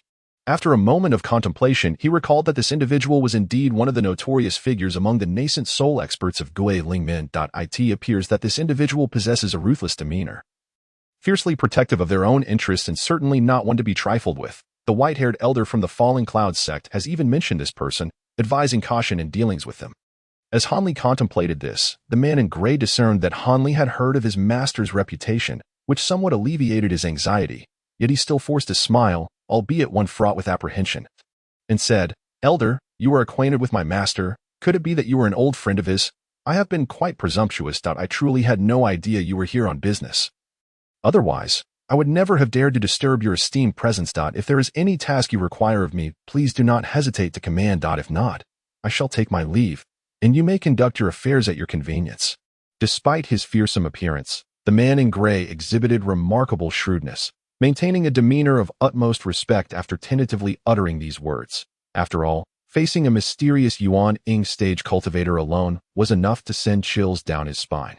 Hanli's expression remained inscrutable as he fixed his gaze upon the man in gray, offering no indication of his thoughts. However, he extended his spiritual sense outward, detecting no other cultivators within 100 miles. It appeared that this group had indeed stumbled upon the commotion here by mere coincidence, arriving alone. With this revelation, Hanli felt a surge of murderous intent rise within him. Regardless of his former status as a cultivator from Huangfeng Valley or his current position as an elder of the Falling Clouds sect, he found no justification for sparing these Ghost Spirit sect cultivators. The young master of the Ghost Spirit sect had nearly taken his life in the past, leaving Hanli with a lingering resentment. Furthermore, on this covert mission into the Yu Kingdom, he certainly did not wish for those ancient beings from the Ghost Spirit sect to learn of the presence of unfamiliar Yuan Ing stage cultivators within the realm. Should they set their sights on him, it would undoubtedly spell considerable trouble. He had no desire to be pursued by several similarly ranked Yuan Ing cultivators until he was driven out of the Yu Kingdom. Just as Hanli was prepared to strike silently, an elderly man among the black-clad cultivators suddenly gazed at him with a look of astonishment and exclaimed, Oh, do you recognize me? Is it so? I must have mistaken you for someone else. How could I possibly know you, Elder? Hanli replied, his eyes glinting with an unusual light. The elder, caught under Hanli's frigid gaze, felt a shiver run down his spine and hurriedly denied the accusation, stammering in his response, Mistaken identity, indeed. Hanli mused, stroking his chin thoughtfully while shifting his gaze away from the elder and scanning the others, feigning belief in the elder's words. The man in gray cast a puzzled glance at the elder, who, despite feeling equally bewildered, found himself too entrenched in peril to ponder further. He merely wished to utter flattering words to Hanli and seize a chance to escape. However, before he could speak again, Hanli slowly declared, Since you are cultivators of the ghost spirit sect and have discovered my presence, consider yourselves unfortunate. I shall claim your lives." With those words, Han Li's expression turned frigid, and with a flick of his sleeve, over a dozen azure sword lights surged forth. As these sword lights poured from his sleeve, they expanded into a formidable array of 30 or more, sweeping toward the group with overwhelming force. The man in gray, upon hearing the chilling tone of Han Li's voice, realized the dire situation and turned pale, blood draining from his face as he beheld the astonishing might of Han Li's attack. He would naturally not remain passive. Without a moment's hesitation, his figure spun around, and an abundance of dark energy suddenly surged forth, enveloping him in a protective shroud. Subsequently, 2 flying forks, one golden and the other silver, burst forth from the black mist, transforming into 2 bizarre golden and silver pythons that shielded him from the impending threat. Simultaneously, the gray-robed cultivator desperately activated his escape technique, morphing into a wisp of dark smoke as he fled backwards, utterly disregarding the fates of the black-clad elder and his companions. The cultivators of the ghost spirit sect were taken aback. Apart from the elder, the rest were swiftly decimated by the onslaught of the azure sword energy, their bodies and heads severed with not the slightest resistance. Just as the elder was engulfed in terror, Han Li flicked his wrist, sending forth a slender azure thread amidst the sword energy, which instantly pierced into the elder's body, causing him to collapse to the ground. Observing this, Han Li paid no further attention to the elder, instead shifting his gaze towards the gray-robed cultivator, who had already retreated over 100 paces away, a cold smile creeping onto his lips. With a casual gesture towards the streams of sword light, he summoned forth over 100 azure beams that swiftly coalesced into a colossal azure sword. Then, with a gentle exhalation, he commanded the sword to move. The massive blade emitted a low, resonant hum, and with a tremor, it transformed into a 10-jong-long azure streak, pursuing the dark smoke at an astonishing speed. Its blinding azure brilliance erupting forth, the gray-robed cultivator let out a wretched scream. Neither the golden and silver pythons nor the protective black mist could withstand the might of the giant sword, disintegrating into nothingness upon impact. Even the gray-robed cultivator himself was reduced to a torrential rain of blood. Only then did Han Li, maintaining an impassive demeanor, retract his magical artifact, his gaze darkening as it returned to the unconscious elder. After a moment's contemplation, Han Li raised one hand without hesitation, and the elder's emaciated body was swiftly drawn to him with a whoosh. As azure light flickered, his other hand pressed firmly upon the elder's head.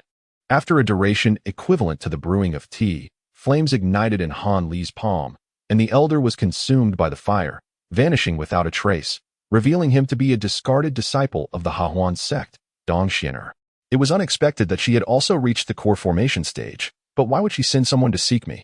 This truly piqued my curiosity.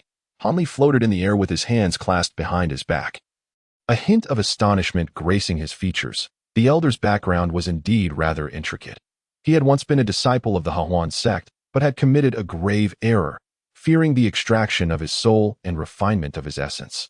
He had taken on a new identity and fled to the ghost spirit sect, concealing himself ever since. Naturally, Han Li had no interest in such matters. What astonished him was that the elder had previously served under Dong Xianer for a period.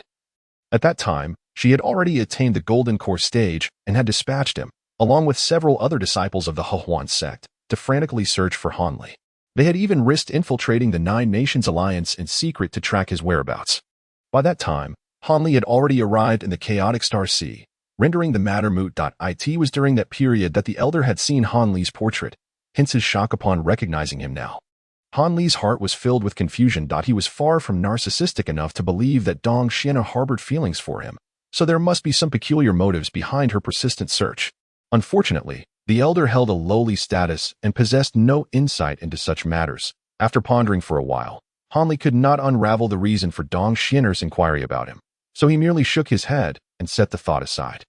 Regardless of the motives that drove Dong Xianer to send someone to seek him out long ago, it is likely that, after so many years, such matters have become inconsequential. In light of his current status as a Yuanying period cultivator, he need not regard it with any seriousness. With this thought in mind, Han briefly dealt with the bodies of the ghost spirit sect cultivators, cast a glance towards the original sect of Huangfeng Valley, and then departed from the Taiyuan mountain range. Unbeknownst to Han Li, at the very moment he vanquished Hong, within a concealed meditation chamber at the former site of the Inua sect, a gaunt and peculiar-faced cultivator in a dark robe suddenly furrowed his brows and sighed deeply. After rummaging through his robes, he produced a dim and lifeless bone tablet. The dark-robed cultivator toyed with the tablet, and after a moment, narrowed his eyes, a flicker of ominous intent passing across his countenance. After a brief interval, he rose and exited the chamber. Traversing a lengthy corridor, the dark-robed cultivator entered a grand hall, where he emotionlessly seated himself upon a stone chair in the center. Subsequently, with a flicker of white light in his hand, a small bronze bell appeared, seemingly out of nowhere. With a resounding clang, the dark-robed cultivator casually shook the bell, its deep and resonant tones echoing far and wide. Soon after, he stowed the small bell away and sat in silence, lost in thought. Moments later, 3 Foundation establishment cultivators hurriedly entered the hall through several side doors, 2 men and 1 woman, standing before the elder with solemn expressions, each displaying signs of reverence. Just now, the spiritual light on the life tablet of our 6th junior brother extinguished. It appears he has fallen victim to some malevolent force. Although the details remain unclear, it is unacceptable for disciples of the soul-shattering sect to meet with untimely demise without understanding the circumstances. You 3 must uncover the identity of the perpetrator and bring them before me alive. I wish to ascertain who this formidable individual is. The dark-robed cultivator spoke with an impassive demeanor, as if assigning a trivial task. Understood. We shall attend to this matter immediately. The 3 disciples responded in unison, albeit initially taken aback. Very well. I hope that by the time I next summon you, the culprit will be confined within the celestial prison. The dark-robed cultivator, known as the soul-shattering true person of the ghost spirit sect, nodded and departed the hall without uttering another word. Only the 3 Foundation establishment disciples of the soul-shattering sect remained within the hall. 5th junior sister, promptly send a sound transmission talisman to the branch of Taiwei and inquire whether they are aware of the incident concerning our 6th junior brother. If they are not informed, instruct them to dispatch someone to investigate the whereabouts of the assailant. Junior brother K, you maintain good relations with the heads of the other branches. See if they can send someone to check if any unfamiliar high-level cultivators have appeared in the state of you recently. As for the 3 of us, let us each dispatch our most capable disciples to trace the last known location of 6th junior brother, searching for any clues. Once we receive news, we shall act in unison to apprehend this individual. After all, the one who could slay our 6th junior brother must possess considerable strength. Caution is advisable. Among the 3, a robust cultivator clad in black spoke with clarity after a moment of contemplation. The other 2 included a woman in her 30s, still possessing an air of grace, and a brooding scholar adorned in embroidered robes. Upon hearing this, the woman responded with a faint smile of agreement. The scholar, however, frowned slightly, a hint of reluctance crossing his face, before eventually nodding with difficulty. Dear Disciple K, I am aware that your relationship with Brother Lu is rather ordinary, and there exists a certain degree of discord between you 2. However, this matter has been expressly entrusted to us by our revered master. Should we fail to accomplish this task, you are undoubtedly aware of the consequences that await us. Let us not forget the penalties faced by 2nd brother and 7th brother due to their ineffectiveness in their endeavors. The man clad in dark attire appeared somewhat apprehensive, his gaze fixed coldly upon the scholar in splendid robes. How could that be? Although my rapport with Brother Lu is strained, he has now passed away. Moreover, this task has been assigned by our master, and I assure you, I shall devote myself wholeheartedly to it. You need not worry, 3rd brother. Upon hearing these words, the scholar K's expression shifted dramatically, forcing a laugh as he replied, It is good that you understand the gravity of the situation. Let us proceed separately. The man in dark attire then spoke with a hint of relief. Thus, the 2 men and 1 woman departed the hall, each embarking on their respective missions. Days later, the cultivators from the ghost spirit sect indeed traced the whereabouts of the individuals who had vanished, arriving at the location where Han Li had eliminated several people. After a thorough investigation, Han Li's former dwelling was unveiled. The 3 members of the soul-shattering sect, upon receiving this intelligence, personally led a group of disciples to the Taiyue mountain range. They found themselves standing before the large pit left by Han Li after the relocation of the Spirit Eye Spring. Meanwhile, in a distant location, Han Yunji and a woman surnamed Lu, accompanied by several disciples of the Spirit Control sect, appeared atop a rugged mountain range, hastily traversing the area as they entered the territory of the Yu Kingdom. Chapter 657. The former small town Jingzhou, situated in the northwest of the Yu Kingdom, is characterized by its remote location, with few large cities scattered across its terrain. The landscape is predominantly composed of small hills and desolate areas devoid of human presence. Consequently, Jingzhou is plagued by bandits far more than any other province, making it a melting pot of various martial figures from the Jianghu.no. Significant martial force has emerged to unify this region, which in turn has fostered a fierce local culture, leading to the continual emergence of escort agencies and caravans, standing in stark contrast to the multitude of bandits on this particular day, along a dirt road in a desolate area. A scene often witnessed across Jingzhou unfolded once more. Over 100 robust men clad in coarse garments, each adorned with black headscarves, brandished an array of weapons as they assailed more than 30 individuals clad in blue. Amidst the blue-clad protectors, several covered horse-drawn carriages were encircled for protection. It was a vivid tableau of bandits clashing with an escort agency. Behind these bandits stood 3 similarly featured men in black attire, coldly observing the fray with expressions occasionally betraying their ruthless intent. Nearby the carriages, a few young men dressed in servant attire wielded clubs, their expressions betraying a hint of tension. Within the rear of 3 or 4 carriages sat several elegantly attired women and children. In the largest carriage at the forefront, a middle-aged scholar sat calmly, his demeanor unperturbed. With 3 strands of long, dark hair glistening, he appeared weak and unassuming, yet emanated an inexplicable aura of authority from his long tenure in high positions, commanding respect from those around him. Opposite the middle-aged scholar, a brawny man in blue robes sat cross-legged against the carriage wall, his large hands radiating a keen brilliance, revealing himself to be a rare master of the martial arts. The identities of these 2 individuals are evidently extraordinary. They exude an air of calm composure. This grand carriage accommodates no one but themselves, devoid of a third companion. Although they remain silent at this moment, they can keenly observe the unfolding events outside through the partially obscured window of the carriage. The sounds of battle and anguished cries intermittently invade the interior. The bandits, clad in black scarves, are numerous and formidable, while the guards from the escort agency, donned in azure attire, display remarkable prowess. For the time being, both sides find themselves in a stalemate, unable to discern a victor.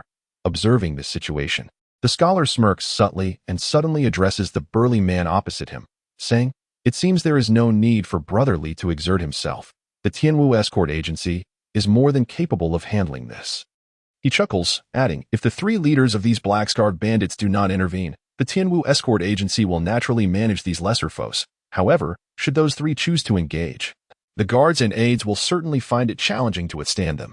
After all, the 3 leaders of the black-scarred bandits are notorious figures along the Jingzhou Road. It is said they are fraternal brothers, exceptionally adept at cooperative tactics. As the burly man speaks, a hint of excitement flickers across his face, and he slightly bends his thick fingers, producing a series of resounding cracks, indicative of his extraordinary martial prowess.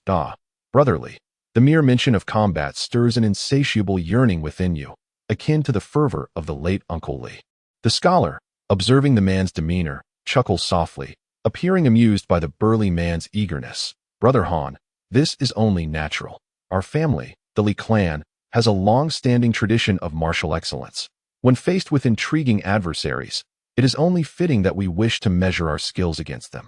This is akin to your Han family, which has been steeped in literary tradition for generations, invariably producing 1 or 2 members who serve in the imperial court." The burly man crossed his arms, a hint of perplexity in his expression. "However, I find it puzzling that our families, the Han and the Li, have diverged so greatly in our paths, yet have maintained such a close friendship over the years. How did this bond come to be?" Not long ago, I inadvertently perused some old manuscripts and chanced upon tales of our past. If Brother Li is curious, I could share a few stories with you, though I cannot vouch for their authenticity," the scholar replied with a light chuckle. "Indeed, it is a pity that our Li family does not have the custom of documenting our ancestors' affairs, aside from a few exceptional martial arts treatises. There is no mention of how our 2 families interacted in the past," the burly man remarked, his curiosity piqued. Suddenly, the burly man's expression shifted as he surveyed the scene outside. "Oh no. Those 3 rascals have indeed made their move. Brother Han, please wait a moment. I shall deal with them and return to discuss this matter." With a swift motion, he shot out of the carriage like a bolt from a crossbow. Moments later, the sounds of his boisterous laughter and the cacophony of battle echoed from outside. The scholar sighed, gently shook his head, and lowered the carriage curtain, ceasing to gaze outside, seemingly instilled with unwavering confidence in the burly man. After a brief interval, the tumult outside gradually subsided, the carriage door flapped open, and the burly man, looking somewhat disheveled, re-entered the carriage, a hint of crimson staining his shoulder, suggesting a minor injury. However, he laughed heartily at the Confucian scholar and remarked, "These 3 fellows do possess some skills, forcing me to exert a bit more effort. Nonetheless, I have successfully dispatched them. From this moment forth, The black-clad bandits have vanished from Jingzhou. The burly man with a twisted beard appeared to be in high spirits. Observing this, the scholar's expression shifted to one of regret. Had it not been for brotherly accompanying me, the journey back home to pay respects to my ancestors would have surely turned into my demise. Honor UI.it seems those adversaries harbor a deep-seated animosity towards me. However, this has inadvertently implicated brotherly. What does it matter about implicating anyone? The Li family has managed to maintain its standing in the martial world. Largely due to the Han family's assistance on numerous occasions, the stout man from the Li clan replied nonchalantly. You speak truly. I have indeed been overly sentimental, the scholar conceded with a smile. His demeanor returning to normal, revealing him to be a person capable of letting go. Nevertheless, dear Han Xian, do not forget to recount the historical ties between our families, for I am quite curious about it. Of course, speaking of which, the process by which our families forged a close bond is rather remarkable. You recall the Qishuan sect, which once dominated Jingzhou city several decades ago? Our ancestors were, in fact, sworn brothers within that very gang. According to the records, an uncle of the Han family and your ancestor in the Li family were as close as brothers, supporting each other. From that point, our families began their association. Moreover, this uncle of ours was quite an extraordinary individual. It is said that in those days, the middle-aged scholar spoke in a calm tone. The figure in green garb buried the bodies of both sides in the earth before several horse-drawn carts moved forward. Gradually disappearing from this desolate place, Qingniu town, Han Li floated several hundred feet above the ground, gazing down at the small town with a hint of puzzlement on his face. Although this little town appeared pitifully small, merely a few miles in size, it bore no resemblance to the single street town he remembered. Yet, according to his recollection, this was indeed the Qingniu town of yesteryears. It seemed that after over 100 years away, the once modest town had blossomed into a genuine urban center. Han Li lingered in the air, lost in thought for a moment, before suddenly employing a concealment spell, causing his figure to sink and reappear in a secluded alley unnoticed. He then strolled out of the alley with a confident stride, slowly advancing along the narrow street. It has truly changed, Han Li murmured to himself as he observed the unfamiliar houses and lofts lining the street. For reasons unknown, despite knowing that flying just a bit further west would lead him to the small mountain village of his upbringing in the dark, imposing Qishan, he hesitated and involuntarily descended into the transformed Qingniu town. At this moment, Han Li appeared calm on the surface, yet internally longed to catch a glimpse of something familiar from his memories on either side. However, thus far, he had only encountered disappointment. Suddenly, Han Li slowed his pace and came to a halt at a three-way intersection. He fixed his gaze upon a dilapidated tavern at the corner, remaining motionless in place. The establishment before him was both lowly and antiquated, comprising merely two modest stories, with a deep yellow plaque inscribed with the characters Chuanxiang hanging above its entrance. This was none other than the place where Han Li had once resided for 2 days, the very establishment overseen by his rotund uncle, known as Han Pangzi. As he gazed upon the restaurant, a flood of indistinct memories surged forth within Han Li's mind. The round-faced, plump figure of his uncle, the exceedingly cramped courtyard behind the establishment, the dimly lit private rooms, the fragrant and delectable dishes, and the black horse-drawn carriage adorned with the small flags of the Qishuan sect. All of these vivid recollections materialized before Han Li's eyes with striking clarity, with a complex expression etched across his face. Han Li regarded the restaurant, his gaze betraying a hint of melancholy. After lingering a moment longer, he suddenly became aware of a passerby observing him with a peculiar expression. It was hardly surprising. A young man standing motionless, fixated on a dilapidated tavern, did indeed appear somewhat odd. After a brief moment of contemplation, Han Li's demeanor returned to normal. He clasped his hands behind his back and ambled toward the establishment. Chapter 658, The Han Family Ancestral Hall. Upon entering the small tavern, Han Li eschewed the second floor, opting instead for a secluded corner on the ground floor, where he ordered a few small dishes and quietly surveyed his surroundings. The clientele on the first floor was a diverse mix, reminiscent of other taverns Han Li had frequented in the past. From laborers to small-time merchants, a veritable cross-section of society was present. However, one group stood out, a table occupied by several burly men clad in robust attire. There were 5 or 6 of them, each equipped with elongated fabric pouches resting conveniently at their sides. Without needing to employ his spiritual sense, Han Li could easily surmise that these pouches contained weapons such as swords and knives. Given their uniform attire, it was likely they belonged to some sort of gang. Yet, this sight evoked a sense of familiarity within Han Li. Reminding him of various encounters at the Chichuan sect. As he directed his attention toward these individuals, their muted conversations became clear. Indeed, they were discussing matters pertaining to gang conflicts. Losing interest after a short while, Hanli shifted his gaze to others in the tavern. At that moment, two young scholars entered from outside, animatedly conversing as they strolled forward. I heard that this time, when Minister Han returns home to pay respects to his ancestors, not only will the provincial governor personally attend, but the Fan and Li families will also send representatives. It seems the Han family is truly preparing for a grand event, unable to maintain a low profile any longer. Indeed, it is said that to facilitate this ancestral tribute, the Han family has sent out numerous invitations, summoning branches of their clan from near and far. Even the local gentry of Jingzhou, however reputable, are sending representatives to pay their respects. I reckon the Han family will soon stand alongside the Fan and Li families as one of the three prominent clans of Jingzhou. Remarkable, it is said that the Han family's rise has only occurred over the past century, yet they have amassed such influence. Truly astounding. What is so strange about that? Ever since a certain generation produced an imperial scholar, the Han family has been on an unstoppable ascent. Successive generations have achieved scholarly distinction, and thus, the accumulation of prestige over several generations is hardly surprising. Perhaps we should also attend. Seating themselves casually at a nearby table, the two scholars mentioned the Han family.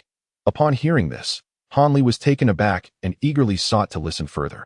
However, the two individuals unexpectedly shifted the topic of conversation to matters akin to the Book of Songs, which left Hanli feeling quite vexed. Nevertheless, after a moment of contemplation, he abruptly rose and approached the two scholars. Esteemed brothers, I am Hanli. I am curious to know which Han family you were referring to earlier.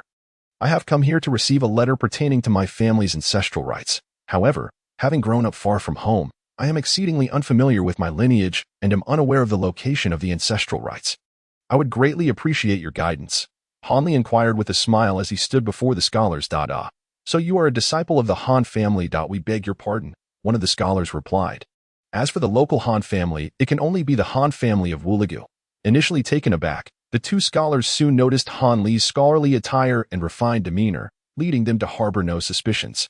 Wuligu. This place is indeed where the Han family once resided, in a small village by the mountains. The village acquired its rather rustic name because it is nestled within a valley spanning 5 or 6 li.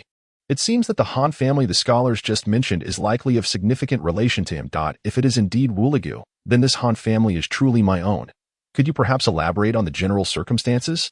I have never participated in my family's ancestral rites, and I would not wish to make a fool of myself, Hanli said, maintaining a calm and gentle expression. Well, sharing a brief overview should pose no issue, as this is common knowledge, one scholar replied after exchanging glances with the other. He scrutinized Hanli once more, concluding that he appeared to be a person of good character, and thus readily agreed. Thank you both. Hanli expressed his gratitude with a warm smile. The scholar then continued, if you intend to partake in the ancestral rites, it would be wise to refrain from going to Wuligu just yet. The Han family relocated their ancestral home to Hanjiabao several decades ago, situated many li away. Only on the day of the ancestral rites do all clan members return to the old residence in Wuligu. And as for the Han family, Hanli listened intently to the scholar's words, his expression unwavering. Though a tempest of thoughts churned within him.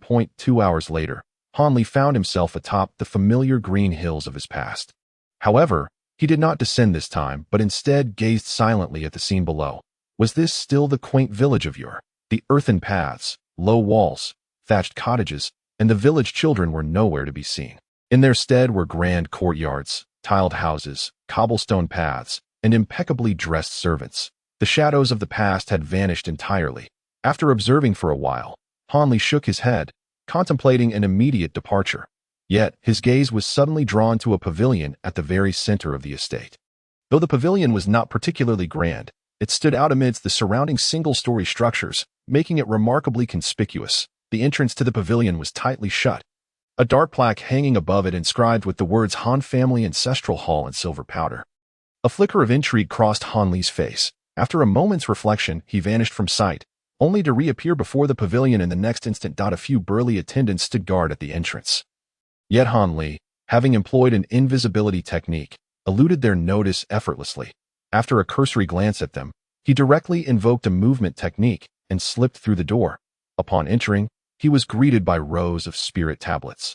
numbering in the hundreds, arranged on long tables that formed an elongated passageway. On a nearby table, a stark emptiness prevailed, seemingly reserved for future visitors. A glance around revealed that although the memorial plaques bore an array of names from the Han lineage, they were utterly foreign to him. Without lingering, Han Li ascended to the second floor. Here, the atmosphere was markedly more solemn and grand. In addition to more incense burners and sandalwood, a colossal bronze cauldron occupied the center, filled with fragrant oil and a thick cotton wick, its flames illuminating the space with a bright glow, evoking a sense of reverence. Yet, Han Li remained oblivious to all this. He stood transfixed, gazing at the several memorial tablets positioned centrally. Han Zhu, Han Tai, Han Tiansheng. Each familiar name was coldly inscribed upon the dark wooden plaques, causing a pang of sorrow in Han Li's heart, as a sudden heaviness constricted his breath. As the saying goes, the Great Way is devoid of sentiment. Yet, this is merely a self-deceptive mantra. Even as a being of transcendent stature, Han Li could not sever his ties to emotion. All he could do was bury these feelings deep within his heart. Finally, Han Li stirred, slowly approaching the memorial tablets before halting once more. With an expressionless visage, he stared at the tablets. Yet vivid memories of tender moments spent with these loved ones incessantly surfaced in his mind. Time trickled by, and he lost track of how long he stood there. The heavy creaking of the door jolted Han Li from his reverie, yet he remained rooted in place, unresponsive. At that moment, footsteps echoed from below, accompanied by the voices of two middle-aged men engaged in conversation. Li, you are too impatient. Did we not agree that after the ancestral rites, I would lend you the manuscript for your perusal? Why the rush? One man lamented. Han, who could blame me when you suddenly mentioned that the manuscript contains a set of unnamed footwork created by our ancestors? I find it rather curious. If this martial art was indeed devised by the ancestors of the Li family, why has it remained unknown to us? Naturally, I wish to see it sooner rather than later. However, why is such a manuscript enshrined within this ancestral hall? Would it not be disastrous if it were to be stolen? The other replied, a hint of concern creeping into his tone. Ahem, who in their right mind would dare to steal from another's ancestral hall? Besides, while our Han ancestral hall may not be a dragon's den or tiger's lair, it is vigilantly guarded day and night by adept martial servants. No ordinary person could approach undetected. Even if they managed to do so, would they not fear the repercussions from the Han family? The first speaker asserted confidently. That is a valid point. The other man concurred. The sound of footsteps ascending the stairs grew increasingly clear. A scholar and a burly man with a long beard appeared at the stairway. One after the other, originally engaged in amiable conversation, their countenances froze upon catching sight of Han Li, who stood with his back turned before the memorial tablets. The burly man, after a moment of shock, stepped forward, positioning himself protectively in front of the scholar, his hair bristling as he growled, "You scoundrel! You dare chase us here! Let us settle this with your life." With that proclamation, the man clenched his fists and leaped into the air, hurtling towards Han Li with ferocious intent. Even before he arrived, a tempestuous force bore down upon the scene.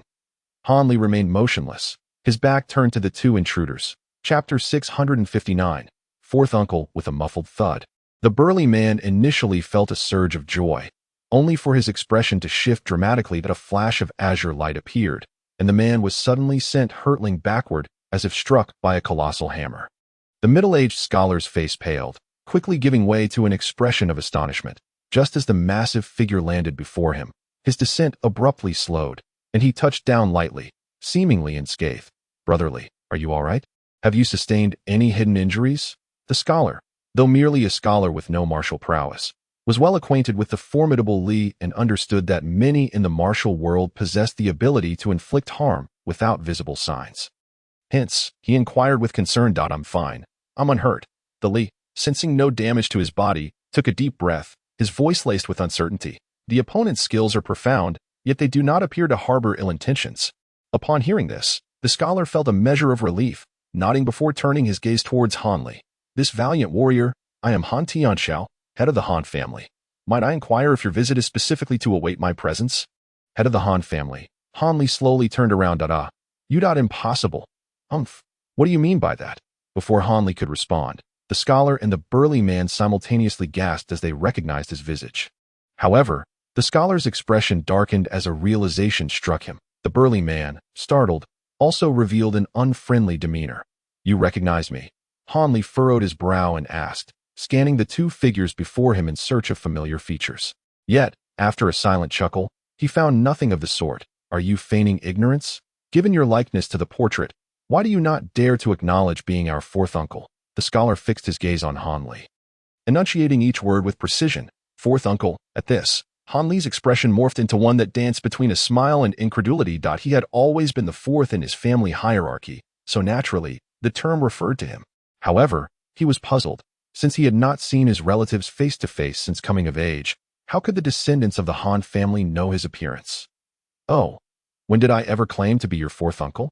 Is it not possible that I simply possess such features? Han Li replied with a subtle smile. There are indeed many whose appearances bear resemblance to one another. Yet only you bear such a striking likeness to our ancestor and have appeared in the ancestral hall of the Han family. The scholar's anger swiftly dissipated, his tone turning icy. Well said.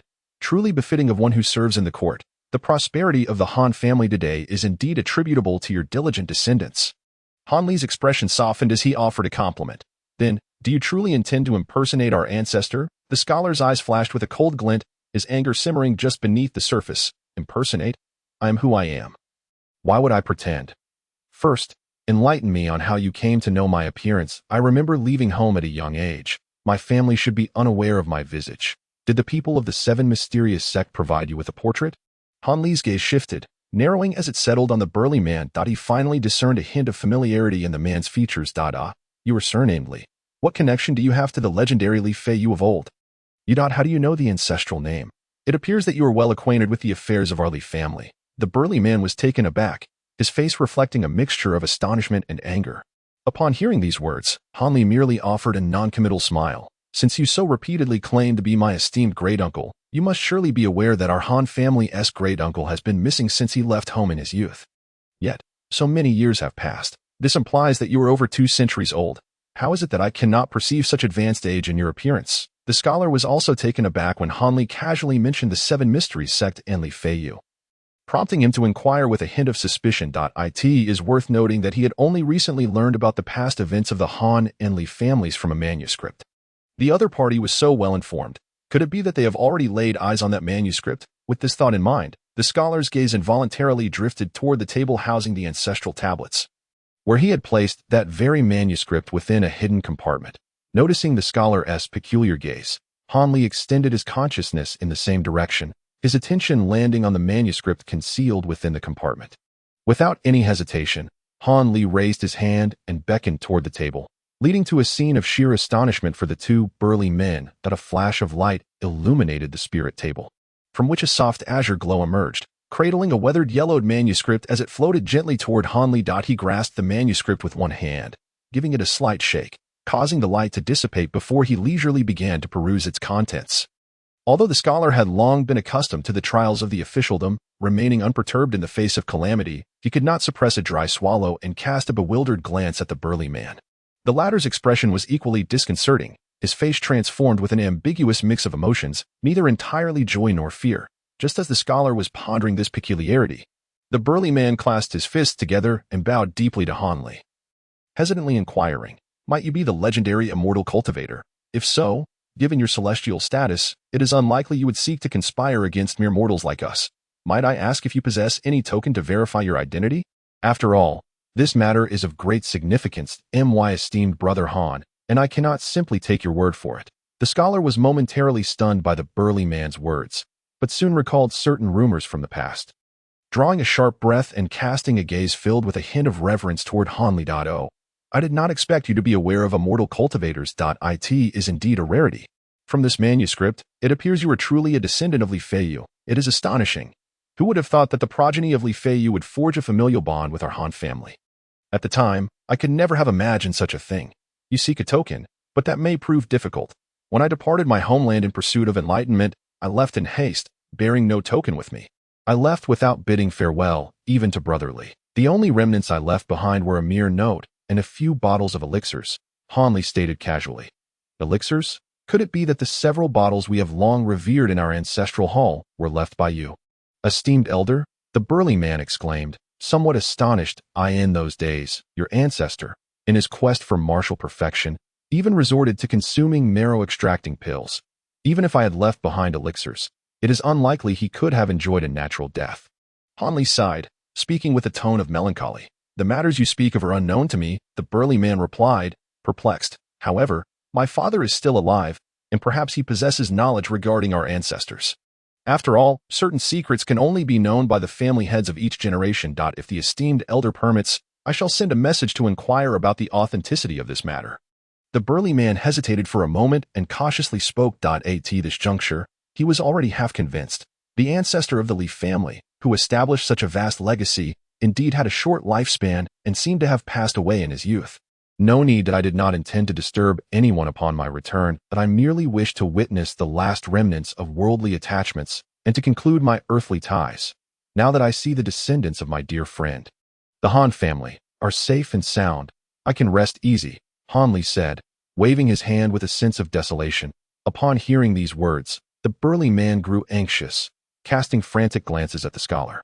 After all, the true identity of an additional ancestor who was a cultivator meant a great deal to both the Han and Li families. He was well aware of this. If the man could perceive the advantages and disadvantages of the situation, the scholar naturally understood it even more clearly. After a moment of contemplation, he respectfully stated, "If you truly are my fourth uncle, I possess another method to immediately verify your identity. Within our Han family ancestral hall, we have preserved some items that were used by our ancestors back in the day. If you can distinguish these items one by one, I would naturally trust your words. Only the heads of the Han family across generations are qualified to personally care for and worship these items. No one else could possibly identify them. Old items, you say? Let us see them. I left home at a young age, so I am unsure how many I can recognize." Han Li replied nonchalantly. If it were not too troublesome, he would not refuse the acknowledgement from the descendants of the Han family. Rest assured, esteemed elder, many of these items were cherished keepsakes from when our ancestors were destitute. You should be familiar with them, the scholar assured, bowing to Han Li before descending the stairs. The faint sound echoed from below, and after a brief moment, the scholar returned with a tray covered in red cloth, offering it respectfully to Han Li. Han Li pulled the red cloth away, revealing several worn trinkets. So it is these items. I never expected to see them in this lifetime, Han Li exclaimed, his face lighting up with surprise and delight. Do you recognize these items, esteemed elder? The scholar inquired cautiously, his expression slightly tense. Most of them are old belongings, so I naturally recognize them. A couple of items were added after I left home, but I do not know to whom they belong. This slingshot and small bow belonged to my second brother, Hanju, who adored playing with such things in his youth, and this wooden hairpin was our mother's favorite. As for the pipe, as Han Li picked up each item, he murmured a few words, as if recounting treasured family heirlooms. Just as he began to elaborate further, the scholar's heart swelled with certainty. Without waiting for Han Li to finish, he promptly pulled the burly man and bowed deeply, saying, "Unfilial descendant Han Tianchao pays respects to my fourth uncle. If I have acted disrespectfully before, I beseech you, esteemed uncle, to forgive me." After uttering these words, the scholar dared not meet Han Li's gaze, his face filled with shame and unease. The burly man also exhibited an extraordinary level of reverence. Chapter 660. The devouring golden spirit sword. Upon recognizing the two individuals, Han Li felt an inexplicable sentiment of nostalgia wash over him. After a moment of silence, he spoke in a measured tone. "When I departed my homeland in pursuit of enlightenment, I never anticipated that the Han family would ascend to the status of a prominent clan. Truly, the unpredictability of worldly affairs is a reality we cannot ignore. Please, rise. It has been many years since I last returned to my hometown, so there is no need for such formalities, such words from you. Esteemed uncle ancestor, our undeserved. It is our unfilial conduct that we failed to realize your continued existence. Otherwise, we would have certainly sent someone to pay our respects." The middle-aged scholar replied with utmost reverence as he stood. "There's no need for such filial piety. My purpose in coming here is merely to take a look and then depart. I shall not linger. As a seeker of immortality, it is best that I remain detached from worldly ties," Han Li stated, waving his hand dismissively. "Uncle ancestor, are you truly leaving so soon? This seems rather hasty. It would be wiser to accompany Tianchao to the fortress and visit other descendants of the Han family before you depart." The scholar exclaimed in surprise. "That won't be necessary. As I flew over the Han family fortress earlier, I scanned the inhabitants with my divine sense. Regrettably, despite the numerous members of the Han clan, none possess a spiritual root. Hence, I find no connection to them. Otherwise, I would not have minded bringing along one or two of my kin to cultivate." Han Li sighed, a hint of regret in his voice. "It appears that we, the descendants, are indeed unfortunate, unable to share in the chance to seek enlightenment with you.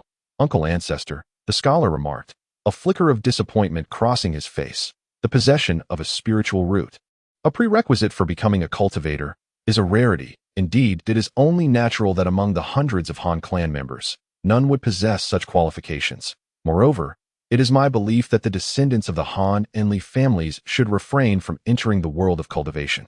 The current state of the cultivation realm is fraught with peril, with entire clans being annihilated. Should the entire Han family be implicated, the consequences would be dire, Han Li replied, shaking his head. All shall heed the guidance of the fourth uncle ancestor. The scholar responded, initially taken aback by Han Li's words, but soon acquiescing. Which generation of descendants are you from, and what is your name? Han Li inquired, suddenly focusing his gaze on the burly man with the twisted beard. The man, upon hearing this, quickly bowed his head and replied, I am Li Feng, the 11th descendant of the esteemed ancestor Fei Yud. It is an honor to meet you, Uncle Ancestor Han. Given that you and Li Fei you referred to each other as brothers, I find your calling me Uncle Ancestor quite fitting. I noticed your considerable protection of Tian Shao earlier, which suggests that the Li family has indeed looked after our Han family over the years. As a member of the Han family, I cannot neglect the Li family. Here are some medicinal pills that will greatly aid martial practitioners, allowing your Li clan members to save considerable time and effort in refining their inner strength. Please accept them, Han Li said, tapping his storage bag with one hand, causing 7 or 8 small bottles of various colors to suddenly appear in his palm, which he then offered to the burly man. The man, overjoyed at this gesture, hurriedly accepted the small bottles, expressing his gratitude. It is worth noting that while the cultivation of inner strength for martial practitioners may not take decades as it does for cultivators, achieving even modest progress still requires a significant investment of time. With these pills, the Li family would undoubtedly see a surge in their skilled practitioners. The middle-aged scholar, feeling happy for his friend, could not help but gaze at Han Li with a glimmer of hope in his eyes. Han Li, noticing this, smiled faintly. Unhurriedly, he retrieved a spirit beast pouch from his waist and gently patted it. Instantly, thousands of tricolor gold-devouring insects surged forth from the pouch, coalescing into a magnificent cloud of shimmering insects, dazzling like countless stars appearing in the daylight. The scholar and the burly man stood in stunned silence, marveling at the spectacle. Without uttering a word, Han Li pointed at the insect cloud above him. The swarm of over 1,000 gold-devouring insects suddenly converged into the center, transforming into a tricolor sword that floated motionless in the air. Han Li gestured, and the sword emitted a clear ringing sound, gracefully falling into his hand. This bizarre scene rendered the two witnesses even more speechless. Han Li held the sword in one hand, while with the other he gently caressed the blade, his expression shifting between light and shadow. After a brief pause, he sighed and exhaled a stream of azure spiritual energy, which promptly enveloped the sword. In an instant, a verdant, ancient scabbard materialized around the blade. Han Li positioned the sword, sheath, before him. This sword is forged from the essence of the spirit insects I refined, capable of autonomously slaying foes. I shall leave it within this ancestral hall. Should the Han family ever face extermination, the clan members may seek refuge here. With this sword, they can temporarily evade calamity. However, remember this, the sword is not under my direct control. Once drawn, it will indiscriminately eliminate all living beings within a 10-mile radius, save for those within the ancestral hall. Thus, it must be used with utmost caution. Here is a jade pendant infused with a trace of my essence. Only by wearing this pendant can one draw the sword. Otherwise, a mere mortal cannot wield it. Henceforth, this pendant shall be entrusted to the heads of the Han family through the generations. Han Li then produced a lustrous, translucent jade and cautioned the scholar. Dear nephew, take heed of your uncle's teachings. The scholar, having witnessed Han Li's earlier astonishing display, was now devoid of any doubt. Upon hearing these words, he responded with great eagerness and delight. Han Li smiled faintly, refraining from immediately handing over the sword and jade pendant, instead continuing to impart wisdom. Moreover, you must remember that as this sword is sealed within a spiritual scabbard, it can only be utilized 3 times. Each use will diminish the scabbard's potency. Once the 3 uses are exhausted, the scabbard will dissolve into nothingness, and the sword will revert to being spirit insects, disappearing from sight. That I believe 3 opportunities to save the Han family from calamity is a fitting legacy from your uncle. After all, eternal wealth and power are but a mirage in this world. To prevent future generations from exploiting this sword for nefarious deeds, know that it cannot leave this ancestral hall until drawn.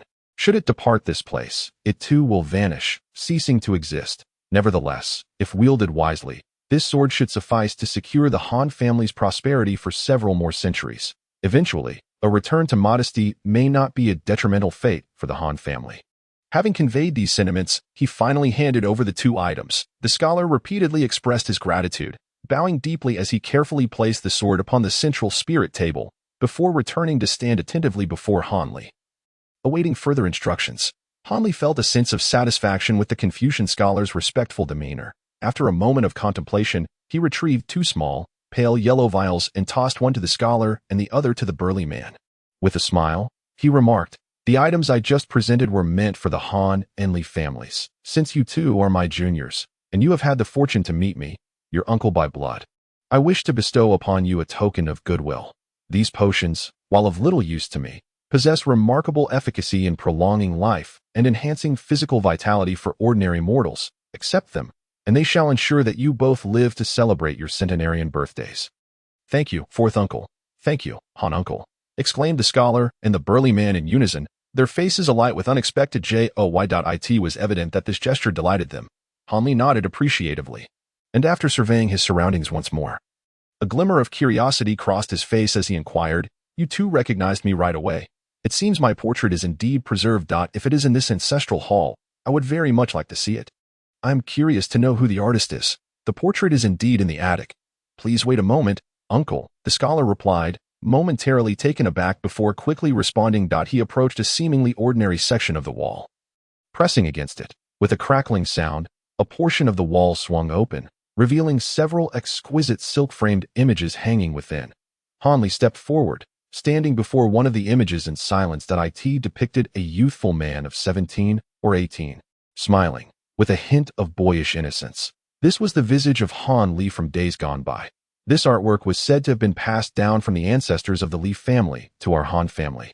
Though the identity of the artist remains unknown, the middle-aged scholar, standing behind Han Li, softly elucidated. However, Han Li seemed oblivious to the explanation. After a few fleeting glances, his attention shifted to another painting. This one portrayed his father, clad in the attire of a gentleman, appearing much older than when Hanli had last surreptitiously observed him in their village, yet his face radiated joy. A shadow of melancholy flickered across Hanli's countenance. He then cast his gaze over the remaining images, which predominantly featured elderly men with silver hair. It took Hanli considerable effort to discern the youthful faces of his brothers among them, and a tumult of emotions surged within him, leaving him momentarily rooted to the spot. At this juncture, the scholar and the burly man, recognizing the gravity of the moment, refrained from interrupting Hanli. Yet, Hanli began to murmur to himself, his voice too low and indistinct for them to catch. Just as they leaned in to listen intently, a blinding azure light erupted around Hanli. Startled, the two instinctively closed their eyes, and when they opened them again, Hanli had vanished without a trace. However, they could still hear his voice echoing in their ears, "Though I possess some powers akin to those of terrestrial immortals, I also have formidable enemies. The fact that we met today must not be divulged to others. As long as you keep this secret, the soul-devouring sword must remain unseen by outsiders. The cultivators of the immortal realm will not pay heed to you mortals, and you shall rest easy. From now on, I shall devote myself solely to the pursuit of the path of immortality, and shall not engage with the Han family lightly. Take care of yourselves." With those final words, his voice abruptly ceased, as if he had drifted away like a wisp of smoke. The robust man and the middle-aged scholar exchanged a glance, only to find themselves regarding each other with perplexity. Chapter 661, Exposure of Movements. Indeed, Hanli had already departed from Wuli Go, having long since slipped away several miles distant. After uttering the final few words of his message, the individuals of the Han family held a slight connection to him, yet in his heart, his true family always consisted solely of his parents and younger siblings.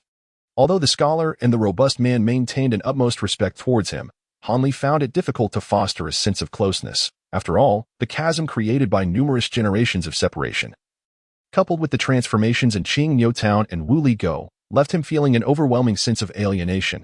However, after revisiting his hometown, the last remnants of his attachment gradually dissipated, and he believed that, with the passage of time, this connection would ultimately become inconsequential. Contemplating silently, Hanli affirmed his direction and quickened his pace. Several days later, while passing through Lanzhou, he felt a sudden impulse to take a detour to observe Jiayuan City. Upon entering the city, he discovered that it too had undergone a transformation. Not only had Sun Air Go and the Si Ping gang vanished without a trace, but even the once mighty Wu Sei men had ceased to exist over a century ago. Replaced by the newly risen Tian Yihui. If his memory served him correctly, the Wu Sei men had once been associated with Ling Shou Mountain, which had abruptly defected back to the Yuling sect prior to the climactic battle with the demonic faction.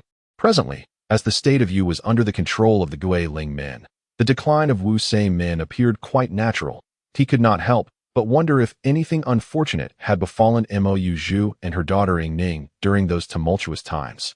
Regrettably, the events of those years felt too distant, and despite his inquiries, he found no news. With a sigh, Hanli departed hastily. As for Sun Ergo, though the Sun family had once regarded him as their master, he had never truly demanded anything of them, but on the contrary, he had extended numerous favors to Sun Ergo. After failing to gather any news about the Sun family, he saw no reason to dwell on it. Thus, Hanli left Jiayuan City, his heart unburdened, and made his way towards Yuanwu country, preparing to traverse it and return to Luo Yun's sect. However, just half a day after departing from Jiayuan City, he suddenly halted, his expression shifting as he paused mid-air. Turning his head, he cast a few glances towards the distance, and his eyes narrowed slightly. Meanwhile, 200 miles away, a group of individuals also ceased their escape. Among them, 2 women dressed in white exchanged hesitant glances, a trace of solemnity appearing on their exquisite faces. "2 esteemed elders, what has transpired? Is there something amiss?" inquired an elder behind the 2 women. Noting their anxious expressions, "Indeed, we just sensed each other's positions." Yet the Lingings suddenly halted, remaining motionless. "We cannot ascertain whether they have detected our presence," replied one of the white-clad women, her previously languid demeanor replaced by a sharp, cutting intensity. "It cannot be. Even a Yuanying stage cultivator cannot sense from such a distance. Could it be that the 2 esteemed elders invoked a secret technique, thereby alarming the Ling within the restrictions, leading them to perceive something amiss?" Another seemingly formidable man's countenance changed as he speculated. "It is impossible. Our technique was personally imparted by your ancestral master. We are merely sensing the location of the wood spirit infant on a unilateral basis. As long as the opponent has not cultivated their magical power to the late Yuanying stage, they would not perceive anything amiss. After all, we are separated by several hundred miles, and even the most formidable Yuanying cultivators can typically only observe disturbances within a radius of 100 miles. No matter how exceptionally powerful their spiritual awareness is, could it be that the restricted spirit infant we are pursuing is truly some late-stage ancient monster?" The woman of the Lu surname shook her head, resolutely denying the notion. However, Lu Shu, why would the opponent? The 4 foundation-building cultivators, clad in green, seemed anxious to voice their concerns. Suddenly, Han Yunji, who had been silent while forming hand seals, spoke up in alarm. "This is bad. The spirit infant's location has shifted. It is flying towards us. What? It is coming our way. Have they truly discovered us?" The Lu woman's complexion turned pale, and she quickly began to sense with her own hand seals. Indeed, the individual possessing the restricted spirit infant was approaching with astonishing speed, undoubtedly a Yuanying cultivator. Moments later, the woman's countenance turned frigid as she confirmed, "Run. We must not engage this person. Otherwise, we will surely meet our demise." I recall that the Ghost Spirit Sect's branch is located nearby, that we should flee there. Although our 2 factions have some discord, we are both part of the demonic path. And in the face of this unknown Yuanying cultivator, our only option for self-preservation is to seek refuge within their formations. Furthermore, the opponent may not dare to brazenly assault the Ghost Spirit Sect's branch, giving us a considerable chance of escape. Han Yunji pondered for a moment before slowly responding. "What Shu Han says is correct. We must leave quickly, otherwise it will be too late." Upon hearing that a Yuanying cultivator was approaching, the green-clad man involuntarily swallowed hard, beginning to panic. "Humph, why the fuss? Is that even necessary to mention?" The Lu woman raised her brows, her expression icy as she cast a glance at the man and said, "We 6 shall perform the spirit harmonization technique, merging our magical powers into one. This will significantly enhance our fleeing speed. Hurry and cast your spells." The man, startled, dared not speak further. Subsequently, under the leadership of Han Yunji and the Lu woman, the 6 individuals immediately began to chant their spells, each summoning their magical treasures and artifacts, seamlessly weaving the spiritual energy together as if they were a single entity, transforming into a streak of yellow light that soared through the air. Swiftly retracing their path, the speed was astonishing. Meanwhile, Han was approaching from the opposite direction, his expression grim as he flew with all his might. He was uncertain of the extent of his current spiritual awareness, only knowing that through the application of the fourth level of the Great Yin technique, his consciousness could envelop an area within 100 miles, beyond that distance. Although he could not perceive every minute detail, he could still sense the general movements within 200 to 300 miles. Just moments ago, he had suddenly detected an elusive and peculiar spiritual force lingering around him, which startled him. This spiritual power was weak and exceedingly strange. If it were not for his formidable spiritual awareness, an ordinary Yuaning cultivator would indeed find it difficult to notice. Although he was unclear about the specifics, Han understood that trouble was at hand. According to his conjecture, it was either the exposure of the massacre of the Fu family in the Yuanwu kingdom or some incident involving the rogue cultivators of the ghost spirit sect that had come to light amidst the Taiyue mountain range. Without a moment's hesitation, he extended his divine sense outward and, indeed, fortuitously detected several cultivators stealthily tailing him from 200 miles behind. Although the distance was too great to ascertain their identities, Han Li's murderous intent was already ignited, and he flew away without a second thought. For those capable of tracking him down, he would not allow them to linger behind. It was better to eliminate them to prevent future troubles. After all, the adversaries seemed to consist of merely 2 or 3 core formation cultivators. Extinguishing them should pose no challenge at all. Suddenly, a thick yellow light surged ahead, while a dazzling azure rainbow, measuring approximately 10 feet long, emitted a series of clear chimes as it pursued closely from behind. In just a brief moment, Han Li's fleeing light had already approached within 100 miles.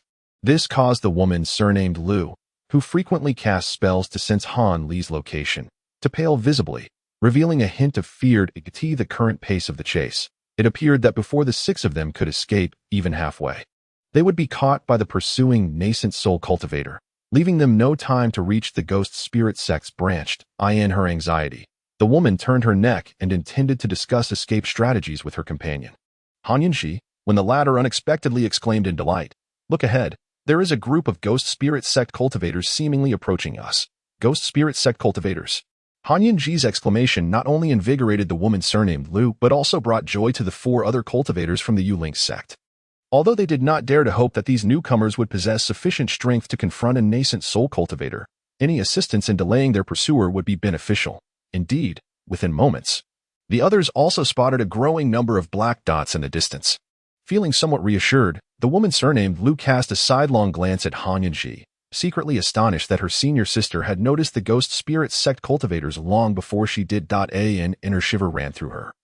Although they appeared to be sisters on the surface, there existed a competitive undercurrent between them, each vying for the opportunity to merge with the singular wood spirit infant. After all, such a once-in-a-lifetime chance was not easily relinquished. At that moment, the yellow light, driven by the 6 individuals, swiftly reached the group of ghost spirit sect cultivators. As the spiritual energy dispersed, the 6 individuals retracted their brilliance, revealing themselves before these cultivators.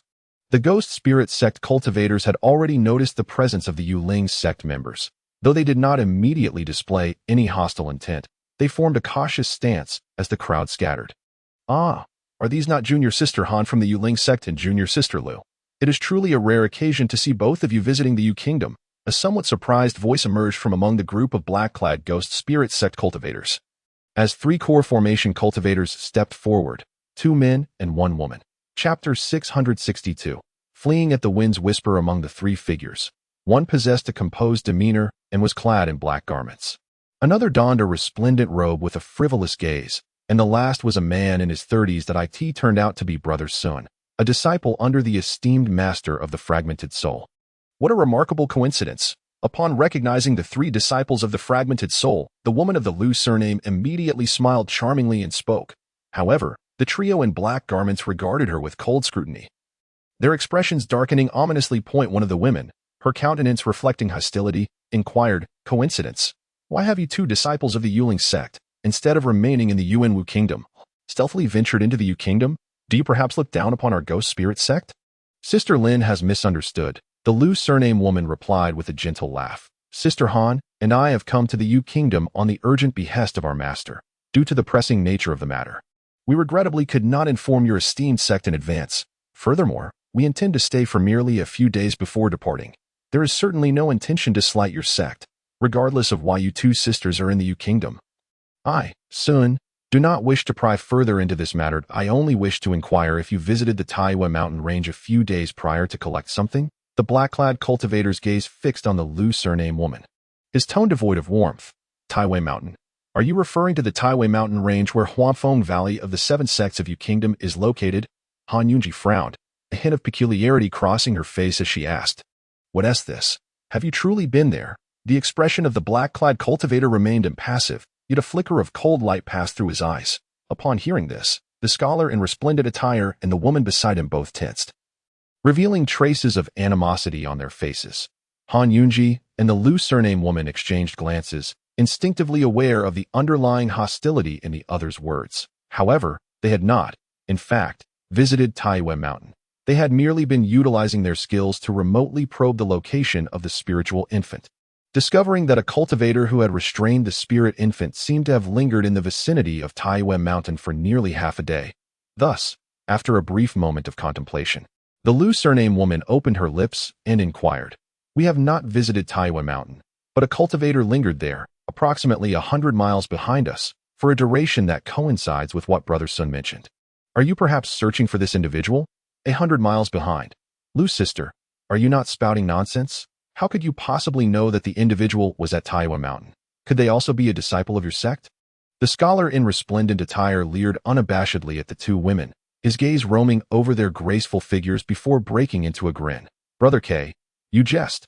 How could we, two humble individuals in the Yu Kingdom, dare to so brazenly deceive you esteemed brothers? If you doubt our words, I can swear before the heavens. Moreover, if you were to inquire further, you would discover the truth of the matter." The Lu surname woman, her cheeks slightly flushed, spoke with eyes resembling autumn waters. She appeared exceptionally charming, captivating the scholar to the point where his gaze seemed to turn glassy upon witnessing the expression of the woman bearing the surname Lu.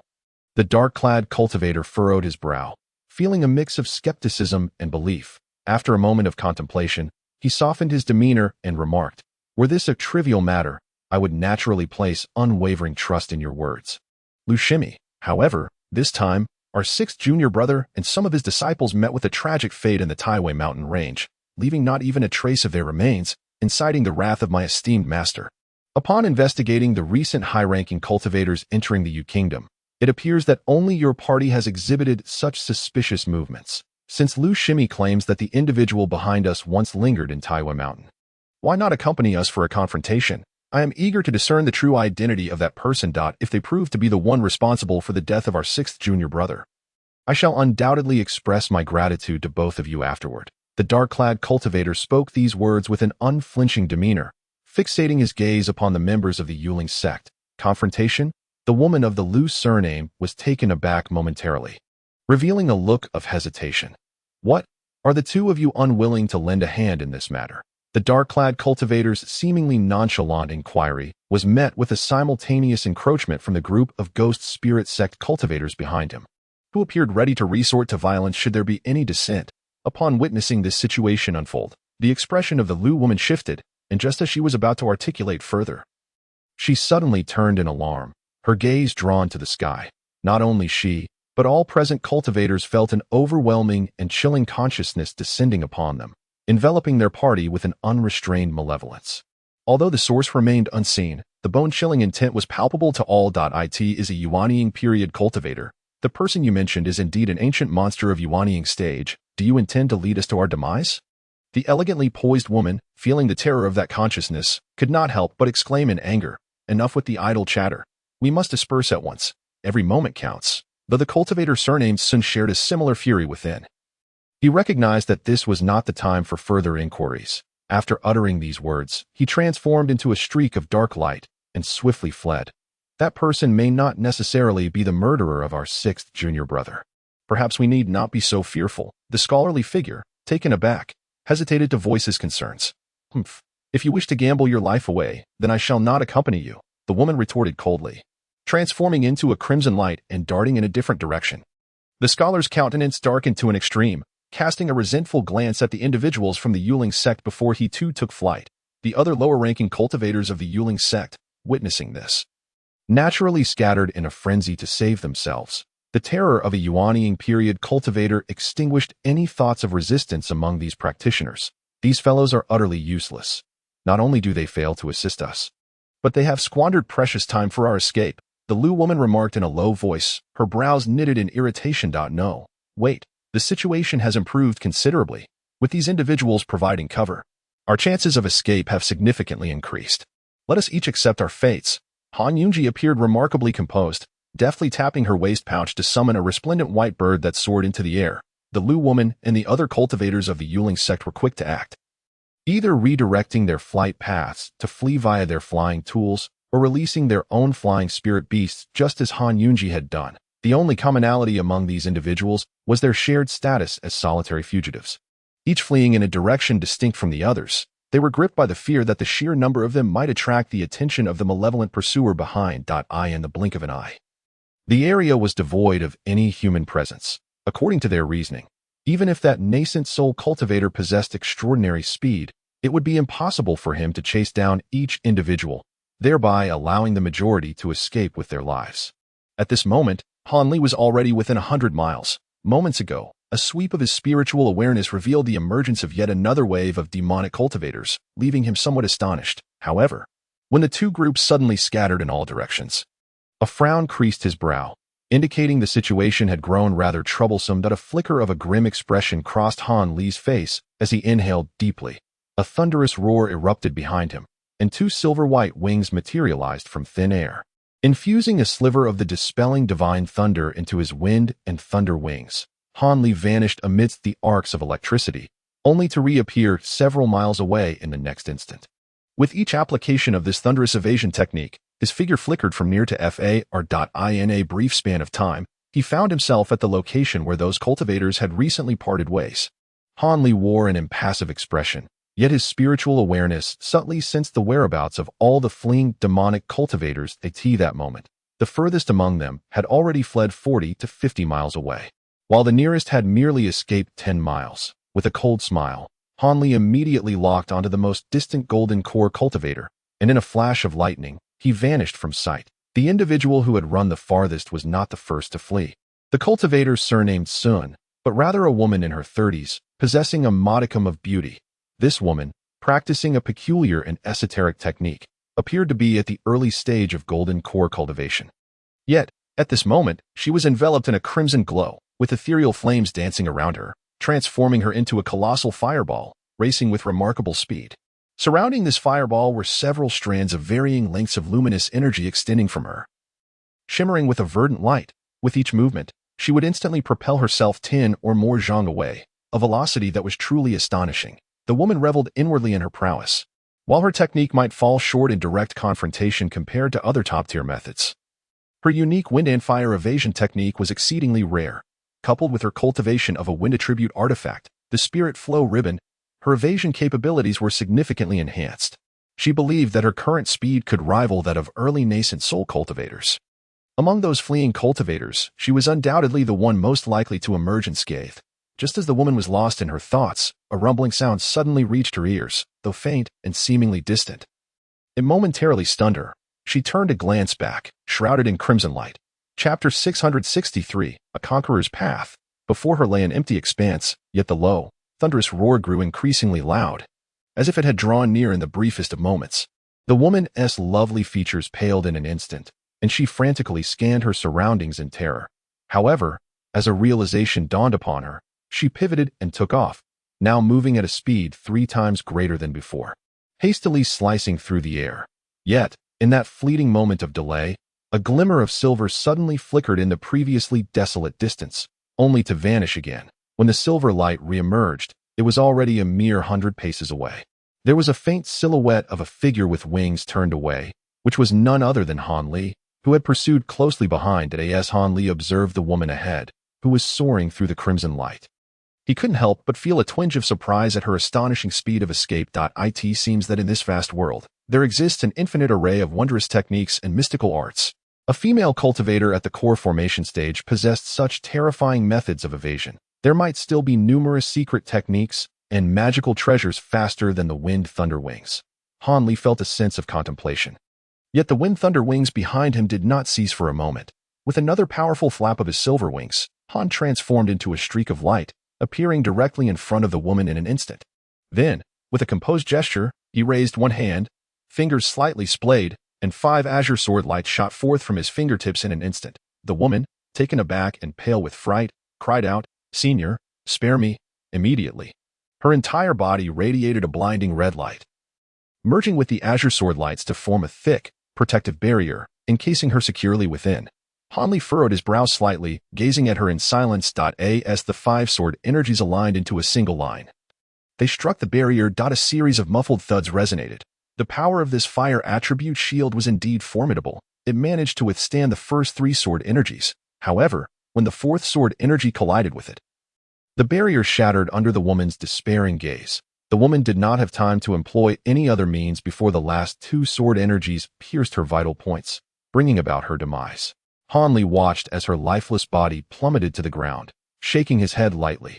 With a flick of his finger, a fireball shot forth, turning the woman's corpse to ashes. The storage pouch on her person, along with the ribbon-like magical treasure, was effortlessly drawn into his hand. If I do not eliminate you, it is likely that I would find myself being hunted by a yawning stage-old monster from the demonic path. Han Li sighed, his surroundings crackling with lightning as he darted toward another individual locked onto by his spiritual sense. This time, his target was the black-clad cultivator among all the practitioners, who possessed the highest cultivation level. Having reached the peak of the mid-core formation stage and was on the verge of advancing to the late stage. However, during his pursuit, Han Li suddenly tapped his spirit beast pouch, releasing a multitude of 3-colored gold-devouring insects.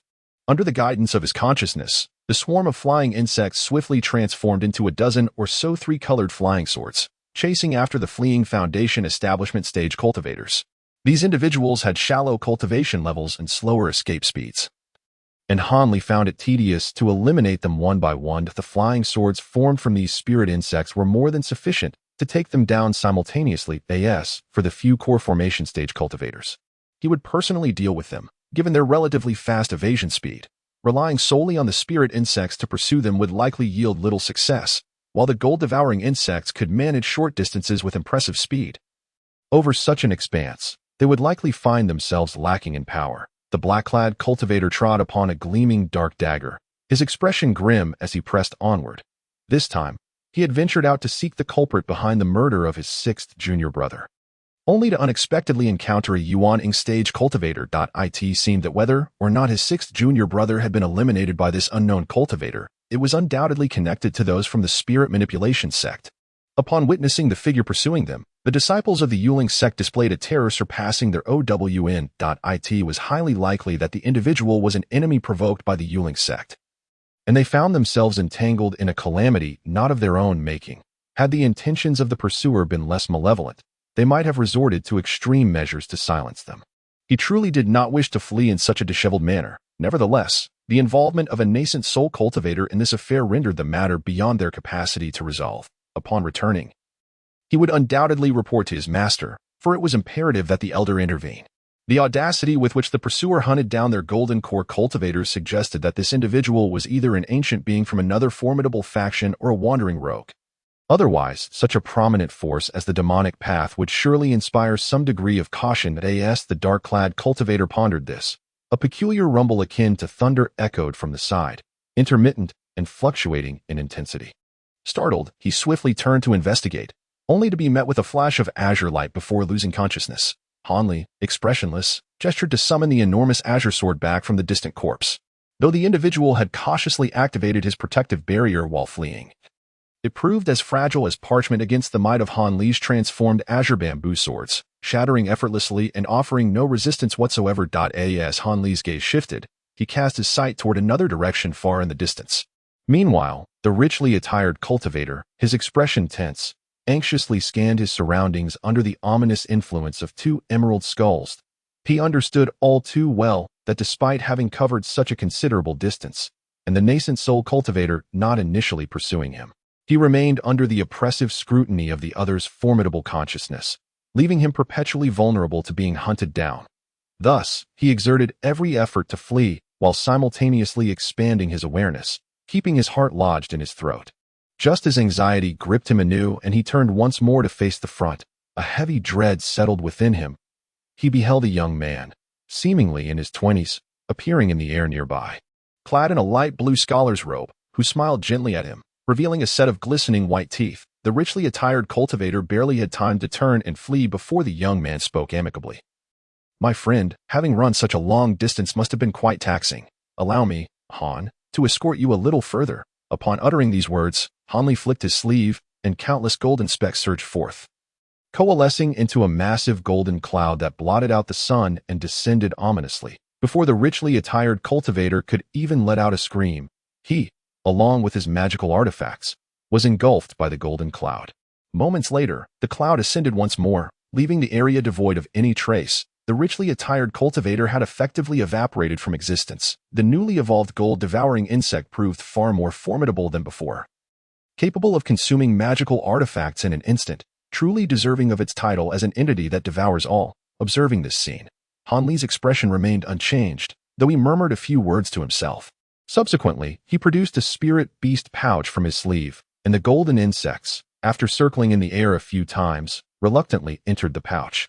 This prompted Han Li to furrow his brow slightly, sighing inwardly. With the increasing strength of these insects, controlling them had become far less effortless than it once was, leaving him with a mix of delight and vexation as the thunderous roar erupted. Han Li vanished within the silvery light. Han Yunji, mounted upon a pristine spirit bird, transformed into a brilliant white rainbow approximately 3 to 4 zhang long, hastily soaring forward at that moment. Both she and the spirit bird were enveloped in a gentle white glow, which accentuated her jade-like visage, bestowing upon her an ethereal aura of sanctity. Yet, her delicate brows were furrowed, and in her hand, she clutched a palm-sized green jade disc, scrutinizing it intently, her expression fluctuating between gloom and brightness.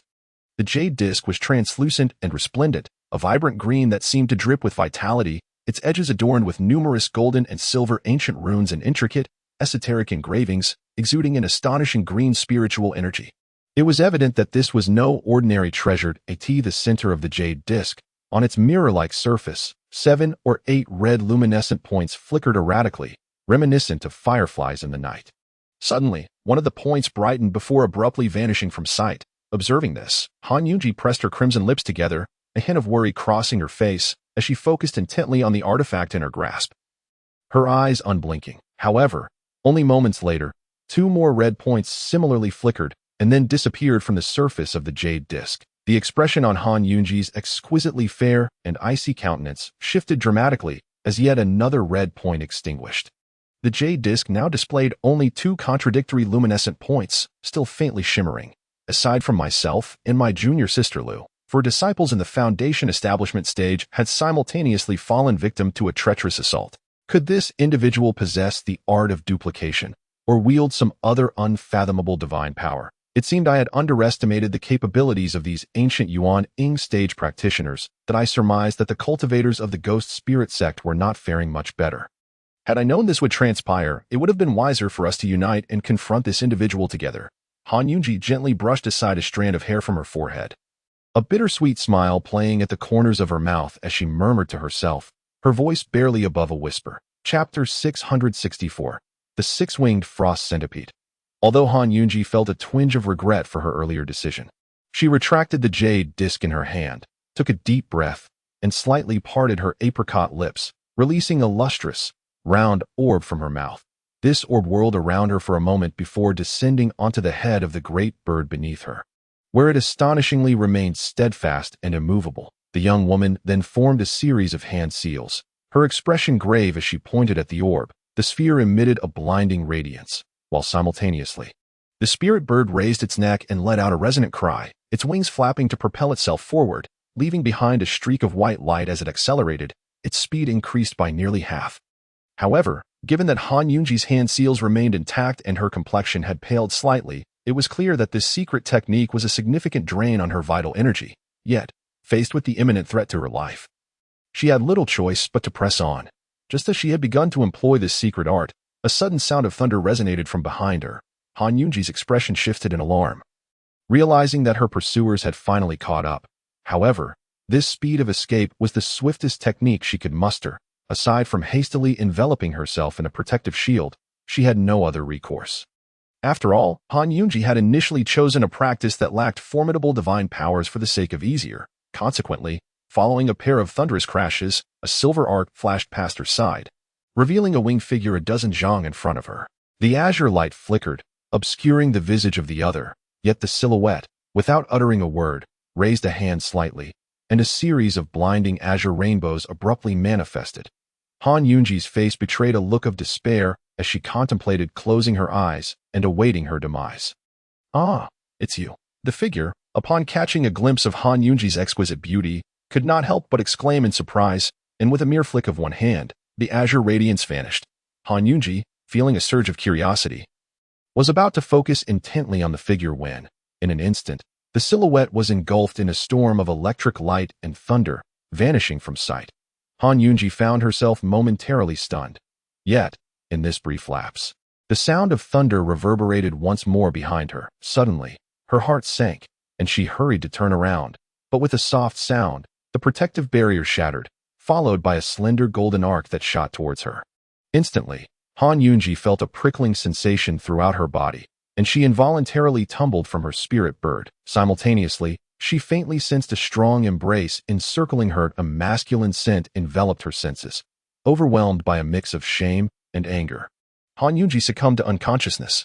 Han Li gazed down at the woman in his arms, a bitter smile gracing his lips, his expression one of helplessness. Time passed, though how long he could not tell, until Han Yunji gradually regained consciousness. Upon opening her eyes, she was greeted by a vast, cloudless azure sky. Startled, she sat up swiftly, only to discover she was on a small, nameless hill. Nearby, the large white bird lay obediently, seemingly in a state of unconsciousness. Han Yunji rushed over to inspect it and was relieved to find that the creature was merely under the simplest of restraints, easily dispelled, with a sense of reassurance. She awakened the spirit bird, then mounted it and soared into the heights, scanning her surroundings. This place was in close proximity to where she had been subdued, indicating she had not been moved far at all. Judging by the time, it seemed little had passed. With a look of bewilderment on her face, Han Yunji suddenly recalled a terrifying thought and anxiously began to inspect her clothing and body. To her relief, everything appeared normal. She had not endured any horrific experiences. Even her storage pouch and the precious items within were untouched, remaining exactly where she had left them at this moment. Han Yunji truly found herself in a state of shock. Not only had her assailant spared her life, but they had also not laid a finger upon her. What could this possibly mean? Confusion clouded her mind. As Han Yunji reflected on the surprised exclamation she had heard before losing consciousness. A look of suspicion crept across her face. Could that Yuanying stage cultivator truly know her, or perhaps be someone familiar? Yet, to her recollection, aside from a few ancestors of the spirit control sect, she had never encountered any Yuanying stage cultivators from other sections. Alas, the figure had moved with such swiftness that she could make out neither their features nor any distinguishing traits. The only sound that had escaped their lips was a brief, astonished awe, offering no further clues. Han Yunji found herself lost in contemplation for a while, yielding no answers. Eventually, her delicate hand ventured into her bosom, retrieving a verdant jade disc. With a single hand, she formed a gesture and began to chant softly, sending a white spell onto the jade disc. Instantly, the treasure emitted a vibrant green glow, and a red dot illuminated the smooth center. Witnessing this spectacle, Han Yunji furrowed her brows, reflecting on the moment she had been instantaneously restrained by that figure. A fresh wave of dread washing over her. Her junior sister, Lu, was either slain or had already escaped the sensing range of this treasure, given the fierce demeanor of the opponent at the outset. It is likely that the former is more probable. Han Yunji let out a soft sigh and stowed away the artifact, guiding her spiritual bird away from this place. Meanwhile, tens of thousands of miles away, Han Li cradled a young woman in his arms, soaring through the air like a streak of azure light. Lowering his gaze to the enchanting beauty nestled within his embrace, he maintained an impassive expression, betraying no hint of emotion. Not long ago, after incapacitating Han Yunji, he had promptly altered his course to pursue another female cultivator from the spirit control sect, upon realizing Han Li was in pursuit. The woman's countenance paled, and she unleashed several flying centipedes, each measuring about a foot in length. These centipedes were remarkably different from ordinary ones. Their bodies gleamed in ominous black, adorned with snow-white wings. As they erupted from the beast pouch, they exhaled plumes of pure white frost, appearing ferocious and menacing. Initially taken aback, Han Li's heart surged with exhilaration upon recognizing these formidable centipedes as the sixth-winged frost centipedes. Ranked 18th on the list of extraordinary creatures, similar to his own golden-eating worm, these ancient spirit insects hailed from the primordial era. It was said that they possessed a fragment of the bloodline of true dragons with ice attributes. And once they evolved into their mature forms, they would be entirely snow-white with 6 wings, exuding a chilling aura capable of freezing all within 100 miles. However, like his golden-eating worm, these centipedes were evidently still in their larval stage. The frost they emitted might be difficult for ordinary cultivators to withstand, but for Han Li, who had refined some Qianlan ice flames, it posed no threat whatsoever. He immediately employed his techniques, effortlessly enveloping the chilling breath with his large sleeves and unceremoniously drawing it into his body. Leaving the Lu woman aghast, seizing the opportunity, he executed a lightning escape, subduing her and rendering her unconscious. With her consciousness lost, the flying centipedes obediently returned to their beast pouch. Han Li regarded the beautiful woman in his arms with a moment of hesitation. Killing her would be a trivial matter. However, doing so would prevent him from acquiring these sixth-winged frost centipedes. Typically, cultivators who commanded spirit beasts or insects would establish a self-destruct mechanism outside their binding to prevent enemies from seizing their spirit creatures should they unexpectedly perish. Once the master's soul dissipated, the spirit beasts or insects would detonate alongside them. Of course, if a cultivator sensed their end was near or wished to bequeath their spirit entities to their disciples, they could choose to lift such restrictions. Han Li's own golden-eating worm was similarly bound by this mechanism. Desiring the eggs of these winged centipedes, Han Li knew he could not resort to ruthless measures. Additionally, he harbored some ambitions regarding the Spirit Control Sect's insect-controlling secret techniques. After all, the Spirit Control Sect was renowned throughout the southern heavens for their mastery over spirit insects and beasts. Surely possessing unique insights into the art of insect control, his golden-eating worms required more refined techniques to enhance their control. With this in mind, Han Li inscribed several restrictive seals on the woman and affixed talismans to ensure her temporary unconsciousness, before transforming into a streak of azure light. Departing with her in his embrace, as for Han Yunji, the gentle woman who reminded him of his younger sister, Han Li found himself unable to harden his heart against her. His nature, after all, is not that of a heartless individual. Thus, he decided to leave the woman where she stood, choosing to disregard her altogether. After all, Han Yunji had not clearly discerned his features, and even if she returned, it was unlikely she could articulate the events with any clarity. His priority was to hasten back to the Shigua, for even if the truth were to eventually surface, what could the Yuling sect and the Ghost Spirit sect truly do to him? After all, the Heavenly Path Alliance and the Demonic Path were inherently adversarial. In previous years, the leader of the Heavenly Kill sect had personally wreaked havoc in the sacred grounds of the 3 sects at Yunming Mountain, leaving them at a loss for words. As long as one was not truly captured or ensnared by the enemy, the 2 formidable factions could only engage in verbal sparring, wary of one another. This, Han Li understood all too well, and with that knowledge, he pressed on without pause. He needed to avoid being cornered by the formidable Yuaning stage beings within the territory of the demonic path. With this thought, Han Li's escape speed intensified further. Chapter 665, The 5-Element Spirit Infant. Just as the few golden core cultivators of the Ghost Spirit sect were annihilated, the door to the secluded chamber of the remnants of the Yin Yu sect swung open once more. The simultaneous demise of several of his most trusted disciples left this Yuaning elder no choice but to abandon his pretense of ignorance and emerge from his retreat. Without uttering a word, he released several communication talismans, dispatching messages to all branches of the Ghost Spirit sect in the Yu Kingdom, demanding an immediate investigation into the circumstances surrounding his disciples' deaths. He intended to personally intervene and uncover the identity of the audacious individual who dared to strike against the Suhan sect. However, his response was noticeably delayed. Before the Ghost Spirit sect's cultivators could launch a thorough search, Han Li had already departed the Yu Kingdom, traversing the Yuanwu region. The Suhan real person ultimately gained nothing, only discerning that his disciples had fallen to an unknown Yuaning stage cultivator.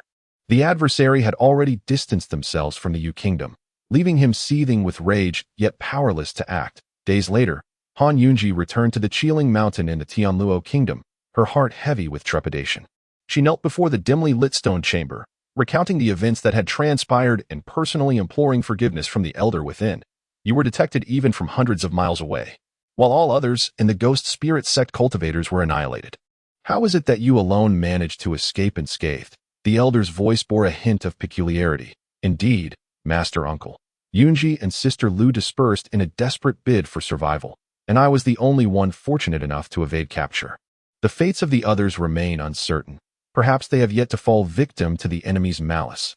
Han Yunji, for reasons unknown, chose to conceal the identity of the unknown Yuan Ing stage cultivator, merely stating that she had managed to escape. Given that this individual was capable of confining one to the wood spirit infant, they are undoubtedly a Yuan Ing stage cultivator. Yet to detect your movements from 100 miles away is quite terrifying. As far as I am aware, there are hardly a few late-stage Yuan Ing cultivators in the entire southern heaven. Could it be one of those ancient beings? The elder's voice sank low. Laced with profound apprehension, this disciple cannot ascertain that, as the individual's spiritual sense is exceedingly formidable. I dared not pursue them closely, only able to sense from a distance that they departed the Yu Kingdom. Traversing through Yuanwu towards the north, beyond that lies the domain of the Righteous Path and the Heavenly Path Alliance, and this disciple could not risk following further, ultimately remaining unaware of the individual's identity. Returning instead to our sect. I beseech you, esteemed elder, to forgive my transgressions. You possess no faults. What guilt could you possibly bear? If that individual truly is a cultivator at the late stage of the nascent soul realm, even my personal intervention would yield no results. The mere fact that you have returned alive is a remarkable achievement in itself. I must admit my oversight. I had presumed that the resonance technique shared between you and Lu Yu would suffice to unveil the true nature of our adversary. Yet I failed to consider the possibility that they might indeed be a late-stage nascent soul cultivator.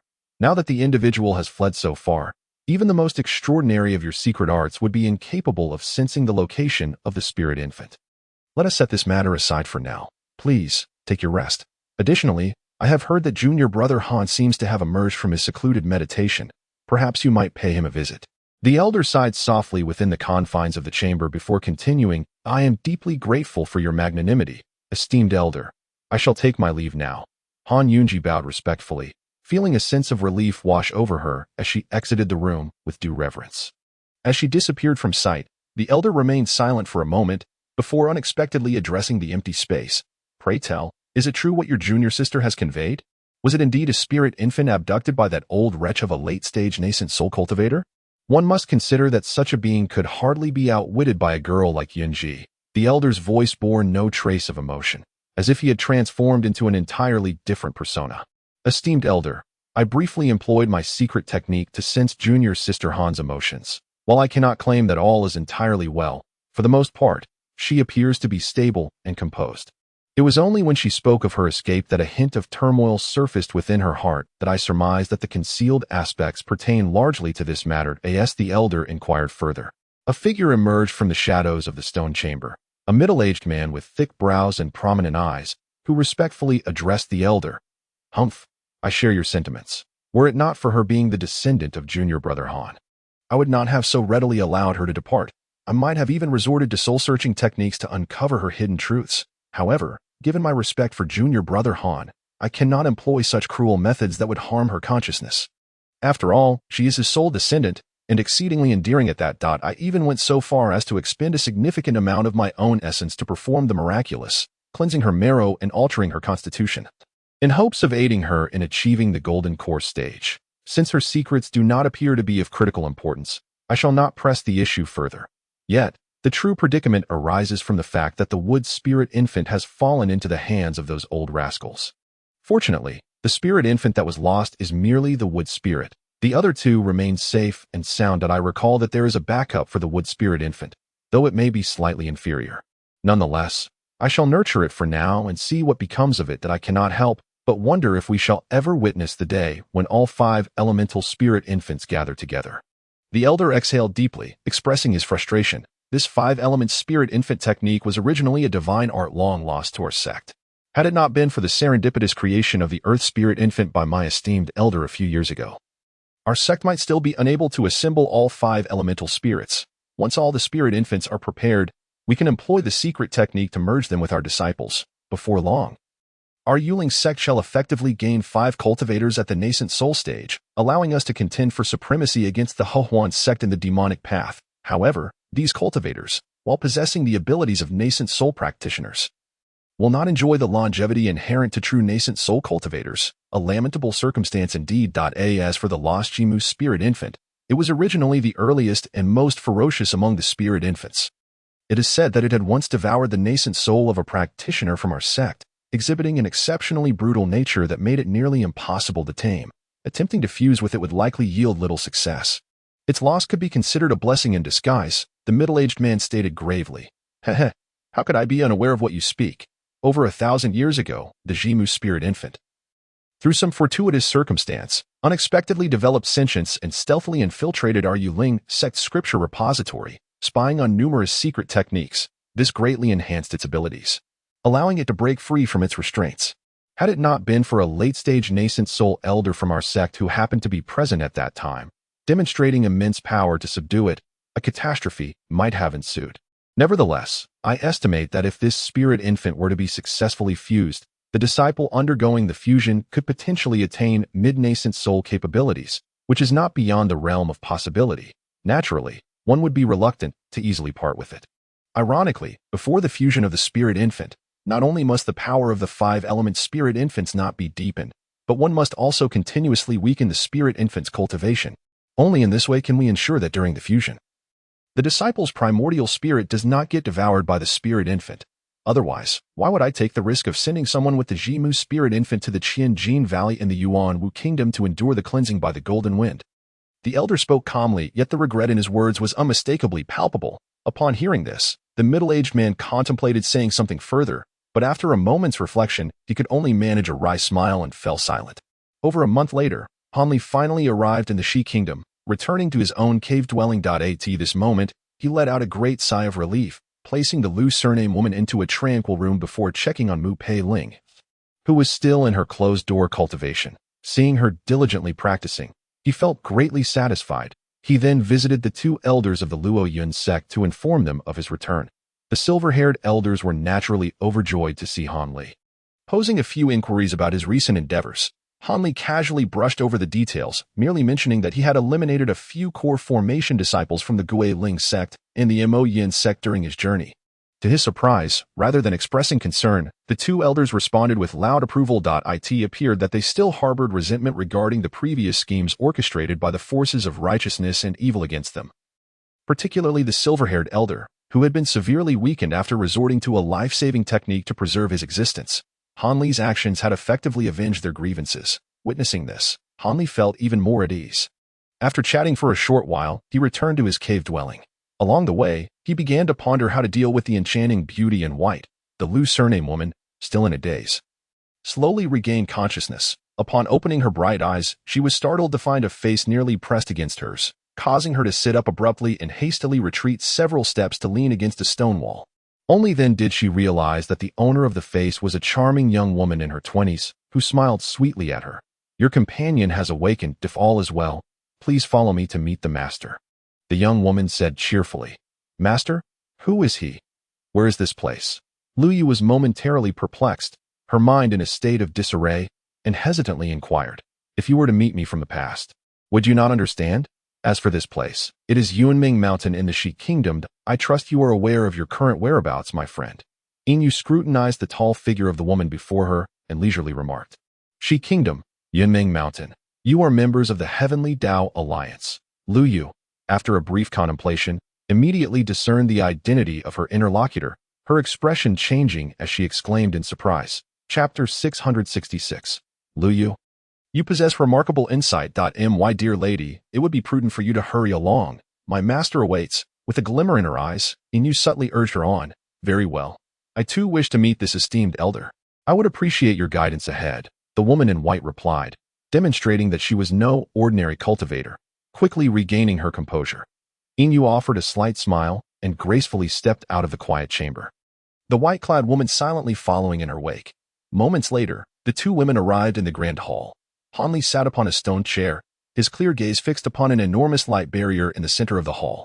Within it, a spirit beast, in a fit of rage, was violently ramming its head against the barrier, yet the earth attribute barrier remained impervious, its deep yellow surface as solid as rock. Liu carefully observed the spirit beast.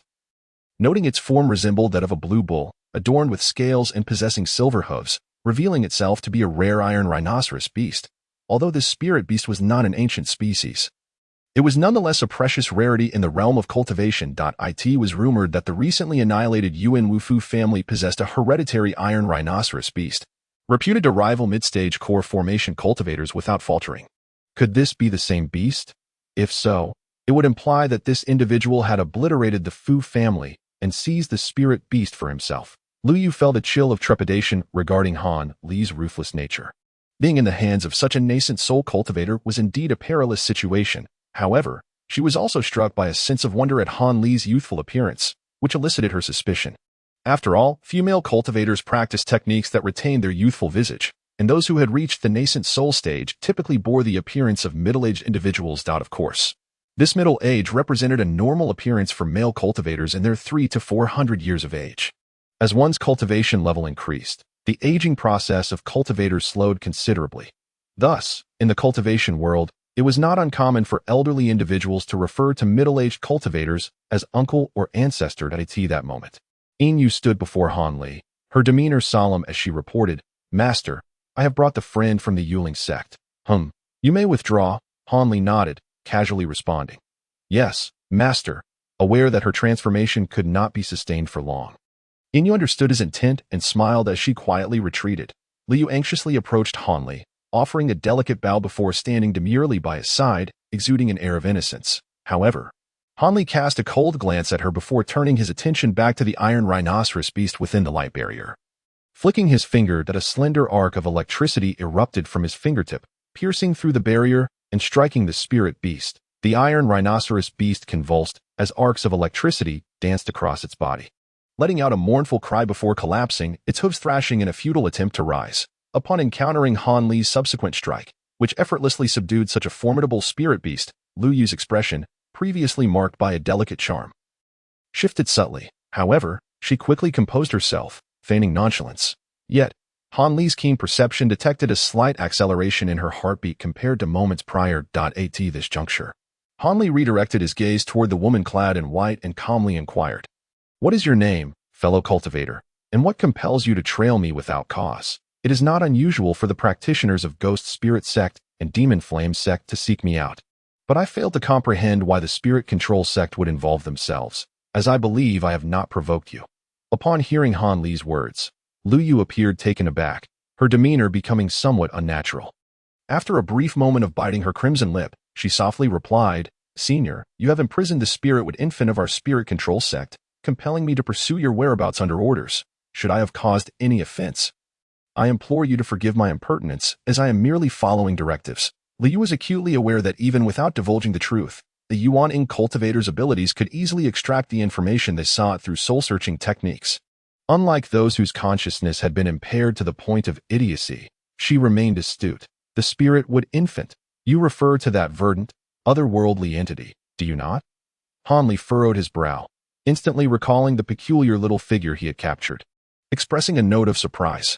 "Indeed, that is the spirit infant in question. It was painstakingly cultivated by our Spirit Control Sect, of great significance to our order. Yet, unexpectedly, it escaped during this incident and has now been confined by you." "Senior," Lu Yu explained with a hint of wryness. "Crafted, you say? I had assumed it was merely a manifestation of some sort of spirit transformation," Han Li remarked. "However, that little creature is truly a formidable challenge. Had it not encountered me, I doubt many practitioners would have been capable of subduing it."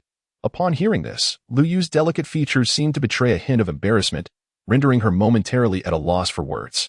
Fortunately, Han Li, observing her porcelain visage, contemplatively probed further, "But how did you ascertain that I had captured the spirit infant and managed to track me so swiftly? Have you perhaps employed some means upon the infant?" "To report to you, esteemed senior, I have not placed any tracking restrictions upon the spirit infant. Instead, I practiced a unique secret technique alongside a fellow junior sister, enabling us to sense the general location of the spirit infant from afar. Thus, I was dispatched by my esteemed uncle from the sect to pursue you. Of course, this sensing ability is limited by distance. Should it exceed a considerable range, such as over 100,000 miles, both my junior sister and I would find ourselves at a loss," Li responded, appearing genuinely transparent, providing answers to Han Li's inquiries and even voluntarily sharing additional pertinent information. Han Li nodded slightly. satisfied with the woman's perceptiveness, regardless of the veracity of her claims. However, he then posed a question that caused Lu Yu's expression to shift dramatically. Since your spirit control sect has expended such considerable effort in cultivating this spirit infant, it must possess considerable value. Might you enlighten me, Han, regarding its purpose? Upon finishing his query, Han Li narrowed his eyes, a glint of cold light evident as he regarded the woman, remaining silent thereafter. Lu Yu's delicate, porcelain-like face displayed a fleeting expression of hesitation. However, as her bright eyes met Han Li's icy gaze, she involuntarily shuddered and promptly replied without further delay, "This Shimu Linging is indeed extraordinary. It can merge and integrate with practitioners who have cultivated unique wood-based techniques, allowing one to substitute the Ling Ying for the Yuan Ying without the need to condense the Yuan Ying oneself. Thus, one can attain the cultivation level and divine abilities characteristic of the Yuan Ying stage. Although I am aware that revealing the secrets of the Ling Ying would lead to dire consequences upon my return to the Yuling sect, I understand that failing to disclose this information would prevent me from passing this trial. This seemingly youthful Yuan Ying practitioner is certainly not one to show mercy or compassion. I must prioritize my immediate safety. To directly enter the Yuan Ying stage with such a technique, if this is indeed true, how could your Yuling sect not have unified the demonic path long ago? And why would you still be subservient to the Hehuan sect? Is there perhaps some restriction to this secret technique?" Han Li was momentarily taken aback by the woman's words, but after regaining his composure, he incisively remarked, "Senior, your insight is astute. Such Ling Ying cannot be mass-produced. Though this secret technique was established long ago, the cultivation of Ling Ying is exceedingly arduous. The materials required are exceedingly rare, and it seems that the cooperation of the inner sect elders, whose Yuan Ying have dissipated, is essential in the attempt to refine them. The emergence of each Ling Ying is also contingent upon fortuitous circumstances, with success being uncertain even after numerous attempts, perhaps only once in a dozen tries. To conduct a fusion ceremony, one must gather 5 Ling Ying of differing attributes simultaneously. Lacking any one of them would result in an incomplete array of the 5 elements, thus thwarting the possibility of successful fusion. Our Yuling sect has accumulated various Ling Ying over the years, but we have only managed to gather 6 or 7. Still missing the most elusive metal attribute Ling Ying. It was only several decades ago that we unexpectedly refined one of that attribute. Consequently, the sect promptly selected 10 core formation practitioners as candidates for the fusion of Ling Ying to begin cultivating the relevant secret techniques. When the conditions are ripe, 5 will be chosen from among us to perform the fusion ceremony." Lu Yu's voice was melodious as she recounted the pertinent secrets one by one. Han Li maintained an impassive expression, yet inwardly he was stirred. Supporting his chin with one hand, he fell into contemplation.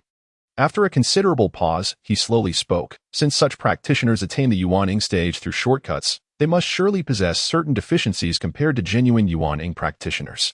This method of integrating Ling Ying brought to Han Li's mind the practitioners of Sha Dan, suggesting a similar type of expedient cultivation. Of course, the cultivation of Ling Ying was fraught with difficulties. What you say is true, Senior. I may be unaware of other aspects, but the most significant aspect of Yuan Ying practitioners is their remarkable longevity, which the fused Ling Ying practitioners lack.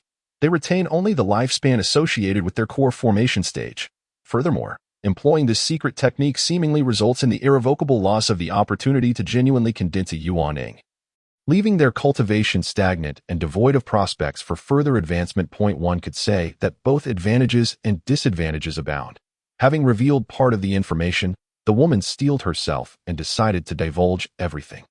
After all, at this juncture, it seemed inconsequential how much she disclosed. Chapter 667, Frost Flowers and Blue Flames. Upon hearing the words uttered by this woman, Han Li felt a sense of familiarity.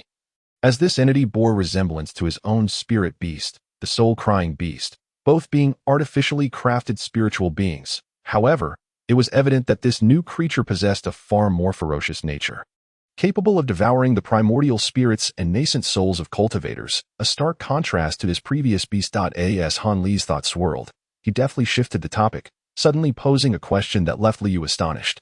"The few 6-winged frost centipedes you command are indeed remarkable. Where did you acquire them? Under normal circumstances, given your cultivation level, it seems improbable for you to possess such ancient spiritual insects. Have your fellow disciples, or so-called masters, not cast their eyes upon these creatures?" "The esteemed senior is also acquainted with these spiritual insects," Lu Yu replied, her eyes sparkling. That I discovered several ancient eggs of these insects in the abandoned cave of an ancient cultivator. Initially, I believed them to be dead eggs, incapable of hatching, yet by a stroke of fortune, I managed to incubate a few upon my return. However, the elders of the sect informed me that while these spiritual insects are indeed ancient and possess boundless powers upon maturity, raising them is an exceedingly arduous task. Even with all conditions met, it would take over 1,000 years for them to grow.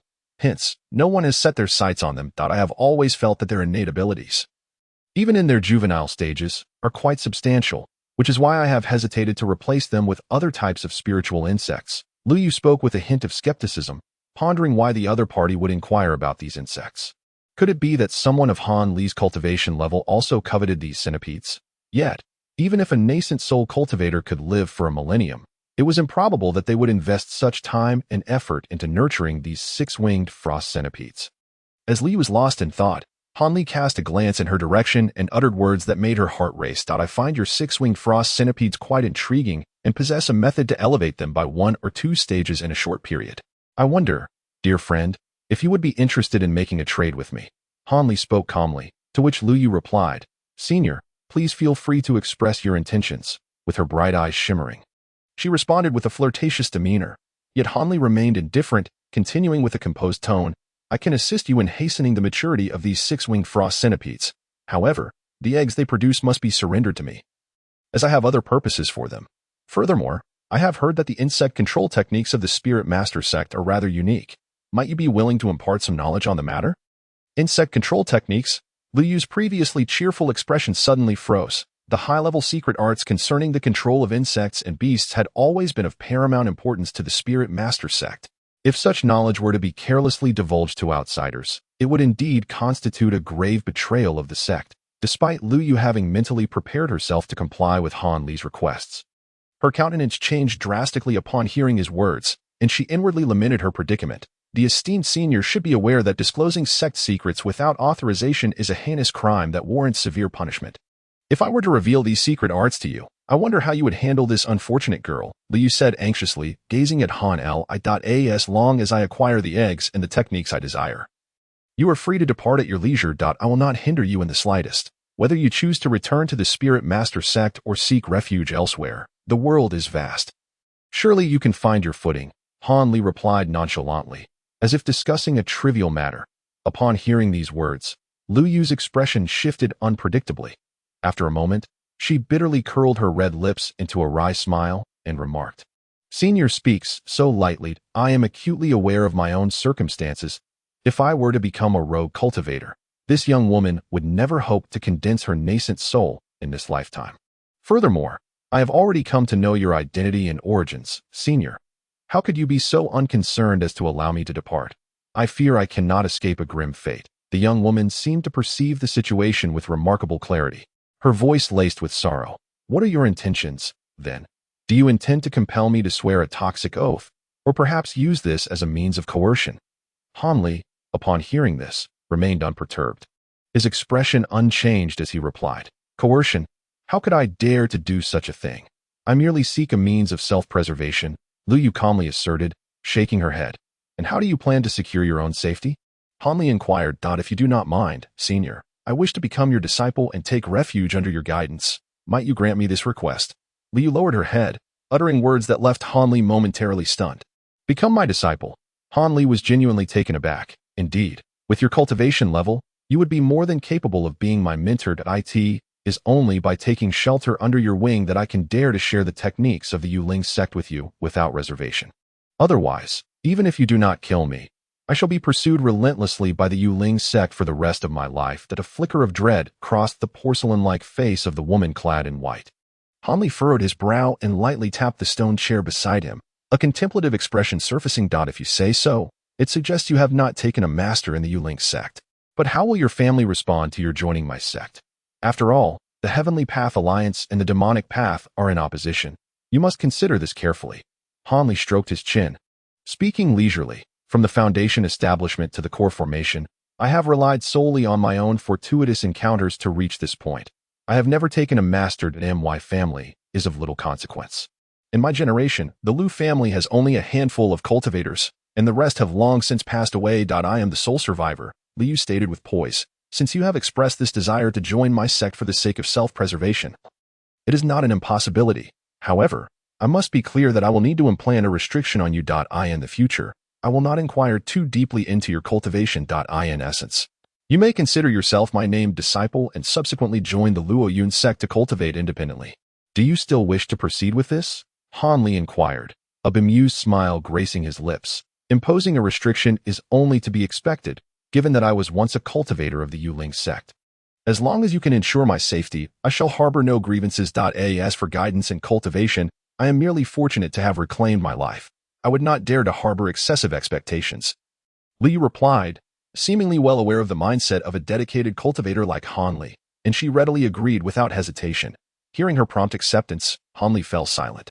After a brief moment during which a flicker of light danced in his eyes, he nodded and said, "Very well. Since you have agreed to such conditions, I shall not go back on my word. Tomorrow, I will introduce you to the other two elders of the Luo Yun sect. From now on, you shall change your name and officially join the Luo Yun sect. Thank you, Senior, for your gracious assistance." Lu Yu's heart eased as she realized her life was truly spared, and she hurriedly expressed her gratitude with a respectful bow. "You may return to your original quiet chamber to rest for a while. Soon, I shall perform the Forbidden God technique upon you, and simultaneously lift the magical restraints binding you." Han Li gestured for her to leave. After expressing her thanks once more, Li respectfully exited the hall. A flash of yellow light flickered across one wall of the hall, and the silver moon materialized from the surface of the wall. "What is it? You have yet to revert to your original form?" Han Li inquired, glancing at the woman before him with an ambiguous tone. My cultivation as a fox spirit has indeed improved significantly since before, thus prolonging my transformation time slightly, she replied. "But, Master, do you truly intend to take this woman as your disciple? I recall you were once averse to accepting disciples, fearing the entanglements of karma might hinder your cultivation. Is this six-winged frost centipede truly of such paramount importance to you? Otherwise, to merely obtain the insect-repelling secret technique, one could easily utilize the dream induction technique to forcibly extract information. You speak truthfully. I am determined to acquire this six-winged frost centipede. How long do you estimate it would take to completely refine all the ice flames? Given the current pace, if I were to refine a strand of Qianlan ice flame at a time." Han Li leaned back, a languid expression gracing his face as he spoke. "I cannot say for certain. At the very least, it would require." Silver Moon paused, momentarily taken aback by Han Li's query, and hesitated to provide an accurate assessment. "To be frank, refining a single strand necessitates a year of buffering. Transforming all the ice flames for personal use would take no less than 200 years. Such a duration seems rather excessive. However, the cold air emitted by these six-winged frost centipedes can significantly shorten the refining time and appears to have an extraordinary augmenting effect on the Qianlan ice flame," Han Li replied nonchalantly. Raising both hands and extending a finger from each to Silver Moon's astonishment, the tips of his fingers began to radiate white and blue light. A snow-white frost flower and a brilliant blue ice flame materialized successively above his fingertips, delicately floating with exquisite beauty. "This," Silver Moon gasped in surprise. Han Li, maintaining his composure, blew gently, causing a small cloud of azure mist to instantly emerge, enveloping both the frost flower and the blue flame. In an instant, the frost flower and blue flame transformed into shimmering starlight, intertwining together. A low rumble echoed, and brilliant blue and white sparks ignited. Within the azure mist, a small purple flame bird suddenly appeared, its wings fluttering gracefully as it soared with utmost agility. Observing the tiny purple bird, Han Li's face revealed a look of satisfaction, and within the depths of his gaze, there was even a hint of excitement. "Silver Moon, do you recall the Azura sacred fire wielded by the Xiangu old demon?" Han Li exhaled softly, suddenly posing the question. The Azura sacred fire, Silver Moon recalled vividly, if Xiangu were to truly cultivate it. While it may not render him invincible across all realms, he would undoubtedly have few rivals. Is it possible that the fire you have fused with is this very flame? It seems somewhat different from what we witnessed on that day." Silver Moon remarked with surprise. "Indeed, this is not the Azura sacred fire. Even I am unaware of its origins, yet its potency is evidently superior to that of the Qianlan ice flame, but if my conjecture is correct. As the chilling breath emitted by the six-winged frost centipede intensifies, the potency of this fire will only grow stronger after absorption, ultimately rivaling that of the Azura sacred fire." This insight was a serendipitous discovery I made after inadvertently absorbing the centipede's cold energy. It can only be described as a fortuitous coincidence. After uttering these words, Hanli subtly moved his fingers, causing the purple flame bird to circle around them twice before swiftly disappearing into his palm. Silver Moon, taken aback, displayed a look of delight on her face. This servant congratulates the master. The Qianlong ice flame was something ordinary nascent soul cultivators dared not touch. But now, with this newly fused demonic fire, the master's conquest of the southern territories is certainly within reach. After a graceful bow, Silver Moon's radiant smile made her even more enchanting. Conquering the southern territories, such grandiose words, Hanli remarked, shaking his head. The number of mid to late-stage nascent soul cultivators in the southern territories is unfathomable. Each of these seasoned beings has survived for countless years, possessing their own unique trump cards. One might easily encounter something that can counter my demonic fire. Hanli spoke with gravity. The master is far too modest. There is no such thing as sheer coincidence in this world. Silver Moon replied, pursing her red lips, her eyes betraying a dismissive expression. That is not so certain. The golden-eating bug is formidable, ranking among the top 10 on the rare insect list, yet the bloodjade spider, ranked much lower, can precisely counter it. If we were to encounter cultivators who are familiar with their origins, or treasures like jade wood, the situation could turn dire. This demonic fire, too, will have its counters. In this realm, there can never truly be invincible techniques or treasures. Hanli smiled faintly. The master is indeed quite cautious that in light of this, it would be prudent to prepare several trump cards to guard against potential counters from adversaries. Upon hearing this, Silver Moon's expression shifted slightly, and she nodded thoughtfully. Hanli seemed to be reflecting further, leisurely continuing, I refrained from taking disciples in the past due to my insufficient cultivation and constant wandering, as accepting disciples would have been a burden. However, now that I have settled in the Fallen Clouds sect, it is only natural to cultivate some of my own influence. In the realm of cultivation, personal strength is paramount, yet being isolated can lead to numerous inconveniences and dangers. At the very least, one risks being cut off from crucial information. For instance, no one has proactively informed us about the upcoming trading conference in the U Kingdom in 2 years. Although I suspect that the two elders will eventually notify us, it would have been beneficial to prepare in advance. As for Lu Yu, although her cultivation is modest, she does not strike me as someone who solely relies on arduous training. Once she joins the Fallen Cloud sect, I believe she will diligently work to develop her own influence without needing my directive. The restrictions imposed on her by the master render her incapable of betraying him unless her cultivation surpasses his in this lifetime. Hence, her influence will naturally be an extension of the master's. This is undoubtedly more reliable than an ordinary disciple, Silver Moon added with a cheerful grin. Hanli cast a sidelong glance at Silver Moon and replied nonchalantly, as long as you understand. He then shifted his gaze to the iron rhinoceros beast, which was now shakily standing again, though its fierce flames had significantly diminished, and the look it directed at Hanli was tinged with fear.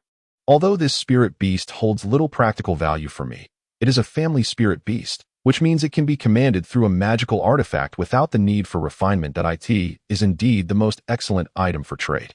Once you have trained it sufficiently, confine it in the spirit beast chamber and await the forthcoming trade fair of the U Kingdom to see if it can be exchanged for some rare treasures. I shall proceed to cast the Forbidden God technique on Lu Yu. Hanli retrieved a dark token from his storage bag, tossing it to Yin while instructing, obey my command, master. Yin responded respectfully as she caught the token. Hanli then rose from his seat and left the hall in silence. Alone, Yin fiddled with the token for a moment, her expression contemplative, seemingly reflecting on Han Li's recent words. However, after a brief pause, she suddenly smiled and raised the token, illuminating the spirit beast within the barrier. Instantly, a broad beam of yellow light emanated from the token, enveloping the iron rhinoceros beast. The hall was soon filled with a piercing shriek. On the following day, after Hanli cast the Forbidden God technique on Lu Yu, he brought her to the silver-haired elder. Naturally, he did not disclose the entire truth, merely stating that the young woman had some ties to him, which was why he had brought her back from the spirit control sect to the Shi Kingdom, intending to take her under his wing for some guidance. Upon hearing this, the silver-haired elder was momentarily taken aback. But then he burst into hearty laughter, saying, I wondered why junior brother Han ventured into the demonic territory only to return so swiftly. It turns out it was for Lu's sake. Excellent. Splendid. Having an additional female cultivator at the core formation stage in our sect is something I have long desired. The elder readily agreed to Lu Yu's admission into the Falling Clouds sect. Han Li was quite pleased with this outcome and engaged in further conversation with the elder before departing with Lu Yu. Subsequently, Lu Yu officially changed her name to Lu Mei and became a recognized disciple of Han Li.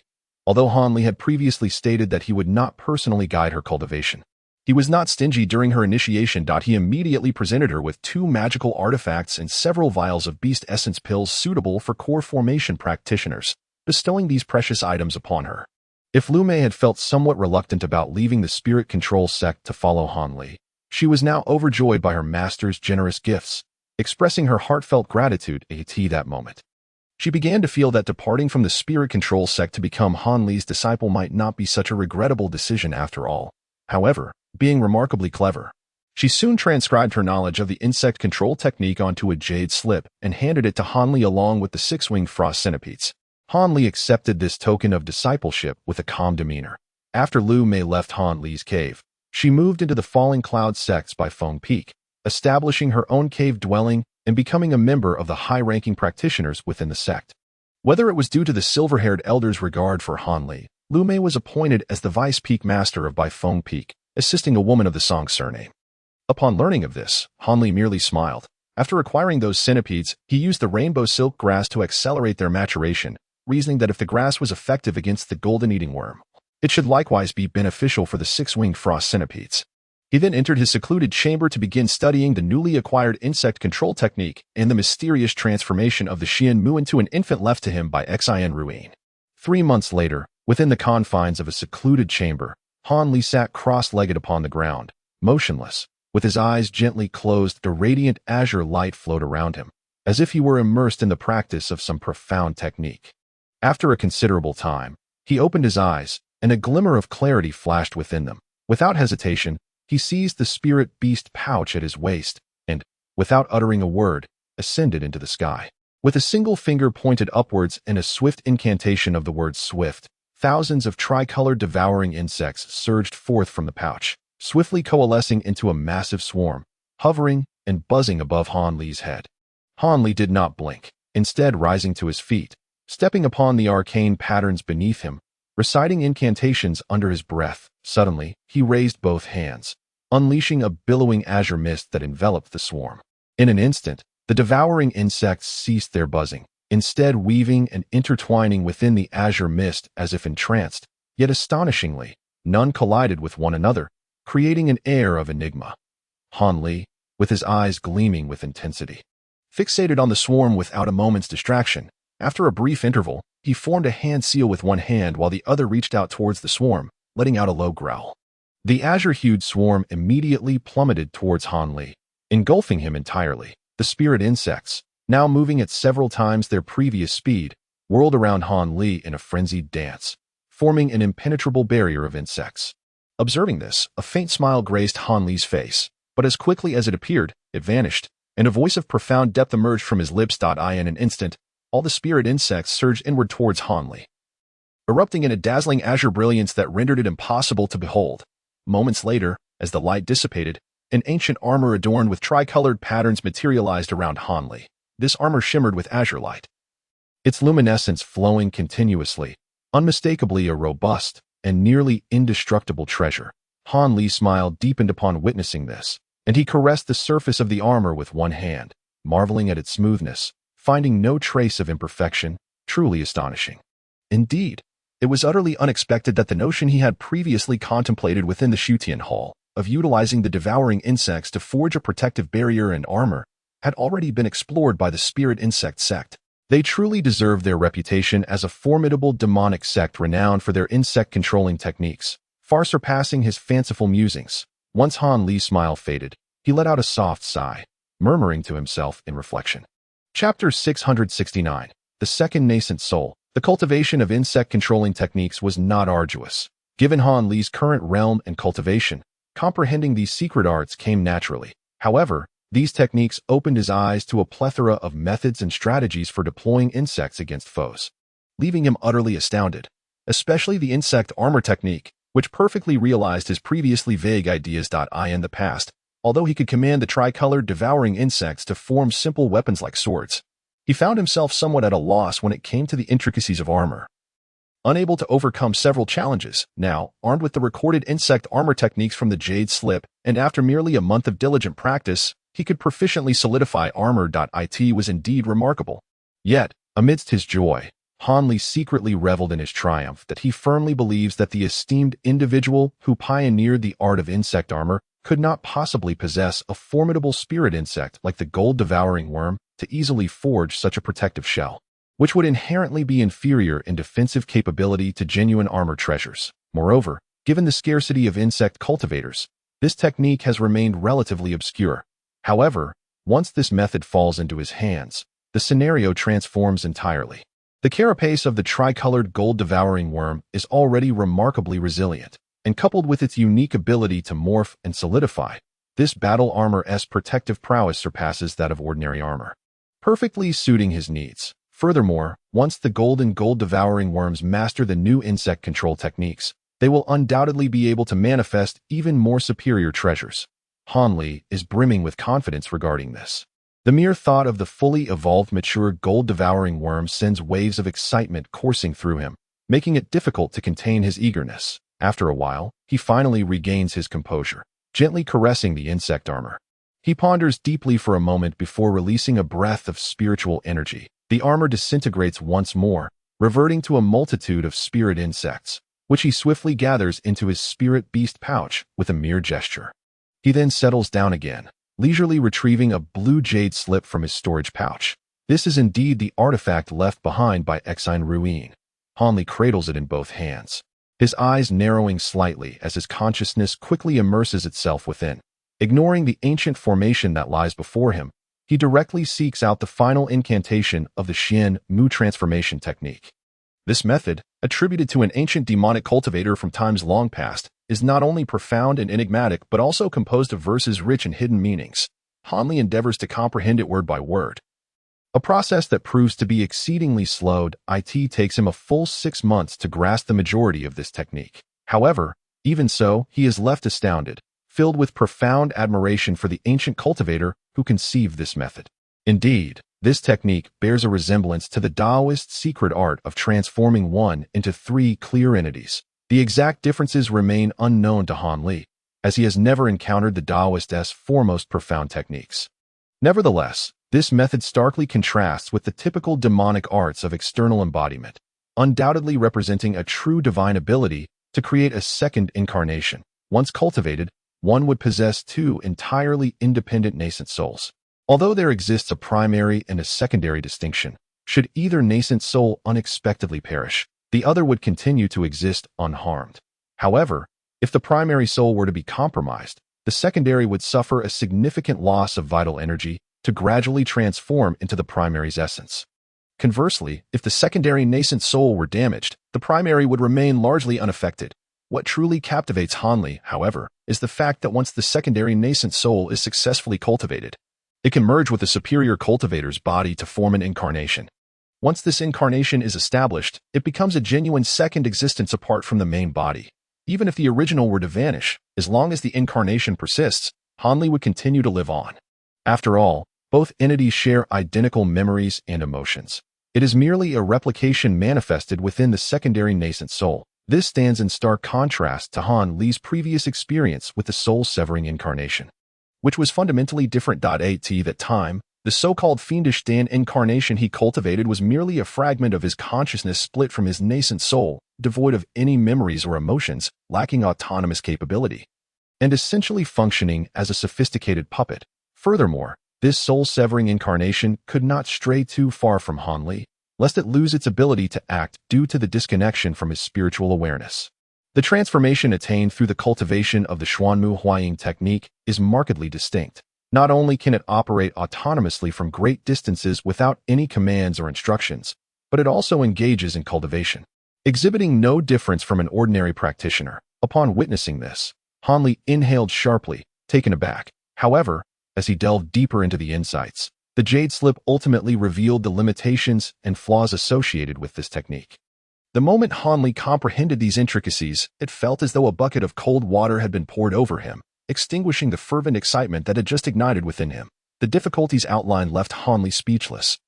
Staring blankly for a considerable time, To speak of the most crucial aspect, the condensation of a second nascent soul. One must acknowledge that ordinary cultivators expend countless years merely to solidify their primary soul, often succeeding in breaking through by sheer luck. The condensation of a second nascent soul is rendered even more arduous, as there is no second golden core to shatter, nor is there the luxury of time to squander. The only viable method involves encroaching upon the nascent souls of other practitioners, obliterating their consciousness, and subsequently assimilating the captured soul with one's own consciousness to attain a second nascent soul. Although the Jade Slip provides techniques and means for the invasion and erasure of the nascent soul's consciousness, the risks are immense, and the probability of success is dismally low, as one might expect. Even under the most fortuitous circumstances, should one successfully invade another's nascent soul, the subsequent process of assimilation is fraught with peril. After all, the nascent soul was forcibly seized.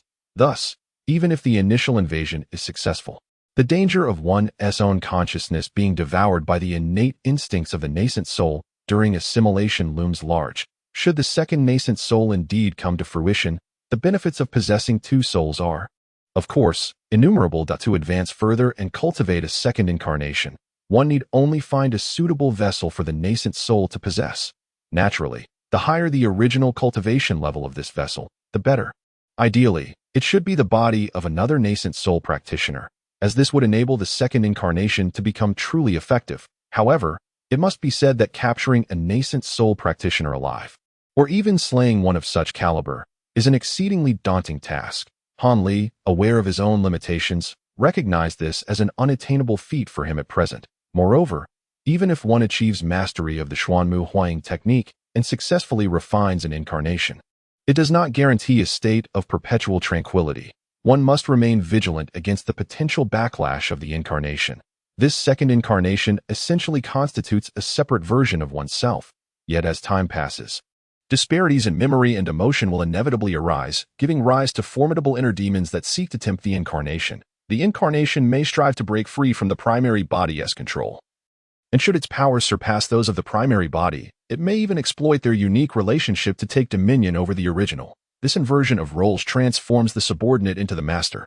Consequently, while the incarnation may execute the commands of the primary body from thousands of miles away, it is advisable to avoid prolonged separation.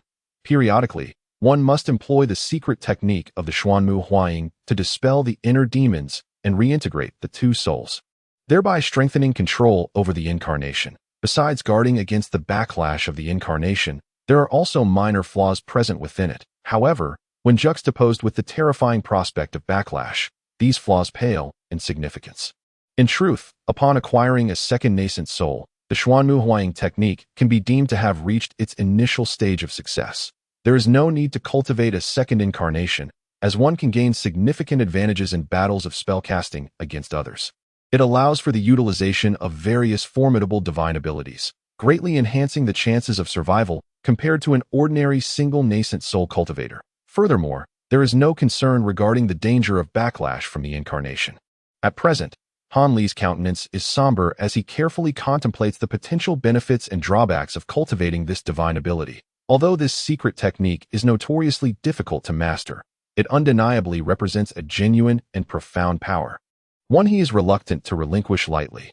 Once mastered, it would be akin to having an additional life at one's disposal, an exceedingly tempting prospect. As for acquiring the nascent souls of other cultivators, after a moment of contemplation, Han Li retrieved a jade box, covered in talismans and prohibitions, from his storage pouch. Inside lay the spirit infant of the, which he had confined. With a furrowed brow, he gently caressed the jade box, remaining silent for a prolonged period. After hearing some accounts of this origins from Lu Mei, Han Li naturally understood that this spirit infant differs from an ordinary nascent soul. However, it is undeniable that since the spirit control sect is capable of employing the 5 elements spirit infant secret technique, allowing spirit infants to merge with core formation cultivators, it implies that the spirit infant shares many similarities with a nascent soul. Transforming it into a second nascent soul would likely pose no significant issues. Moreover, he had originally found so attempting to use it incurs no real loss. Regarding the dangers of invading and eradicating a nascent soul, Han Li, confident in his spiritual awareness and the aid of other treasures, believes there should be no problems. The only concern lies with the elusive issue of nascent soul anti-assimilation. Should such a situation arise, he would have to sever the portion of his consciousness that encroaches upon the nascent soul, leading to a considerable depletion of his spiritual awareness. As for any potential after effects or impacts on his mental faculties, that remains uncertain. Contemplating this, Han Li's face was etched with hesitation. Chapter 670. The Trading Conference. Gazing at the jade box in his hand for an extended period, Han Li sighed. Subsequently, a flash of azure light illuminated his palm as the faint azure jade slip reappeared in his grasp. Should he dare to risk cultivating this second nascent soul? Or should he first thoroughly comprehend the profound transformation of the before making a decision? After all, the risks and difficulties associated with this matter are considerable, and it would be prudent to exercise caution. With such careful deliberation in mind, Han Li immersed his consciousness once more into the entering a state of profound absorption. The door to the secluded chamber remained tightly shut, while the silver moon was engaged in quiet meditation in a nearby secret room. All other miscellaneous tasks within the cave were being managed by several giant ape puppets. Time flew by swiftly, and before long, a year had passed with the changing of seasons. One day, near the letter peak where Han Li's cave resided, two long rainbows of azure and white streaked through the sky. As the brilliance faded, two figures emerged from the dense mist, two elders from the fallen clouds sect, an elderly man with silver hair and a middle-aged man with a yellow-green complexion named Lu. Upon seeing the tightly locked formation, the two exchanged knowing smiles. The middle-aged man named Lu flicked his finger, releasing a pre-prepared communication talisman that shot forth like a firelight, vanishing into the formation. He then turned to the silver-haired elder with a smile, saying, "It seems that ever since Han Shidi returned last time, he has not left his cave. Truly devoted to arduous cultivation. It is quite a common occurrence. Otherwise, it would be implausible for junior brother Han to have successfully condensed his nascent soul at such a tender age of merely 200 years.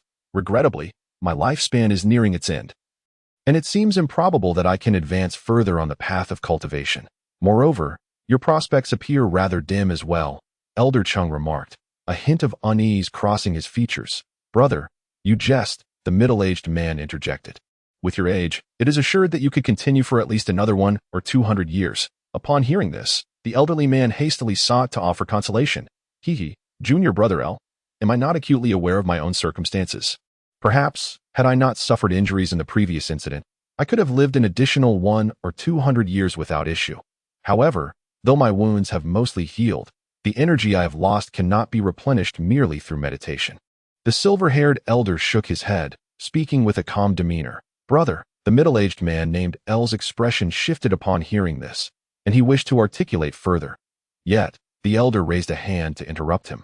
Continuing, "Even if I were to refrain from any conflicts or battles henceforth, I could only endure for another 50 or 60 years at most. There is no need for you to comfort me. This is indisputable. Otherwise, why would I be so eager to recruit junior brother Han into the Falling Cloud sect and deliberately cultivate a friendship with him? One must understand that, under normal circumstances, even in a state of urgency, one must meticulously investigate the background of an individual before attempting to bring them into the fold. Nevertheless, it has now been confirmed that my judgment was not erroneous. Although this individual has a somewhat convoluted background, he does not harbor ulterior motives against our Falling Cloud sect." The silver-haired elder spoke slowly. "Did the disciples you dispatched previously truly uncover junior brother Han's origins?"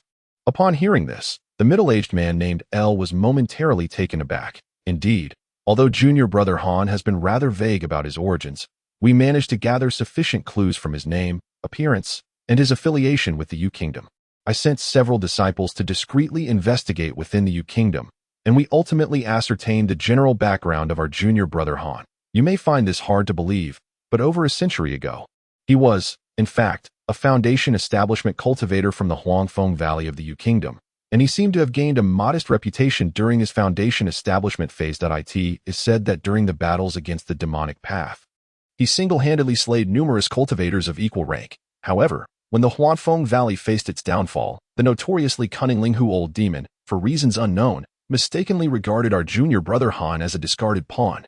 Subsequently, he vanished without a trace, hiding his identity and practicing in seclusion, only to recently emerge with his cultivation at the late stage of core formation, successfully achieving the nascent soul within our Falling Cloud sect. It seems that this period of obscurity must have held some fortuitous opportunities for him, the elder recounted with composure. Discarded as a pawn. How amusing. A disciple once cast aside has turned out to be a rare prodigy in cultivation. Swiftly advancing from foundation establishment to nascent soul in such a short span that I wonder how Ling Hu Old Demon would react upon learning this. Would he not be filled with regret? The middle-aged man named El remarked with a hint of sarcasm. After all, the Huangfeng Valley is not faring well among the Nine Kingdoms Alliance. Relying solely on that old ghost is quite a stretch. If I am not mistaken, he seems to be of the same generation as you. Brother, with little time left as well. Indeed, Ling Hu Old Demon is slightly older than I, the elder acknowledged. However, this old ghost is well versed in the art of nurturing life, and consequently, his lifespan is comparatively extended. Moreover, with the esteemed title of a nascent soul cultivator, it is likely that the Huangfeng Valley will not encounter significant issues at least until his passing. I, too, harbored similar concerns regarding the Luoyuan sect. If I were to depart, I genuinely feared that my junior brother would be left to fend for himself, struggling against overwhelming odds, were it not for our possession of the spiritual mountain. Yunmeng Mountain, with its sacred veins, my junior brother alone would indeed suffice to maintain the prosperity and stability of the Luoyuan sect. Yet now, if the sect's strength falters even slightly, it is likely that numerous envious sects would emerge. Originally, I intended to advise my junior brother to withdraw the entire sect from Yunmeng Mountain once I left, to circumvent any potential calamities. However, with the addition of junior brother Han, the situation has naturally changed. Although this junior brother Han appears to be a dedicated seeker of the immortal path, seemingly indifferent to the affairs of the sect, it is precisely this disposition that brings me greater reassurance. As long as we can cultivate a good rapport with him, barring any unprecedented calamities, the Luoyuan sect can remain worry-free for the next millennium. The silver-haired elder, stroking his long beard, exuded an air of confidence. Nonetheless, despite junior brother Han's remarkable talent for cultivation, he is still quite young and has merely just condensed his nascent soul. One cannot ascertain the true extent of his capabilities in divine arts. The middle-aged man hesitated for a moment before expressing his concerns. Indeed, I share your apprehensions. After all, there are certain ascetics who, disinterested in mastering formidable divine arts, dedicate themselves solely to the pursuit of elevating their realms.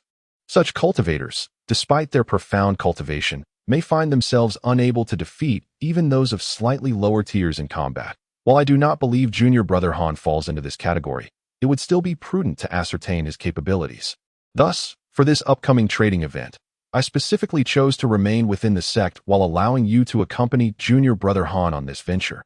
The silver-haired elder remarked with an enigmatic expression. Does brother imply that the middle-aged man inquired, somewhat bewildered? The elder smiled faintly and was about to elaborate when suddenly, the mist before them began to roil. Observing this, the elder immediately fell silent. The middle-aged man, too, ceased his speech. The swirling fog gently parted, revealing a pathway.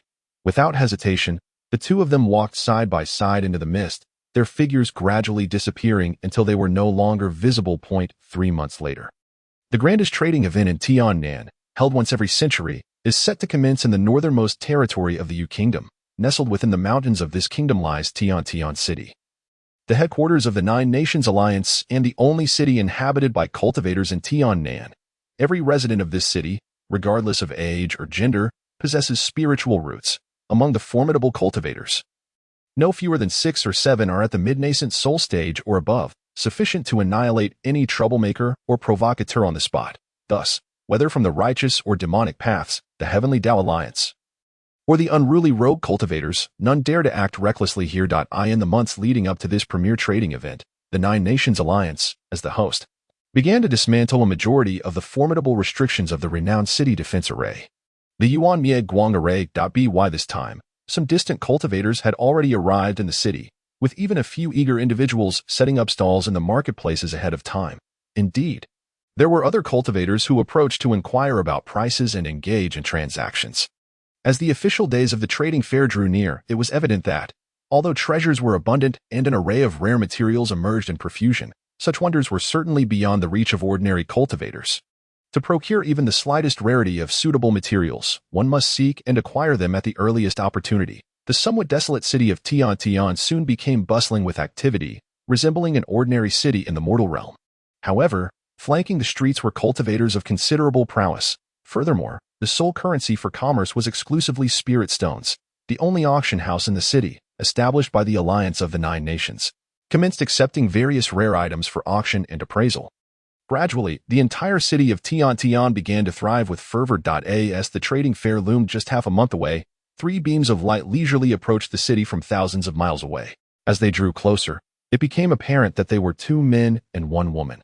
Among them was a strikingly beautiful female cultivator, closely accompanied by a young man clad in a simple blue robe, whose demeanor was rather amiable. The third member was a middle-aged man in a blue robe, exuding an extraordinary presence. This enchanting female cultivator was Mu Peeling, the concubine of Han Li, the elderly silver-haired elder.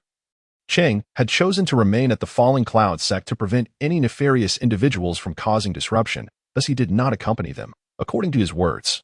He had attended such grand events 7 or 8 times and found nothing of pressing necessity, naturally opting to allow the opportunity to the younger disciples. Thus, Han Li and Elder L found themselves in this company. Mu Peeling had recently encountered a bottleneck in her cultivation and had just emerged from seclusion. Upon reuniting with Han Li and hearing of the imminent grand trading fair in the southern lands, she felt compelled to propose they attend together, eager to broaden her horizons. After all, if she failed to successfully condense her core, this fair might be her sole opportunity to participate. Han Li, not one to be unkind, perceived that attending the trading fair posed no danger, and thus readily acquiesced. After all, the journey was long, and having a beautiful companion made for a delightful experience. Of course, the three sects of Yunming Mountain also had some cultivators traveling either in pairs or alone to the fair. Han Li and his companions were reluctant to travel alongside these younger individuals, and thus set off a bit earlier. Making their way towards the Yu Kingdom, they chose a route that largely avoided the realms of righteous and demonic cultivators, allowing them to traverse the territory of the Nine Nations Alliance without incident. Ultimately arriving near Tian City. At this moment, Han Li was casually surveying the surrounding scenery. Occasionally, he observed other cultivators passing by in the distance. However, when those with weaker senses caught sight of the middle-aged man surnamed L and Han Li, their expressions changed dramatically. They dared not linger for a moment and swiftly departed, fearing any potential trouble. Han Li and the traveling middle-aged man made no effort to conceal their cultivation levels. And any ordinary cultivator who encountered two nascent soul stage practitioners together would undoubtedly feel a surge of fear and hastily take a detour. Initially, Mu Peeling found this behavior somewhat disconcerting.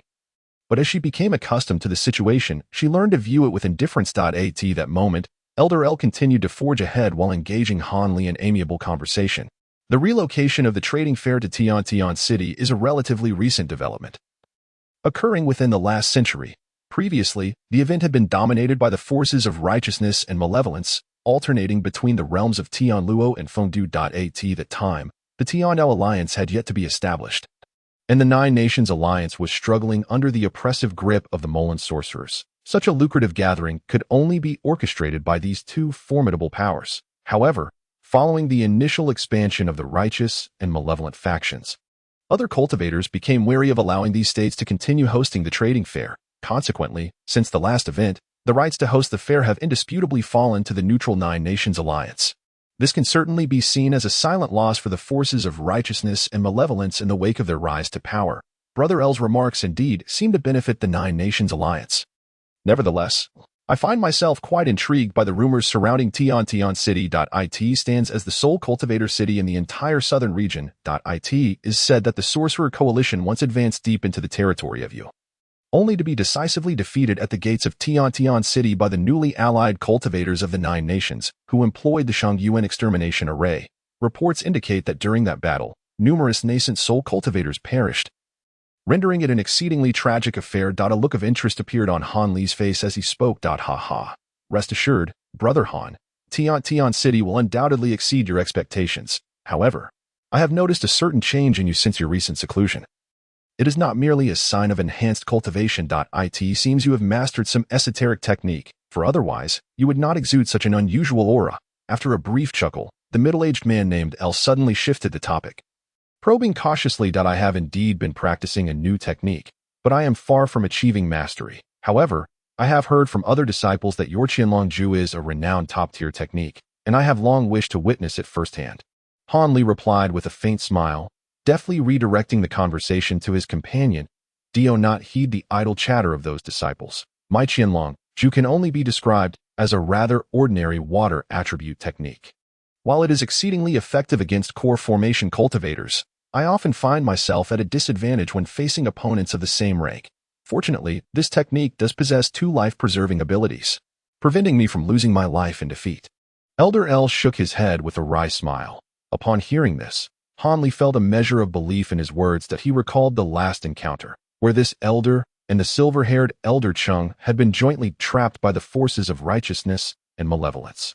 Ultimately, Elder L escaped and scathed back to Yunming Mountain, while the more powerful silver-haired elder suffered severe injuries before managing to break free from his adversaries. This clearly indicated that L's life-preserving abilities were indeed exceptional.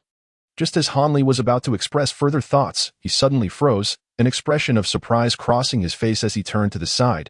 "Young master, is something amiss?" inquired Mu Peeling, who stood closely beside Hanli. Her curiosity piqued. Now serving as Han Li's concubine, she no longer bore the icy demeanor of before, her beauty blossoming, exuding an alluring charm, her eyes shimmering with intrigue that a group of cultivators is approaching us, among which is a nascent soul cultivator. "It appears they have noticed our presence," Han Li replied, furrowing his brow but maintaining his composure. "Indeed, that seems to be the case," he added. "To my astonishment, the disciple's spiritual awareness is so formidable that he has sensed something even before I did.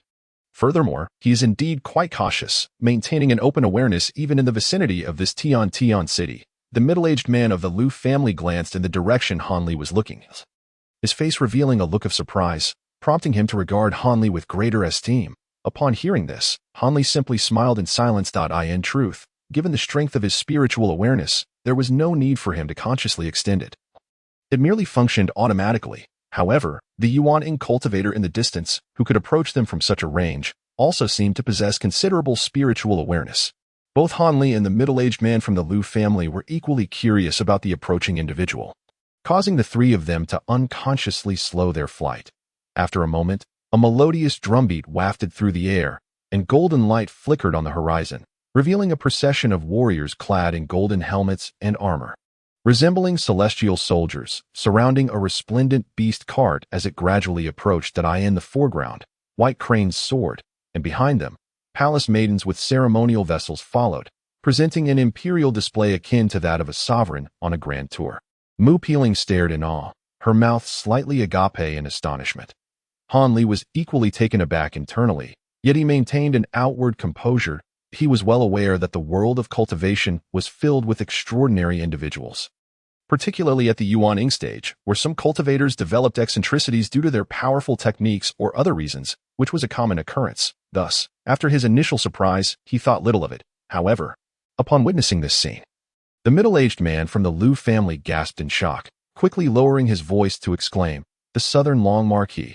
How could this ancient figure also attend the trade fair?" He cautioned Han Li. "Do not speak recklessly, Brother Han. This individual possesses immense power and a peculiar temperament. I have had the fortune of meeting him once before. I shall handle the situation," the middle-aged man from the Lu family hurriedly advised, and then motioned for Han Li and Mu Peeling to halt their flight, assuming a solemn demeanor as they awaited the arrival of the group of cultivators. Seeing the middle-aged man's anxious demeanor, Han Li finally exhibited a hint of concern, yet he refrained from asking further questions and complied with his instructions. Mu Peeling, recognizing the gravity of the situation, remained silent. In a short while, the golden-armored warriors and the beast cart drew closer. Upon discerning the circumstances of the approaching party, Han Li's heart sank. The warriors wielding spears were imposing, each tall and powerful, yet they only possessed foundational cultivation. What truly alarmed Han Li were the two spirit beasts pulling the magnificent golden cart. One was adorned with azure scales and armor, sporting bizarre horns that resembled a celestial qilin, while the other, with fiery plumage and golden eyes, resembled a magnificent phoenix. As Han Li marveled at the appearance of these two spirit beasts, the cart reached the vicinity of Han Li and the others. Before the cart could come closer, the middle-aged man from the Lu family called out loudly with a cupped fist, "Is the Southern Long Marquis within? I am Lu Luo of the Fallen Cloud sect, and I have encountered you before. The last time I saw the Marquis was 300 years ago with my master, Mu Li. It is indeed a stroke of fortune for me to meet you again today." Despite the middle-aged man's tone being respectful yet assertive, Han Li could clearly discern the underlying fear he held for this Southern Long Marquis, subtly indicating a perception of himself as a junior. The colossal beast cart was enveloped in a shimmering golden light, rendering its details indistinct. However, the rhythmic sounds of drums emanating from the cart abruptly ceased following the greeting of the middle-aged man with the surname L. As the procession came to an unexpected halt, mere dozens of zhang away from Han Li and his companions, an eerie silence settled over the scene. Observing this situation, Han Li's eyes narrowed momentarily before returning to their normal state. Ah, so you are the disciple of that pedantic scholar Muel. It seems that when I last saw you 3 centuries ago, you were merely a core formation cultivator. I did not expect that in my absence you would achieve the nascent soul stage. It is indeed a pity to hear that your master passed into the void 3 centuries ago. However, who is the companion by your side? Their face appears quite unfamiliar.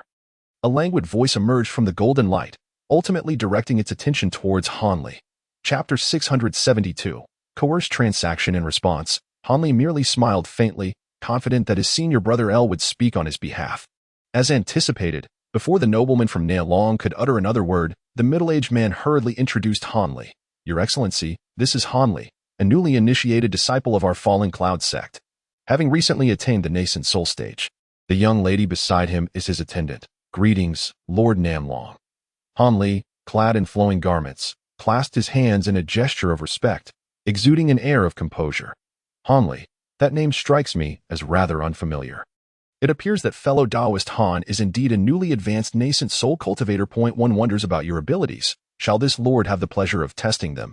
Lord Nanlong remarked nonchalantly from within the beast cart. What? Junior Han has only recently solidified his nascent soul. How could he possibly contend with Taoist Nanlong? You are already a mid-nascent soul cultivator. El Luo's previously smiling countenance shifted, his heart sinking with dread.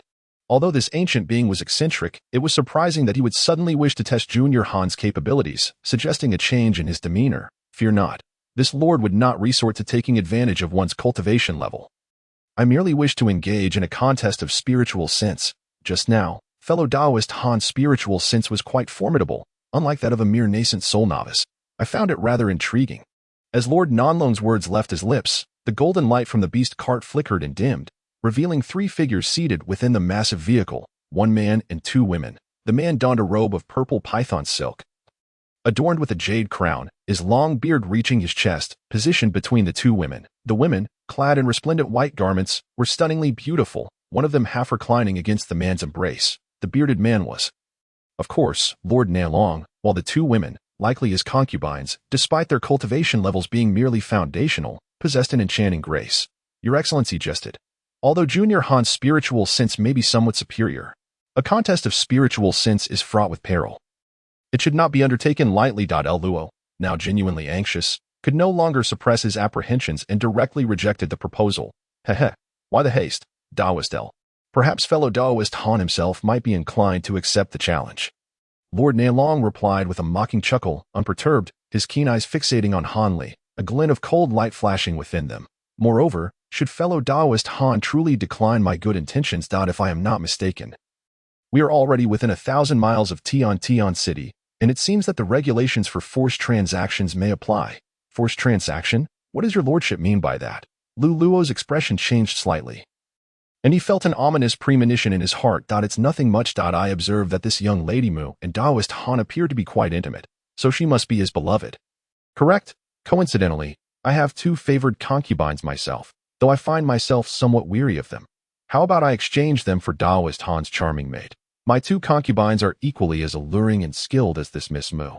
Clearly, the conditions for a forced transaction are met. If Taoist Han is unwilling to trade, then we shall have to compete in terms of spiritual consciousness. Should you win, not only will you retain your maid, but my concubines will also belong to you.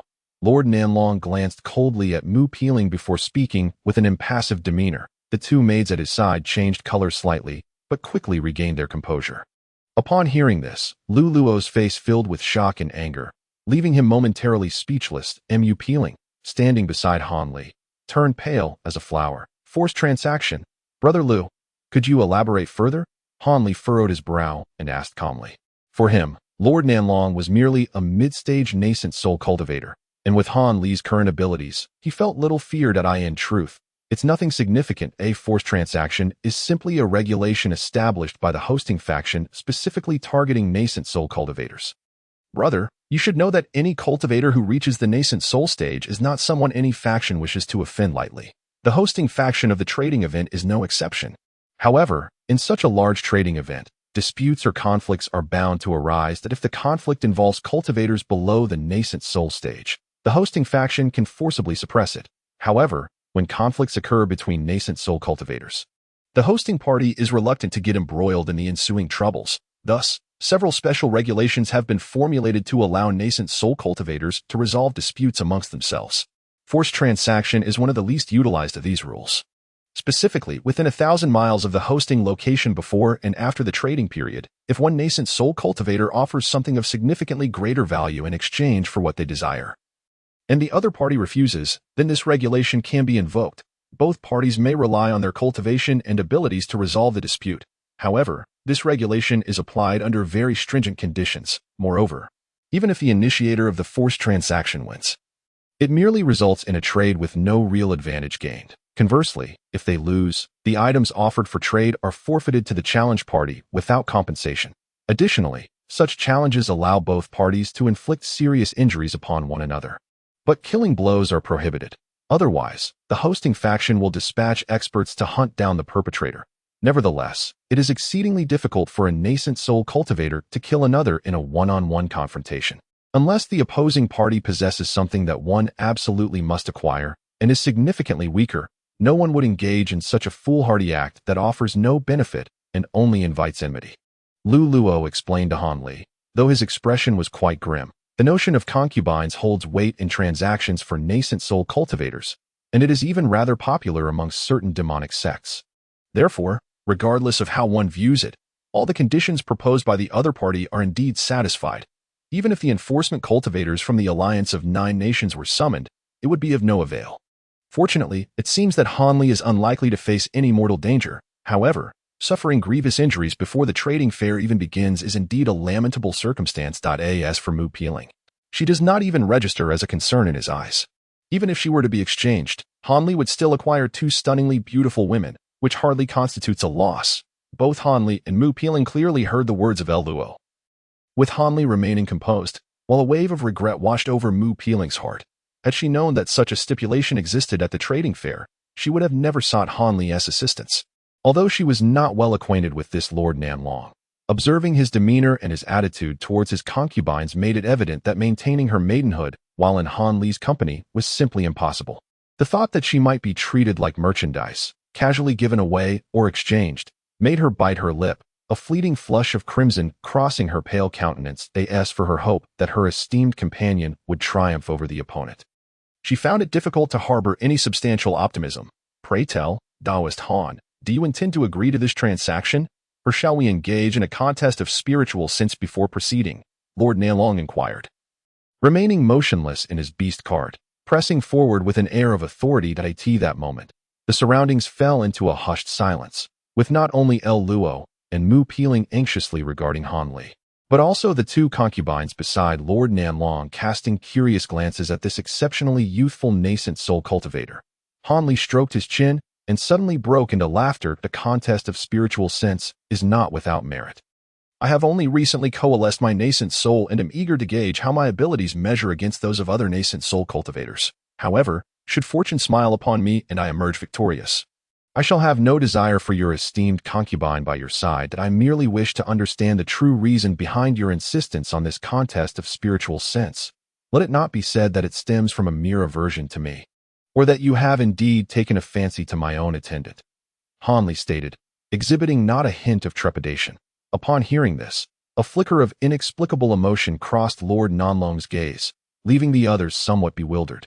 Very well, I shall acquiesce, Lord Nanlong replied slowly after a moment of contemplation, his imposing countenance now tinged with gravity. Lord Mu Peeling exclaimed upon realizing that Han Li had indeed agreed to the challenge, her delicate features reflecting a myriad of complex emotions. Fear not, it is merely a test of skill, Han Li reassured her, gesturing dismissively. Junior brother, exercise utmost caution. If the situation becomes dire, concede immediately. I shall intervene without hesitation. El Luo sighed as he imparted this advice. Han Li nodded, choosing to remain silent thereafter. That moment, Lord Nanlong and the beast cart had already pushed aside the concubine in his embrace, and, with a flourish of his sleeve, soared gracefully into the air. Han Li, enveloped in a shimmering azure light, transformed into a streak of blue rainbow, ascending alongside him. Although it was preferable, according to the regulations of forced transactions, to have enforcement cultivators from the alliance of 9 nations present, both parties tacitly chose to disregard this matter. While I am unaware of your motivations for testing the extent of my spiritual sense, it is evident that your intentions are far from trivial. That I must admit, I am quite curious about this affair. Han Li calmly inquired as the two ascended to a height of 50 to 60 zhang and paused, floating serenely before Lord Nanlong. Han Daoyu is indeed a remarkably astute individual, yet I am curious about the underlying reasons. It is only plausible that one's spiritual consciousness is either superior to mine or at least comparable. Were it not for the impression I received when your consciousness scanned me earlier, leading me to believe that your spiritual awareness is not lacking, I would not have deigned to lower myself to challenge you.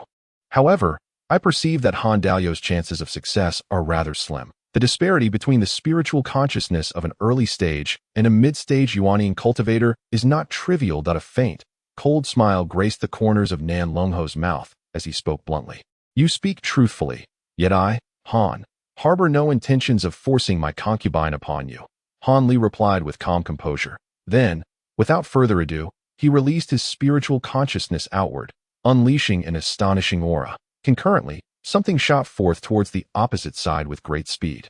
Excellent.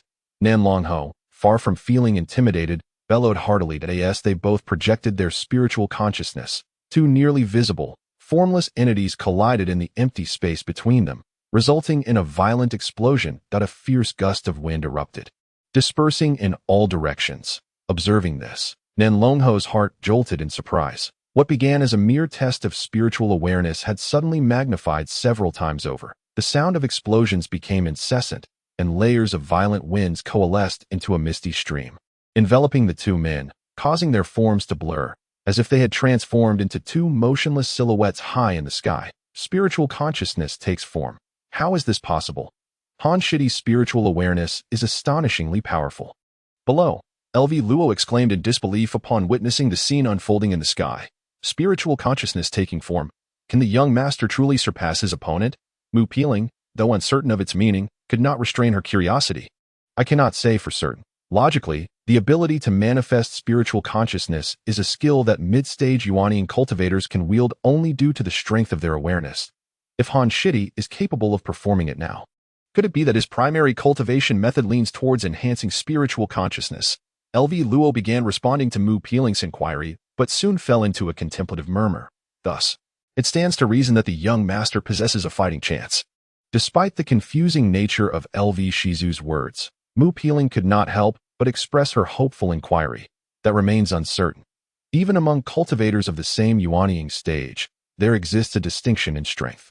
Nan Longho had entered the mid-stage of Yuanian 300 years ago. Though he remains at this level, there is no doubt that he has reached the pinnacle of the mid-stage, mere steps away from the late stage. For Shidi to triumph over this ancient being, it is indeed a formidable challenge. LV Luo spoke with a fluctuating expression. Hearing this, the glimmer of hope that had briefly ignited in Mu Peeling's heart swiftly extinguished into cold despair. At that moment, the explosive sounds from above intensified, and the swirling winds coalesced into a colossal white vortex, completely engulfing the two. This prompted a soft gasp of astonishment from LV Luo. Remarkable. I cannot believe it. Han Shidi has not fallen behind. His face bore an expression of sheer astonishment. Mu Peeling, upon hearing this, felt a surge of joy and parted her lips to inquire further. Suddenly, a blinding white light flashed in the sky, followed by a resounding thunderclap, as the previously nebulous vortex erupted violently, sending a tempest of wind sweeping in all directions. Far below, the expressions of Mu Peeling and her companions changed dramatically upon witnessing the ferocious white tempest approaching.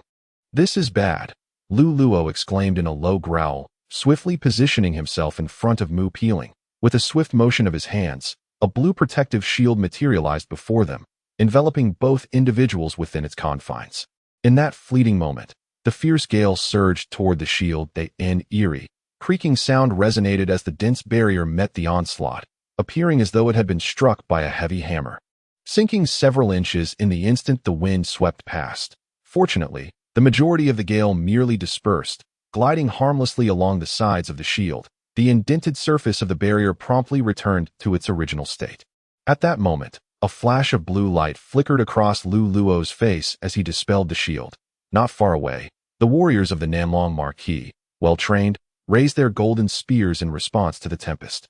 A resplendent aura of gold radiated above their heads, resembling a colossal golden shield that encompassed them along with the beast cart in their midst. Yet, even so, when the white tempest swept through, the golden light held firm for only a brief moment before shattering and being engulfed by the residual gale. The female warriors, clutching their heads, let out cries of anguish, gradually bleeding from their orifices. Their faces etched with terror. Only the two elegantly dressed female cultivators seated in the beast cart remained unharmed, shielded by the cart's protective enchantments, though their faces were pale, displaying signs of panic and confusion. Witnessing this scene, Mu Peeling inhaled sharply, her gaze fixated on Han Li, who had re-emerged in the sky, momentarily lost in thought. It that instant. A cold snort echoed from the Nanlong Marquis. Above, a burst of golden light descended from the heavens, exploding midair into countless golden rays that enveloped his subordinates. Where the golden rays passed, those who had been clutching their heads ceased their cries, regaining their footing. Although they still bore expressions of fear, they appeared to have escaped serious harm. The Nanlong Marquis, having taken action to assist his comrades, cast a scrutinizing glance at Han Li, who remained composed. His face a mask of uncertainty. It was as if he could scarcely believe that Han Li's spiritual sense could rival his own. He knew that although he had projected his spiritual sense to its fullest extent, he had utilized a significant portion of it. Observing Han Li's ease in countering him, he contemplated the possibility that Han Li might even surpass him in this regard. Just as the Nanlong Marquis' doubts began to take root, Han Li unexpectedly offered him a disarming smile. Shall we call this contest to a close? If we continue, I fear I may truly reach my limits. Han Li remarked nonchalantly that, haha, my friend Han, you are far too modest. Regarding techniques, one cannot deny that you are absolutely my equal in spiritual sense. It is best we conclude this contest now. Otherwise, we may truly harm our rapport, the Nanlong Marquis replied, his tone softening after a moment's reflection. Han Li, witnessing this, smiled in silence, but inwardly sighed. It seemed that in the realm of cultivation, even nascent soul cultivators spoke only through strength. At the very least, the Nanlong Marquis before him, while skeptical of engaging in a serious confrontation, understood that Han Li could indeed stand shoulder to shoulder with him in terms of cultivation and abilities. Yet, the recent skirmish had been sufficient to instill a measure of caution in the Marquis, preventing him from underestimating or treating Han Li lightly. Moreover, the formidable consciousness of the other party precisely aligns with his requirements, and he still seeks the favor of this individual. Since Taoist Han's spiritual awareness is not significantly inferior to that of this lord, I shall naturally divulge the true reason behind the competition to you. As you have surmised, had it not been for my ulterior motives, I would not have insisted on your participation in this contest of consciousness. However, due to the gravity of this matter, it is not convenient to disclose it here. Within this jade slip lies a map. On the fourth day of the trading event, you may indicate a meeting place on the map that I shall introduce you to several other Taoists, and there will be a tremendous opportunity for you to share. With a mysterious smile directed at Han Li, Lord Nanlong's lips parted slightly, and a brief incantation distinctly reached Han Li's ears. Subsequently, he gestured with one hand into his storage pouch, and a delicate jade slip materialized in his grasp. He flicked his wrist, and the slip transformed into a beam of white light that shot forth, unreservedly disregarding the presence of Lu Luo and others below. Upon hearing this, Han Li was momentarily taken aback, then swiftly raised his hand to draw the jade slip towards him. After giving Lord Nanlong a few appraising glances, he placed the slip into his storage pouch, showing no inclination to examine it immediately. Observing this scene, Lord Nanlong laughed heartily, his anger transformed into delight. In an instant, he was enveloped in radiance, morphing into a colossal sphere of light that descended rapidly. The golden light within the beast cart reignited, and all the armored warriors swiftly surrounded it, hastening towards Tian City, with the sound of drums echoing once more from within the cart, without so much as a farewell to Lu Luo. Lord Nanlong departed directly. Perhaps other nascent soul cultivators would harbor resentment and dissatisfaction, yet Elder Lu of the Fallen Clouds sect, well aware of the peculiar temperament of the other party, could only manage a bitter smile. At that moment, Han Li descended gracefully. "Young master, are you all right?" Upon seeing Han Li return to a safe distance, the composed Mu Peeling, her face flushed, inquired, her bright, autumnal eyes fixed upon him. Although the brief confrontation with Lord Nealong had lasted but a moment, the display of his formidable prowess had stirred something within her, leading her to feel that remaining by Han Li's side was not an unfavorable circumstance, but rather evoked a sense of warmth and reliability. "I am fine. Merely a slight expenditure of my consciousness," Han Li replied nonchalantly, though inwardly he felt a twinge at her sudden concern for him. "Junior brother, you have concealed this quite well, that it is no wonder that senior brother is so worried," Lu Luo remarked, gazing at Han Li for a considerable time before his face broke into a joyous expression. The last vestige of any lingering estrangement had now vanished. "Junior brother has never withheld anything from the two of you. It is simply that you have never inquired," Han Li replied. "Let us depart. The commotion from the earlier clash of spiritual winds may attract the attention of numerous cultivators," Han Li stated with a gentle demeanor. "Indeed, if we were to draw the notice of other cultivators, it would indeed bring about some complications. Let us hasten to Tian City," Lu Luo agreed without hesitation. Chapter 674. Reunion with the Youth. Is this Tian City? Han Li stood upon a hillside, gazing at the immense city walls several miles away. "What do you think, Junior brother Han? Have you ever encountered a stone city of such magnitude? The immense scale of this place is the result of several expansions by the Nine Nations Alliance. While it may not be accurate to declare it the foremost city in the southern regions, it undoubtedly ranks among the top 5. The entirety of the city has been constructed from colossal stones, making it truly unique." Standing beside Han Li, Luo expressed his sentiments with a similar sense of awe. Han Li, upon hearing this, offered a faint smile. "When it comes to grand cities, none in the southern regions can compare to the celestial star city and the chaotic star sea. That is the true behemoth. Although the city of Tian is impressive in its own right, spanning over 100 miles, it pales in comparison to Celestial Star City." While Han Li remained indifferent to this, the young woman, Mu Peeling, who stood closely beside him, displayed a look of astonishment. Clearly, the stone city before them had left her quite taken aback. However, upon nearing Tian City, they were compelled to proceed on foot, which was indeed somewhat vexing. Luo shook his head and expressed his dissatisfaction. Han Li, pressing his lips together, responded, "The Nine Nations Alliance has no choice. Otherwise, with such a multitude of high-level cultivators arriving from the skies, they would be utterly unable to manage this city. Fortunately, this restriction is merely superficial for us nascent soul cultivators. If we truly wish to soar into the skies, could such restrictions truly confine us? I did not expect my junior brother to have such a relaxed perspective. Very well, let us proceed. Perhaps entering the city earlier might yield some rewards, since the recent battle of spiritual consciousness with the Marquis of Nanlong. Luo had become considerably more cordial and warm towards Han Li. Thus, with Han Li smiling and nodding in agreement, the three descended the hillside, striding confidently towards the distant city gates. Due to their proximity to Tian City, cultivators from all directions were approaching on foot, creating a vibrant atmosphere. Han Li and Luo, wishing to avoid drawing attention, had already concealed their cultivation levels, appearing similar to Mu Peeling, who was at the foundation establishment stage. Consequently, the three of them easily blended in with the throng of other cultivators as they passed through the towering city gates, standing over 10 zhang high. Although a number of law enforcement cultivators from the Nine Nations Alliance were stationed at the entrance, they failed to detect anything unusual about Han Li and his companions. Upon entering Tian City, the first sight that greeted them was a series of stone houses, meticulously aligned. Interspersed among these stone structures were streets of varying widths paved with blue stones. Densely woven like a spider's web, numerous individuals moved about, creating a bustling scene. Let us first secure our accommodations. However, there is no need to crowd into any inns. Here, there is a guest house that offers complimentary lodging for nascent soul cultivators. We can head there directly. Luo, having visited Tian City once before, guided the way with the confidence of an experienced traveler. Han Li had no objections, so he, along with Mu Peeling, followed the middle-aged Luo. Eventually, Luo led them to a corner of the vast city. After navigating through numerous streets, they arrived at a shimmering white barrier. Behind this barrier lay numerous elegant and tranquil pavilions, each uniquely styled and exquisitely crafted. The other cultivators passing by the barrier cast glances towards the pavilions, their faces reflecting awe and envy. Yet, they dared not linger, hastily departing the area. This will do. Only cultivators at the nascent soul stage and above possess the capability to breach this barrier, Luo remarked, pointing with his finger before elegantly parting the barrier with one hand. A flash of blue light emanating from his palm. With a swift motion, a white luminous barrier was parted by El Luo's hand, imbued with spiritual energy, creating a substantial opening. A shadow flickered, and without a hint of hesitation, he slipped inside.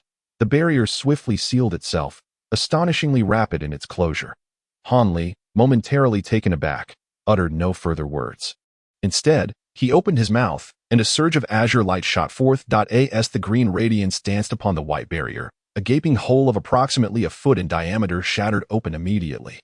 Han Li, with a single arm, wrapped it around Mu Peeling's delicate waist, enveloped by her fragrant presence as he guided her through the luminous veil. With a slight blush gracing her cheeks, Mu Peeling leaned into Han Li's embrace, her heart fluttering with unfamiliar sensations. Observing Han Li's effortless breach of the barrier, a flicker of surprise crossed El Luo's eyes, though he quickly regained his composure. These pavilions could be freely chosen by any Yuanying stage cultivator accompanied by their disciples. However, the illumination of the barrier indicated that the pavilion was already occupied, necessitating the selection of another. Yet, not all Yuanying cultivators were inclined to reside here. Some ancient beings preferred the solitude of the outskirts or the comforts of an inn. As El Luo spoke, he gestured towards the pavilions with a smile. Indeed, a small portion of the pavilions exhibited the flickering glow of barriers. Junior brother, let us select these two adjacent pavilions. It would be prudent to look out for one another, El Luo suggested, pointing to two pavilions situated about 50 to 60 yards away. Let it be as you say, senior brother, Han Li replied nonchalantly after a brief appraisal, just as El Luo was about to say more. Another pavilion enveloped in white and yellow light suddenly opened, and a diminutive figure emerged. The individual scanned the group and exclaimed in surprise, "Oh, is that you, Brother El? I didn't expect to see you here so early." Upon hearing this, Han Li scrutinized the newcomer. The figure appeared youthful and delicate, resembling a jade youth. It was none other than the fire dragon boy, whom they had encountered at the sacred grounds of the three sects. As he spoke, his distinctly bright eyes swiftly turned to Han Li and Mu Peeling, revealing a hint of astonishment on his small face. With his extraordinary memory, the fire dragon boy recognized Han Li, having seen him over 20 years ago at the sword testing assembly. However, now Han Li concealed his cultivation level with ordinary techniques, which could not escape the notice of someone of the same tier. After a moment of surprise, the fire dragon boy's expression shifted to one of understanding. So it is you, Taoist Land. We are not the early arrivals. It is you who has come ahead of us this time. By the way, this is our newly joined Elder Han from the Fallen Clouds sect. I presume you have met him once before, so no further introduction is necessary, El Luo stated, initially taken aback but then beaming with a smile, indicating a close rapport with the other. Indeed, I had misjudged Han Dao's status as a new elder of your esteemed sect, the fire dragon boy admitted with a wry smile, seemingly disinterested in revisiting the events of that day. I merely wished to catch a glimpse of the famed spiritual sacred tree. Thus, I came to the sacred grounds. I hope Taoist Lan will not hold it against me, despite the fire dragon boy's words. Han Li offered a brief explanation with a smile. Now that you are an elder of the Fallen Clouds sect, there is no need to dwell on that matter any longer. However, it is quite fortuitous that the two fellow cultivators have arrived. For I have just arranged to meet with several familiar companions to attend a small exchange event at the Crystal Dragon Pavilion. Perhaps the two of you would like to join us. You might just find something suitable. The fire dragon boy, seemingly straightforward in nature, promptly gestured an invitation. How swiftly an exchange event has materialized. TSK, my senior brother, and I have truly arrived at an opportune moment. Brother Han, such gatherings among Yuanying cultivators are rare. It is imperative that we attend. Otherwise, we might miss out on some splendid treasures. Upon hearing this, Lu Luo was filled with delight and turned to Han Li with earnestness. Everything shall proceed as Brother Lan has suggested. Han Li replied with an unchanging expression, smiling calmly. Thus, the two of them first set up a barrier outside the pavilion. Then, alongside the fire dragon boy, they stepped out into the white mist once more. After giving a few instructions, Han Li temporarily left Mu Peeling within the pavilion. The Crystal Dragon Pavilion is owned by a friend of lands from the Nine Nations Alliance, and my friend possesses a wide network, befriending both righteous and demonic cultivators alike. This is how he was able to organize such an exchange event. However, to avoid unnecessary complications, all participants must wear masks to conceal their true identities. As the fire dragon boy spoke in his clear, youthful voice about the details of the exchange, Lu Luo's heart stirred with surprise as he remarked, "Could it be that Brother Lan is referring to the celestial crystal true person? It seems only he would have such capabilities. Yet, I recall that the celestial crystal true person is not fond of such affairs. Why would he take the initiative to host an exchange? Ha! I did not expect that fellow Taoist Lu is also aware of the reputation of my old friend. Indeed, although this friend of mine tends to shy away from trouble, it appears he has been in urgent need of several rare items recently, yet has not been able to find them. It is likely for this reason that he has actively arranged the exchange. The Fire Dragon Boy replied with a cheerful grin. Oh, if that is the case, it is indeed possible, Lu Luo acknowledged with a nod of understanding. Han Li, listening quietly to their conversation, maintained a tranquil demeanor. As they conversed, the trio arrived before a pavilion that gleamed white as jade. This pavilion boasted 3 levels, with its area tapering from large to small. Above the entrance hung an ancient plaque with silver edges, upon which the golden characters Crystal Dragon Pavilion were inscribed. Chapter 675, Gathering of Yuanying. Fellow Taoists, please enter, the Fire Dragon Boy said with a smile, striding confidently toward the entrance. As they approached the pavilion's grand door, Han Li casually glanced inside, only to be taken aback. The interior resembled a common tavern, bustling with numerous patrons indulging in food and drink, while several waiters scurried between tables, serving an array of exquisite dishes and fine wines. The sounds of clinking cups resonating throughout. On one side of the entrance hung a wooden sign, about a foot in size, boldly declaring, "This establishment is reserved. Outsiders, please refrain from entering." That old rascal Tianjing is employing his illusions again. Truly, the Fire Dragon Boy muttered to himself, seemingly unfazed as he strode inside. Meanwhile, Han Li's heart stirred, and upon gently scanning the interior with his divine sense, a peculiar expression emerged on his face. Yet, without the slightest pause underfoot, they followed suit. As soon as the 3 of them entered through the threshold, the light before them dimmed instantaneously. The figures of the guests in the loft, along with the attendants, dissolved like bubbles, and the cacophony of voices fell abruptly silent.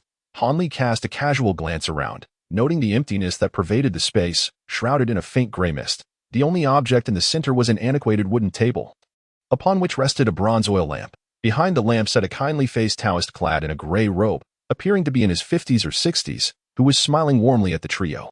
To Han Li's surprise, Brother Lon had not only arrived himself but had also brought along Taoist L. As for this Taoist in the blue robe, the old man realized with some difficulty that he seemed unfamiliar to him.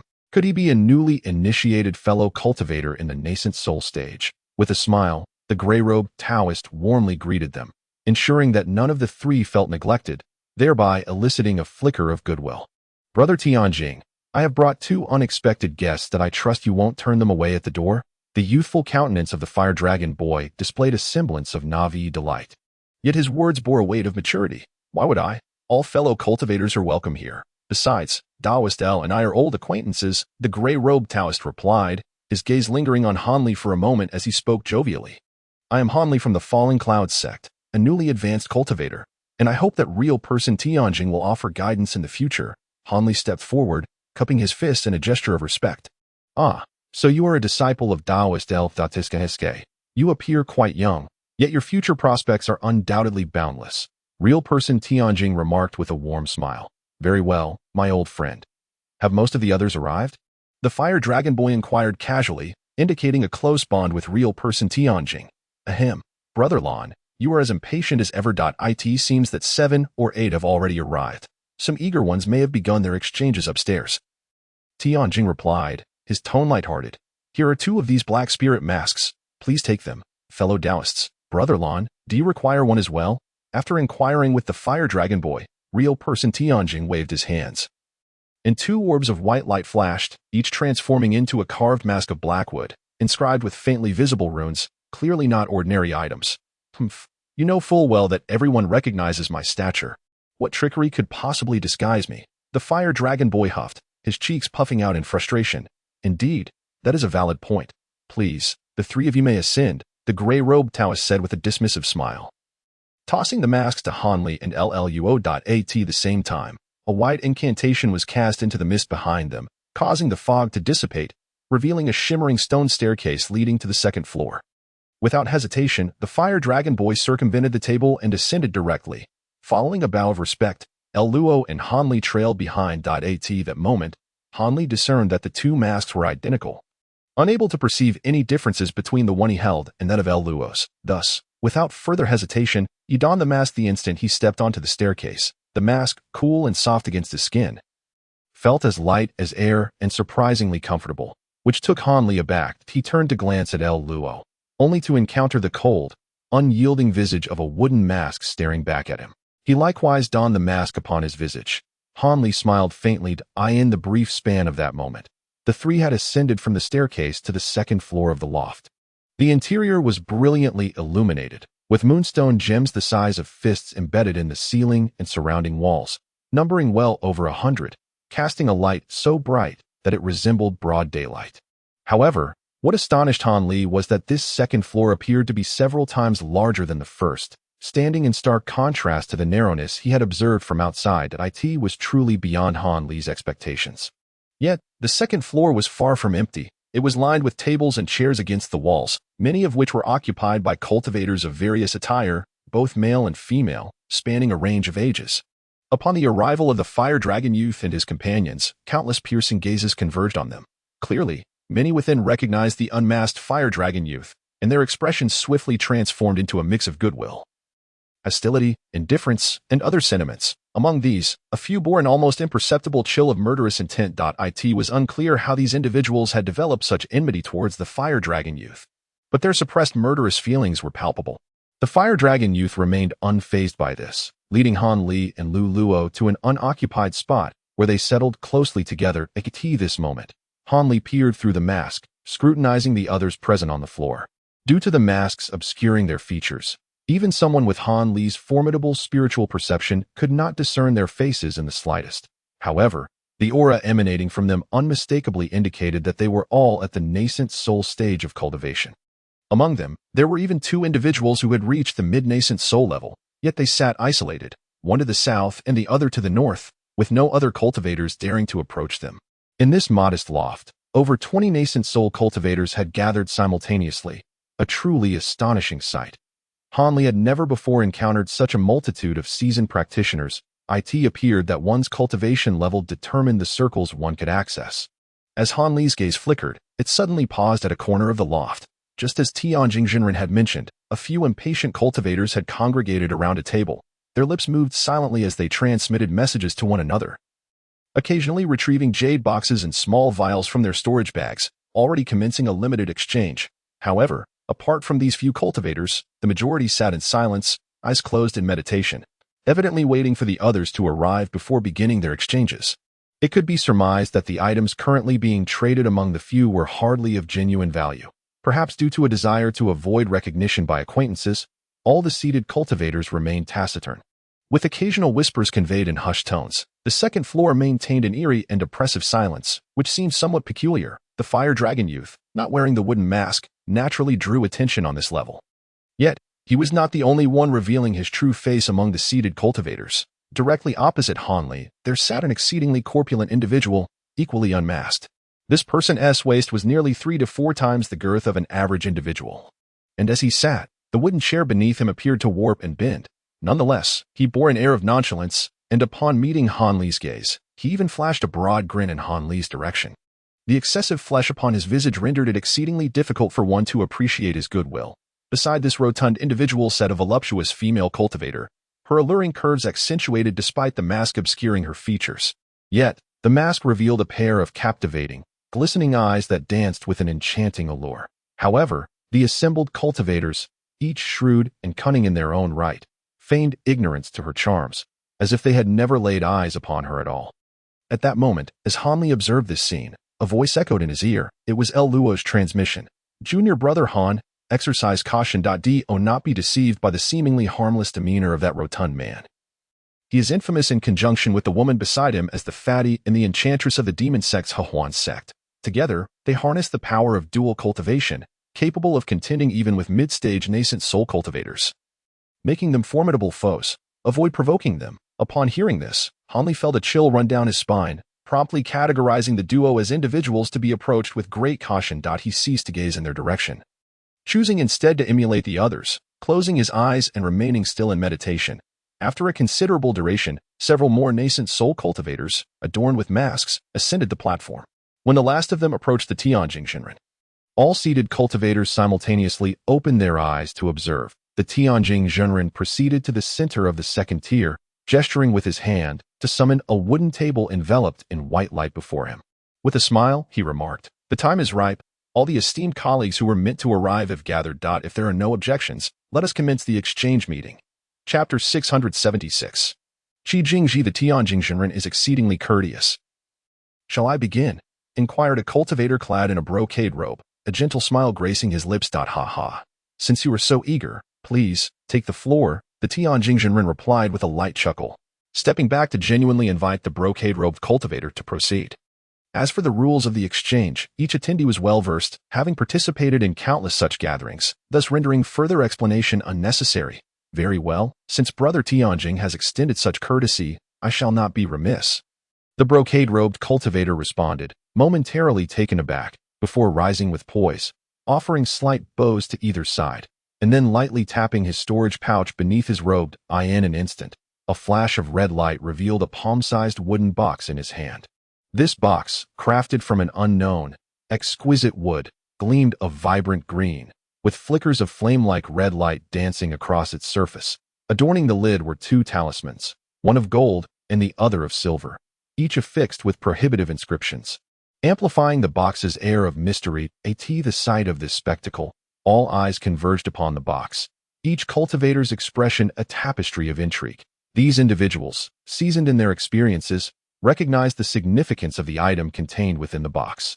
The prospect of witnessing such a treasure at the onset of the exchange invigorated them. The brocade-robed cultivator, his eyes glancing over the assembly from behind his mask, displayed a hint of pride before delicately touching the two talismans, which then floated downwards, allowing the lid to open on its own accord. In an instant, a fiery red object began to rise from the box, revealing an extraordinary spirit mushroom enveloped in crimson mist.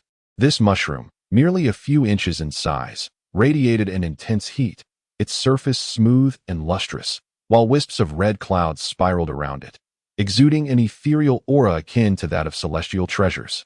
As Han Li gazed in astonishment, someone among the crowd exclaimed, Qi Jingji, the red essence fungus, with a history spanning 3 millennia, is a rare treasure. This extraordinary entity thrives solely within the fiery depths of molten lava, a sight utterly unattainable for the average person, let alone the prospect of acquiring it. Truly a remarkable feat, my fellow cultivator. A cloaked figure draped in black sighed deeply, murmuring to himself. Whether it be envy or jealousy remains uncertain. The red essence fungus? This is indeed the red variant among the ice and fire essence fungi. Its reputation is well-deserved. Merely observing the fiery spiritual aura it emits reveals its unparalleled significance. A stir of excitement rippled among the other cultivators, with a few companions daring to whisper their thoughts aloud without restraint. The robed cultivator, noticing that the black-clad individual had identified his prized possession, displayed a fleeting look of surprise before quickly regaining composure. Since you have recognized my treasure, I shall refrain from further elaboration. Point 1 Specimen of the 3,000-year-old red essence fungus, a top-tier alchemical material for fire attribute elixirs, is available for 100,000 spirit stones, or I would consider exchanging it for equivalent materials of the earth attribute. 100,000 spirit stones. Upon hearing this, Han Li was momentarily taken aback, his expression shifting to one of intrigue. This was not due to the price being exorbitant, but rather because it was significantly lower than he had anticipated during his time in the Chaotic Star Sea. Even a high-grade demon pill commanded over 10,000 spirit stones. This exceptionally rare fungus, aside from the already transformed 9, had no equal among other spiritual herbs. This revelation stirred Han Li's heart, igniting a flicker of desire within him.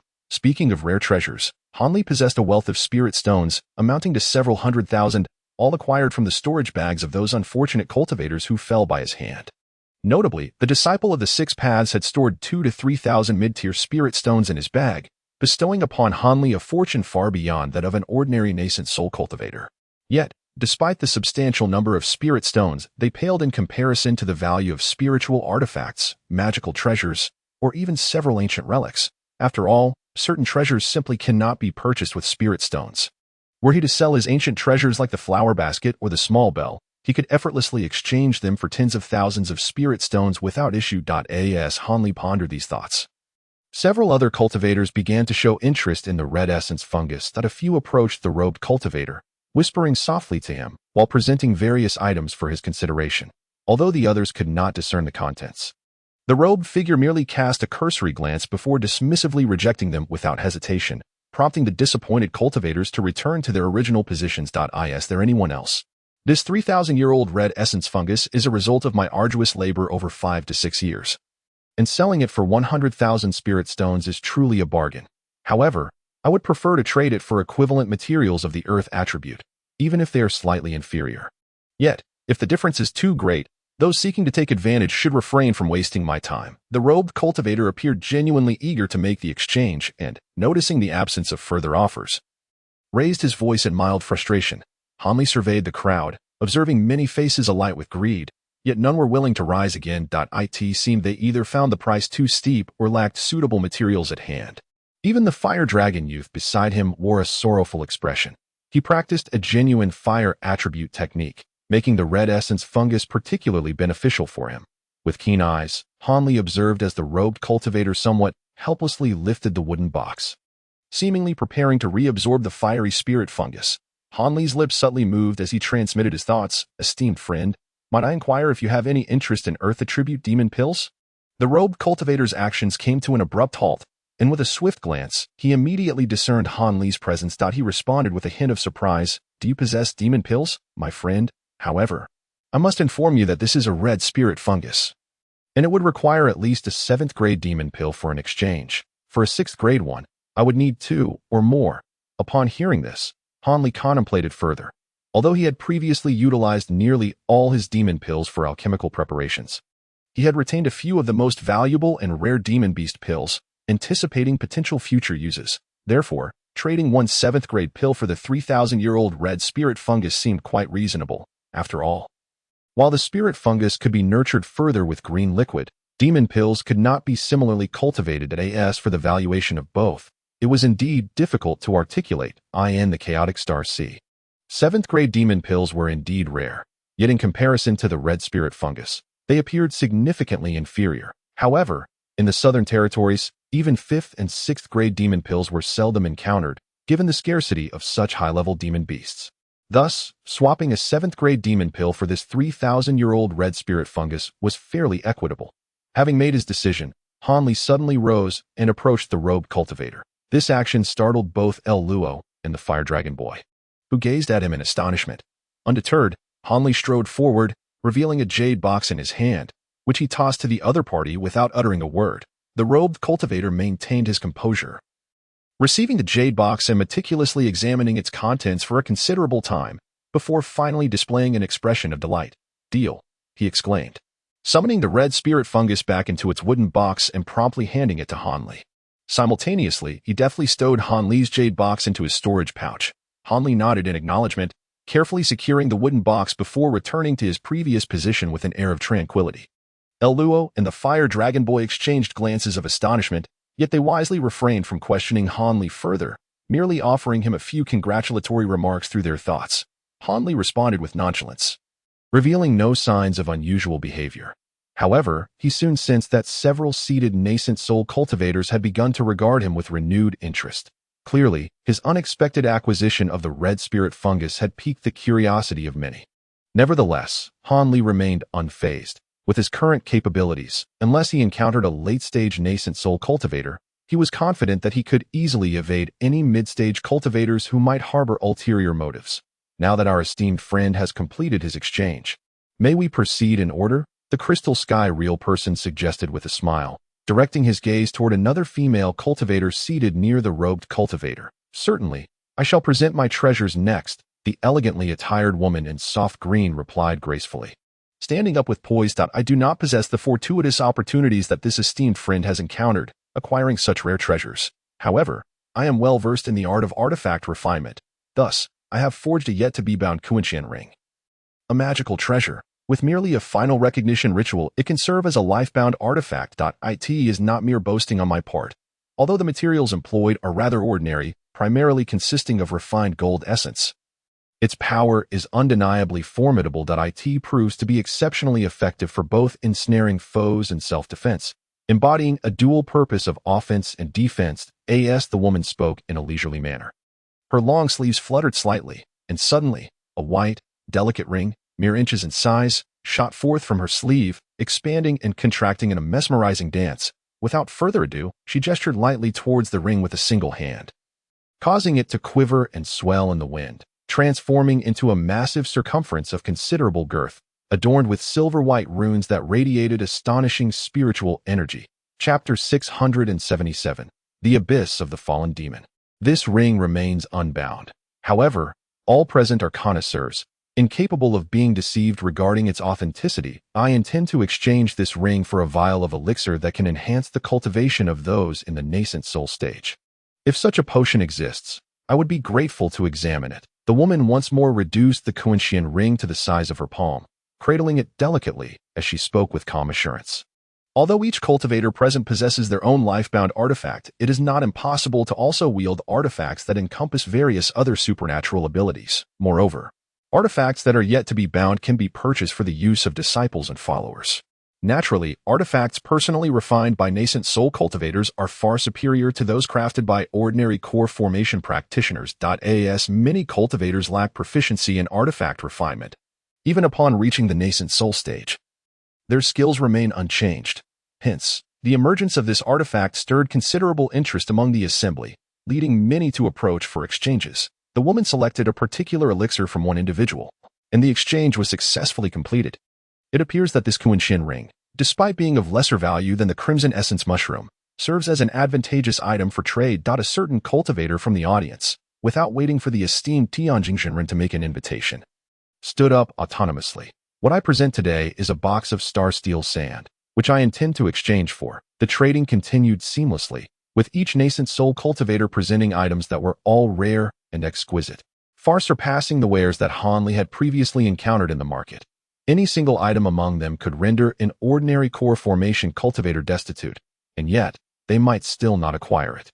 At their level, it is indeed only among peers of the same stage that suitable items for exchange can be found. Of course, not every individual succeeded in their exchanges. Some failed due to the obscurity of their items, while others possessed commendable offerings but sought treasures that were exceedingly scarce. Nonetheless, these seasoned nascent soul cultivators are astute, and attempts to make uneven exchanges are fundamentally improbable. Both the Fire Dragon Boy and Lu Luo stood before Hanli, presenting their own items for trade. The Fire Dragon Boy produced a bowl-sized, three-colored extraordinary flower, also a material for alchemy. Although it does not compare to the initial Crimson Essence Mushroom, it remains a rarity. However, he sought to exchange it for a material known as toxic talisman wood, but regrettably, none present possessed it. The Fire Dragon Boy had no choice but to return to his seat in disappointment. The exchange conducted by El Luo proved to be remarkably successful, as he bartered a vial of spirit herb essence, of which Hanli had never previously heard, for a fiery red small sword that remained unclaimed by any master. One could only wonder for whom he intended this acquisition, given his age, which suggested he could scarcely afford to invest further time in cultivation. Once El Luo concluded his trade, it was Hanli's turn. Recently, he had successfully procured the Qi Jingji from a robed cultivator, garnering the attention of several onlookers. Maintaining his composure, Hanli rose, already holding two pale jade boxes aloft in his hands. Inside, he possessed one 6th-level water and fire attribute demon core, along with 2,000-year-old spirit herbs, seeking in return a fragment of Gung essence. Should one lack Gung essence, information regarding its whereabouts would suffice for an exchange of one item from within the boxes. As Hanli articulated this proposition, he gave a subtle flick of his hands, causing the two jade boxes to simultaneously unveil their contents. 2 demon cores, one red and one blue, along with 2 vibrant green spirit herbs, emerged before the collective consciousness of the cultivators present. Gung essence. Upon hearing these words from Hanli, the surrounding cultivators exhibited expressions of peculiarity. While these demon cores and millennium spirit herbs were indeed precious, they paled in comparison to the value of Gung essence. It was anticipated that an exchange would yield merely a minuscule quantity, hardly enough to be of any real use. However, offering a 6th-level demon core and a 1,000-year spirit herb merely for information regarding Gung essence seemed rather generous. After all, everyone present knew that information was one thing, but obtaining the actual item was an entirely different matter. Numerous legendary materials and ancient cultivator ruins, though widely recognized, were situated in places that were either utterly inaccessible to celestial beings or fraught with perilous dangers. Even the mightiest of cultivators found themselves unable to retrieve anything from such locales, a prominent example being the infamous Thayamo Valley, rumored to be an ancient battlefield. It was said that during the primordial era, many formidable demonic cultivators had set up intricate formations within, leading to a cataclysmic confrontation for reasons unknown. Ultimately, the sheer power of their abilities tore open small spatial rifts, destabilizing the valley's very fabric. The ancient cultivators, embroiled in conflict, ultimately perished together, leaving the valley a treacherous ground, rife with lethal traps. Over countless years, innumerable high-ranking cultivators, driven by greed for the treasures and techniques of the ancient cultivators, ventured into the valley, yet none ever returned alive. It is estimated that the number of high-ranking cultivators who met their demise in this valley exceeds 800, if not reaching 1,000. Their various treasures likewise fell into the depths of the valley. In recent millennia, no one has dared to tempt fate within its confines, solidifying Zue Imo Valley's reputation as the most perilous region in Tiannan. Consequently, while all cultivators in Tiannan are aware of the abundant treasures within, they can do little more than covet them from afar, refraining from courting death. However, it seems that Gung essence is indeed not common knowledge. Thus, the cultivators present gazed at Hanli, yet none dared to communicate telepathically. Observing this, Hanli felt a tinge of disappointment. He had not produced more remarkable treasures, knowing full well that it was improbable to acquire what he sought in a single exchange meeting. In order to avoid drawing attention to his wealth, he deliberately presented these relatively low-value spirit herbs. However, the fact that so many Yuanian cultivators present were entirely oblivious to relevant news left him somewhat disheartened. He let out a quiet sigh. Casting a casual glance around at the surrounding practitioners, a slight furrow appeared on his brow, and a look of astonishment flickered across his face. Nevertheless, he did not hesitate to take a seat.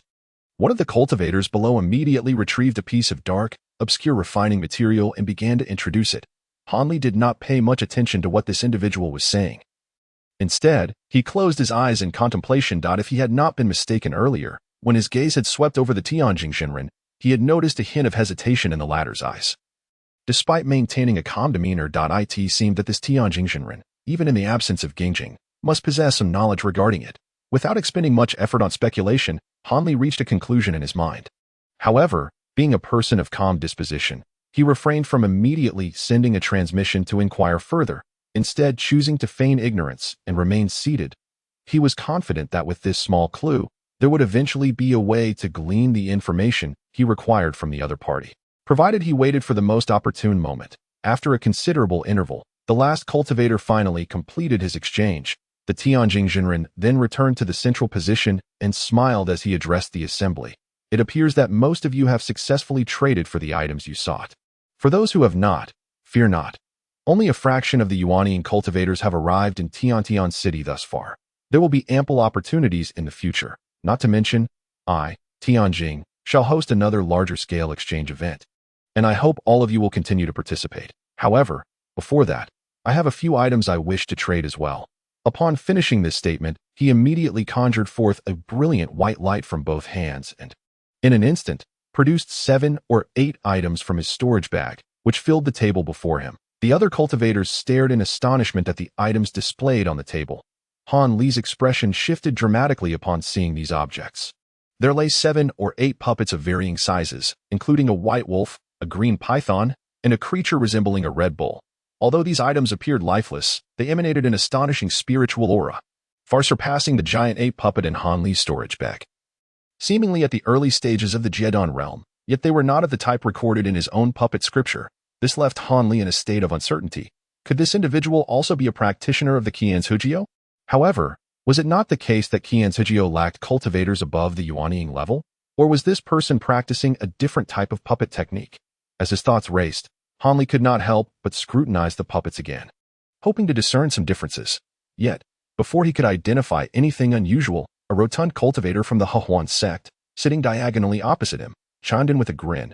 "Oh, Tianjing Daoyu, when did you take up puppet cultivation? Are you planning to abandon your previous Jingwangong? If that is the case, I must say, I greatly admire you. Brother Ju, you jest," replied the Tianjing Junren. "At my age, I can hardly change my cultivation methods. These puppets were recently discovered by me and several fellow cultivators at an ancient site. In these times of financial constraint, I am compelled to exchange these items for something of value. Although their power may not be significant to us, they can prove remarkably effective in certain unique circumstances," replied the Celestial Crystal Master with a smile. Chapter 678, The Soul Stone. I find myself rather intrigued by these puppets. However, I am curious as to what the Celestial Crystal Master intends to acquire in exchange. remarked another seemingly seasoned cultivator, stroking his long beard thoughtfully.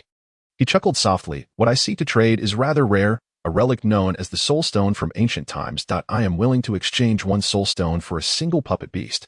These puppets are crafted by ancient cultivators themselves. It is likely that no such high-grade puppets exist in this realm any longer, the Celestial Crystal Master stated calmly. Soul Stone, upon hearing this exceedingly unfamiliar name. The assembled cultivators exhibited expressions of confusion. This was an object they had never encountered before. Indeed, it was profoundly alien to them. Observing their perplexity, the Celestial Crystal Master appeared to have anticipated this response. He retrieved a thumb-sized emerald crystal from his storage bag at first glance. This crystal bore a resemblance to a wood-attributed spiritual stone, but upon a mental probe, the onlookers discovered that it emanated not the familiar wood-attribute spiritual energy, but rather an inexplicable and chilling aura. Perhaps some of my fellow practitioners possess such an object, yet they may not recognize it. Fortunately, I happen to have one here. You may examine it, the old man said, cradling the crystal in his hands. Oh, this is rather peculiar. It resembles the power of a ghostly spirit, yet appears far more refined. An inquisitive dark energy cultivator remarked in surprise. I cannot ascertain what precisely this crystal contains, but it is certainly not ordinary soul energy. Otherwise, would I be willing to trade such puppets for merely this stone? The Celestial Crystal Master replied candidly. That is indeed a valid point. The dark energy cultivator, sensing the implication, refrained from further inquiries. However, upon closer inspection of the crystal, Han Li's expression shifted dramatically beneath his mask, his gaze flickering with uncertainty. If he was not mistaken, this soul stone was unmistakably the essence he had gathered from the netherworld beasts. Of course, the term beast essence was merely a colloquialism among the locals of the netherworld. In ancient cultivation circles, it was evidently referred to as the soul stone. Not only had this Celestial Crystal Master produced such a multitude of puppets, but he was also intent on collecting numerous soul stones. Considering the many puppets he had encountered in the Void Sky Palace, which all contained these soul stones, it appeared that this individual Han Li began to ponder deeply. However, the soul stone was evidently a rarity, and after a considerable time, only one cultivator hesitantly produced one, approaching to exchange it for a beast puppet. After a few more inquiries from the Celestial Crystal Master, and witnessing no further participants, he could not help but feel a twinge of disappointment. Despite having anticipated this outcome, just as he was about to stow away the remaining beast puppets, another individual unexpectedly stood up and approached. This sudden development invigorated the old man, who looked at the newcomer with surprise, exclaiming, "My friend, do you also possess a soul stone?" The individual who approached was none other than Han Li, who had finally made his decision. Silently, he revealed a verdant crystal in his palm. However, this crystal stone is as large as an egg, emanating a palpable aura of coldness that is almost visible to the naked eye, far surpassing the crystals presented by the seasoned practitioner. The Celestial Crystal Master was initially taken aback, but then elation surged within him, and he could not help but smile broadly as he remarked, "Esteemed friend, this soul stone of yours is indeed quite remarkable in size. How about this? From among these puppets, feel free to select two to take with you. I assure you, I shall not let you suffer any loss. Point 2. Han Li chuckled softly and shook his head. What, do you find that too few? I wonder how many you intend to exchange for? The Celestial Crystal Master, undeterred, inquired amicably. Let the soul stone suffice to exchange for all the remaining puppets you possess. Han Li stated calmly. Point 6 in exchange. Do you not think that is rather greedy? The old man furrowed his brow in mild discontent upon hearing this. Whether it is greed or not, esteemed master should be well aware. The value of this soul stone extends beyond mere size. Besides, such a large soul stone is of significant importance to you. Han Li's gaze fixed upon the Celestial Crystal Master, his words trailing off abruptly. Upon hearing this, the Celestial Crystal Master's expression shifted slightly. He scrutinized Han Li for a few moments before, after a brief silence, conceding, "Very well, indeed. Such large soul stones are exceedingly rare. As I am in urgent need of this item, I shall agree to your proposed exchange." The other cultivators within the loft were taken aback at the old man's words, their gazes lingering on the egg-sized crystal in Han Li's hand.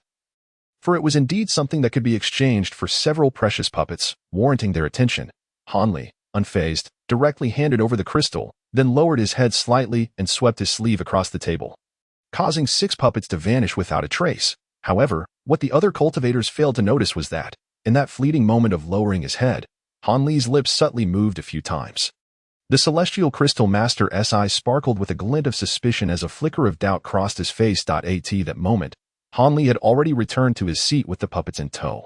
The celestial crystal master then announced the conclusion of the exchange, and the various cultivators began to descend the stairs, Hanli and his two companions blending seamlessly into the throng as they exited the Crystal Dragon Pavilion.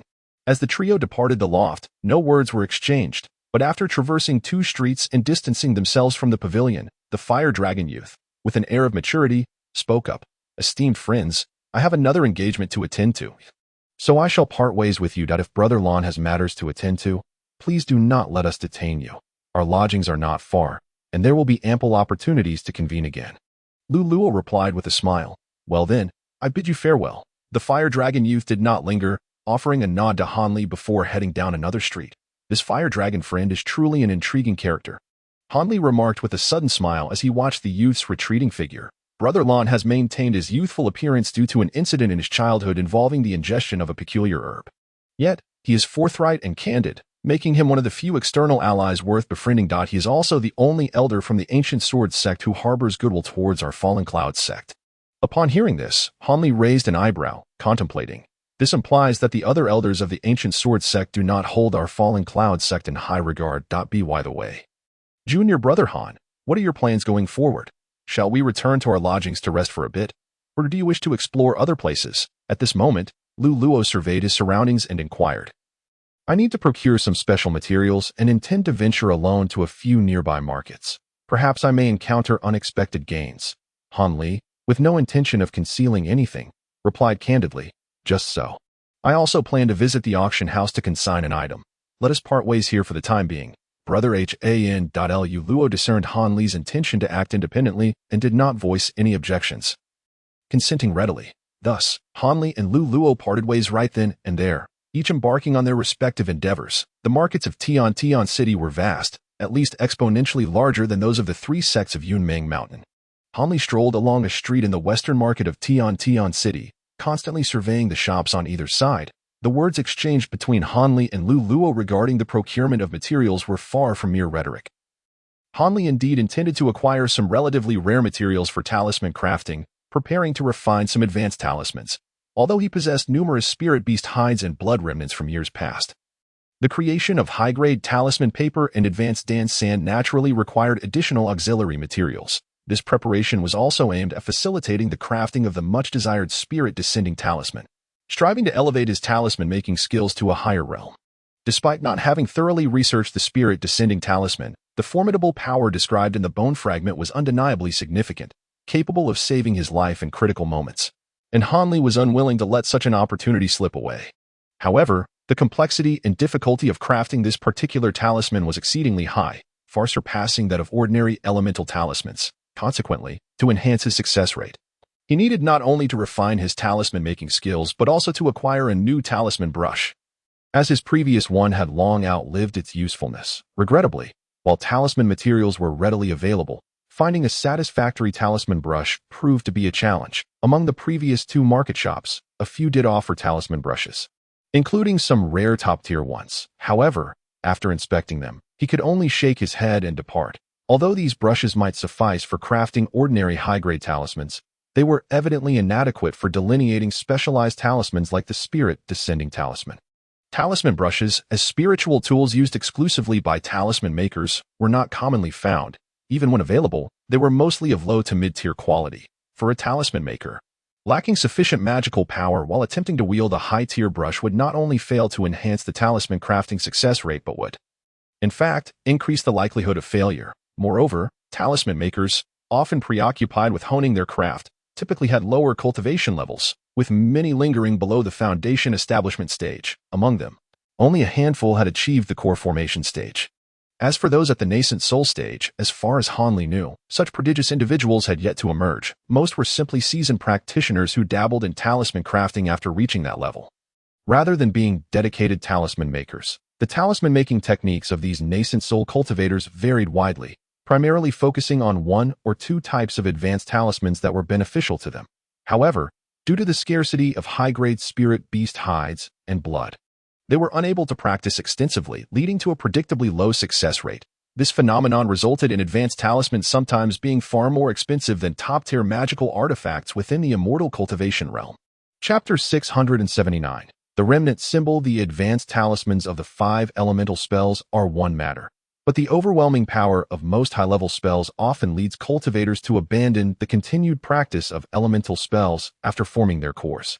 However, this does not imply that high-level spells lack any utility. As Hanli is aware, there exist numerous formidable elemental spells that, once unleashed, even nascent soul cultivators would hesitate to confront head-on. Yet, these spells are not only challenging to cultivate.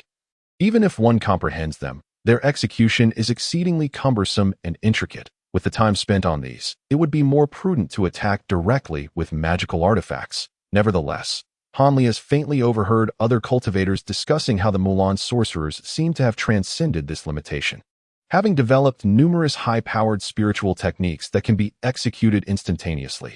This allows lower-tier sorcerers to contend with ordinary cultivators without relying on talismans or artifacts, while high-tier sorcerers, when employing magical artifacts alongside these techniques, become an unstoppable force, undoubtedly securing victory over those of the same tier.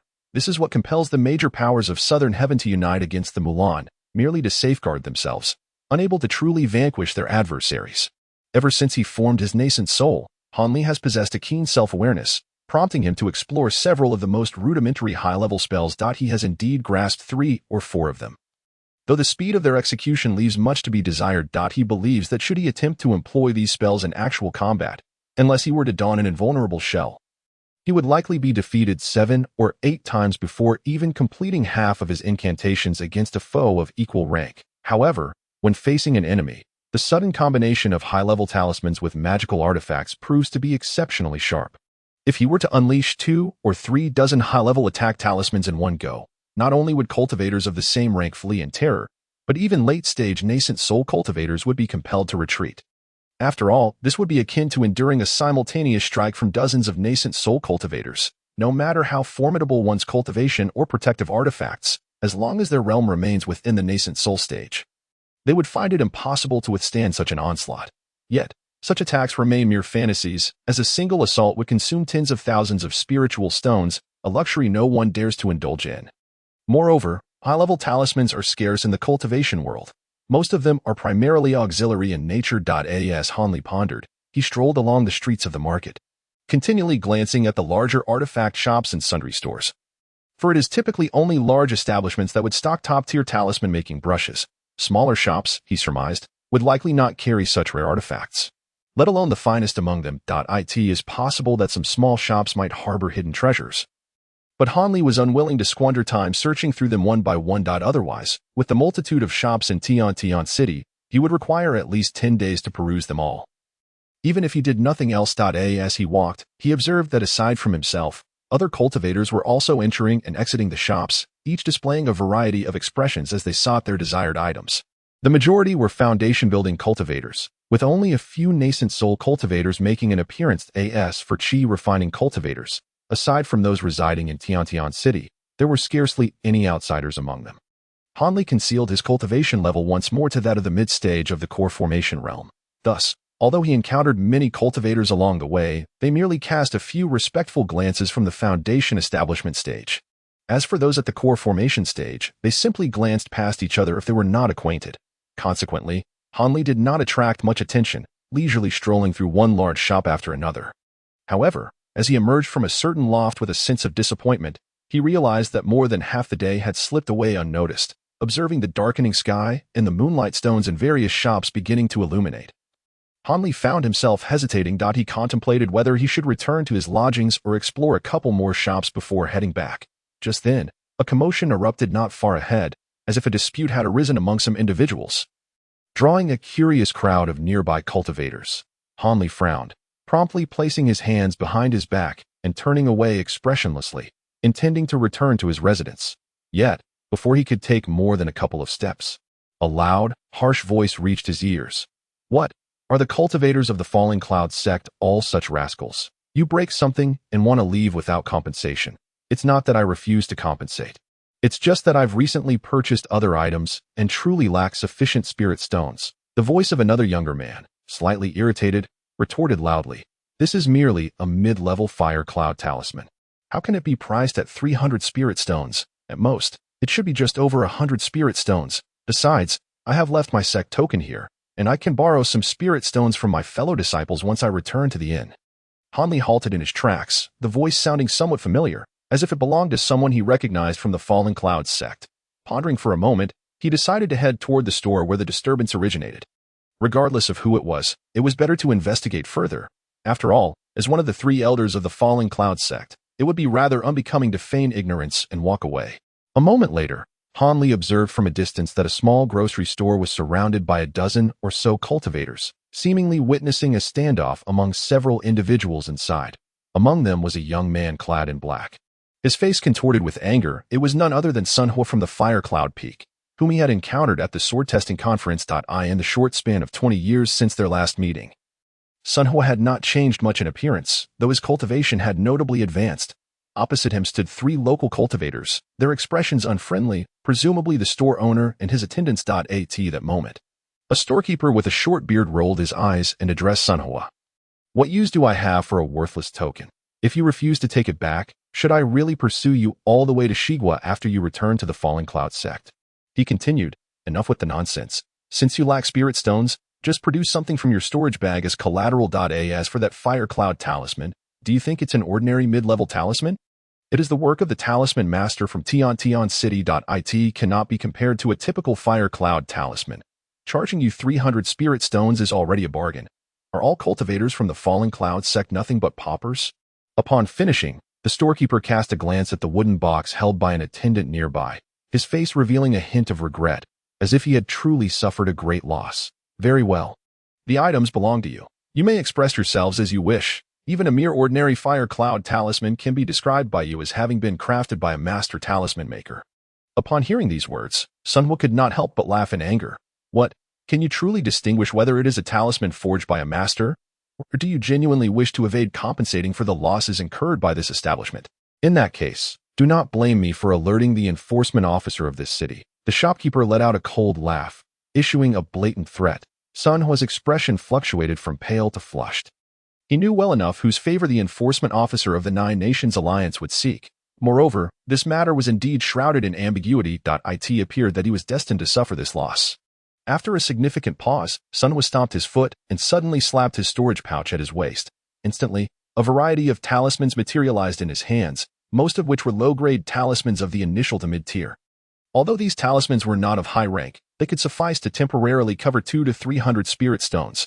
Gritting his teeth, Sunhua remarked. The shopkeeper's expression softened as he replied, "Now, that is more like it." He then extended his hand to receive the talismans. Oh, but not this one. Before the shopkeeper could grasp the talismans, Sunhua's gaze swept over them, and his expression suddenly shifted. He withdrew his hand and promptly extracted a nearly half-damaged yellow talisman from the assortment, which he then offered again. Humph, a torn blank talisman, and yet you are so anxious. It seems your Fallen Cloud sect is indeed rather impoverished. The shopkeeper, momentarily taken aback, responded with a sneer. He then reached out again with one hand, intent on seizing the talismans. However, at that moment, a figure shot forward, interposing itself between the two, and snatched the talismans away. Sunhua was startled, while the shopkeeper hastily retreated a few steps, exclaiming in anger, "Who are you, and what do you want? I seek nothing. I merely wish to hear you repeat your remarks about our Fallen Cloud sect in front of me once more," the interjecting cultivator said coldly.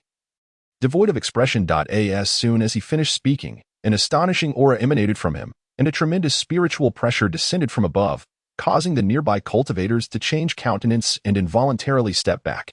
Some cultivators of lesser cultivation, before they could steady themselves, felt as if a mountain was pressing down upon them and immediately knelt upon the ground. The 2 passing core formation cultivators fared slightly better.